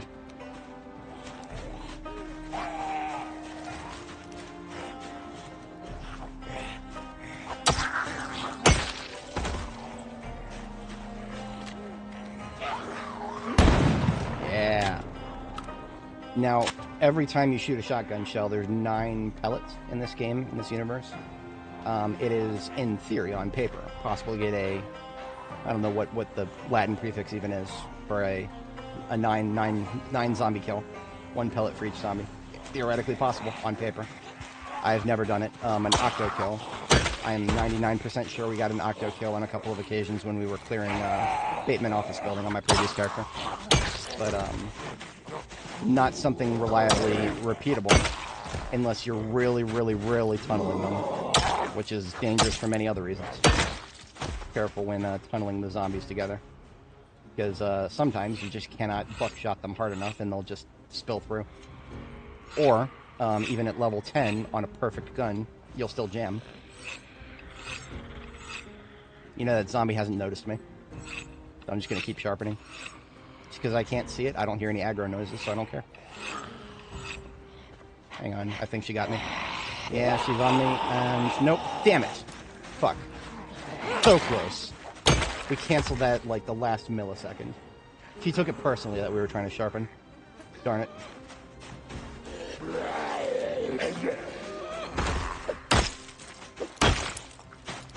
See, if I stopped carrying the hammer on my belt, then I can have a second hatchet and just switch to that. I did that a little earlier on, but nowadays I've felt a little better about sticking to just one. You can stick with one much longer as your maintenance skill goes up.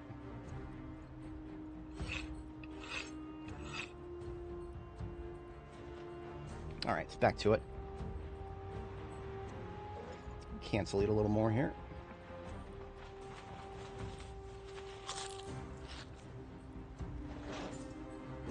Still got incoming, all from the top left now. And I'm okay with that. The more I get rid of, the easier it'll be to take the other side of the road at this point, because I know that that's just how far all the noise we're reaching makes. Look at this. Look at this. This is only happening because this is the first time I've driven this far in a minute. All these zombies would have... I mean, they're all fast chamblers, right? These guys would have been on us by now if it wasn't for the fact that we only just now drove up here. That's irritating, but it's not like we don't have a counter for it. We could maybe get some more kills than just double kills here. We got 27 shotgun shells left. It's a little premature for Wii U. We don't have any explosives. And I don't feel like setting things on fire. But maybe if we bunch them up and do some risky shit. See, we have a second shotgun. It is the regular double barrel. But we've been using the sawed-off because the sawed-off allows you to get much closer. But what if we weren't trying to get closer?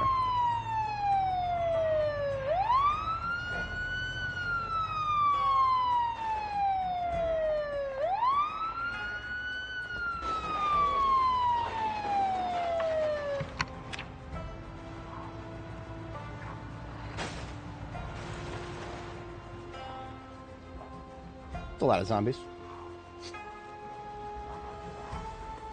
Speed up time while sharpening. Yeah, it's a flex if I ever do it. It's a flex, and flexes are honestly unnecessary. Just like when I go AFK for like a minute or two every once in a while, I just leave the game running. I just have my character reading. Theoretically, somebody could wander up and eat me, but it's a flex. I've secured my character that she's going to be safe while I step away for a minute. I have only ever once had a zombie roll up on me live while that's happened, and it was because I was in a car. Somebody came up, started slapping their face on a windshield. That was how I learned that I think zombies take about somewhere between 2 to 5% of your windshield integrity every time they slap it. I think it varies based on the zombie too. I'm not sure 100% what their if there's any variability on that. But here's what I wanted to try. Got on my back the sawed-off, but here in the trunk, put in my hands the double barrel, and then I'm going to roll the window down. We're doing this from a much farther distance this time. Not wearing any shit. Yeah, okay. Yeah, alright.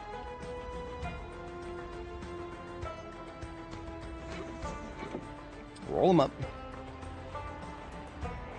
I have an idea on this.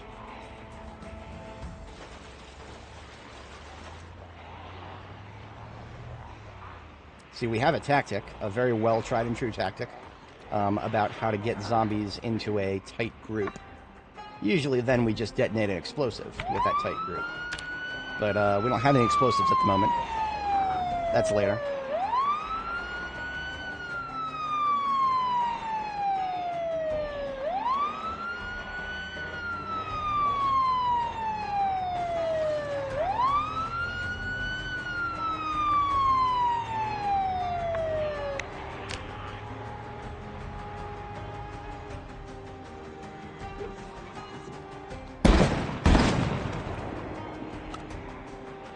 Okay, that's going to get me killed. And the reason it's going to get me killed actually has nothing to do with my individual capabilities. What it has to do with is the aiming lock. If you start aiming a two-handed weapon while you're in a vehicle, you are locked out of accelerating, decelerating, or doing anything else until you cancel whatever you're doing. That goes for reloading too. So, and it's weird. I call it a lock, not because it is... it like prevents you from doing anything. It gets you stuck in whatever you were doing last. So if I put my foot on the pedal right now and then I start aiming, my foot stays on the pedal. I'm only accelerating right there because I started aiming and I didn't stop. It's really weird, the lock while you're trying to drive. It's like, because I'm trying to focus, my foot is forever stuck in whatever position it was last in. That doesn't make any sense to me whatsoever in real life. As somebody who's capable of walking and chewing gum at the same time, no, your hands and feet are capable of doing a couple different things. I would accept an inability to steer properly. I would accept that 100 times more than an inability for our feet to manage the gas pedals. Yeah, there's something wrong with whatever's going on with the aiming while you're in the driver's seat problem. So I usually don't do it, but that was a little bit of messing around.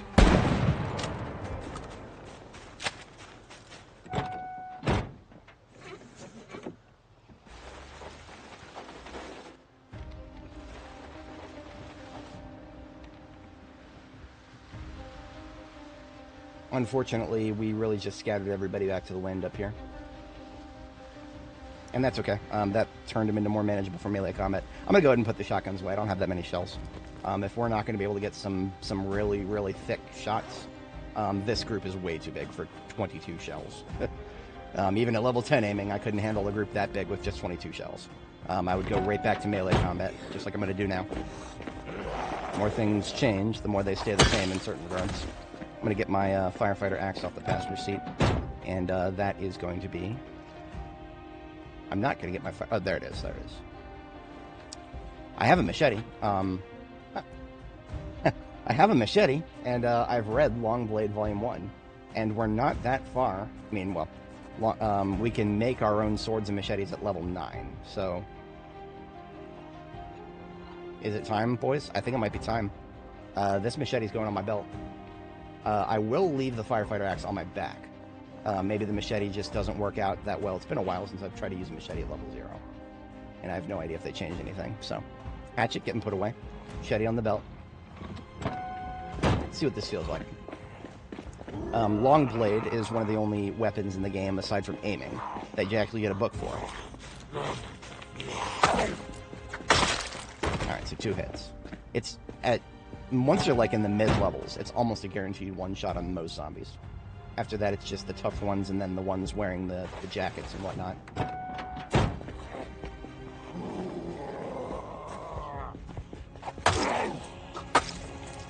And then attack speed.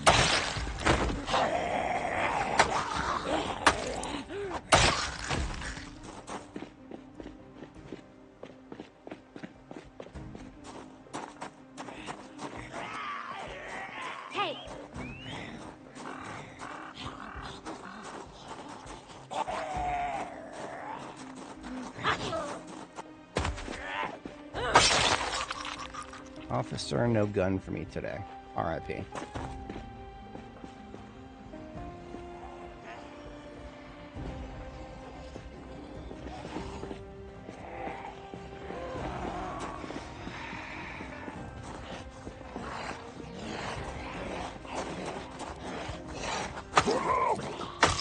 Left and right. Left and right. Left and right. Works even at level 0 with a weapon as long as your fitness isn't in the gutter.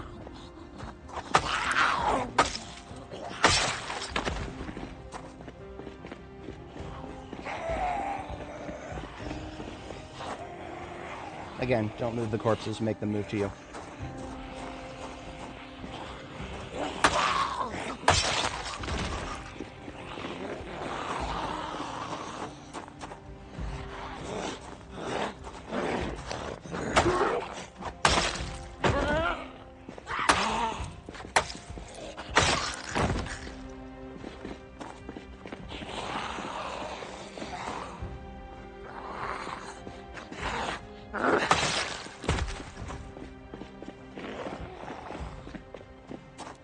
Machete revolution.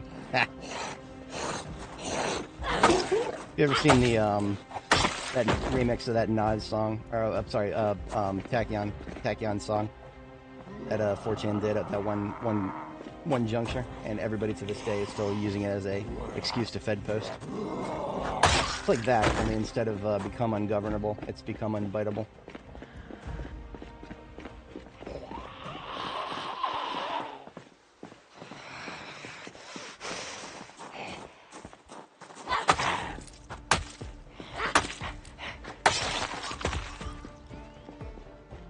There we go. You might have noticed I occasionally just tap R. It's to check to see if my sword needs to be reloaded.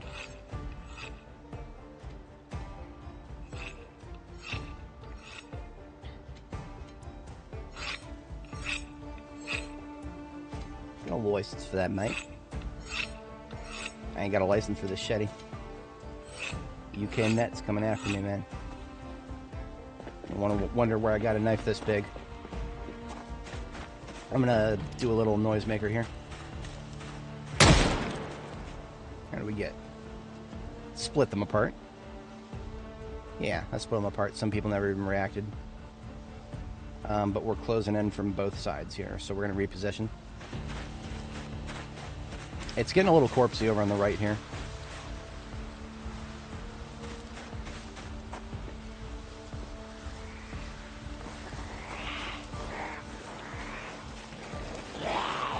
So we're going to get away with what we can with the machete, but if things get hairy, the axe comes out.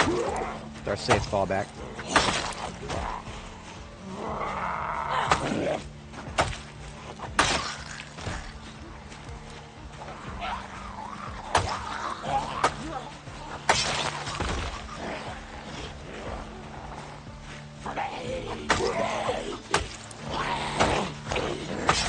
Long blade level 1.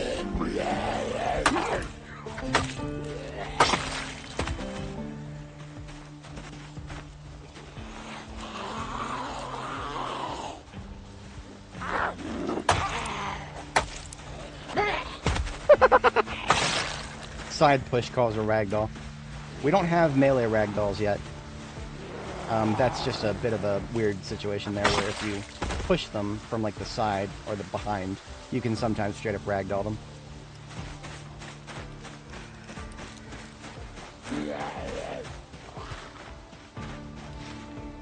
We got a group to my left there. They're moving together because they're a big old group. Friendos.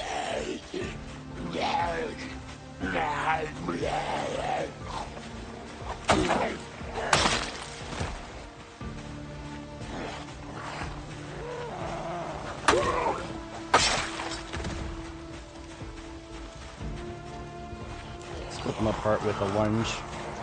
Axe is coming out for these guys. We got a leather jacket guy in the group. See, if it was early game and I didn't have a fallback weapon, I would have pushed one and did some hit and run. But since we actually have the axe on us, and look at that. Just as I predicted, we're trying to do some combat, but it is... we're already fatigued because of the fucking nightmare. So this is why we got the coffee. That's how I started my drinking problem. Alright.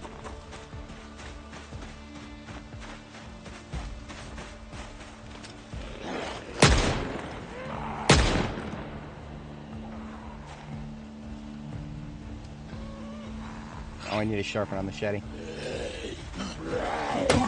Probably shouldn't have summoned full group without doing a sharpen check first. If I fall back a little bit, a lot of them will actually lose interest. Might be enough to just sharpen fully.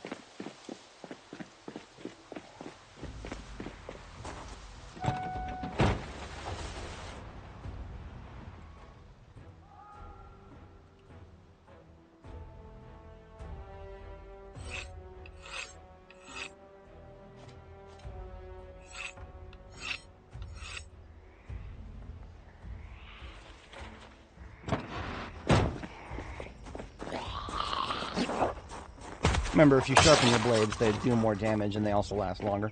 Anytime you have the opportunity, and you actually want to make your weapon preserve a little longer, and you actually want to continue doing damage, then definitely sharpen. If you really don't care about whatever weapon you're using, then you'll break it faster, but you can continue swinging. It'll still work.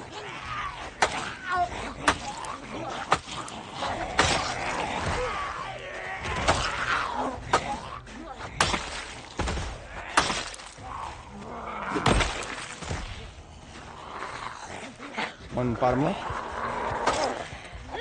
I think we're good bottom left.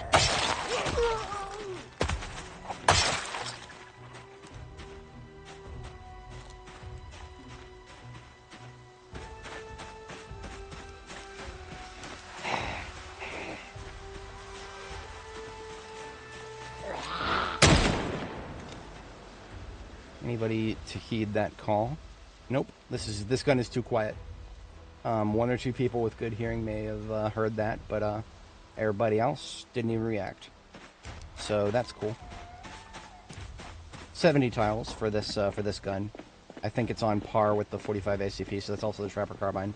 220 tiles, if I'm not mistaken, for the shotgun.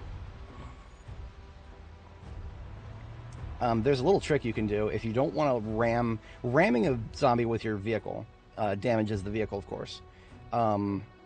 And the damage to your vehicle is proportional to the damage to the zombie. If you hit a zombie hard enough to, actually kill the zombie, then you're probably severely damaging your vehicle too.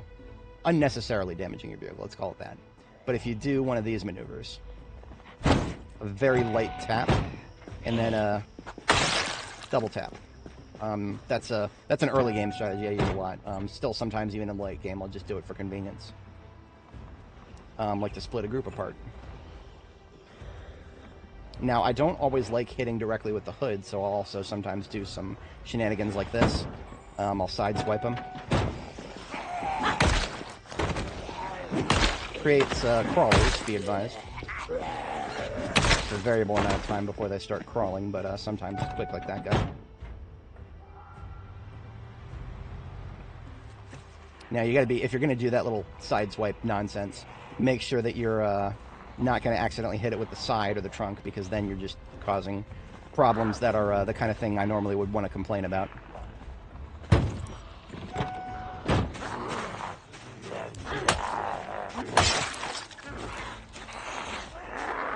Wait a minute, is this... This lady might be wearing leather pants. I mean, they've already got holes in them either way. No, it's just regular pants, okay. I thought those were leather pants, because they look tight, but they're no, they're just regular pants. If they were skinny leather pants, I actually kind of want those, even if they got holes in them. If you see a zombie that's got clothes on them that you kind of want, and you don't want to make the clothes even more full of holes, push them down and stomp on them. That's the one time you'll see me do that, because that doesn't cause any additional holes in the clothes. Blunt force kill.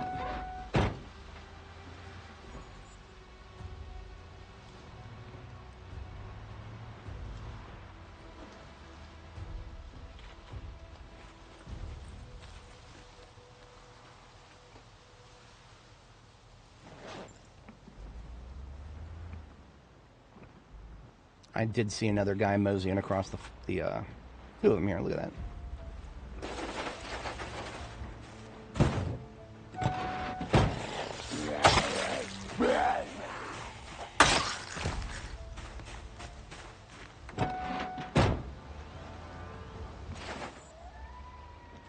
A couple of Zeds that I killed here had leather jackets on. As we want to level tailoring someday, we are in the market. Leather strips from ripping up leather jackets are useful from the early game all the way to the late game. I think I got the guy who was over here with the jacket. Yeah. I usually try to ID jacket wearers even if I don't need leather strips because they are, leather jackets count as armor. It reduces some of your weapon damage to the zombie, and it makes it so that even in late game, sometimes they take one more hit than you usually would predict.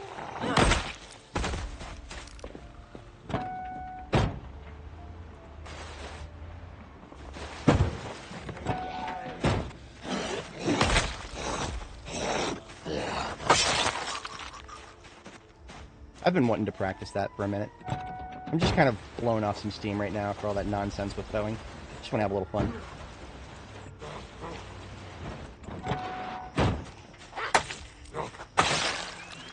We did damage our hood, but you know what? That's okay. We've got high enough mechanics we can steal somebody's hood and replace it. Like this guy right here. Also, the act of coming up here ensures that we don't have any stragglers up here waiting to come back across the road and ruin our clear up. This is a value line 6-seater. I would never use it for anything else otherwise. This hood is about to be damaged anyway, so... You can repair hoods by using steel sheets. I think it gets you a little bit of experience. I remember... I feel like I looked at the experience rate once and I was really underwhelmed by it. And yeah, I do see Karen coming over to ask for the manager. We'll deal with her in just a moment. She doesn't even want to... Okay. She's respecting me right now. Look at this lady. She is respecting me right now. She realizes I'm busy. She's giving me a moment. Thank you. Thank you very much. I appreciate that. Very few zombies are that courteous. Okay. Thank you. I appreciate... Oops. I was supposed to keep that hood in my offhand. I've only met 1 or 2 zombies that were ever that courteous. Those must be the those are the abnormals. Those are the abnormals. That was Elise from Attack on Titan right there. She found a way to stop the insatiable urge. Only Ymir knows.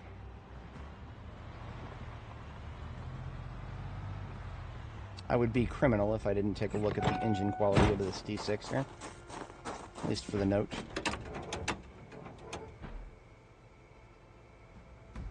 $60. Thoroughly mid. Looks to be a agriculture sort of joint. Hey, look at that wire. We need some wire. That's what we're working on. Sack, wire. I don't remember if I have a carpentry chisel back home, but we do now.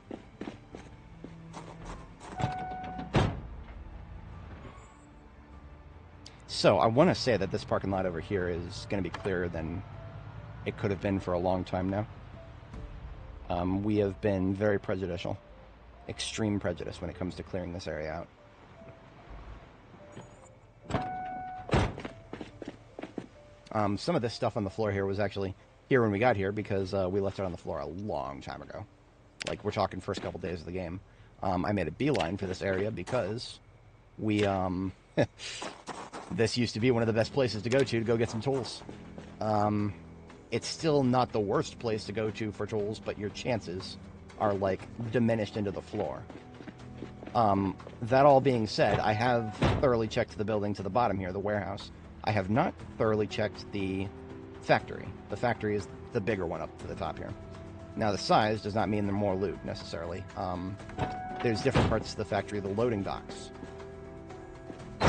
The loading docks generally have these crates. They used to be filled with steel bars, hacksaw blades, or steel ingots. The bars and ingots could be very relevant to us, as long as these loot tables have not been broken like the other buildings. They're not broken, I can already tell you. Hacksaw blades, steel ingots. We're in business, boys. This was the goal, and the goal has not been nerfed like some other goals have been.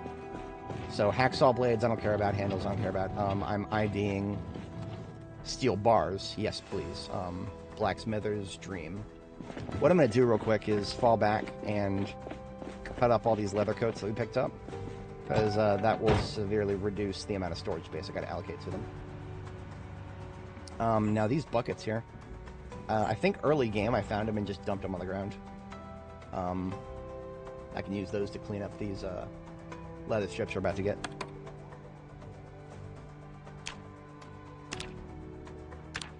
Now, since I don't have a lot of machetes on me right now and I can't make more, I need to be careful about what I use for some crafting items.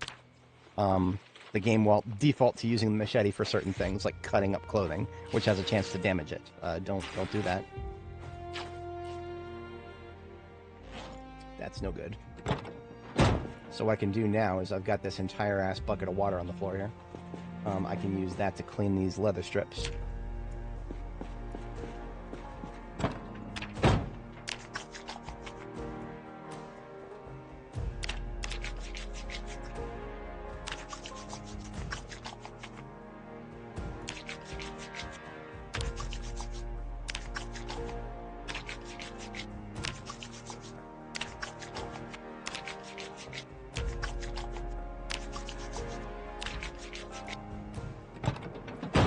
Pack them into a stack. That makes them much easier to transport. Brought it down from 6 encumbrance to like I don't know, 3 or 4. And we can put some of this. Now, we did not bring our heavy hauler down here, right? We brought our combat van. So I do not actually expect to have enough room to bring home everything that we're going to find in those crates.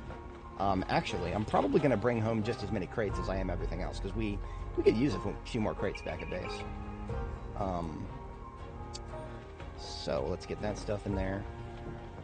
The main backpack is emptied down to 12. That's a good number for this.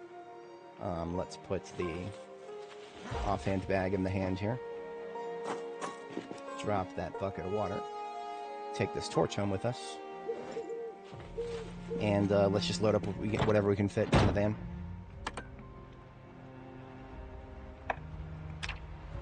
The light bar can sometimes help you see indoors. It's an AoE source of light from the vehicle.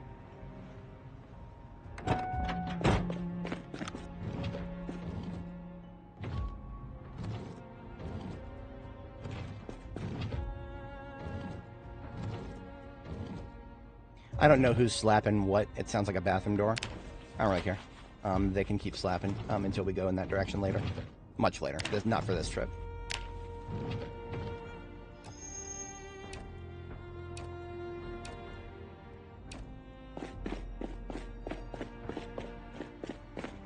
So 4 crates is probably enough for now. I'm only doing that because we're actually we don't have that many log stacks back at base that we haven't already used. So that'll ease the usage of having to build too many more.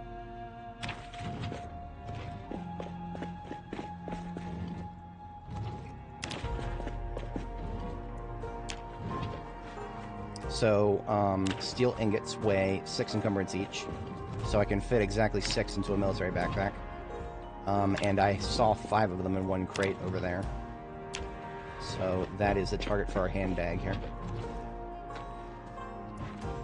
2, 3, 4, 5. Now these hacksaw blades would be more useful if I didn't already have 7 hacksaws back at base. So if I need hacksaw blades, I know where to come back and find them later. I've always felt as though the loot table for this warehouse has felt a little incomplete, but whatever. I guess these guys really love selling people hacksaw blades, steel bars, and steel ingots. It's an odd product lineup, but whatever works, I guess. It puts food on the table.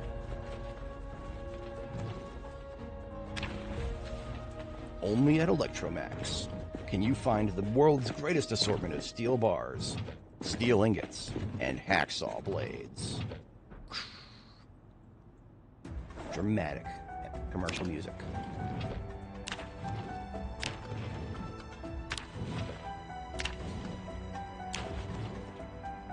This large handle is actually pretty good. We don't have the ability to even make them, and even when we get the ability, it will be a while before we can make good ones. So getting good ones from places like this are, yeah. So this is only one segment of the building. We've gotten most of the crates in here, but as you can see, there are garage doors all over this building. And that's great. Every single one of them is a loading dock with more of them. We'll come back later with a bigger truck. For now, we've got plenty of stuff to work with for blacksmithing.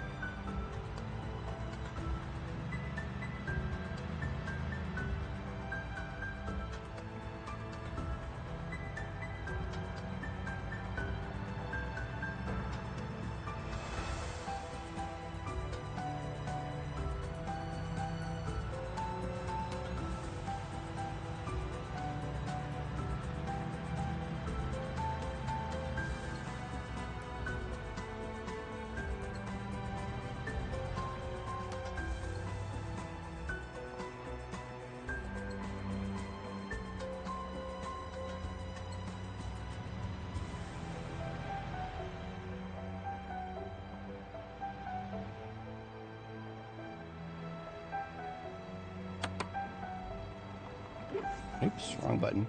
Close window, light bar off. What we're doing first is washing the car. Don't have enough water in my... Oh, I do. Okay, never mind. If I didn't have enough water in my canteen, I would use one of those buckets. But we're a little full right now, so we're just going to drive on in, refill our canteen. Actually, before we empty everything... actually, what am I saying? We don't have that much to empty. It's only a couple... about 70 encumbrance of stuff. The steel ingots are going straight into the left side here. Large handle in there with the small ones. Wire and steel bars onto the right side. It's kind of arbitrary, the separation between the two. I wouldn't read too deeply into it. Yeah.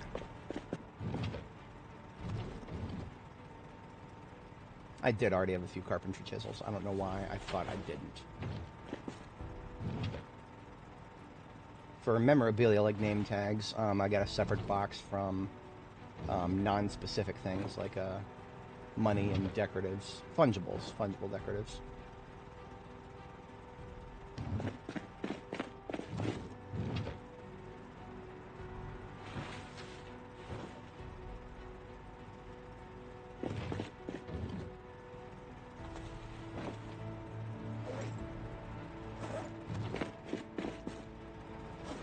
I'll worry about trying to deploy the crates that we picked up. I'll worry about that later. I just brought them home because I know I'll need them. But as for where exactly we'll place them, I'm not going to overthink it for now. That's everything that should be out of it except for the crates. Okay. The vehicle stuff we picked up, just kind of going on the lot out here for now until we have a better storage system for it. Vehicles are far from... I don't even want to think about vehicles right now. I'm done with vehicles for the moment. We use them for what we can use them for, and we don't think about it farther. Because if I do, I'll just get pissed off again. I'm not interested. Nope, not right now. I'm going to be happy. I have decided. I've made the decision. Mind over matter. This sack of dirt, building materials, just put it with the... Just put it in the corner here for me. Part of me is just like dump it out and put the sack with the others, but we don't have to go that far. I could actually use it. Oh, we don't have a laundry infrastructure anymore. My laundry machines are gone. It was worth it. I have decided it is worth it to be forced to move my laundry infrastructure. That's going to be a lot of work because we have 6 rain barrels on the roof above on these tiles right here where the forge and the furnace now are. So what I would do is put these dirty things that I picked up that I want to kind of clean up and maybe put them in the clothing collection later. I'm just going to put them on the floor over here for now. New laundry will be in the front corner on this side. Otherwise, leather strip bundle into the top. And that means we are sorted, except for the rope. Cigarettes.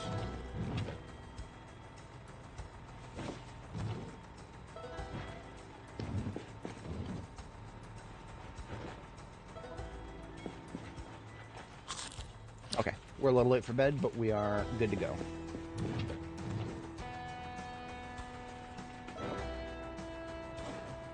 Now I do have to step away briefly, IRL. Been drinking a lot of tea. It's good for you. But consequences are calling. We are not ready for any more blacksmithing books. The next most relevant book that I could read, tailoring, probably. Yeah, tailoring will be the next book. Make sure I didn't leave the van running. It is not. And we'll catch our first sleep, and then she can read a little bit of tailoring while I step away. And then I'll be right back. When I get back, we are resuming blacksmithing, see what we can do with the materials we brought home. I mean, there's no what we can do, but there's a lot of things we can do with them. Steel bars plus steel ingots. You can turn steel ingots all the way down into steel pieces by sawing them with a hacksaw. So bars and ingots, a large collection of both, will take you very far with blacksmithing. All right, so I'll be right back in just a moment, folks. Cool. Just forgot it's the 15th. Okay. End of the pay period. A couple things to consider for that. Won't bore you guys with that. Be right back.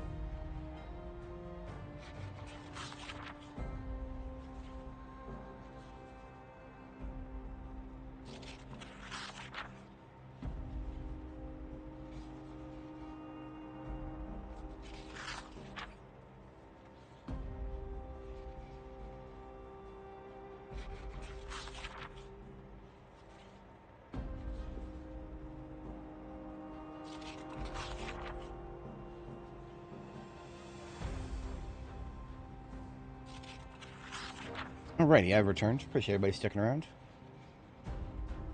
We are at about 4 a.m., so I'm going to fast forward for one more hour and get her to 5. She'll sleep a second time.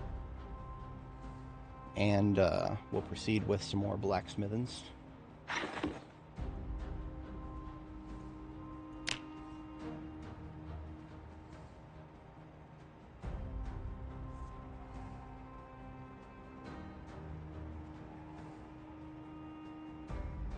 I think we got fog today, if I'm not mistaken.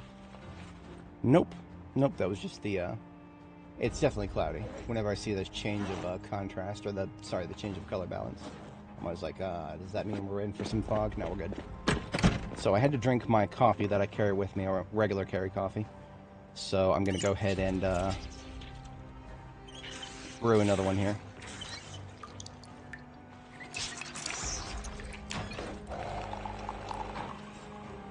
And whenever we do a regular carry coffee, we add happies to it. Happies are dried flower petals, marigolds, camomiles. I did not grow these. These were grown by the new map design, where people have the flower gardens in their front yards and stuff. I did, however, dry them out myself. That was we went through the effort of preserving and then drying them out, and we had the ability to do so. So, just flower petals of different varieties, and then 2 different varieties of sugar. It's almost a Starbucks drink. We would need about 6 more varieties of sugar for it to be a Starbucks drink. I say this as a former Starbucks barista whose favorite beverage of choice is a venti hot white chocolate mocha, 8 pump quad shots, no whip, heavy cream, extra hot. It's white, sugary sludge with a shit ton of caffeine in it, and I love it. I love it so much. I have not touched Starbucks in many, many years, but if I was going to go there tomorrow, that's what I'd get, because I miss it, man. Alright, so what I'm going to do is partition out one of those steel ingots that we came home with.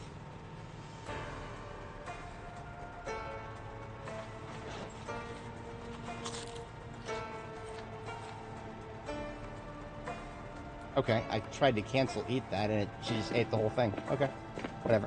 Let's put that away and get the next one then. Doesn't always work, I guess. So, how do we I gave it away. How do we bring down the steel ingot into a bunch of steel pieces? Crafting menu, saw steel ingot into blocks first. So 1 steel ingot gets you 3 steel blocks. Each steel block can get you a bunch of steel chunks.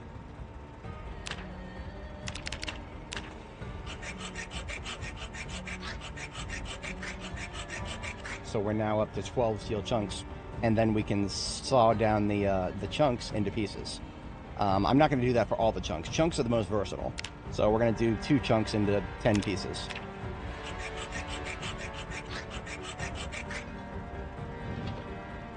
And then I'm going to put that into the lighter weight materials bin on the right.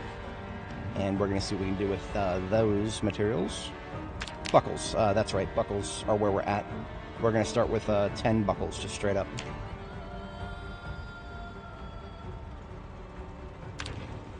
Or 5.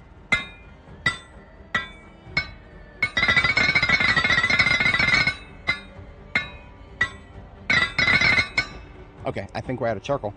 Yep, okay. We were able to make 5 belt buckles, and now we are down to 0.0 charcoal. It is time to get more charcoal. Now, we've got logs over here.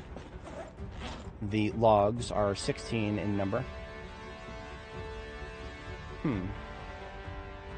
Okay. Yeah. So here's what we're going to do. We're just going to do them 4 at a time. And see if we can hold off, because I don't necessarily want to go do a full logging expedition just for charcoal right now.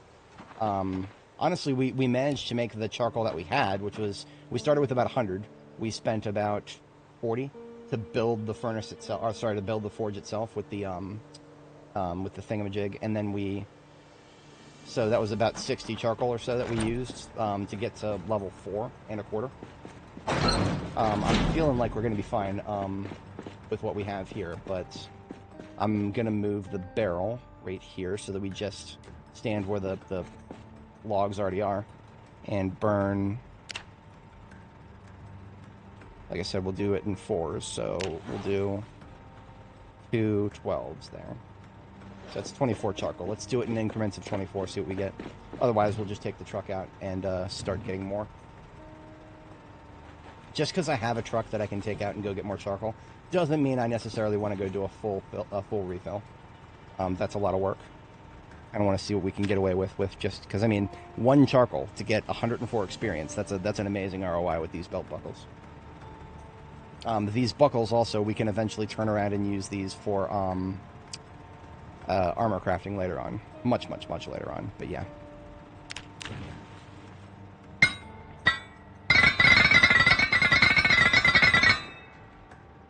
About 2/3 of the way through.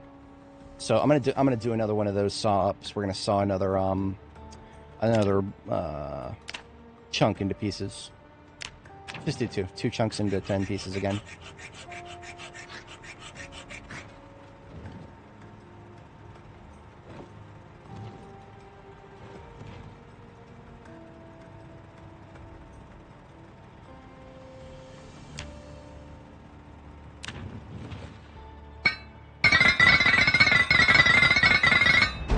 Blacksmithing level 5. See if we unlocked anything interesting here. We can now make a spiked club. I think I tried that once. It was not very impressive. Yeah, it's not very impressive. It's not the same as a mace. It's kind of just like using blacksmithing to shove together, kind of like hammer into the wood, a series of spikes. It's an improvised weapon. You don't have too many blacksmithing improvised weapons. Like, blacksmithing makes proper, actual, like, purpose-built weapons. To the point where you can't really call them improvised anymore. Ooh, we can make hunting knife blades now. We can also make spearheads. I don't think the devs have changed anything about spears. At one point, they were the best weapon in the game, hands down. There was nothing better. Then they got nerfed significantly. Now, when I say the best weapon in the game, what I really mean is just they had a great one-shot ratio. It felt a little weird how easily you could one-shot a zombie with a spear. That's been nerfed into the ground. The damage was probably just kind of firing for level 10 damage for everybody, despite their levels being all over the place. Right now, the last time I tried spears, several builds ago, but I've not seen any patch changes, change notes about them. If they haven't changed anything, what spears really are is about the same kill rate as swords, with a ever so slightly longer distance, a slight fringe benefit of being able to poke them through fences, at the detriment of the occasional 1-second self-stun lock. I'm going to say that one more time. The occasional 1-second self-stun lock. Whenever you take a spear and you shove it into a zombie and you get that random chance for a one-shot kill, a lot of people are like, oh man, that's really good. Try moving while you're doing that, and then realize that you are locked to the ground for 1 full second. And then start trying to do it in fast-paced combat, and then get back to me on whether that's going to be a benefit or a detriment to your overall survival chances.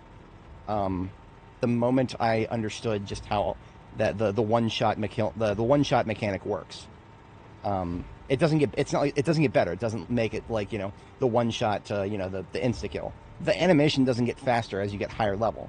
Maybe it's a 1-second animation at lower levels. Annie Mae, one of my previous characters, her playlist is in the description, third one. We got her to a pretty decent level with spears, and the 1 second kill animation was still 1 second. I forget what her level was, 6 or something. We can actually see. I've got a screenshot. I'm curious now because, if I want to start messing with spears, this is a great time right now. I can start making spears. So give me a moment to go back through my screenshot history here. Annie Mae's last screenshot was back at my Riverside base before we started Nora the Explorer here.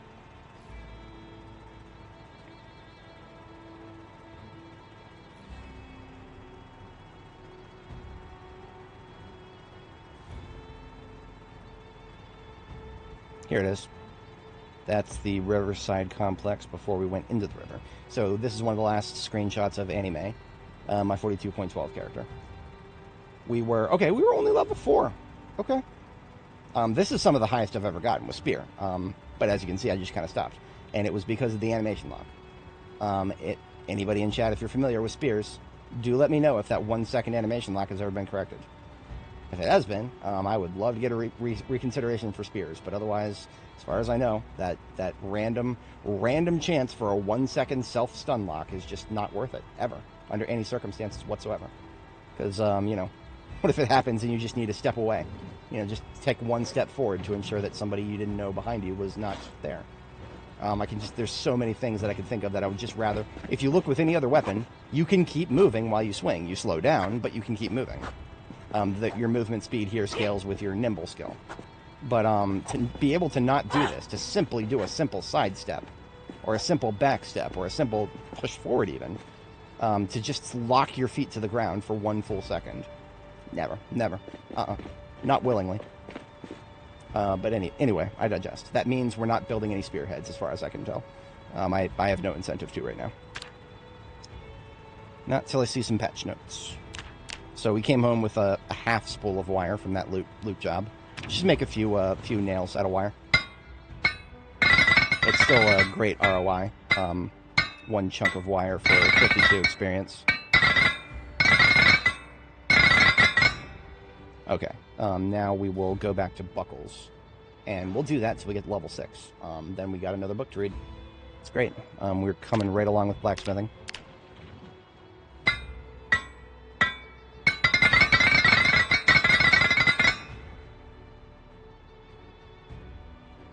Alright, 895, 3,000. So we need 3,000 experience. We have 895.06. And we get 104 experience, 104 point something experience every time we do a buckle.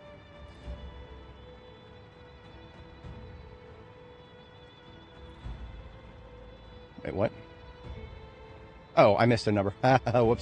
Whoops, I missed a number. 3,000 minus 895.06. So 105 divided by 104. Okay, so that's about 20, just a little over 20.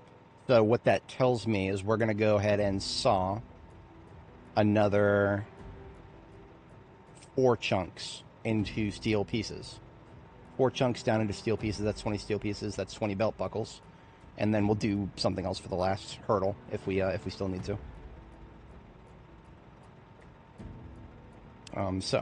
Craft menu, saw into pieces.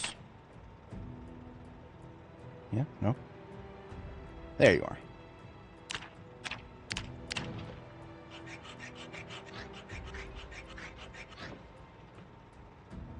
So we should have 20 pieces for that. Now we just turn right around, 20 buckles, coming right up. What am I out of? Charcoal again. Okay. Yeah, it's time. We're going to go cut some wood. So, this is how we just go get more wood without eating into our own log supply here. I'm going to take the entire charcoal burner with me. It weighs about 20. I'm going to put the materials that I'm currently using away. I'm going to open up the door. I'm going to hop in the cab, have a bite to eat, and drive up to some trees. I've already got the firefighter axe on my back, so I don't even need to go get another axe. In the future, I'll probably outfit this vehicle that we're in, like the driver's seat, with a,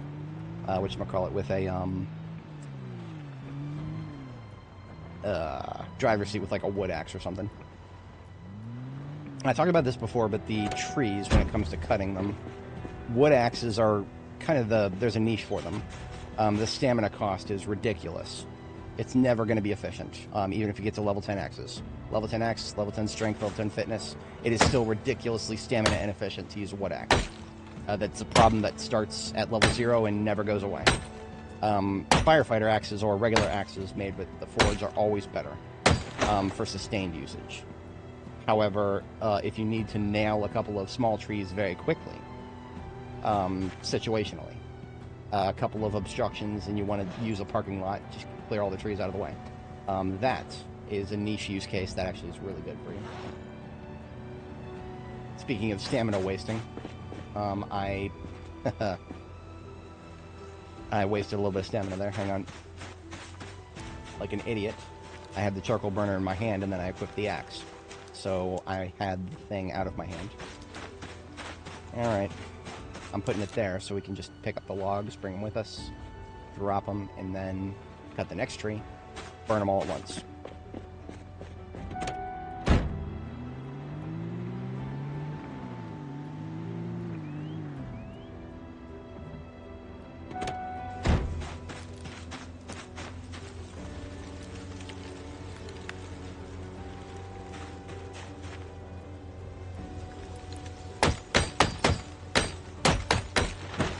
We do these in increments of 2, so it works best if you can, you know, have like 8 at once like we do now, so we can do a total of 4.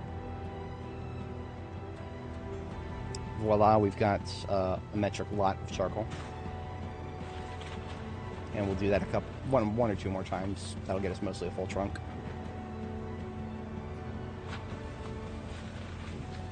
Before we move it, we can go grab some tree branches from over here.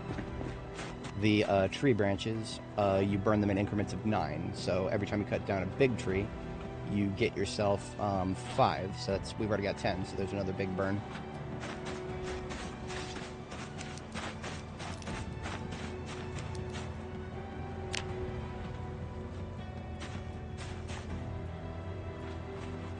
So just like that, we're up to 60 charcoal from just a couple of minutes of work there. And it's already right in the vehicle that needs to have it. That is the power of the utility truck. Underestimate it not.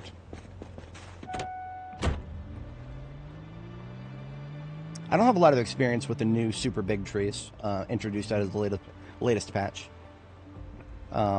There's apparently double XL and then triple XL, I think. Or just XL and then double XL. I know that so far I've seen trees that give us 5 and then 7. And I have the feeling that we've got a 5 on the left and a 7 on the right. I will be interested to see if that is correct. I'm going to put down the barrel between them, because the barrel's a workstation. You can access it from a tile away. So just putting it right here means I can access it from there, or from there, or from here. It's great. So let's start with this one. I suspect that this is a 5 log tree, but yeah, we'll see. I'm correct. It is a 5 log tree. And my suspicion is this one. I'm going by the thickness of the trunk. This one was thicker than the ones we've been cutting, which were 4 log trees. The previous biggest ones you could see were the 4 logs. Now that was a 5. I think this is going to be a 7. So I think that was an XL, and I think this is a double XL.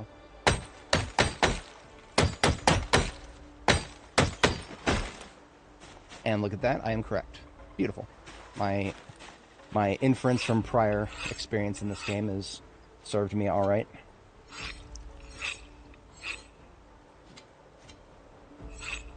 Now, part of me is being very cautious, or I'm not very, but like a little bit more cautious than I would be, because I have not cleared this building to the right.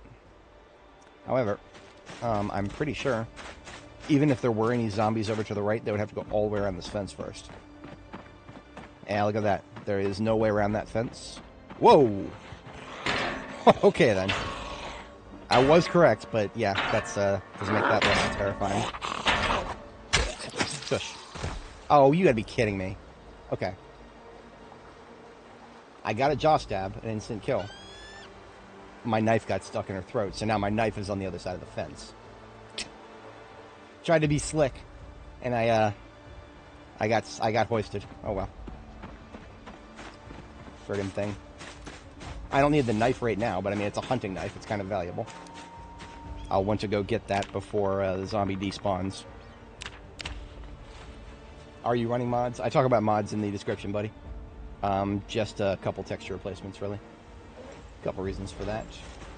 Simple, complex, social, functional, fashional. I'm sick of olive drab, so our backpack is a great example. It's just olive drab, but I changed it to tactical black.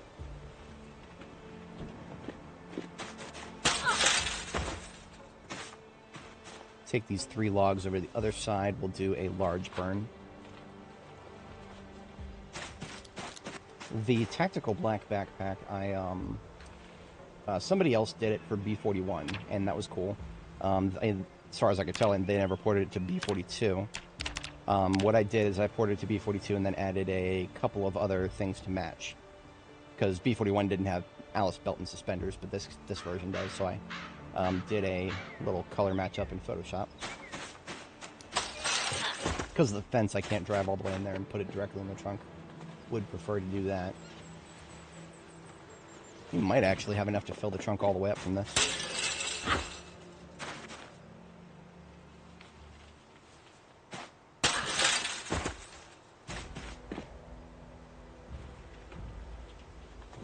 Yeah, I mean, we've only got 6 encumbrance left.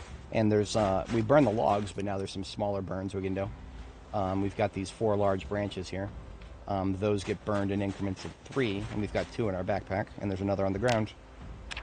So we're almost up to 3 from that, but what about...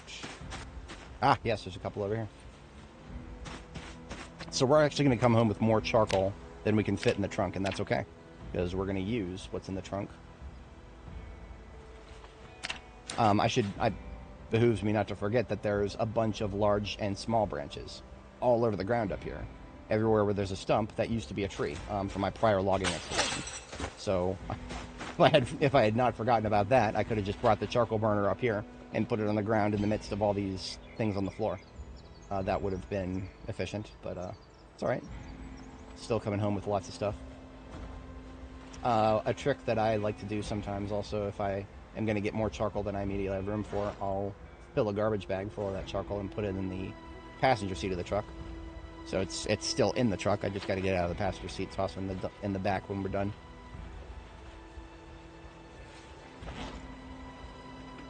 Never underestimate the old humble garbage bag.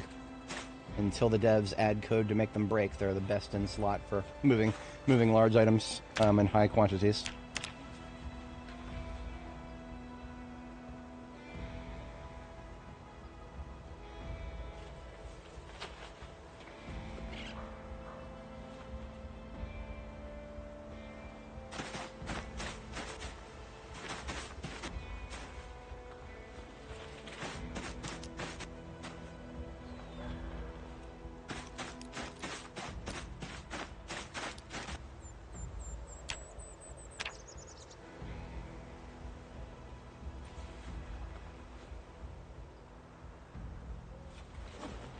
Now, in terms of what order your materials will be used in, anything that's on your character will probably be, I think, this is a universal, anything that's in your character, one of the bags that you have, any of that, will be used before anything that's like on the floor or a nearby container, in terms of like priorities for what the crafting system will pull from. So if I continue picking up more charcoal for now and just fill up my own backpack, and then just, you know, nose back to the grindstone and get back to making stuff with blacksmithing, then it'll use that stuff first, and then everything else second, and empty my backpack for me, basically.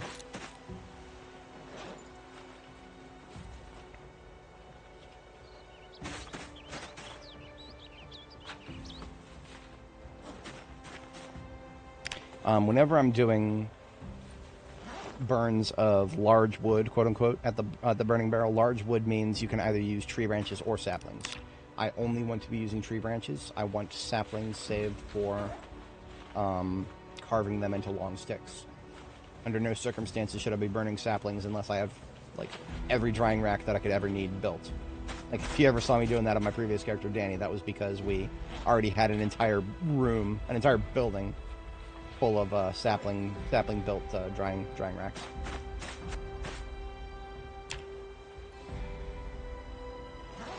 Otherwise, if you ever try to do mass drying in the future, you will kick yourself for not thinking ahead.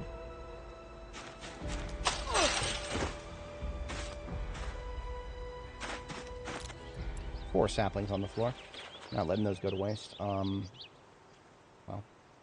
I actually have to drop them again, along with some charcoal, so that I can pick the barrel up and then put it in my hand. Then I can pick the stuff back up. This game's silly sometimes, but it works.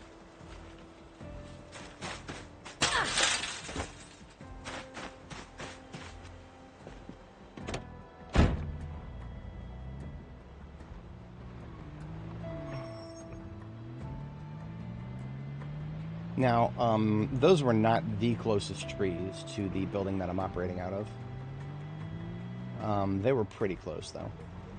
So we have pretty much identified that we want to be going through from the back here. So we're gonna go around the building and open the second door. Park like right there. Give myself a nice turning radius. And the goal is we want to be able to go through without bumping into the stupid bucket. Remember the bucket. Don't forget about the bucket. The bucket is a hard block. Yeah. See how we cannot step onto this tile where the bucket is. If we bump into the bucket with the vehicle, it means that we have failed to thread the needle here.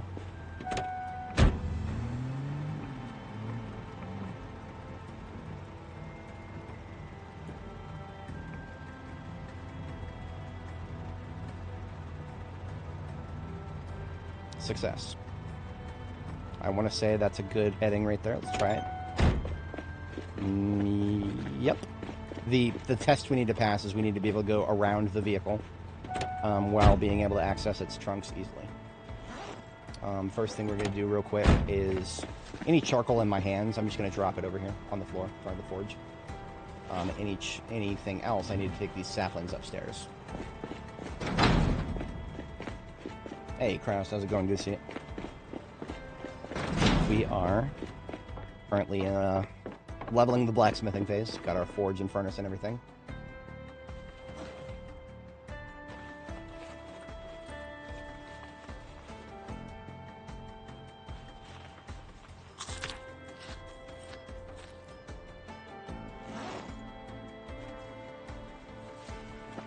Alright. Deposited all of the saplings, and now back to work.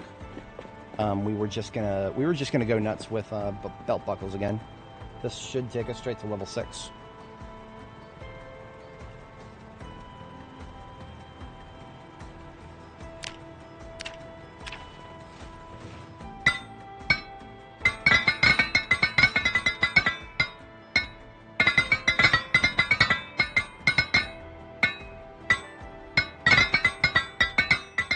I wish I could tell you what's killing the frame rate here.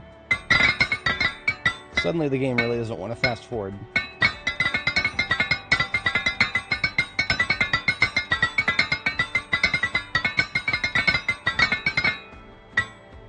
And my calculations. Ah, we're a hair's breadth away. We are a hair's breadth away.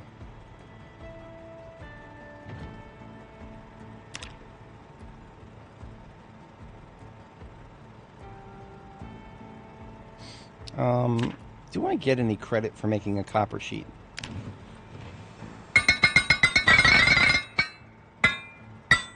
I do not. It's really weird. Some recipes will give you credit, like, you know, a little bit of experience. But taking copper scrap, turning it into a sheet, that's a negative. What if I want to make... Okay, here we go. I can make a cup out of that copper sheet. And this will get us the next level. Hell yeah. Copper cup, boys. Good stuff. I would put it on the crate, but it's hard to see because of the color contrast. Run's going pretty good. Just got to month 1. Congratulations. First month is a doozy sometimes. Has the power gone out yet? If it has not, then you're very lucky. Usually the, whatchamacallit, goes off before the end of the first month. We got all the way up to like August, what was it, 3rd, 4th, something like that. Which means we were on the very tail end of how high it could go in terms of how long before the power goes out. Having a quick bite to eat, and we're almost ready for bed, but we got a little bit of life left in us. Next blacksmithing book's already in my backpack. Reading glasses go on, and butt goes into the seat. Nose into the books. Bedtime is 2300. Oh, you know what? Before we go to bed, let's put down the charcoal burner. Put the charcoal burner down.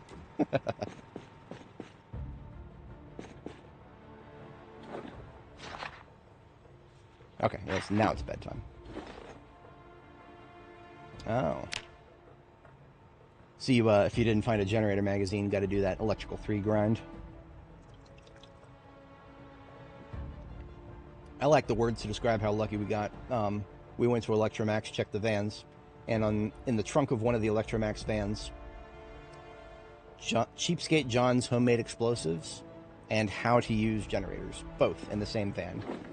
That was like getting struck by lightning, and then a peanut drops on your head from like the 3rd story. It was just so wackily unlikely. We'll probably get through tonight without hitting stage 2 hunger here. Yeah, 5 a.m. second bedtime. This is a volume 4 book, so most of tomorrow is going to be spent reading. Bait shop north. Nice. That is not a bad spot. You're really close to the river there. If you're into fishing, you got some good fish in there. We did not sleep the full night, unfortunately. We had a nightmare. Let's read some magazines. Hey, look at this. Generator magazine. Let's just read that. And cook off some stress. And then we can read about spaghetti. And then we can right-click on the bed and realize that we can't go back to sleep because this game hates restless sleepers sometimes. Randomly. Just going to go back to reading. It's a big book. It's going to take a minute.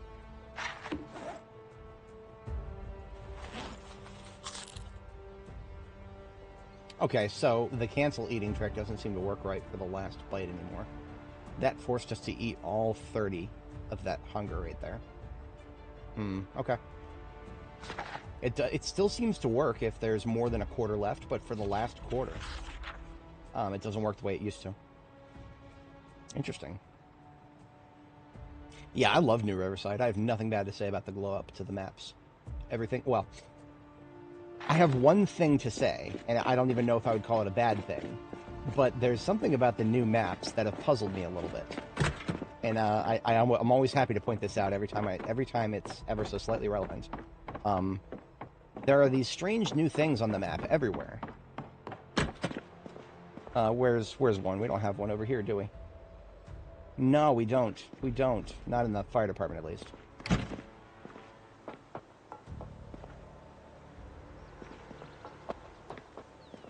Not in the fire department. We do have one across the street.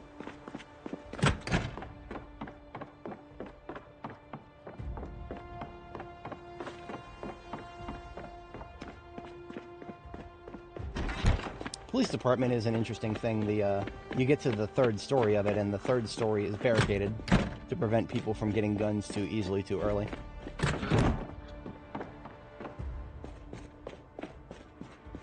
But when you get to the 3rd story, you may notice across from the whatchamacallit here, across from the door, from the staircase, there's this strange room, and then there's this strange assortment of pipes here in front of me.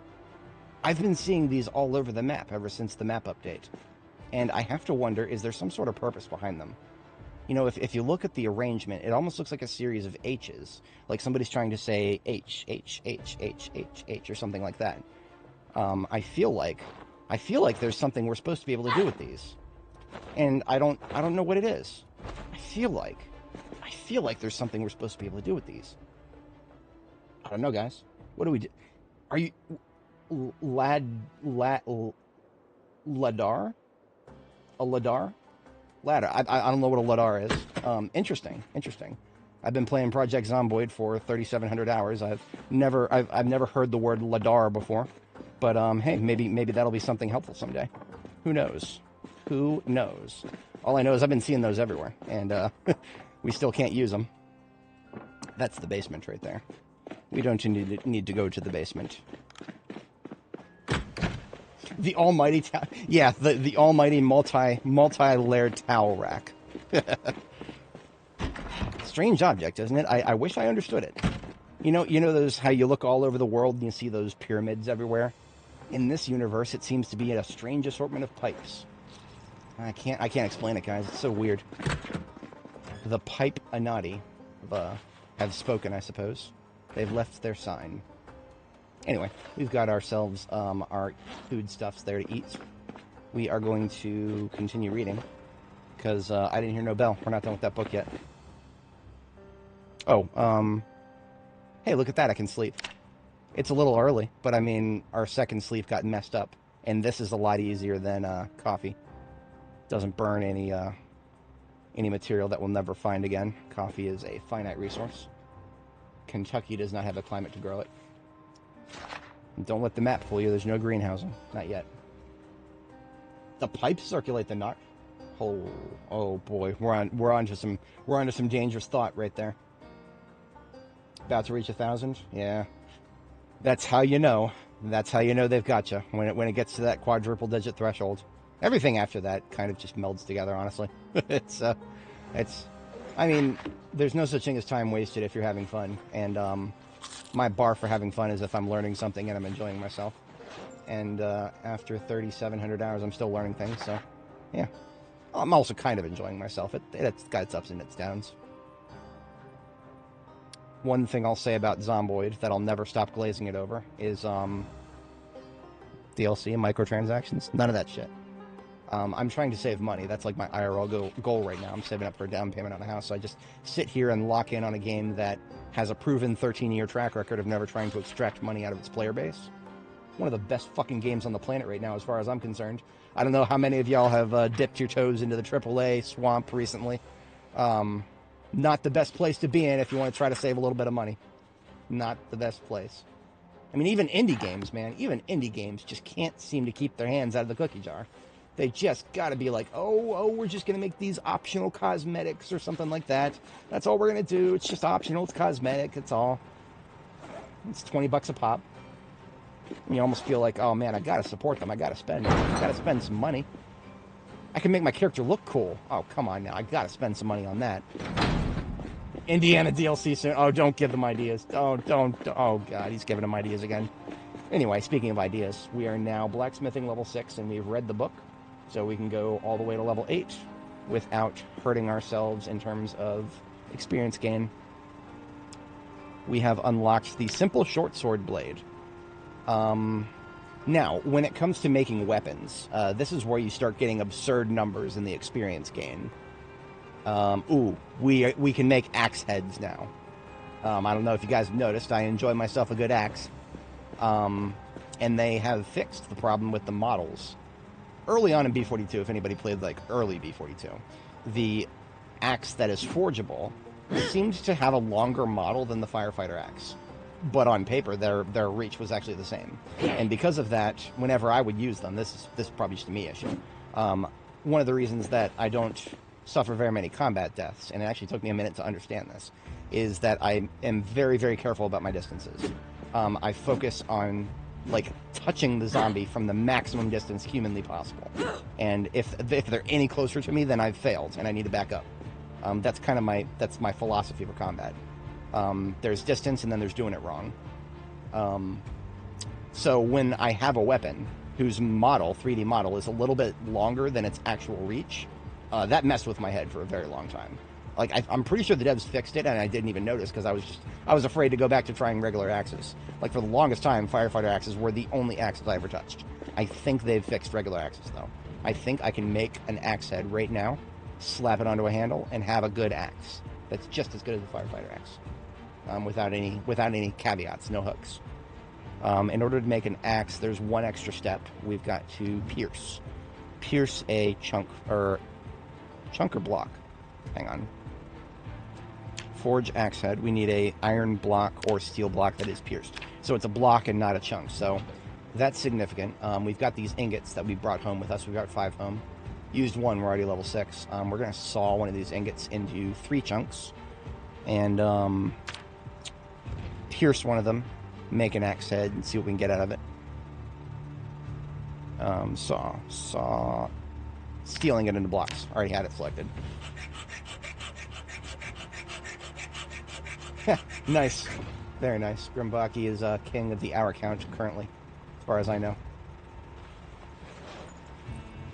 Steel blocks times 3. I'm going to put 2 of them away. just pierce one.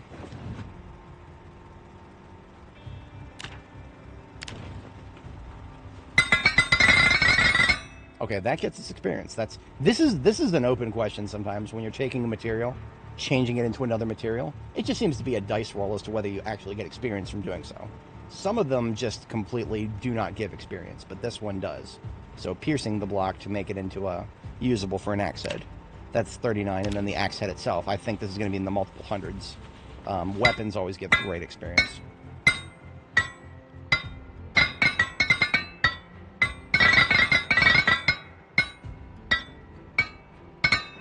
$273.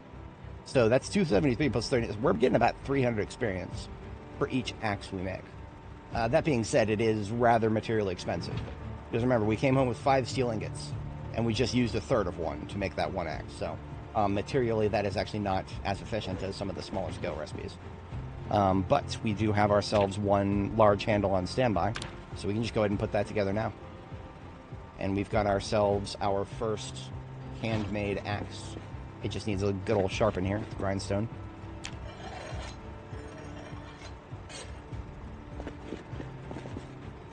Oh, you're talking about RimWorld. Oh, yes. Okay, yeah, RimWorld is one of those games that... Okay, now here we go. Look at this. Look at this. You can see my confusion. You can see my confusion. Look at those two models. But if you put them in your hand...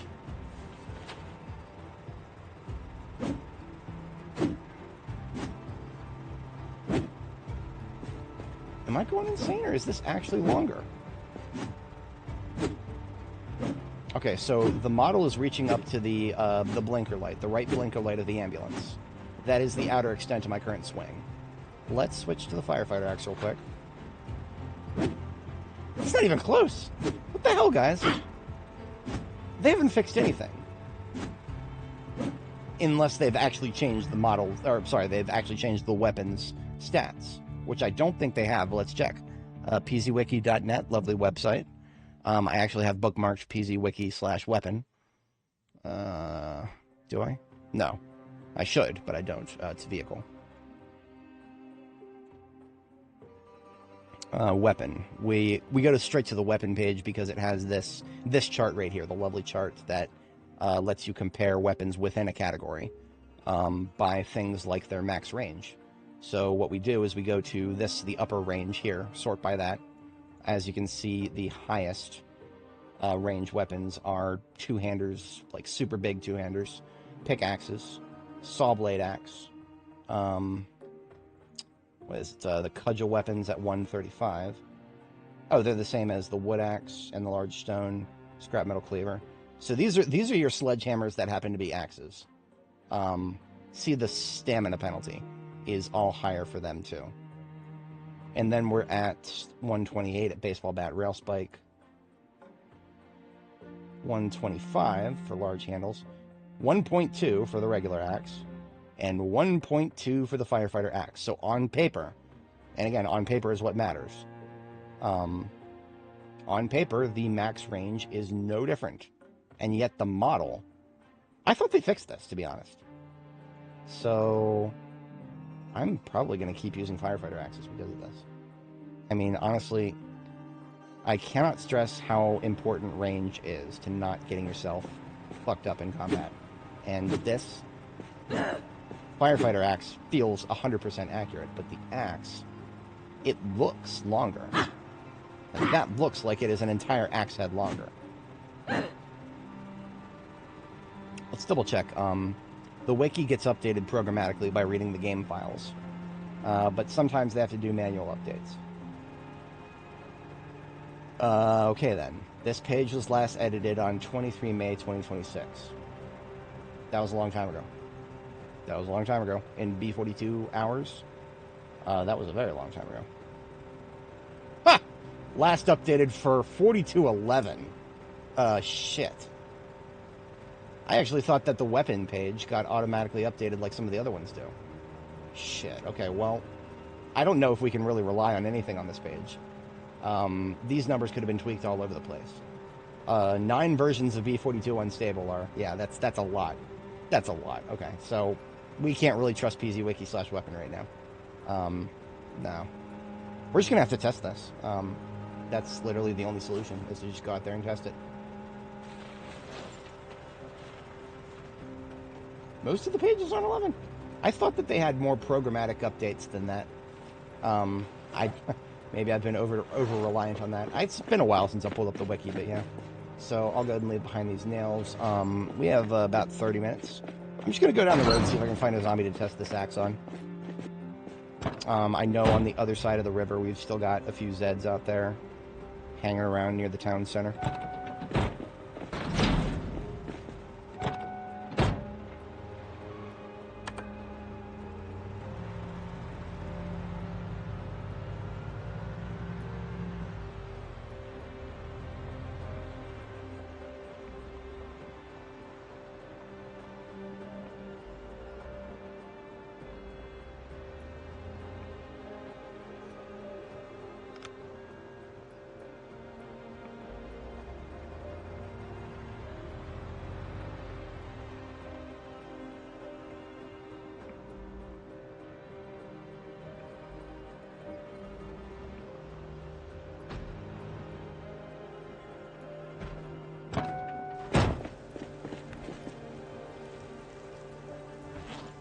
On my back, and firefighter axe in my backpack for comparison later.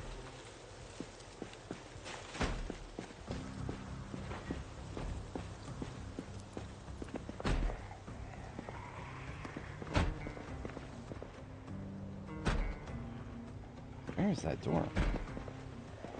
It sounds like it's on... Oh, there it is. I see him. Okay.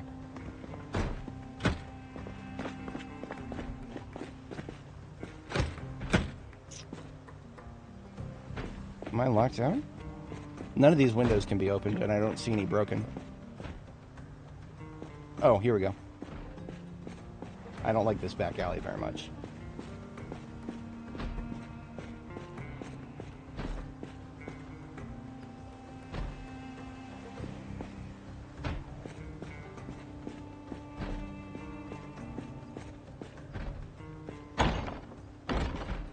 I'm gonna go all the way around. Paranoia is not... It's not paranoia if they're actually out to get you. And trust me when I say they are... These things are out to get you.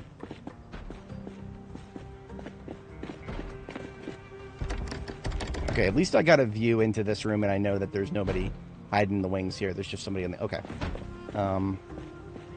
Yeah, these doors you can't open from either side, which is silly, but I can't get rid of the dumpster or the fence easily, so... All the way back around, we'll use that window. We should be clear to get in that room.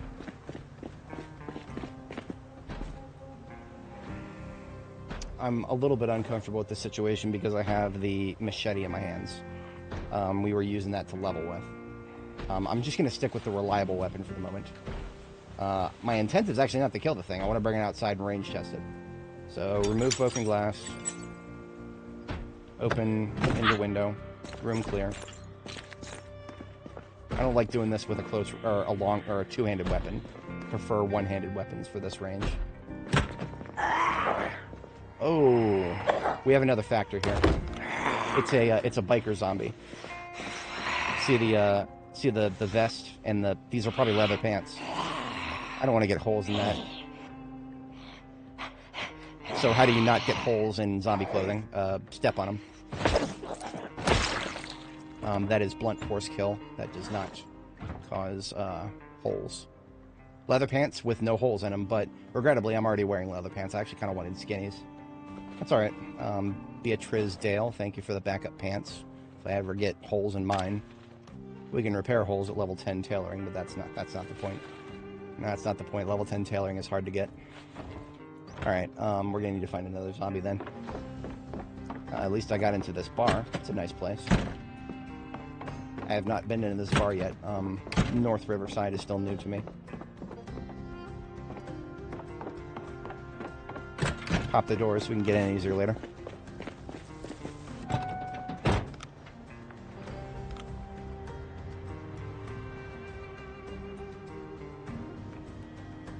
Oh yeah, you're right about that, Katia. They've changed the name of vegetables_vegetalsconf.lua several times now too. One of the silliest. There's another one. There be another one, folks. Another one of these strange assortment of pipes. I know someday we'll find out the meaning of these, what did he call them? Ladars? Yeah. Danny Barber, good to see you. Doing pretty good today. We got ourselves a forge built. That was today's theme. I shared today's stream on Reddit a little bit to see if anybody new is interested in seeing forge building. It took a long time. It took us about 5 hours, but it was worth it. Got everything put together. Otherwise, done pretty good today, and we are currently range testing a new weapon that we just built with the forge itself. When I say range testing, I mean we're looking for a zombie to test with, but instead we're actually going down a boardwalk that's hard to drive through because I'm a doofus. I'm just gonna go right through the hedgerows here. It's slow, but you can go through these like super slow.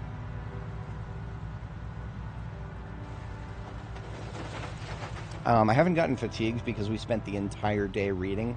I do still kind of want to get home and get to bed within an hour or so, because that bought us some time before we get fatigued. It's not permanent. We'll get fatigued sometime soon here. I know there's a few Zeds up here that I missed when I was clearing the... I haven't cleared up here. Yeah, there's a couple down there. Okay. I'm going to back up a little bit, get my back to the river, and we'll range test a few of these guys. I want to put it to bed whether the axe that we just made is any different from real firefighter axes. On paper, they never used to be. Now, when I was showing you guys the weapon page, which is still open here, pausing it real quick, the weapon page shows that firefighter axes with a max range of 1.2 are exactly the same max range as axes at 1.2. However, the model for regular axes here has always been larger than the model for firefighter axes. And in the past, that has messed me up. And when I say in the past, I actually mean prior to when this was last updated. This was last updated 42.11, that's what we just realized. So this is out-of-date information, but unless something has changed with this, do not assume that just because 9 versions of B42 has passed that anything has changed on something specific. The devs have left a lot of shit linger. Let me demonstrate first what we're looking at. The firefighter axe, the range is very correct to the model. Alright? With this one, I'm going to knock her down real quick, drop the firefighter axe, get out the other axe, the one we just made. I'm going to attempt to go for max range. That felt pretty good. That felt like I got her from farther away. We have a few more test subjects here.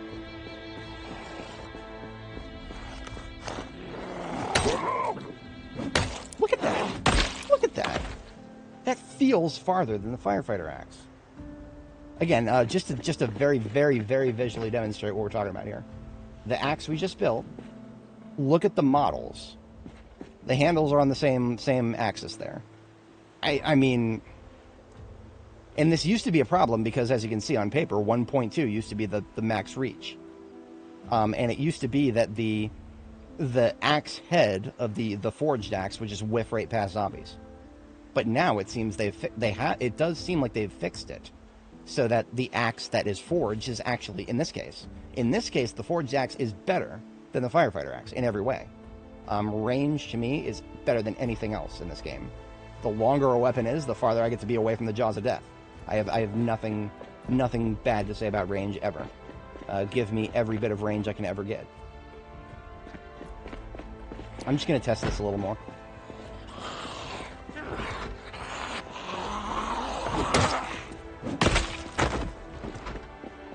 This guy's got my helmet. I'm just going to point this out real quick. Pause the game and show you guys this zombie is a biker zombie.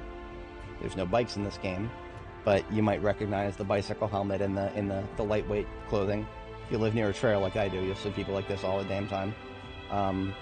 You might notice I'm also wearing his helmet because these are best in slot helmets until you get to Louisville and you can go steal the horse racer helmets. When I say best in slot, I mean 0 insulation, but 40 bite and 60 scratch. A tiny bit of discomfort. On extinction mode, where discomfort hits harder, you might get a moodle from wearing this alongside the elbow and knee pads. So, I don't know about extinction mode.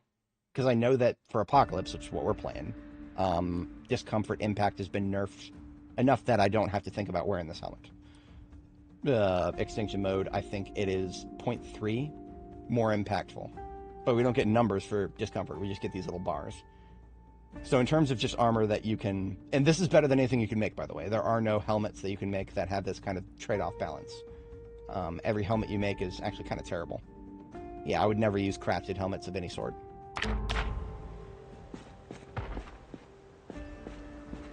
What's up, buddy? Right this way. Out of the road. Damn, dude. That feels like more than a tile away. That feels like more than a full, like more than 1.2 tiles. Damn it. You know, we could range test the door itself. I hear another guy aggro. Let's kill this guy first. We could range test the fucking door itself. Axes are one of the best ways to take out a door. So, I'm at 1 tile. Is that like 1.2 tiles, maybe? No. Okay. No. Okay, now. That's not 1.2 tiles. It seems not all hitboxes are made the same.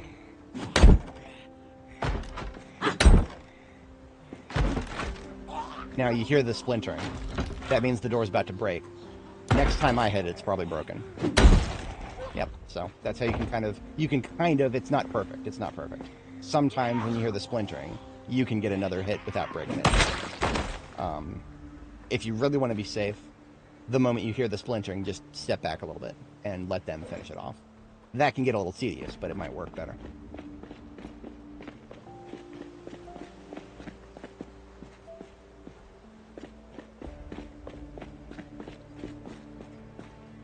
No more test subjects. It's 1 a.m. We need to get to bed, so I'm going to go ahead and go to bed. But that wasn't a bad test. I mean, we confirmed at the very least that the hitbox feels correct. And if the visual hitbox feels correct. That's actually good enough for me. I don't actually care about the numbers being too different on paper.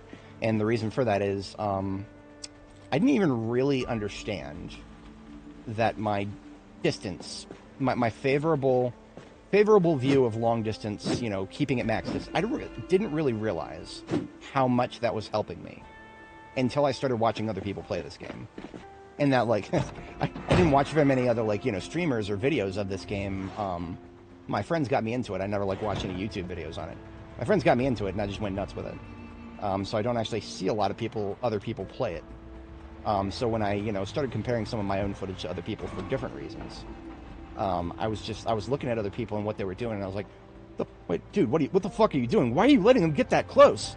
Like, I was actually feeling a little bit of panic at the way other people were playing this game and just doing it so horrifically inefficient with their ranges. They were letting zombies... Like, there was this guy, Mick Spoons, great YouTuber, makes some really funny videos. I love his content.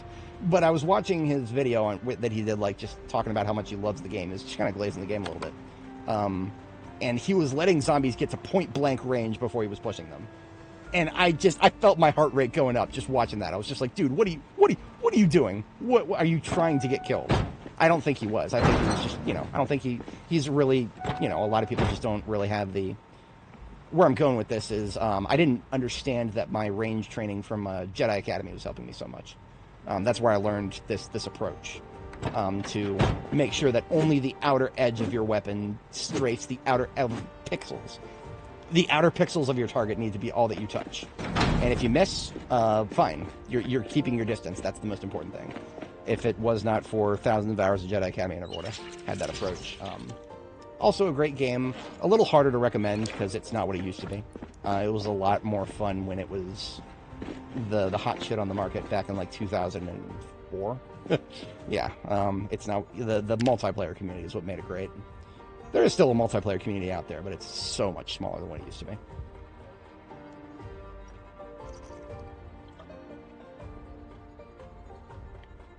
Yeah, Grumbaki, I think with Beaver. I think with Beaver, he's one of the kind of guys who doesn't even mind having his character die, because then he gets to hype up the reaction to it, and get the Twitch chat to start posting the emojis. That's kind of not the approach that I want to take to streaming. when it comes to streaming, I'm just having a good time and here to share it with everybody. I'm not here to do the the YouTuber thing or the Twitch streamer thing. It's real popular. Just react extra hard, as Asman would frame it. React harder. Just react harder, and you'll get a bigger audience. Bigger audience of different people, I assume. Perhaps not necessarily the kind of people that I would want to associate with. I mean, honestly, if you're not interested in content just because somebody's not reacting hard enough, that's an interesting indictment right there. That's saying something quite interesting. That was one of the things that actually kind of turned me off of streaming in general. My Twitch account. It wasn't Twitch back when I created it. It was still Justin TV when I created it. I last streamed to it 14 years ago. I've barely logged into it since. And it's really just because the culture shifted so hard over at Twitch that I was just like, brother, not my thing. I last streamed Firefall on that game, or on that platform. And that should tell you everything you need to know if you know anything about Firefall. and if you don't know anything about it, that tells you a lot in and of itself, because, Firefall's gone. It's never coming back. The development company and the holding company that bought it are both gone. If Mark Kern wanted to, he could remake Firefall right now. The IP is no longer held by anybody legitimate. The 9 has dissipated as an entity. There's no company out there that holds the trademark anymore. It's expired, Mark. You can make the game again. You can make it. He won't do it. He won't do it. He won't do it. He's too busy going on Twitter and shit posting. What was I doing with clothing? Clothing I'm putting it on the floor over here. See, I got rid of my laundry infrastructure, and I'm like, okay, I need to put that in the laundry. Oh wait, I don't have laundry. So, floor for now. Vocal ignorant. Oh yeah, no. Being vocally ignorant on the internet is a path to a lot of money. It's a path to a lot of money, and that's why, to be entirely honest, guys, I can't even really fault the people who do it, who go on the internet and rage bait. They're just making money, guys. They're just making money. Sure, they're not exactly making society better. But they are far from the worst thing in terms of making society worse. Now, if you want to follow the notion of make your corner of the world a better place, that's kind of what I try to do, because, what do I have control over other than, my YouTube channel and what I post and how I conduct myself here? I try to make this little corner of the world someplace that I would be happy to dwell in as either a viewer or myself as the streamer. And I think I'm doing all right there. I do still get people who make fun of me in chat, but I mean, you know what? As long as they're not spamming, I have a lot of fun with self-deprecation here. It keeps my ego in check, because if you get too much of an ego when you're playing this game, this is how you died. That's how you died. Usually, it's just biting off more than you can chew. That is probably 90% of the deaths in this game, just biting off more than you can chew. The rest are accidents. This game is Mistake Punishing Simulator 9000. And it continues to get better. Handguard daggers. We considered it at one point, but decided against it. We have so many options now. We can do needles. That's a level 6 recipe. I think that's what we're doing next. But we need more wire.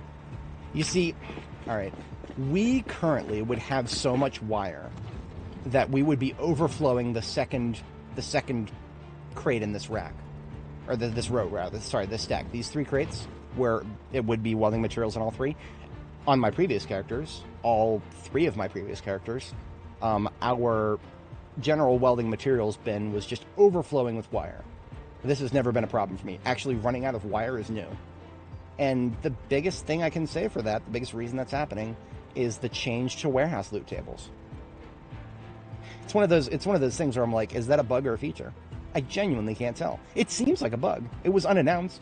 The devs didn't say anything. Oh no, we're not gonna. We found that warehouse tables were a little bit too prevalent, so we're gonna adjust them a little bit. Remember, whenever they use the word adjusted, they're usually talking about nerfs. But they've gotten really good at corpo speak, which is what it is.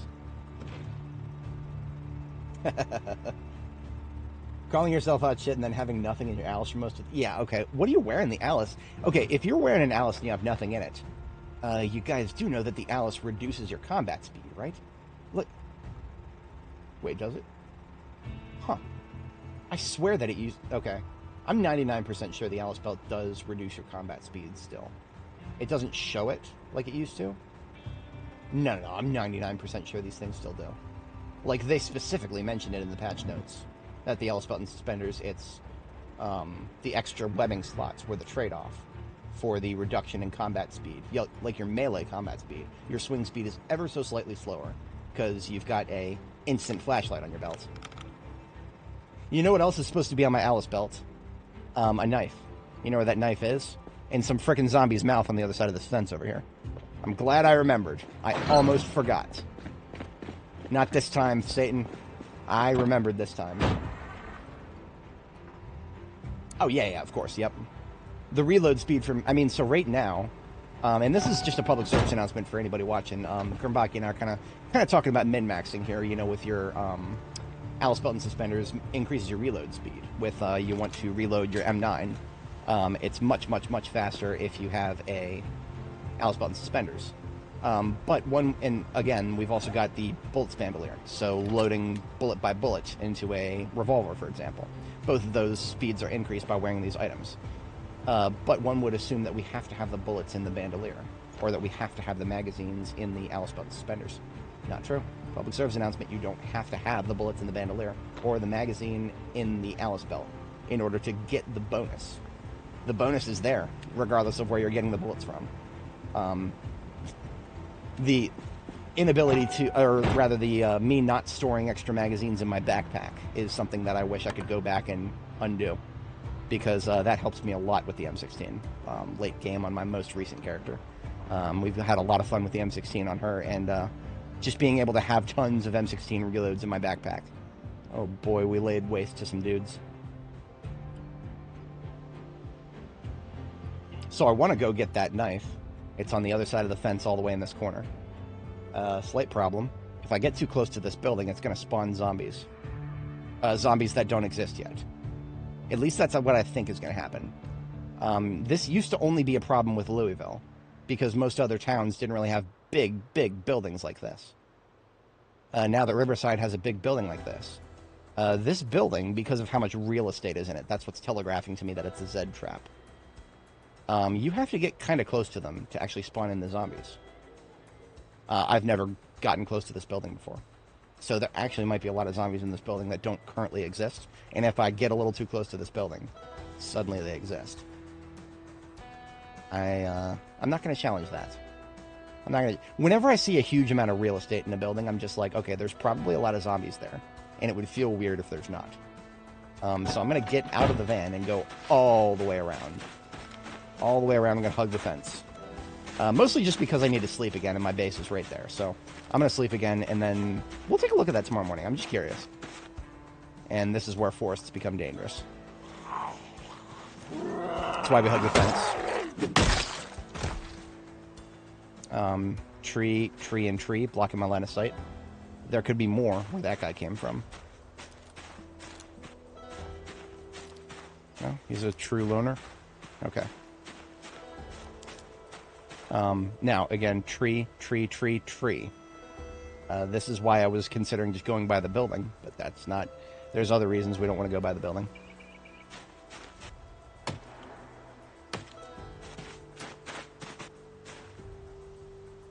Okay, here's the lady who ate my knife. Not kidding, it's stuck in her jaw. Alright, back onto my webbing it goes. Knife has been recovered.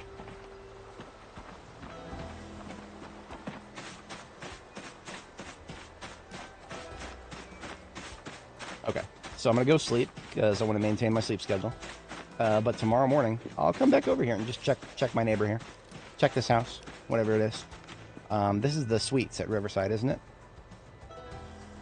Yes. This used to just be a very casual motel. There's nothing casual about it now, boys. Look at that. That is beautiful. I'd love to stay in a place like that, IRL.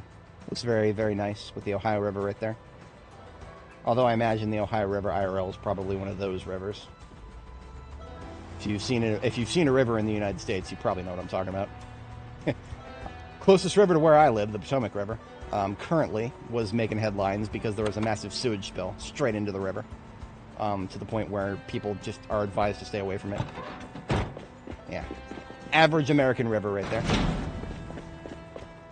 Question it. Yes! Oh, thank God. Thank you for letting me know that, Grimbacky. What he's talking about there is we're talking about the short-sighted. We have glasses because we are short-sighted. If we take our glasses off, observe what happens. Horn rim prescription glasses unequipped. Look at that. Suddenly everything's real blurry. People were reporting this as a bug. Like, if you go to the Steam forums, to this day, you'll probably still see people be like, why is the game so blurry? What's going on? Why is it blurry? And some people don't even understand that because, you know, they've never taken short-sighted. They don't understand that you have to spawn with glasses on. And if you don't, well, things are blurry. I think that, I'm going to be real with you guys, I think the devs get a kick out of just not explaining certain things like that and just letting players figure it out amongst themselves. It drives engagement.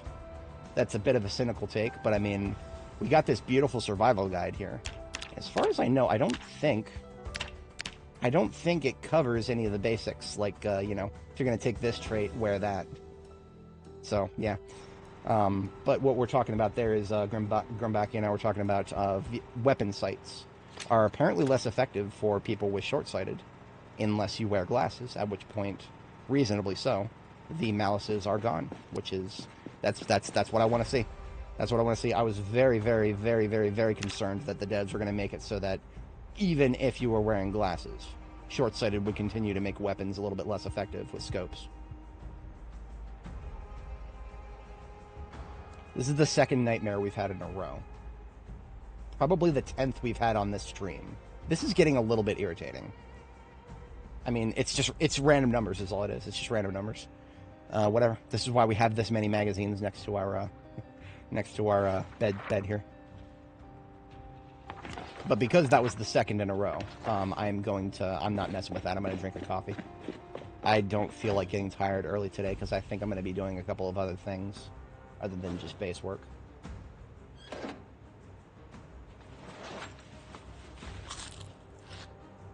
Yep, okay. So even if you hit all instead of 1/4, it'll still... Basically now if you try to eat something and you're down to the last quarter, it doesn't matter. You could probably eat it immediately, and it would still eat the whole thing. I think the devs didn't like people making fun of them for saying that all you do is stare at it until the bar is full. Yeah, I saw some people making fun of that. The fact that you used to be you had to sit there and eat the whole thing until the bar was done, and nothing would happen if the bar didn't fill up. If you canceled it early, nothing would happen. Yeah, I think the devs got a little tired of people making fun of that, and have now pushed things way far in the opposite direction. That happens a lot in this game's development. That's actually completely normal. I wish it wasn't. So I was gonna make coffee, but there's also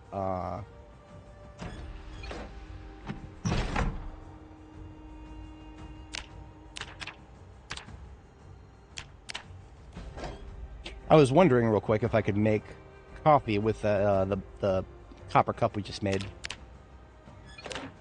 We can! Holy shit! I didn't know that. I should have tried. Where did my cup go? Where did my cup go?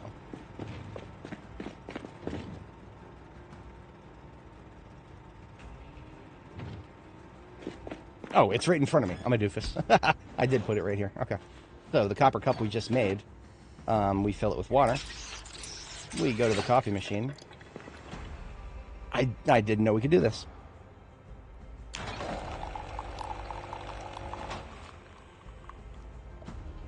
So its encumbrance is the same. I imagine that it has more water in it, because this is 500 milliliters as opposed to the, Boys, did we just discover making grandes instead of talls? Did we just discover grandes? Holy shit. I mean, it doesn't change the amount of coffee. We still used 5 coffee. So drinking this whole thing still means we're getting minus 24 fatigue. If you're ever curious about the numbers behind fatigue, right-click on a bed, and if it lets you sleep, like the option to sleep exists, and there's no errors, then that means you have at least 30 fatigue built up. If you get the error that says not tired enough to sleep, that means you are below 30 fatigue. because we've had 2 nightmares in a row, my estimation is that we're probably at like 25, 26, 27. And if we were to sit here and read for an hour or two, that would build up enough fatigue we could sleep again. But then we'd be wasting half the day, because it's already 9:30 a.m. So it's like, at this point, I would much rather just drink a whole coffee, delete 90% of the fatigue that's on us, and just be up for the whole day, well into the evening again. So that's exactly what I'm doing with this beautiful copper cup that I got. That's interesting, because the dry weight of the copper cup is higher, and we're probably getting more water. Okay. Make gold and silver ones, yeah.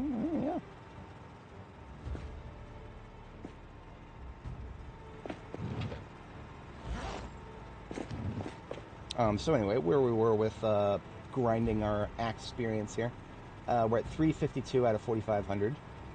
4,500 is what we need. Minus 352 is what we got. Let's divide that by about 300, because what it does is if we want to make another axe head like the one we just made, we have to do like 30 experience for piercing the block, and then 270 for making the axe. So it's about 300. So divide this by 300. If we make 14 axe heads, we will be level 7 blacksmithing. That's a bit expensive. 14 axe heads. We don't have enough steel for that. We've got 3 ingots on standby. That's 3 times 3. That's 9. We can make 9 more axes right now, and we'll be out of steel blocks. So that is not very effective. But since I've identified that these axes seem to have a objectively superior hitbox to the fire axes, I'm going to be making a few more of these just for the sake of using them. So I'll be getting experience, but also getting getting good shit. Now the slight problem is we can't make handles yet. Not the helicopter, just an automatic weapon. We cannot yet carve large handles. Oh, we can. I predict if we do, it'll be shit. Let me try real quick. We've got a plank on the floor right here, crafting surface in front of us. Let's use a pocket knife to carve it into a large handle. Good carving experience. The large handle is at 2/3 integrity. So I don't like being able to make a beautiful, pristine weapon like an axe and then slapping a shitty handle onto it. Basically what it is, it's random numbers on the quality until you get higher level carving. So our reward for leveling up carving to a higher threshold is the guaranteed good handle for our axes. So carving is an underspoken companion to blacksmithing. Yeah, see, honestly, with these damaged handles, I would kind of like to use this as like a replacement. Oh, you know what? Over here, we've got some firefighter axe heads that are... this one's like not perfect condition. Yeah, its condition is like 90%, so we'll use it for that. Yeah, that's a fair trade.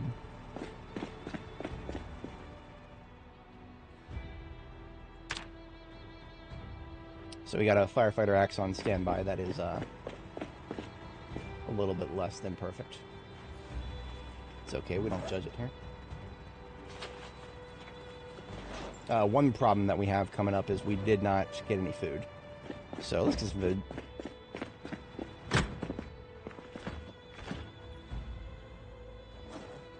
I'm going to do 4 broccoli, 2 cabbage, 4 carrot, 1 garlic. I forgot to do that last time. That's the veggies. Give me some meat. We're actually running a bit low on rabbit meat. How's about we chop up one of these chickens? These chickens all died by shitting themselves to death in our coop. Chickens were at perfect health. We closed the door, went to sleep, woke up, did some more stuff, didn't open the door. Came back home for a total of... so they were stuck in the coop for about 18 hours. We came home, and the coop was at 100% filthiness, all the chickens inside were dead. I kind of said this before, but it bears repeating that if it is necessary, in order to keep chickens and not have them randomly die for no reason, that you have to stop everything you're doing and open and close a door, twice a day. It's not worth it. I won't keep chickens if that's the case. That is so much of my action economy just thrown out the window right there. It basically means that I can't do long-term expeditions away from my base anymore. Otherwise, I'll come home and some chickens will be missing for no apparent reason. No, thanks. I'd like to actually have a reasonable world. See, in a reasonable world, you would be able to build something that foxes can't get into to steal them. Because that's what, if you want to engage with this mechanic honestly, that's what's supposed to be going on here. Some foxes sneak into your hen house and nom it on your chickens. Okay, yeah, that's a real problem. You know what a real solution is? A metal box. A metal box that is so thick that a human can't get into, let alone a fox. Not in this universe, bucko. If you keep your birds inside all the time, they will get stressed and they'll start to die.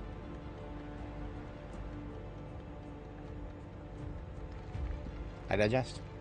Point made. I don't know if I'll ever keep chickens again at this rate. Now, I actually don't know if what I was talking about with the with chickens dying for no reason if you don't put them in a coop.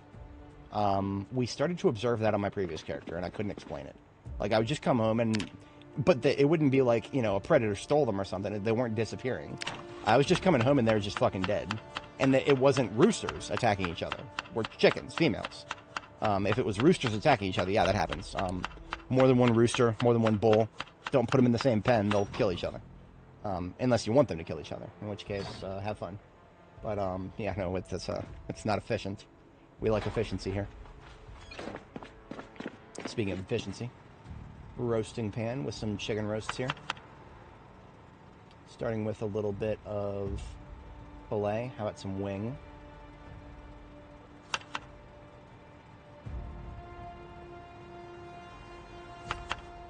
Wings work good right now. Not too much left over. Oh yeah, not too much left over at all. I'm overthinking this.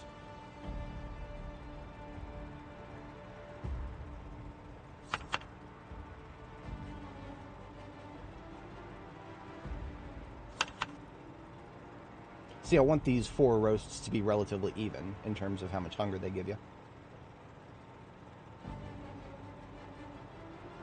And with the chickens I just chopped up, that's not happening. So that's okay, I guess. 2 of the roasts will be a little lower. And then we're going to have 2 chicken legs left over. Whatever. I've got to learn to detach myself from leftovers. Kind of just like towing. Just detach. That's all we got to do. I am in my happy place.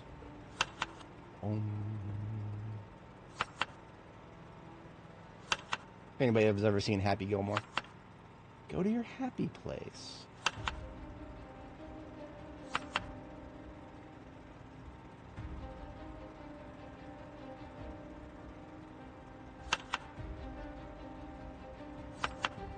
See, the clean things, the broccoli, 1 for 1.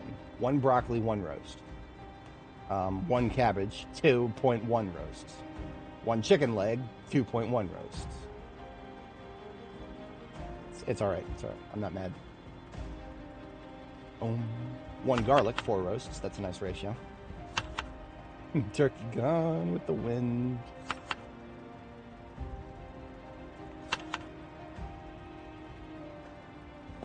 We actually have a little bit of room left over and everything here. So we'll fit the leftovers in then. Yeah, sure. Yellow.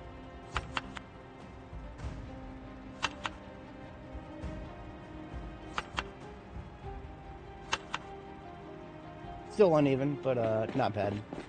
And how's our weight? We are... Okay, we're starting to get in the direction of needing to put on weight. Honestly, when it comes to what cooking ingredients you're using, in terms of like the bulk, what you're putting into the roast as opposed to the toppings, the toppings matter 100 times more. If I wanted to start putting on weight right now, we've got additives in this corner. Lard, margarine, butter, olive oil, vegetable oil. Right now, because my cows all died for no reason. Let's say that one more time. Because all 4 of my cows died for no reason, I have no butter and no ability to get more. I could go get more cows, but I have decided not to expend the effort on that, because if they just die again for no reason, then that's going to be another waste of my goddamn time.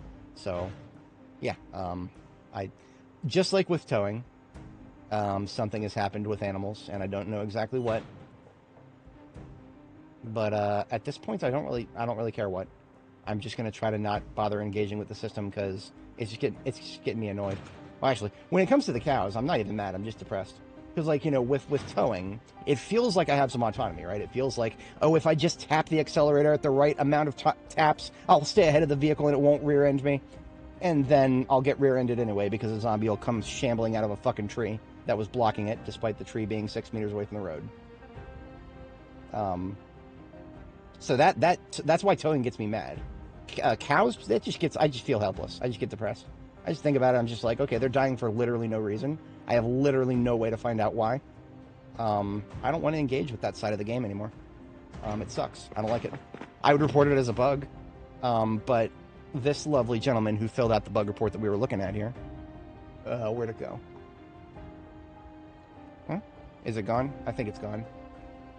It's gone. Yeah, I closed the tab. I closed the tab, and that's okay. That's okay. Like I said before, I'm done being angry. I did close the tab, right? No, oops. This lovely gentleman here posted this bug report promptly within the same day. Got a reply. Thanks for the report. For my bug reports, to this day, I patiently await the reply. Anyway. All that yap was kind of in service of me wondering whether I should start adding fat building additives to these roasts. And no, I think we're not ready yet. After these 4, we'll probably be ready. We want to stop losing weight once we get close to 75 kilos, so we're still 2 kilo good. A little bit of tailoring to pass the time in the meantime.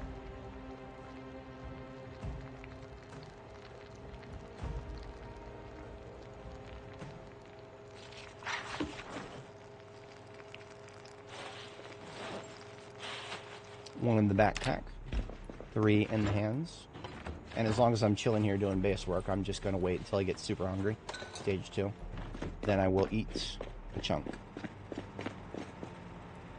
Alright, so 2 more axes. That means we got to pierce 2 chunks, or blocks rather. Pierce 2 blocks. And then turn those pierced blocks into axe heads, times 2.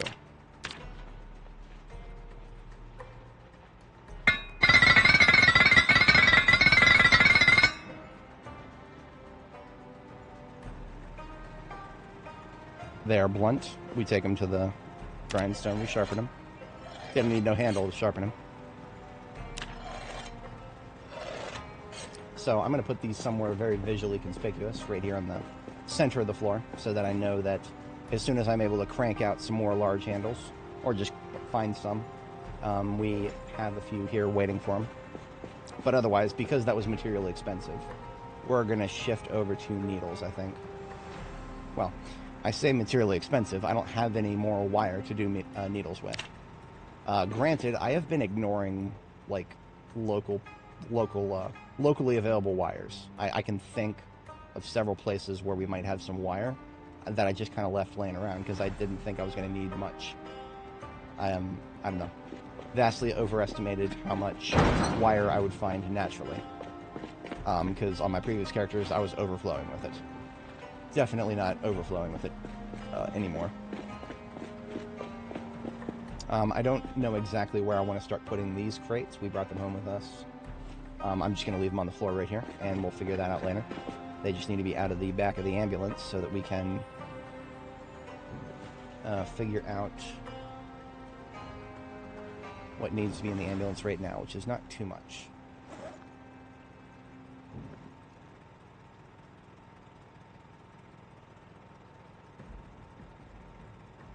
Yeah.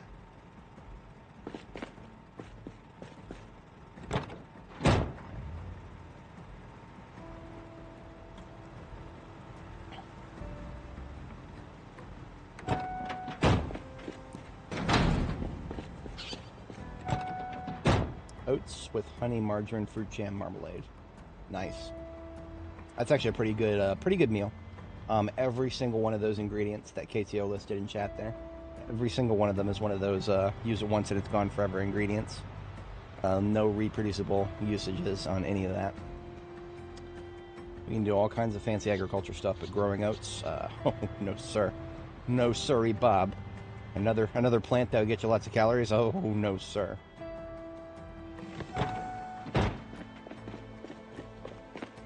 Now, the most obvious place one might look for wire would perhaps be the tool store. We've looted the tool store already and gotten what I want out of it at the time, but we're going to take another look at it.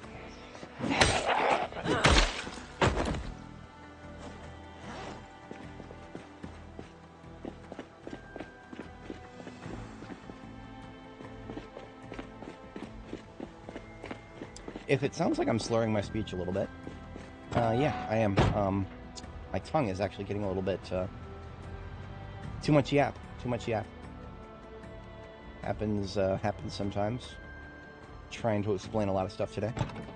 And, I had a 12-hour stream yesterday, so lots of IRL fatigue build up a little bit there.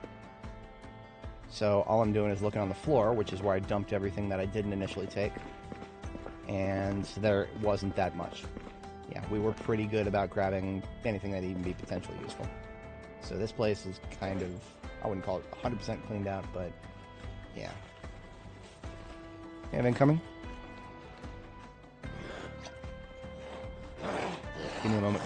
There we go. Again, people think you gotta be point blank to push. I don't know if you guys saw that, but he was at the edge of my hands there. Like, beyond the edge of my hands there. Max range is a beautiful thing. Use it, please. Save your characters. Save us all. There's 11 medium handles in here. I don't even know if I would make 11 medium tools anytime soon. I wish just a couple of them were large handles. I probably would have brought them home by now.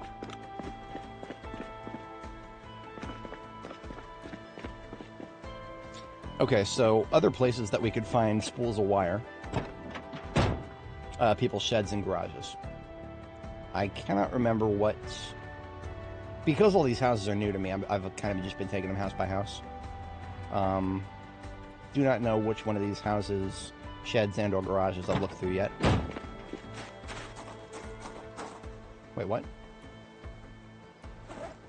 Oh, I took the machete off my belt and I never replaced it.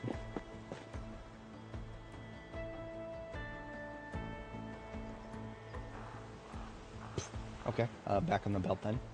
Machete is a different skill set. We do want to level Longblade, and we actually got enough kills the other day. We're already Longblade level 1, working on level 2. But once we get to level 2, I don't think we have the next Longblade book available to read, so we're not exactly in a rush. But also, Longblade books are not a requirement.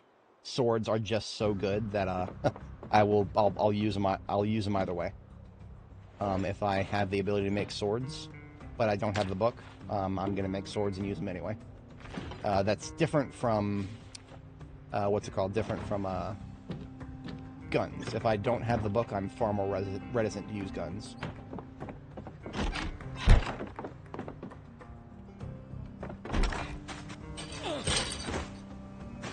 Train bucket full of water here. Like, literally 100% full.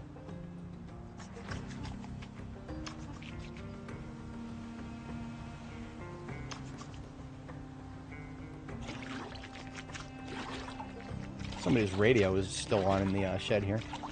Do the fizz.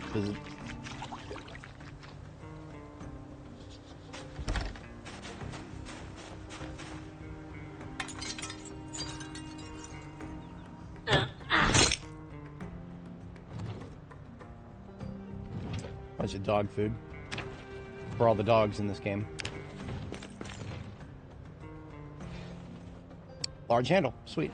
Another axe.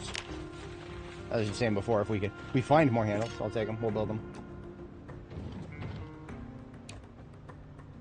And every time we see something electrical, like a radio, we're 26 experience closer to explosives, proper explosives. None of this half-assed stuff. No half measures, Walter.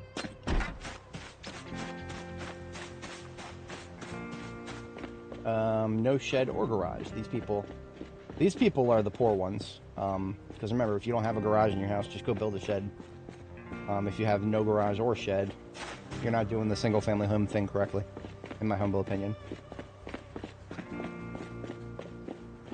See, my house never had a garage.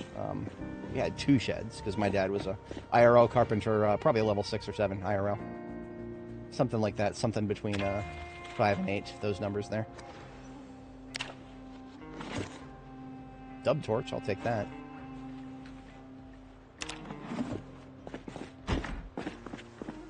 Propane.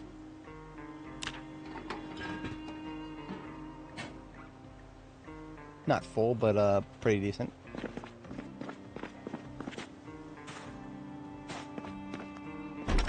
It's a pretty back door.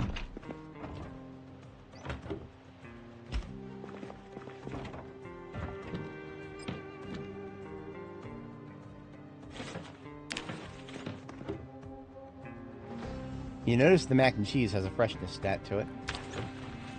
That freshness will someday become rotten, because that's the game we're playing right now. Pasta goes rotten. Dry pasta goes rotten. Yep.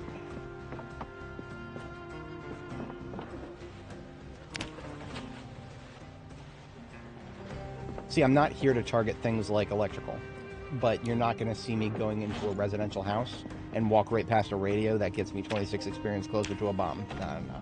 Not in a time like this. We are looking out for things that help us with that.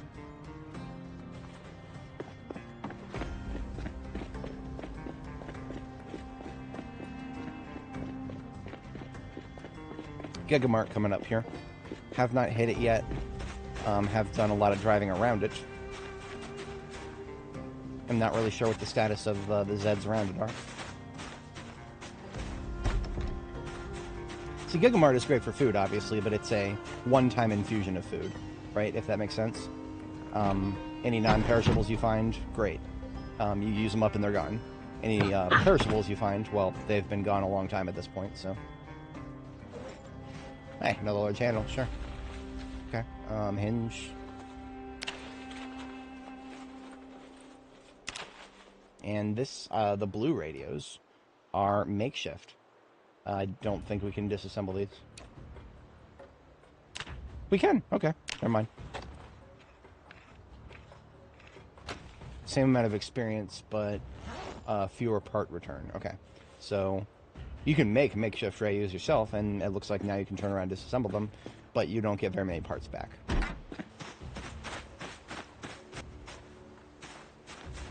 So basically, when it comes to where our target is wire, if I can just come home with a couple spools of wire, that is the most efficient thing I could do for blacksmithing right now. Haven't nailed any yet. We've been looking for basements, garages, and sheds. Everything else that we've grabbed so far has been secondary targets while we're there, kind of stuff.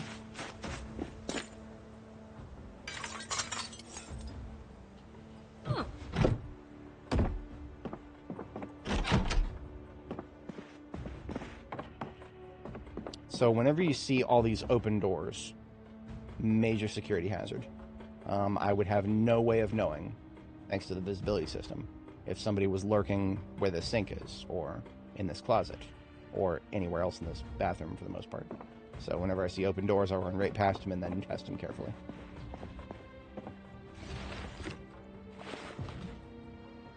A couple of tapes we already got. Flashlight. Duct tape.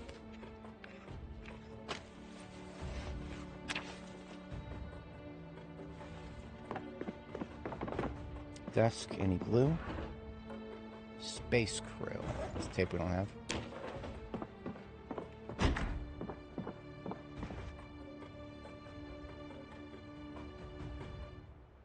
Thought I heard something in my right ear.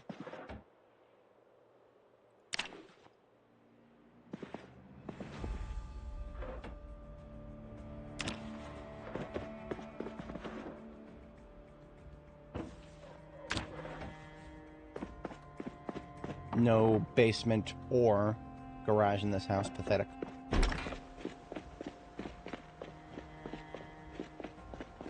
So if I did hear somebody in my right ear, that means somewhere over here.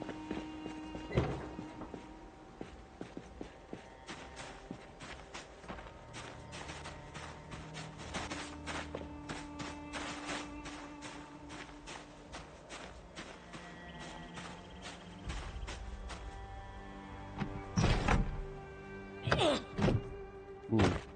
Didn't see that table there. That locked us for a moment. Not a fan. I should have been able to see that table. Dub rods, okay. Helpful for leveling welding. No complaints. Books that I already got. That right there, what we just saw there, all those skill books, that is a book box. Good resource. Random chance of it being a book box if it is a cardboard box. So storage units, houses, that kind of stuff. Another propane tank. Time to deliver stuff to the van, because we are now full. This house does not have a basement or garage, so I'm not going to come back to it. We'll check the other side of the street. Ah, that's probably the mouth breather that I heard. Good to know.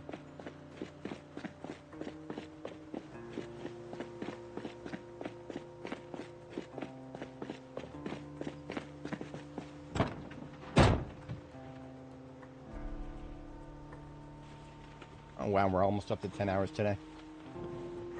So I'm definitely not going to get blacksmithing leveled all the way up. I think I was pretty clear from the outset that we were not going to be able to get it leveled all the way up. Honestly, being as we're already blacksmithing level 6, pretty damn good.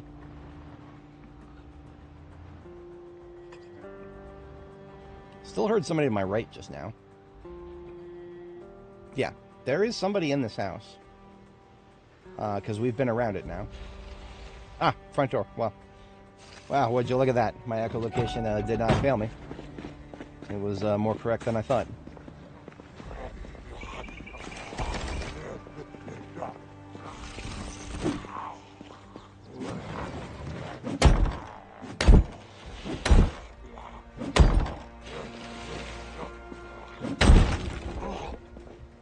Five hits.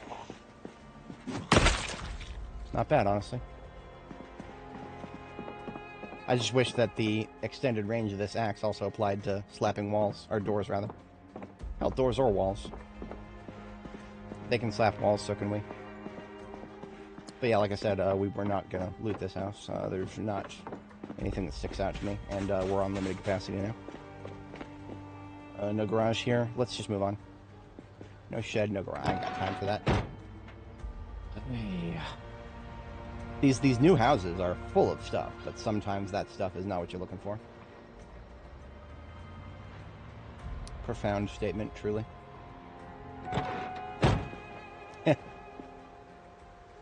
The baseball players, I thought I wiped them out. I have plans for them. It involves with, it starts with shot and it rhymes with gun.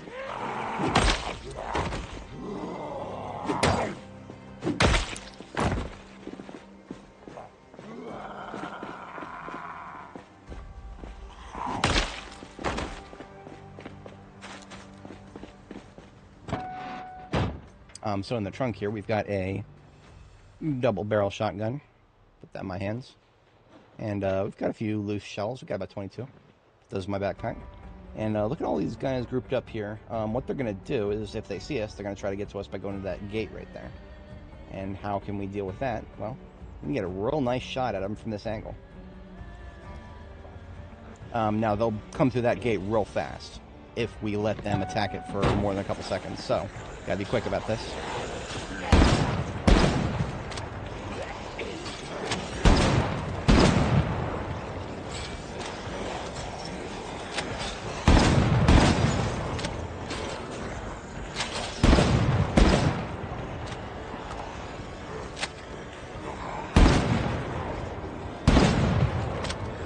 Checking over my shoulder like a maniac because this is the loudest gun in the game, bar none.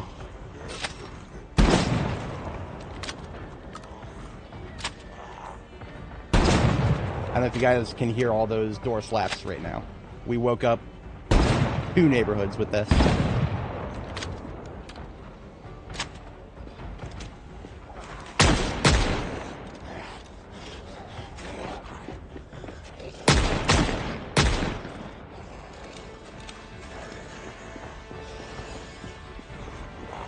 Okay, this is what I expect to see after a moment.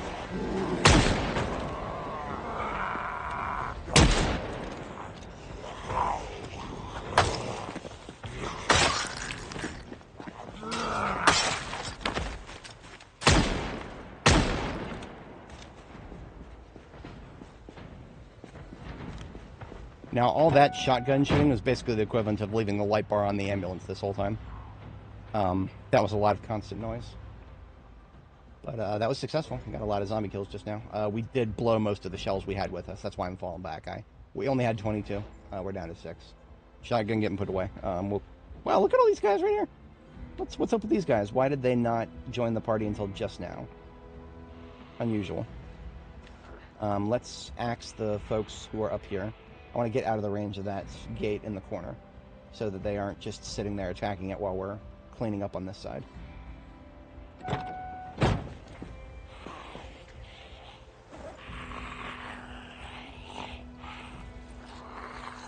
Give me a moment, lady. I'm eating chips. Thank you for your patience. Your flight is now departed.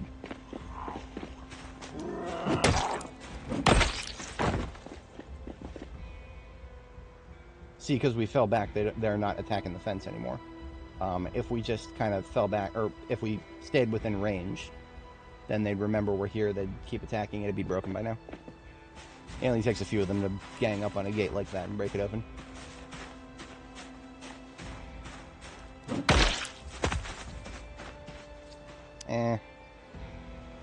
We're not going to be able to shotgun them anymore.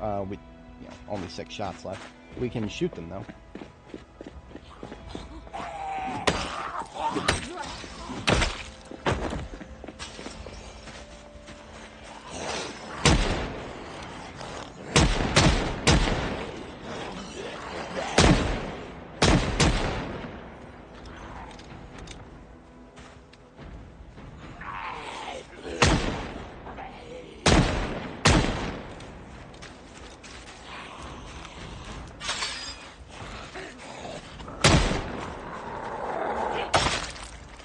Okay, I can leave it open now. Anybody who's left in the football field is not as big of a group. We've got a lot of zombie kills with a very short period of time there. Opened up some more territory to explore. We've not touched any of those houses yet. It's all houses, though. It's that's South Riverside there. I think that goes up to the school. Give me a moment. Get my bearings with the new map here. School is on the other side here. Okay, so that actually the field is a part of the school. I didn't really make that connection. Yeah. Okay, cool.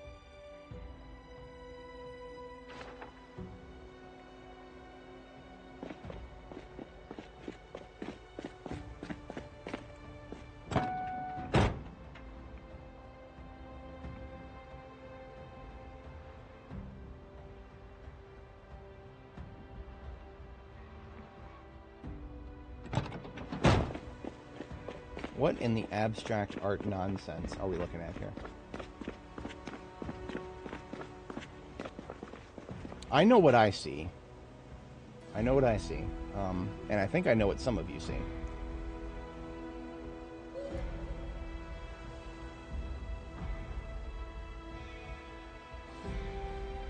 They're not C. I'm going to go with D. Yeah. But on the right here, looks like it's got something growing out of it already. Maybe they're cultivating something.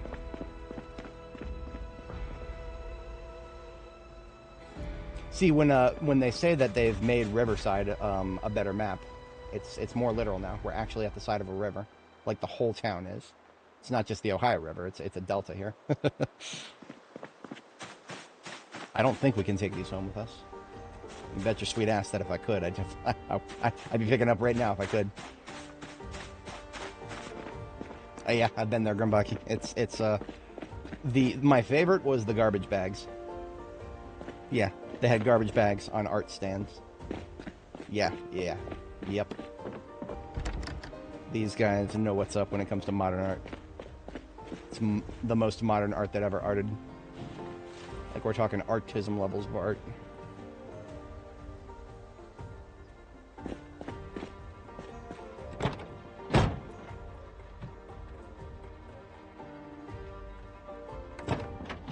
I don't think I left any wire downstairs, but I can check now. It's right in front of me.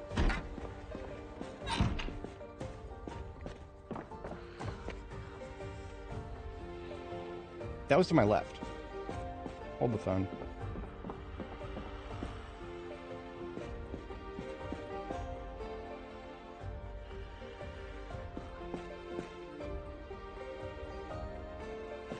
I no longer trust my scenario here. Because it sounded like I heard somebody to my left, but there's no basement downstairs to the left.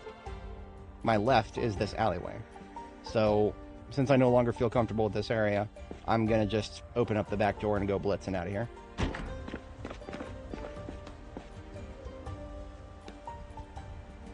Okay, I don't know what I was hearing. Character left is clear on the outside. There's no room downstairs for something to be downstairs to the left.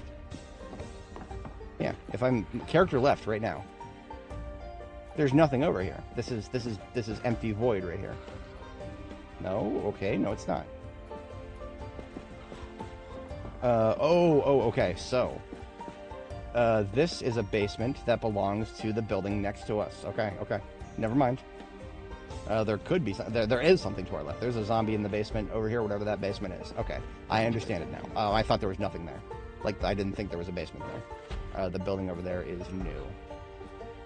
This basement is not new. This basement has been here and is actually unchanged through the map update. Look at that, 2 spools of wire. I had a feeling. Good. That's probably gonna get us to the next level of blacksmithing right there. That is what I was looking for. Should have looked here first. Always the last place to look. Nothing else that's really here is going to be duct tape, twine, nails. Sure, yes.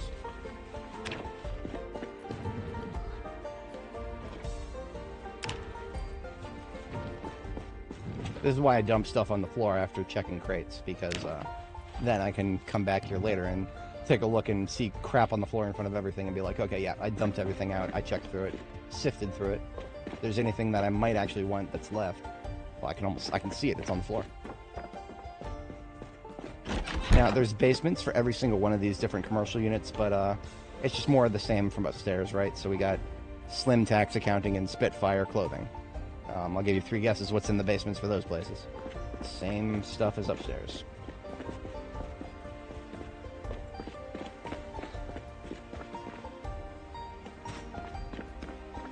Oh, that's the movie theater. The movie theater has a basement to it. Okay. If it wasn't 2 hours to bedtime, I would check it out, but it is 2 hours to bedtime. We're out here. On the list of strange glitches that are going to be difficult to replicate. You notice that my view cone goes open. I can, like, my view cone is getting wider, as if I can see more. So it's not like the headlights are broken, they're just not showing up. Thankfully, if you turn on your flashlight and aim, you can still see things, so. Flashlight becomes headlight.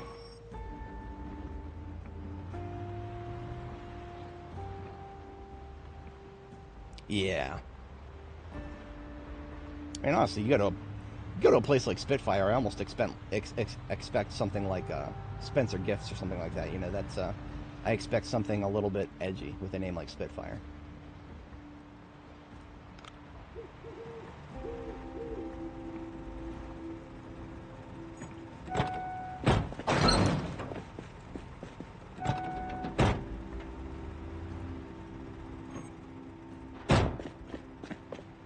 I left the headlights on. The only reason I remembered is because I see the taillights. Alright. Unload some loot.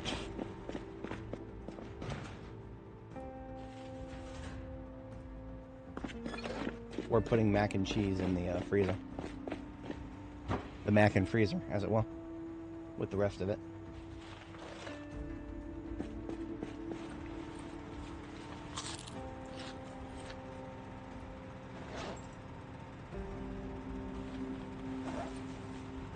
So now that we've got this copy of Space Crew, we put it into one of the bags of tapes, and then we mark it as unwanted, so its name shows up as gray, so we don't come home with any duplicates.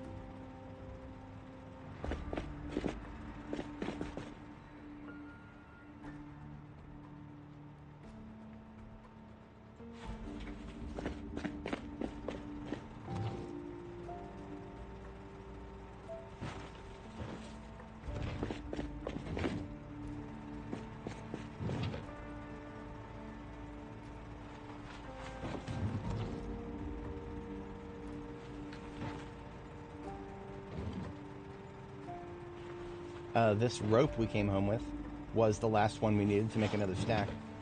So 12 ropes to a stack. There is a 4th stack of rope to put it on the floor here next to the rest.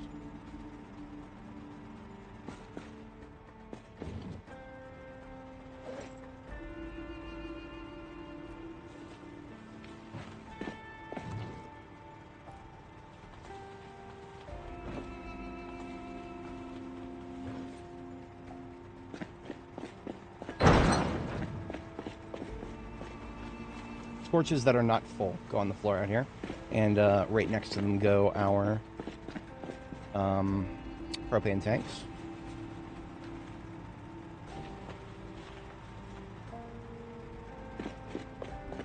While I got them in my hands, I guess I'll go ahead and fill these torches back up.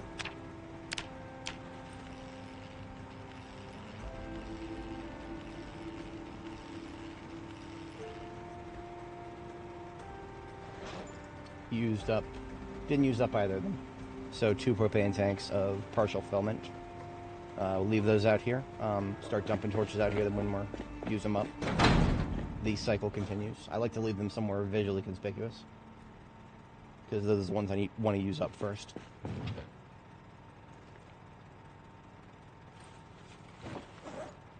If anybody's not familiar with the meta on propane, it is more efficient to store it in a torch than a tank right now. Nothing leaks currently. Maybe someday it will. Currently it doesn't. God help us today, propane leakage occurs. What that just means is someday you'll never be able to weld again. That's all. It just means there's a time limit on welding. I hope they don't go forward with something like that, but well, Project Zomboid devs, they could do anything. We're going to use the 2 medium handles large handles we came on with to just make 2 axes out of the axe heads we made earlier. And I'm going to put those straight in my trunk, because those have shown to be great weapons.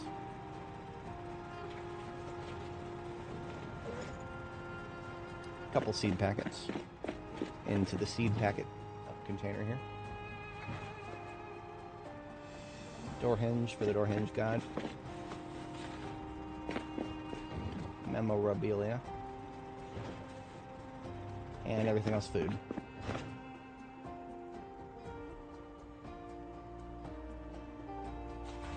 Pasta is heavy. Separate bag for that. Okay. Bedtime, and then we're going to use this wire we came home with, 2 of them.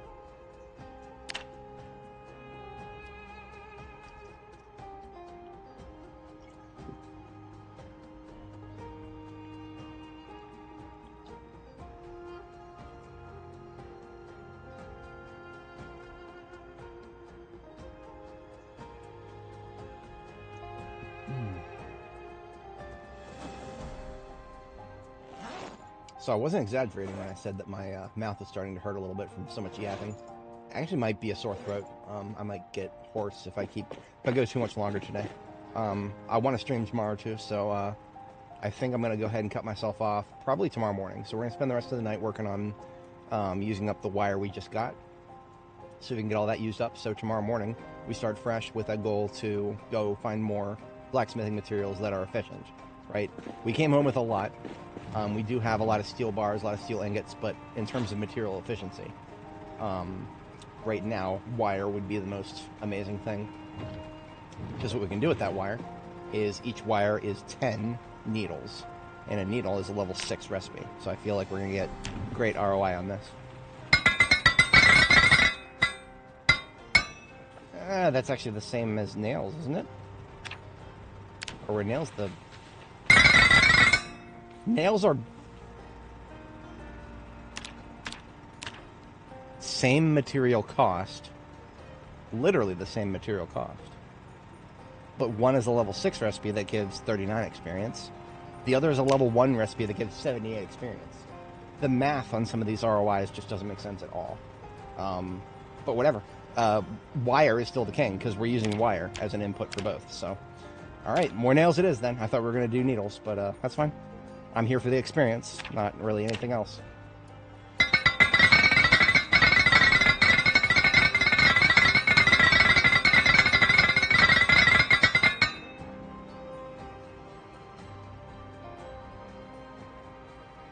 Put those with the rest of the nails. and that used up all the wire we came home with. So, what I'm going to do next is we're going to do a few, see if we can get some like steel bar quarters or something.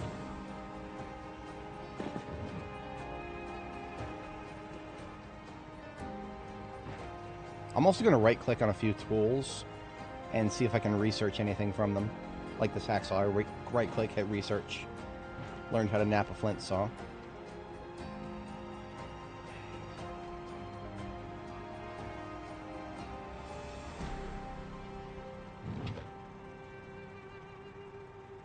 Oh, we can do scissors now. I remember scissors being a really good recipe. Let me check the forge here. I just forgot scissors were a thing. Fine scissors is what they're called. There's like weak scissors, level 4. Fine scissors, level 5. That is a steel bar quarter recipe. And I do think fine scissors, are actually amazing for leveling your blacksmithing, because you get yourself a the scissors, but then you can go sharpen them. So both maintenance and blacksmithing experience.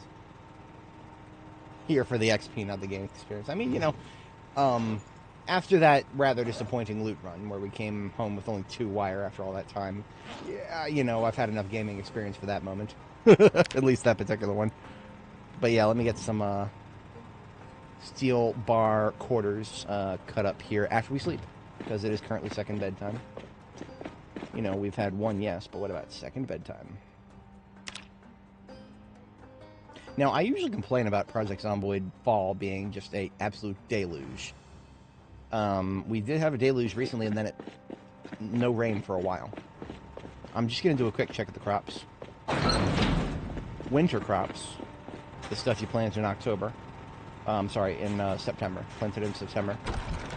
Water levels are now dry. So they'll be all right up to the point of being dry, but now they're dry, so we've got to water them up.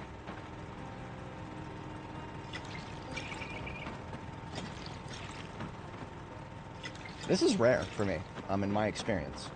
I don't think I've ever seen winter crops go dry before. Yeah, that is rare for me. Don't have anything further to say on that. It's usually like fall and Project Zomboid for all of my previous characters that I can go back to living memory on. It's an absolute friggin' deluge.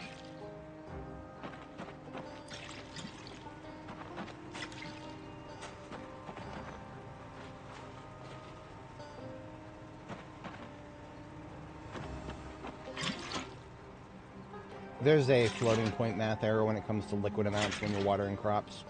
It's been in there for all of B42, has never been solved. I don't know if it ever will be. That's engine coding problems. That's floating point math and CPU problems is what it is. That might be a Java problem, actually. It's a problem that the devs of this game have probably not a lot of interest in trying to solve right now. If they're going to do engine problems, they're going to probably focus the effort on networking for multiplayer. That is, of course, the bread and butter of this game. Drives sales into the roof. Don't be fooled by these strange plants that have appeared where we've planted this stuff. This is just because I forgot to get rid of the grass tiles before I dug these crop plots. An absolute idiot moment, but yeah. Now we gotta deal with random shit popping up in the middle of our gardens until we can harvest these and then replace them with proper dirt tiles.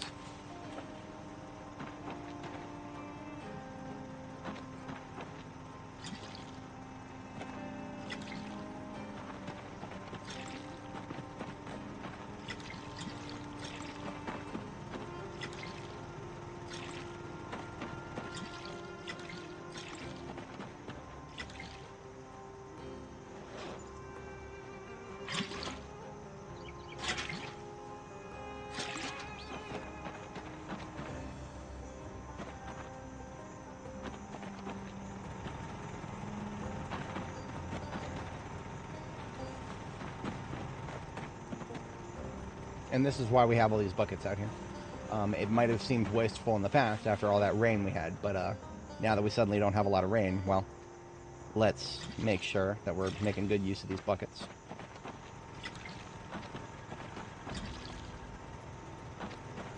Everything on this row? Everything on that row, okay. These last 3 are actually not even They don't even have anything in them. I just dug the furrows so that I could mark the rows that need to be eventually filled with dirt so that we're ready to receive the spring harvest. We have already way overplanted. We are not going to be able to use 90%, or sorry, 90%. Maybe like about half of what we planted here will probably never be used. And that's just because I overplant a little bit. I always overplant. That's nothing new for me. This entire first row, if anybody wasn't here, this is all flax. What is flax? Flax is tailoring materials. Several different types of tailoring materials once you process it.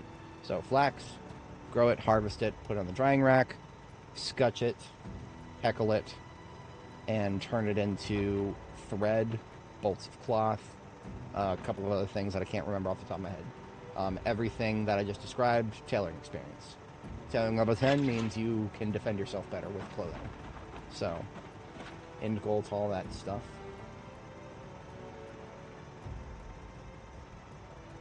I can make a bucket ball now. These bushes that keep appearing out of nowhere, they're going to keep appearing out of nowhere until we're 200 days in. I think we may have gotten to day 100 today. I remember we were at 90-something. It's in the stream title. That's what we were when we started. I don't remember how many days have passed, to be honest. It's a little hard to keep track after a certain point.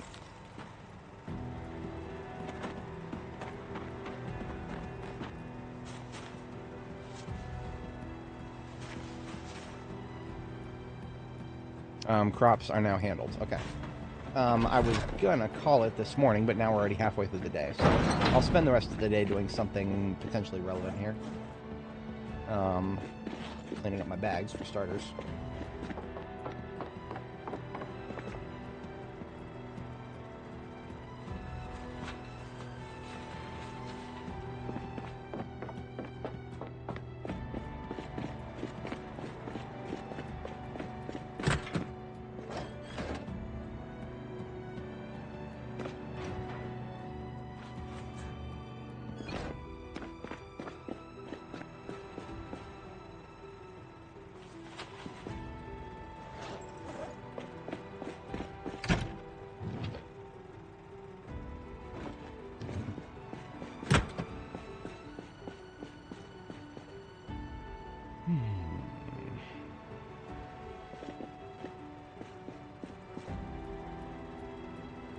I'll continue reading tailoring.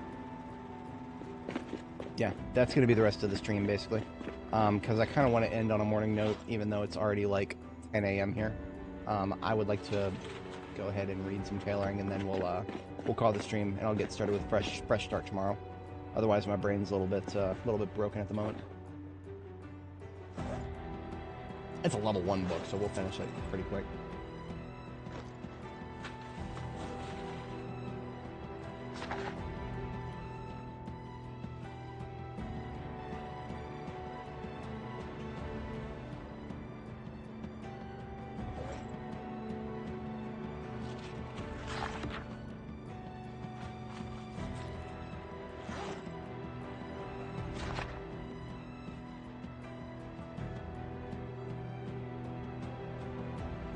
Oh, you know another thing. I'm despairing about weight gain because I don't have cows, but I haven't gone fishing yet. So after we finish tailoring, we'll start reading fishing.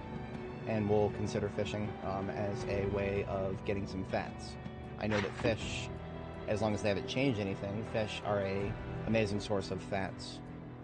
They'll nuke your proteins into orbit, so if you're trying to get strength experience, fish are not going to help. They're gonna blow you right past the golden zone. 50. You want to keep your proteins between 50 and 300, despite having a daily decay rate. And there's no way to know what your proteins are at right now, not without a mod. So, I'm not even going to talk about the nutrition system. I've said things about it in the past, and I would say things if I had more energy, but I'm trying to conserve my yap a little bit actually at the moment.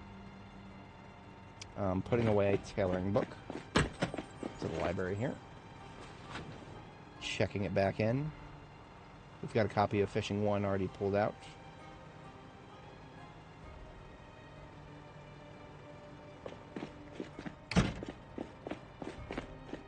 Out of water.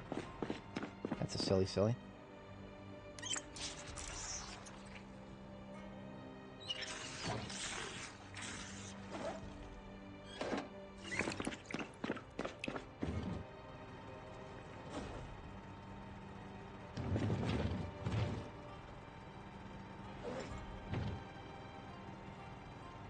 Oh. you can tell I'm kind of running out of steam a little bit. I went 12 hours yesterday, but it's kind of rare for me to go 12 hours day in several days in a row.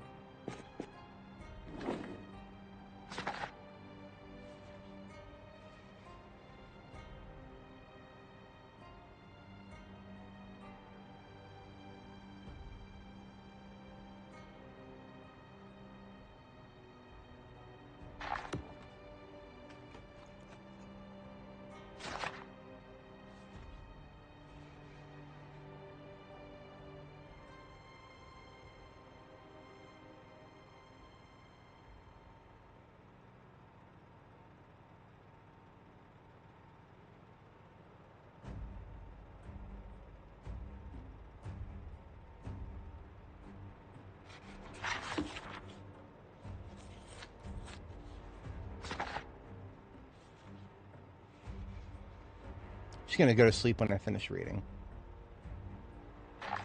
Yeah, we're about an hour late for bed. That's fine. We're a little bit ahead on sleep schedule anyway because we didn't do much for the whole day, just reading. Next thing that I would read is just sort of cosmic background reading to pass the time when I need to, is first aid. First aid is not a skill that I want to level, particularly, because that means I have to injure myself.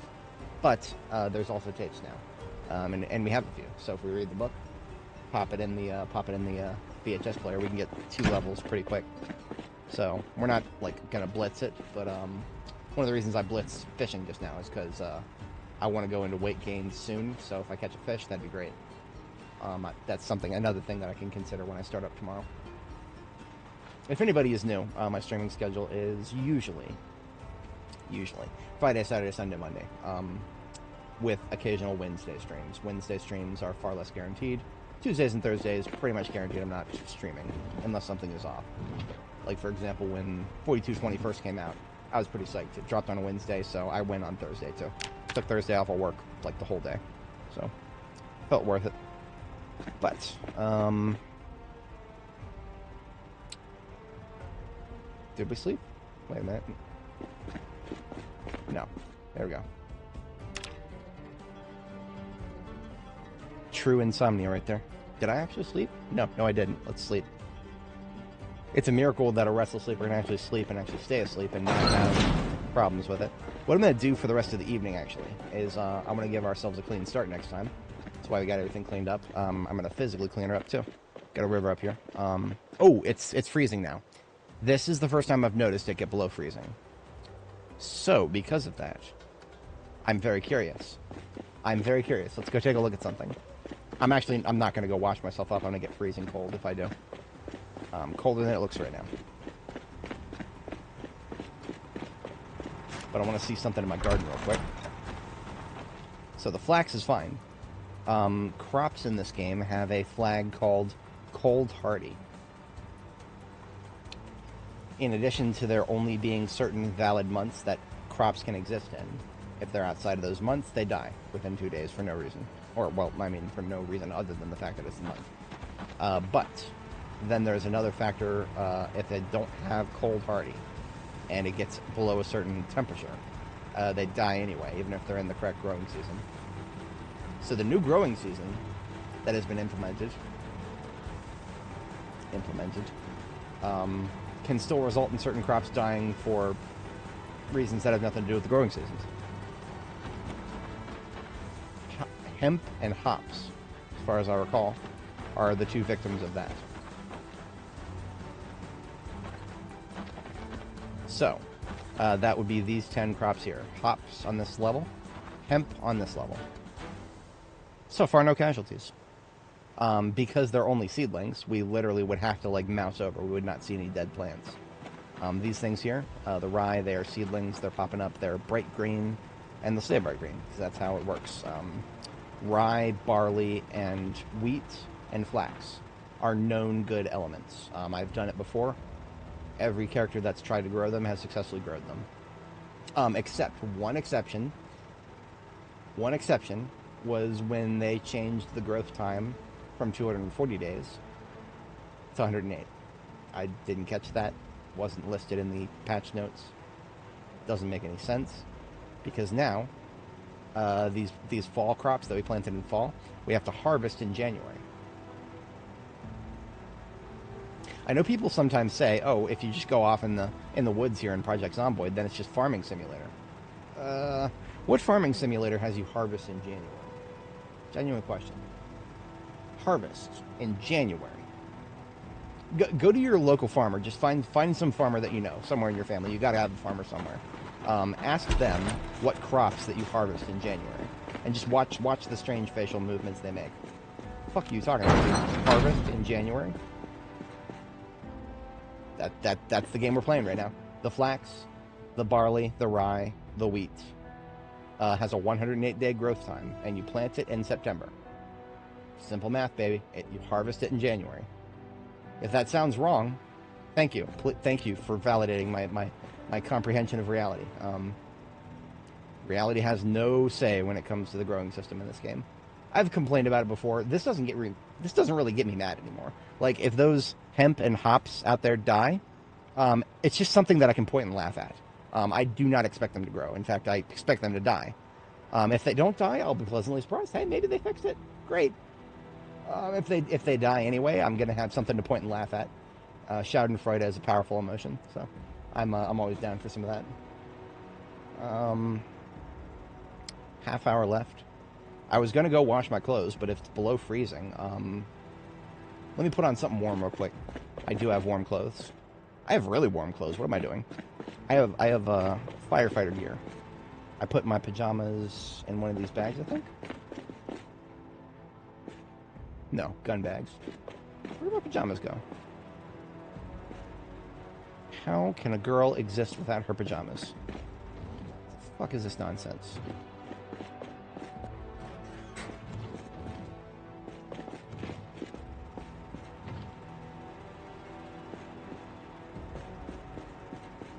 I didn't leave it on the floor over here, did I? No, that's grass.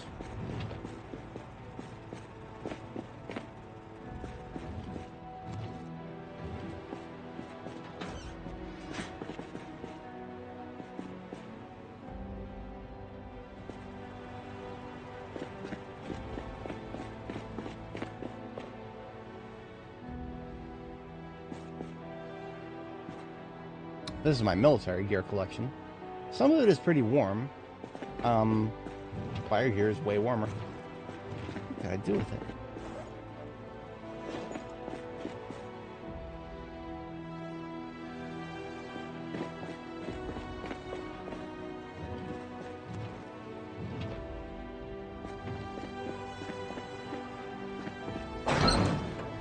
Oh, I left it outside next to the laundry infrastructure. Okay. Yeah.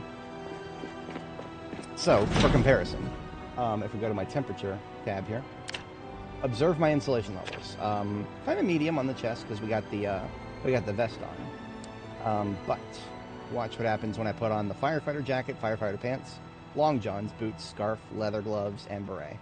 These are all clean, so I don't have to wash them when I go to the river.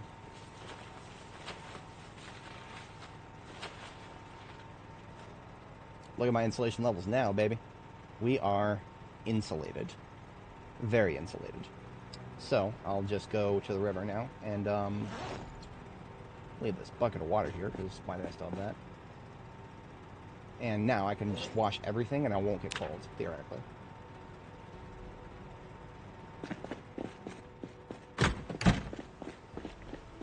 This is why having a laundry machine by now is usually something I'd have, but, well, I had to put the forge there today, so that's alright. Cold, windy, wet. Who gives a crap? I am wearing... Oh, look at that. I am hot. I am unpleasantly hot. And it's several degrees below freezing right now.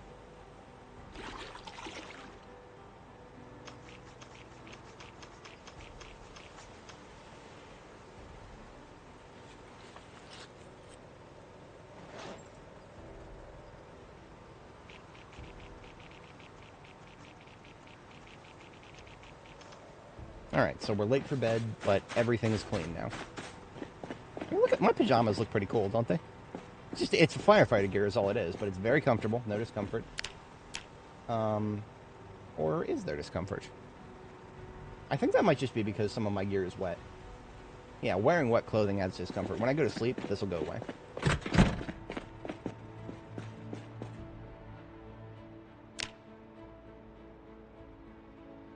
Or maybe not. Okay, I lied. Huh. So I was a little discomfortable overnight. Oh, okay. This... Oh, I know what it is. Okay, so I wasn't uncomfortable in the firefighter gear before. That's because I was only wearing the firefighter gear before. My elbow pads and knee pads were still on. So, elbow pads, knee pads, firefighter gear, and I wasn't wearing the helmet. So just the elbow pads, knee pads, firefighter gear. That all put together is, yeah, that's level 1 discomfort no matter what you do. Oh, that's fine. I'm not upset about that. She's a tough girl. She can take a night of slight discomfort. In the meantime, we're putting our other gear back on and leaving the firefighter gear in the bag for next time we want to do laundry of some sort. And then we are good to go for today, folks. We have had a long one, a good one. If anybody watching now did not catch the specific parts that we were, putting together, the forge and furnace, that was kind of today's theme. I even kind of advertised it a little bit. Spread the word on Reddit, whatnot, about putting together a forge, because a lot of people ask about that, so maybe I helped some folks out, hopefully.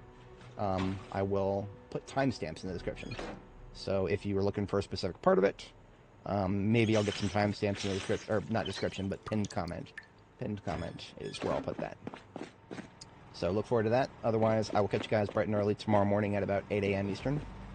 I'll have our girl bid farewell here. And I'm going to take a glory screenshot of my new workshop here.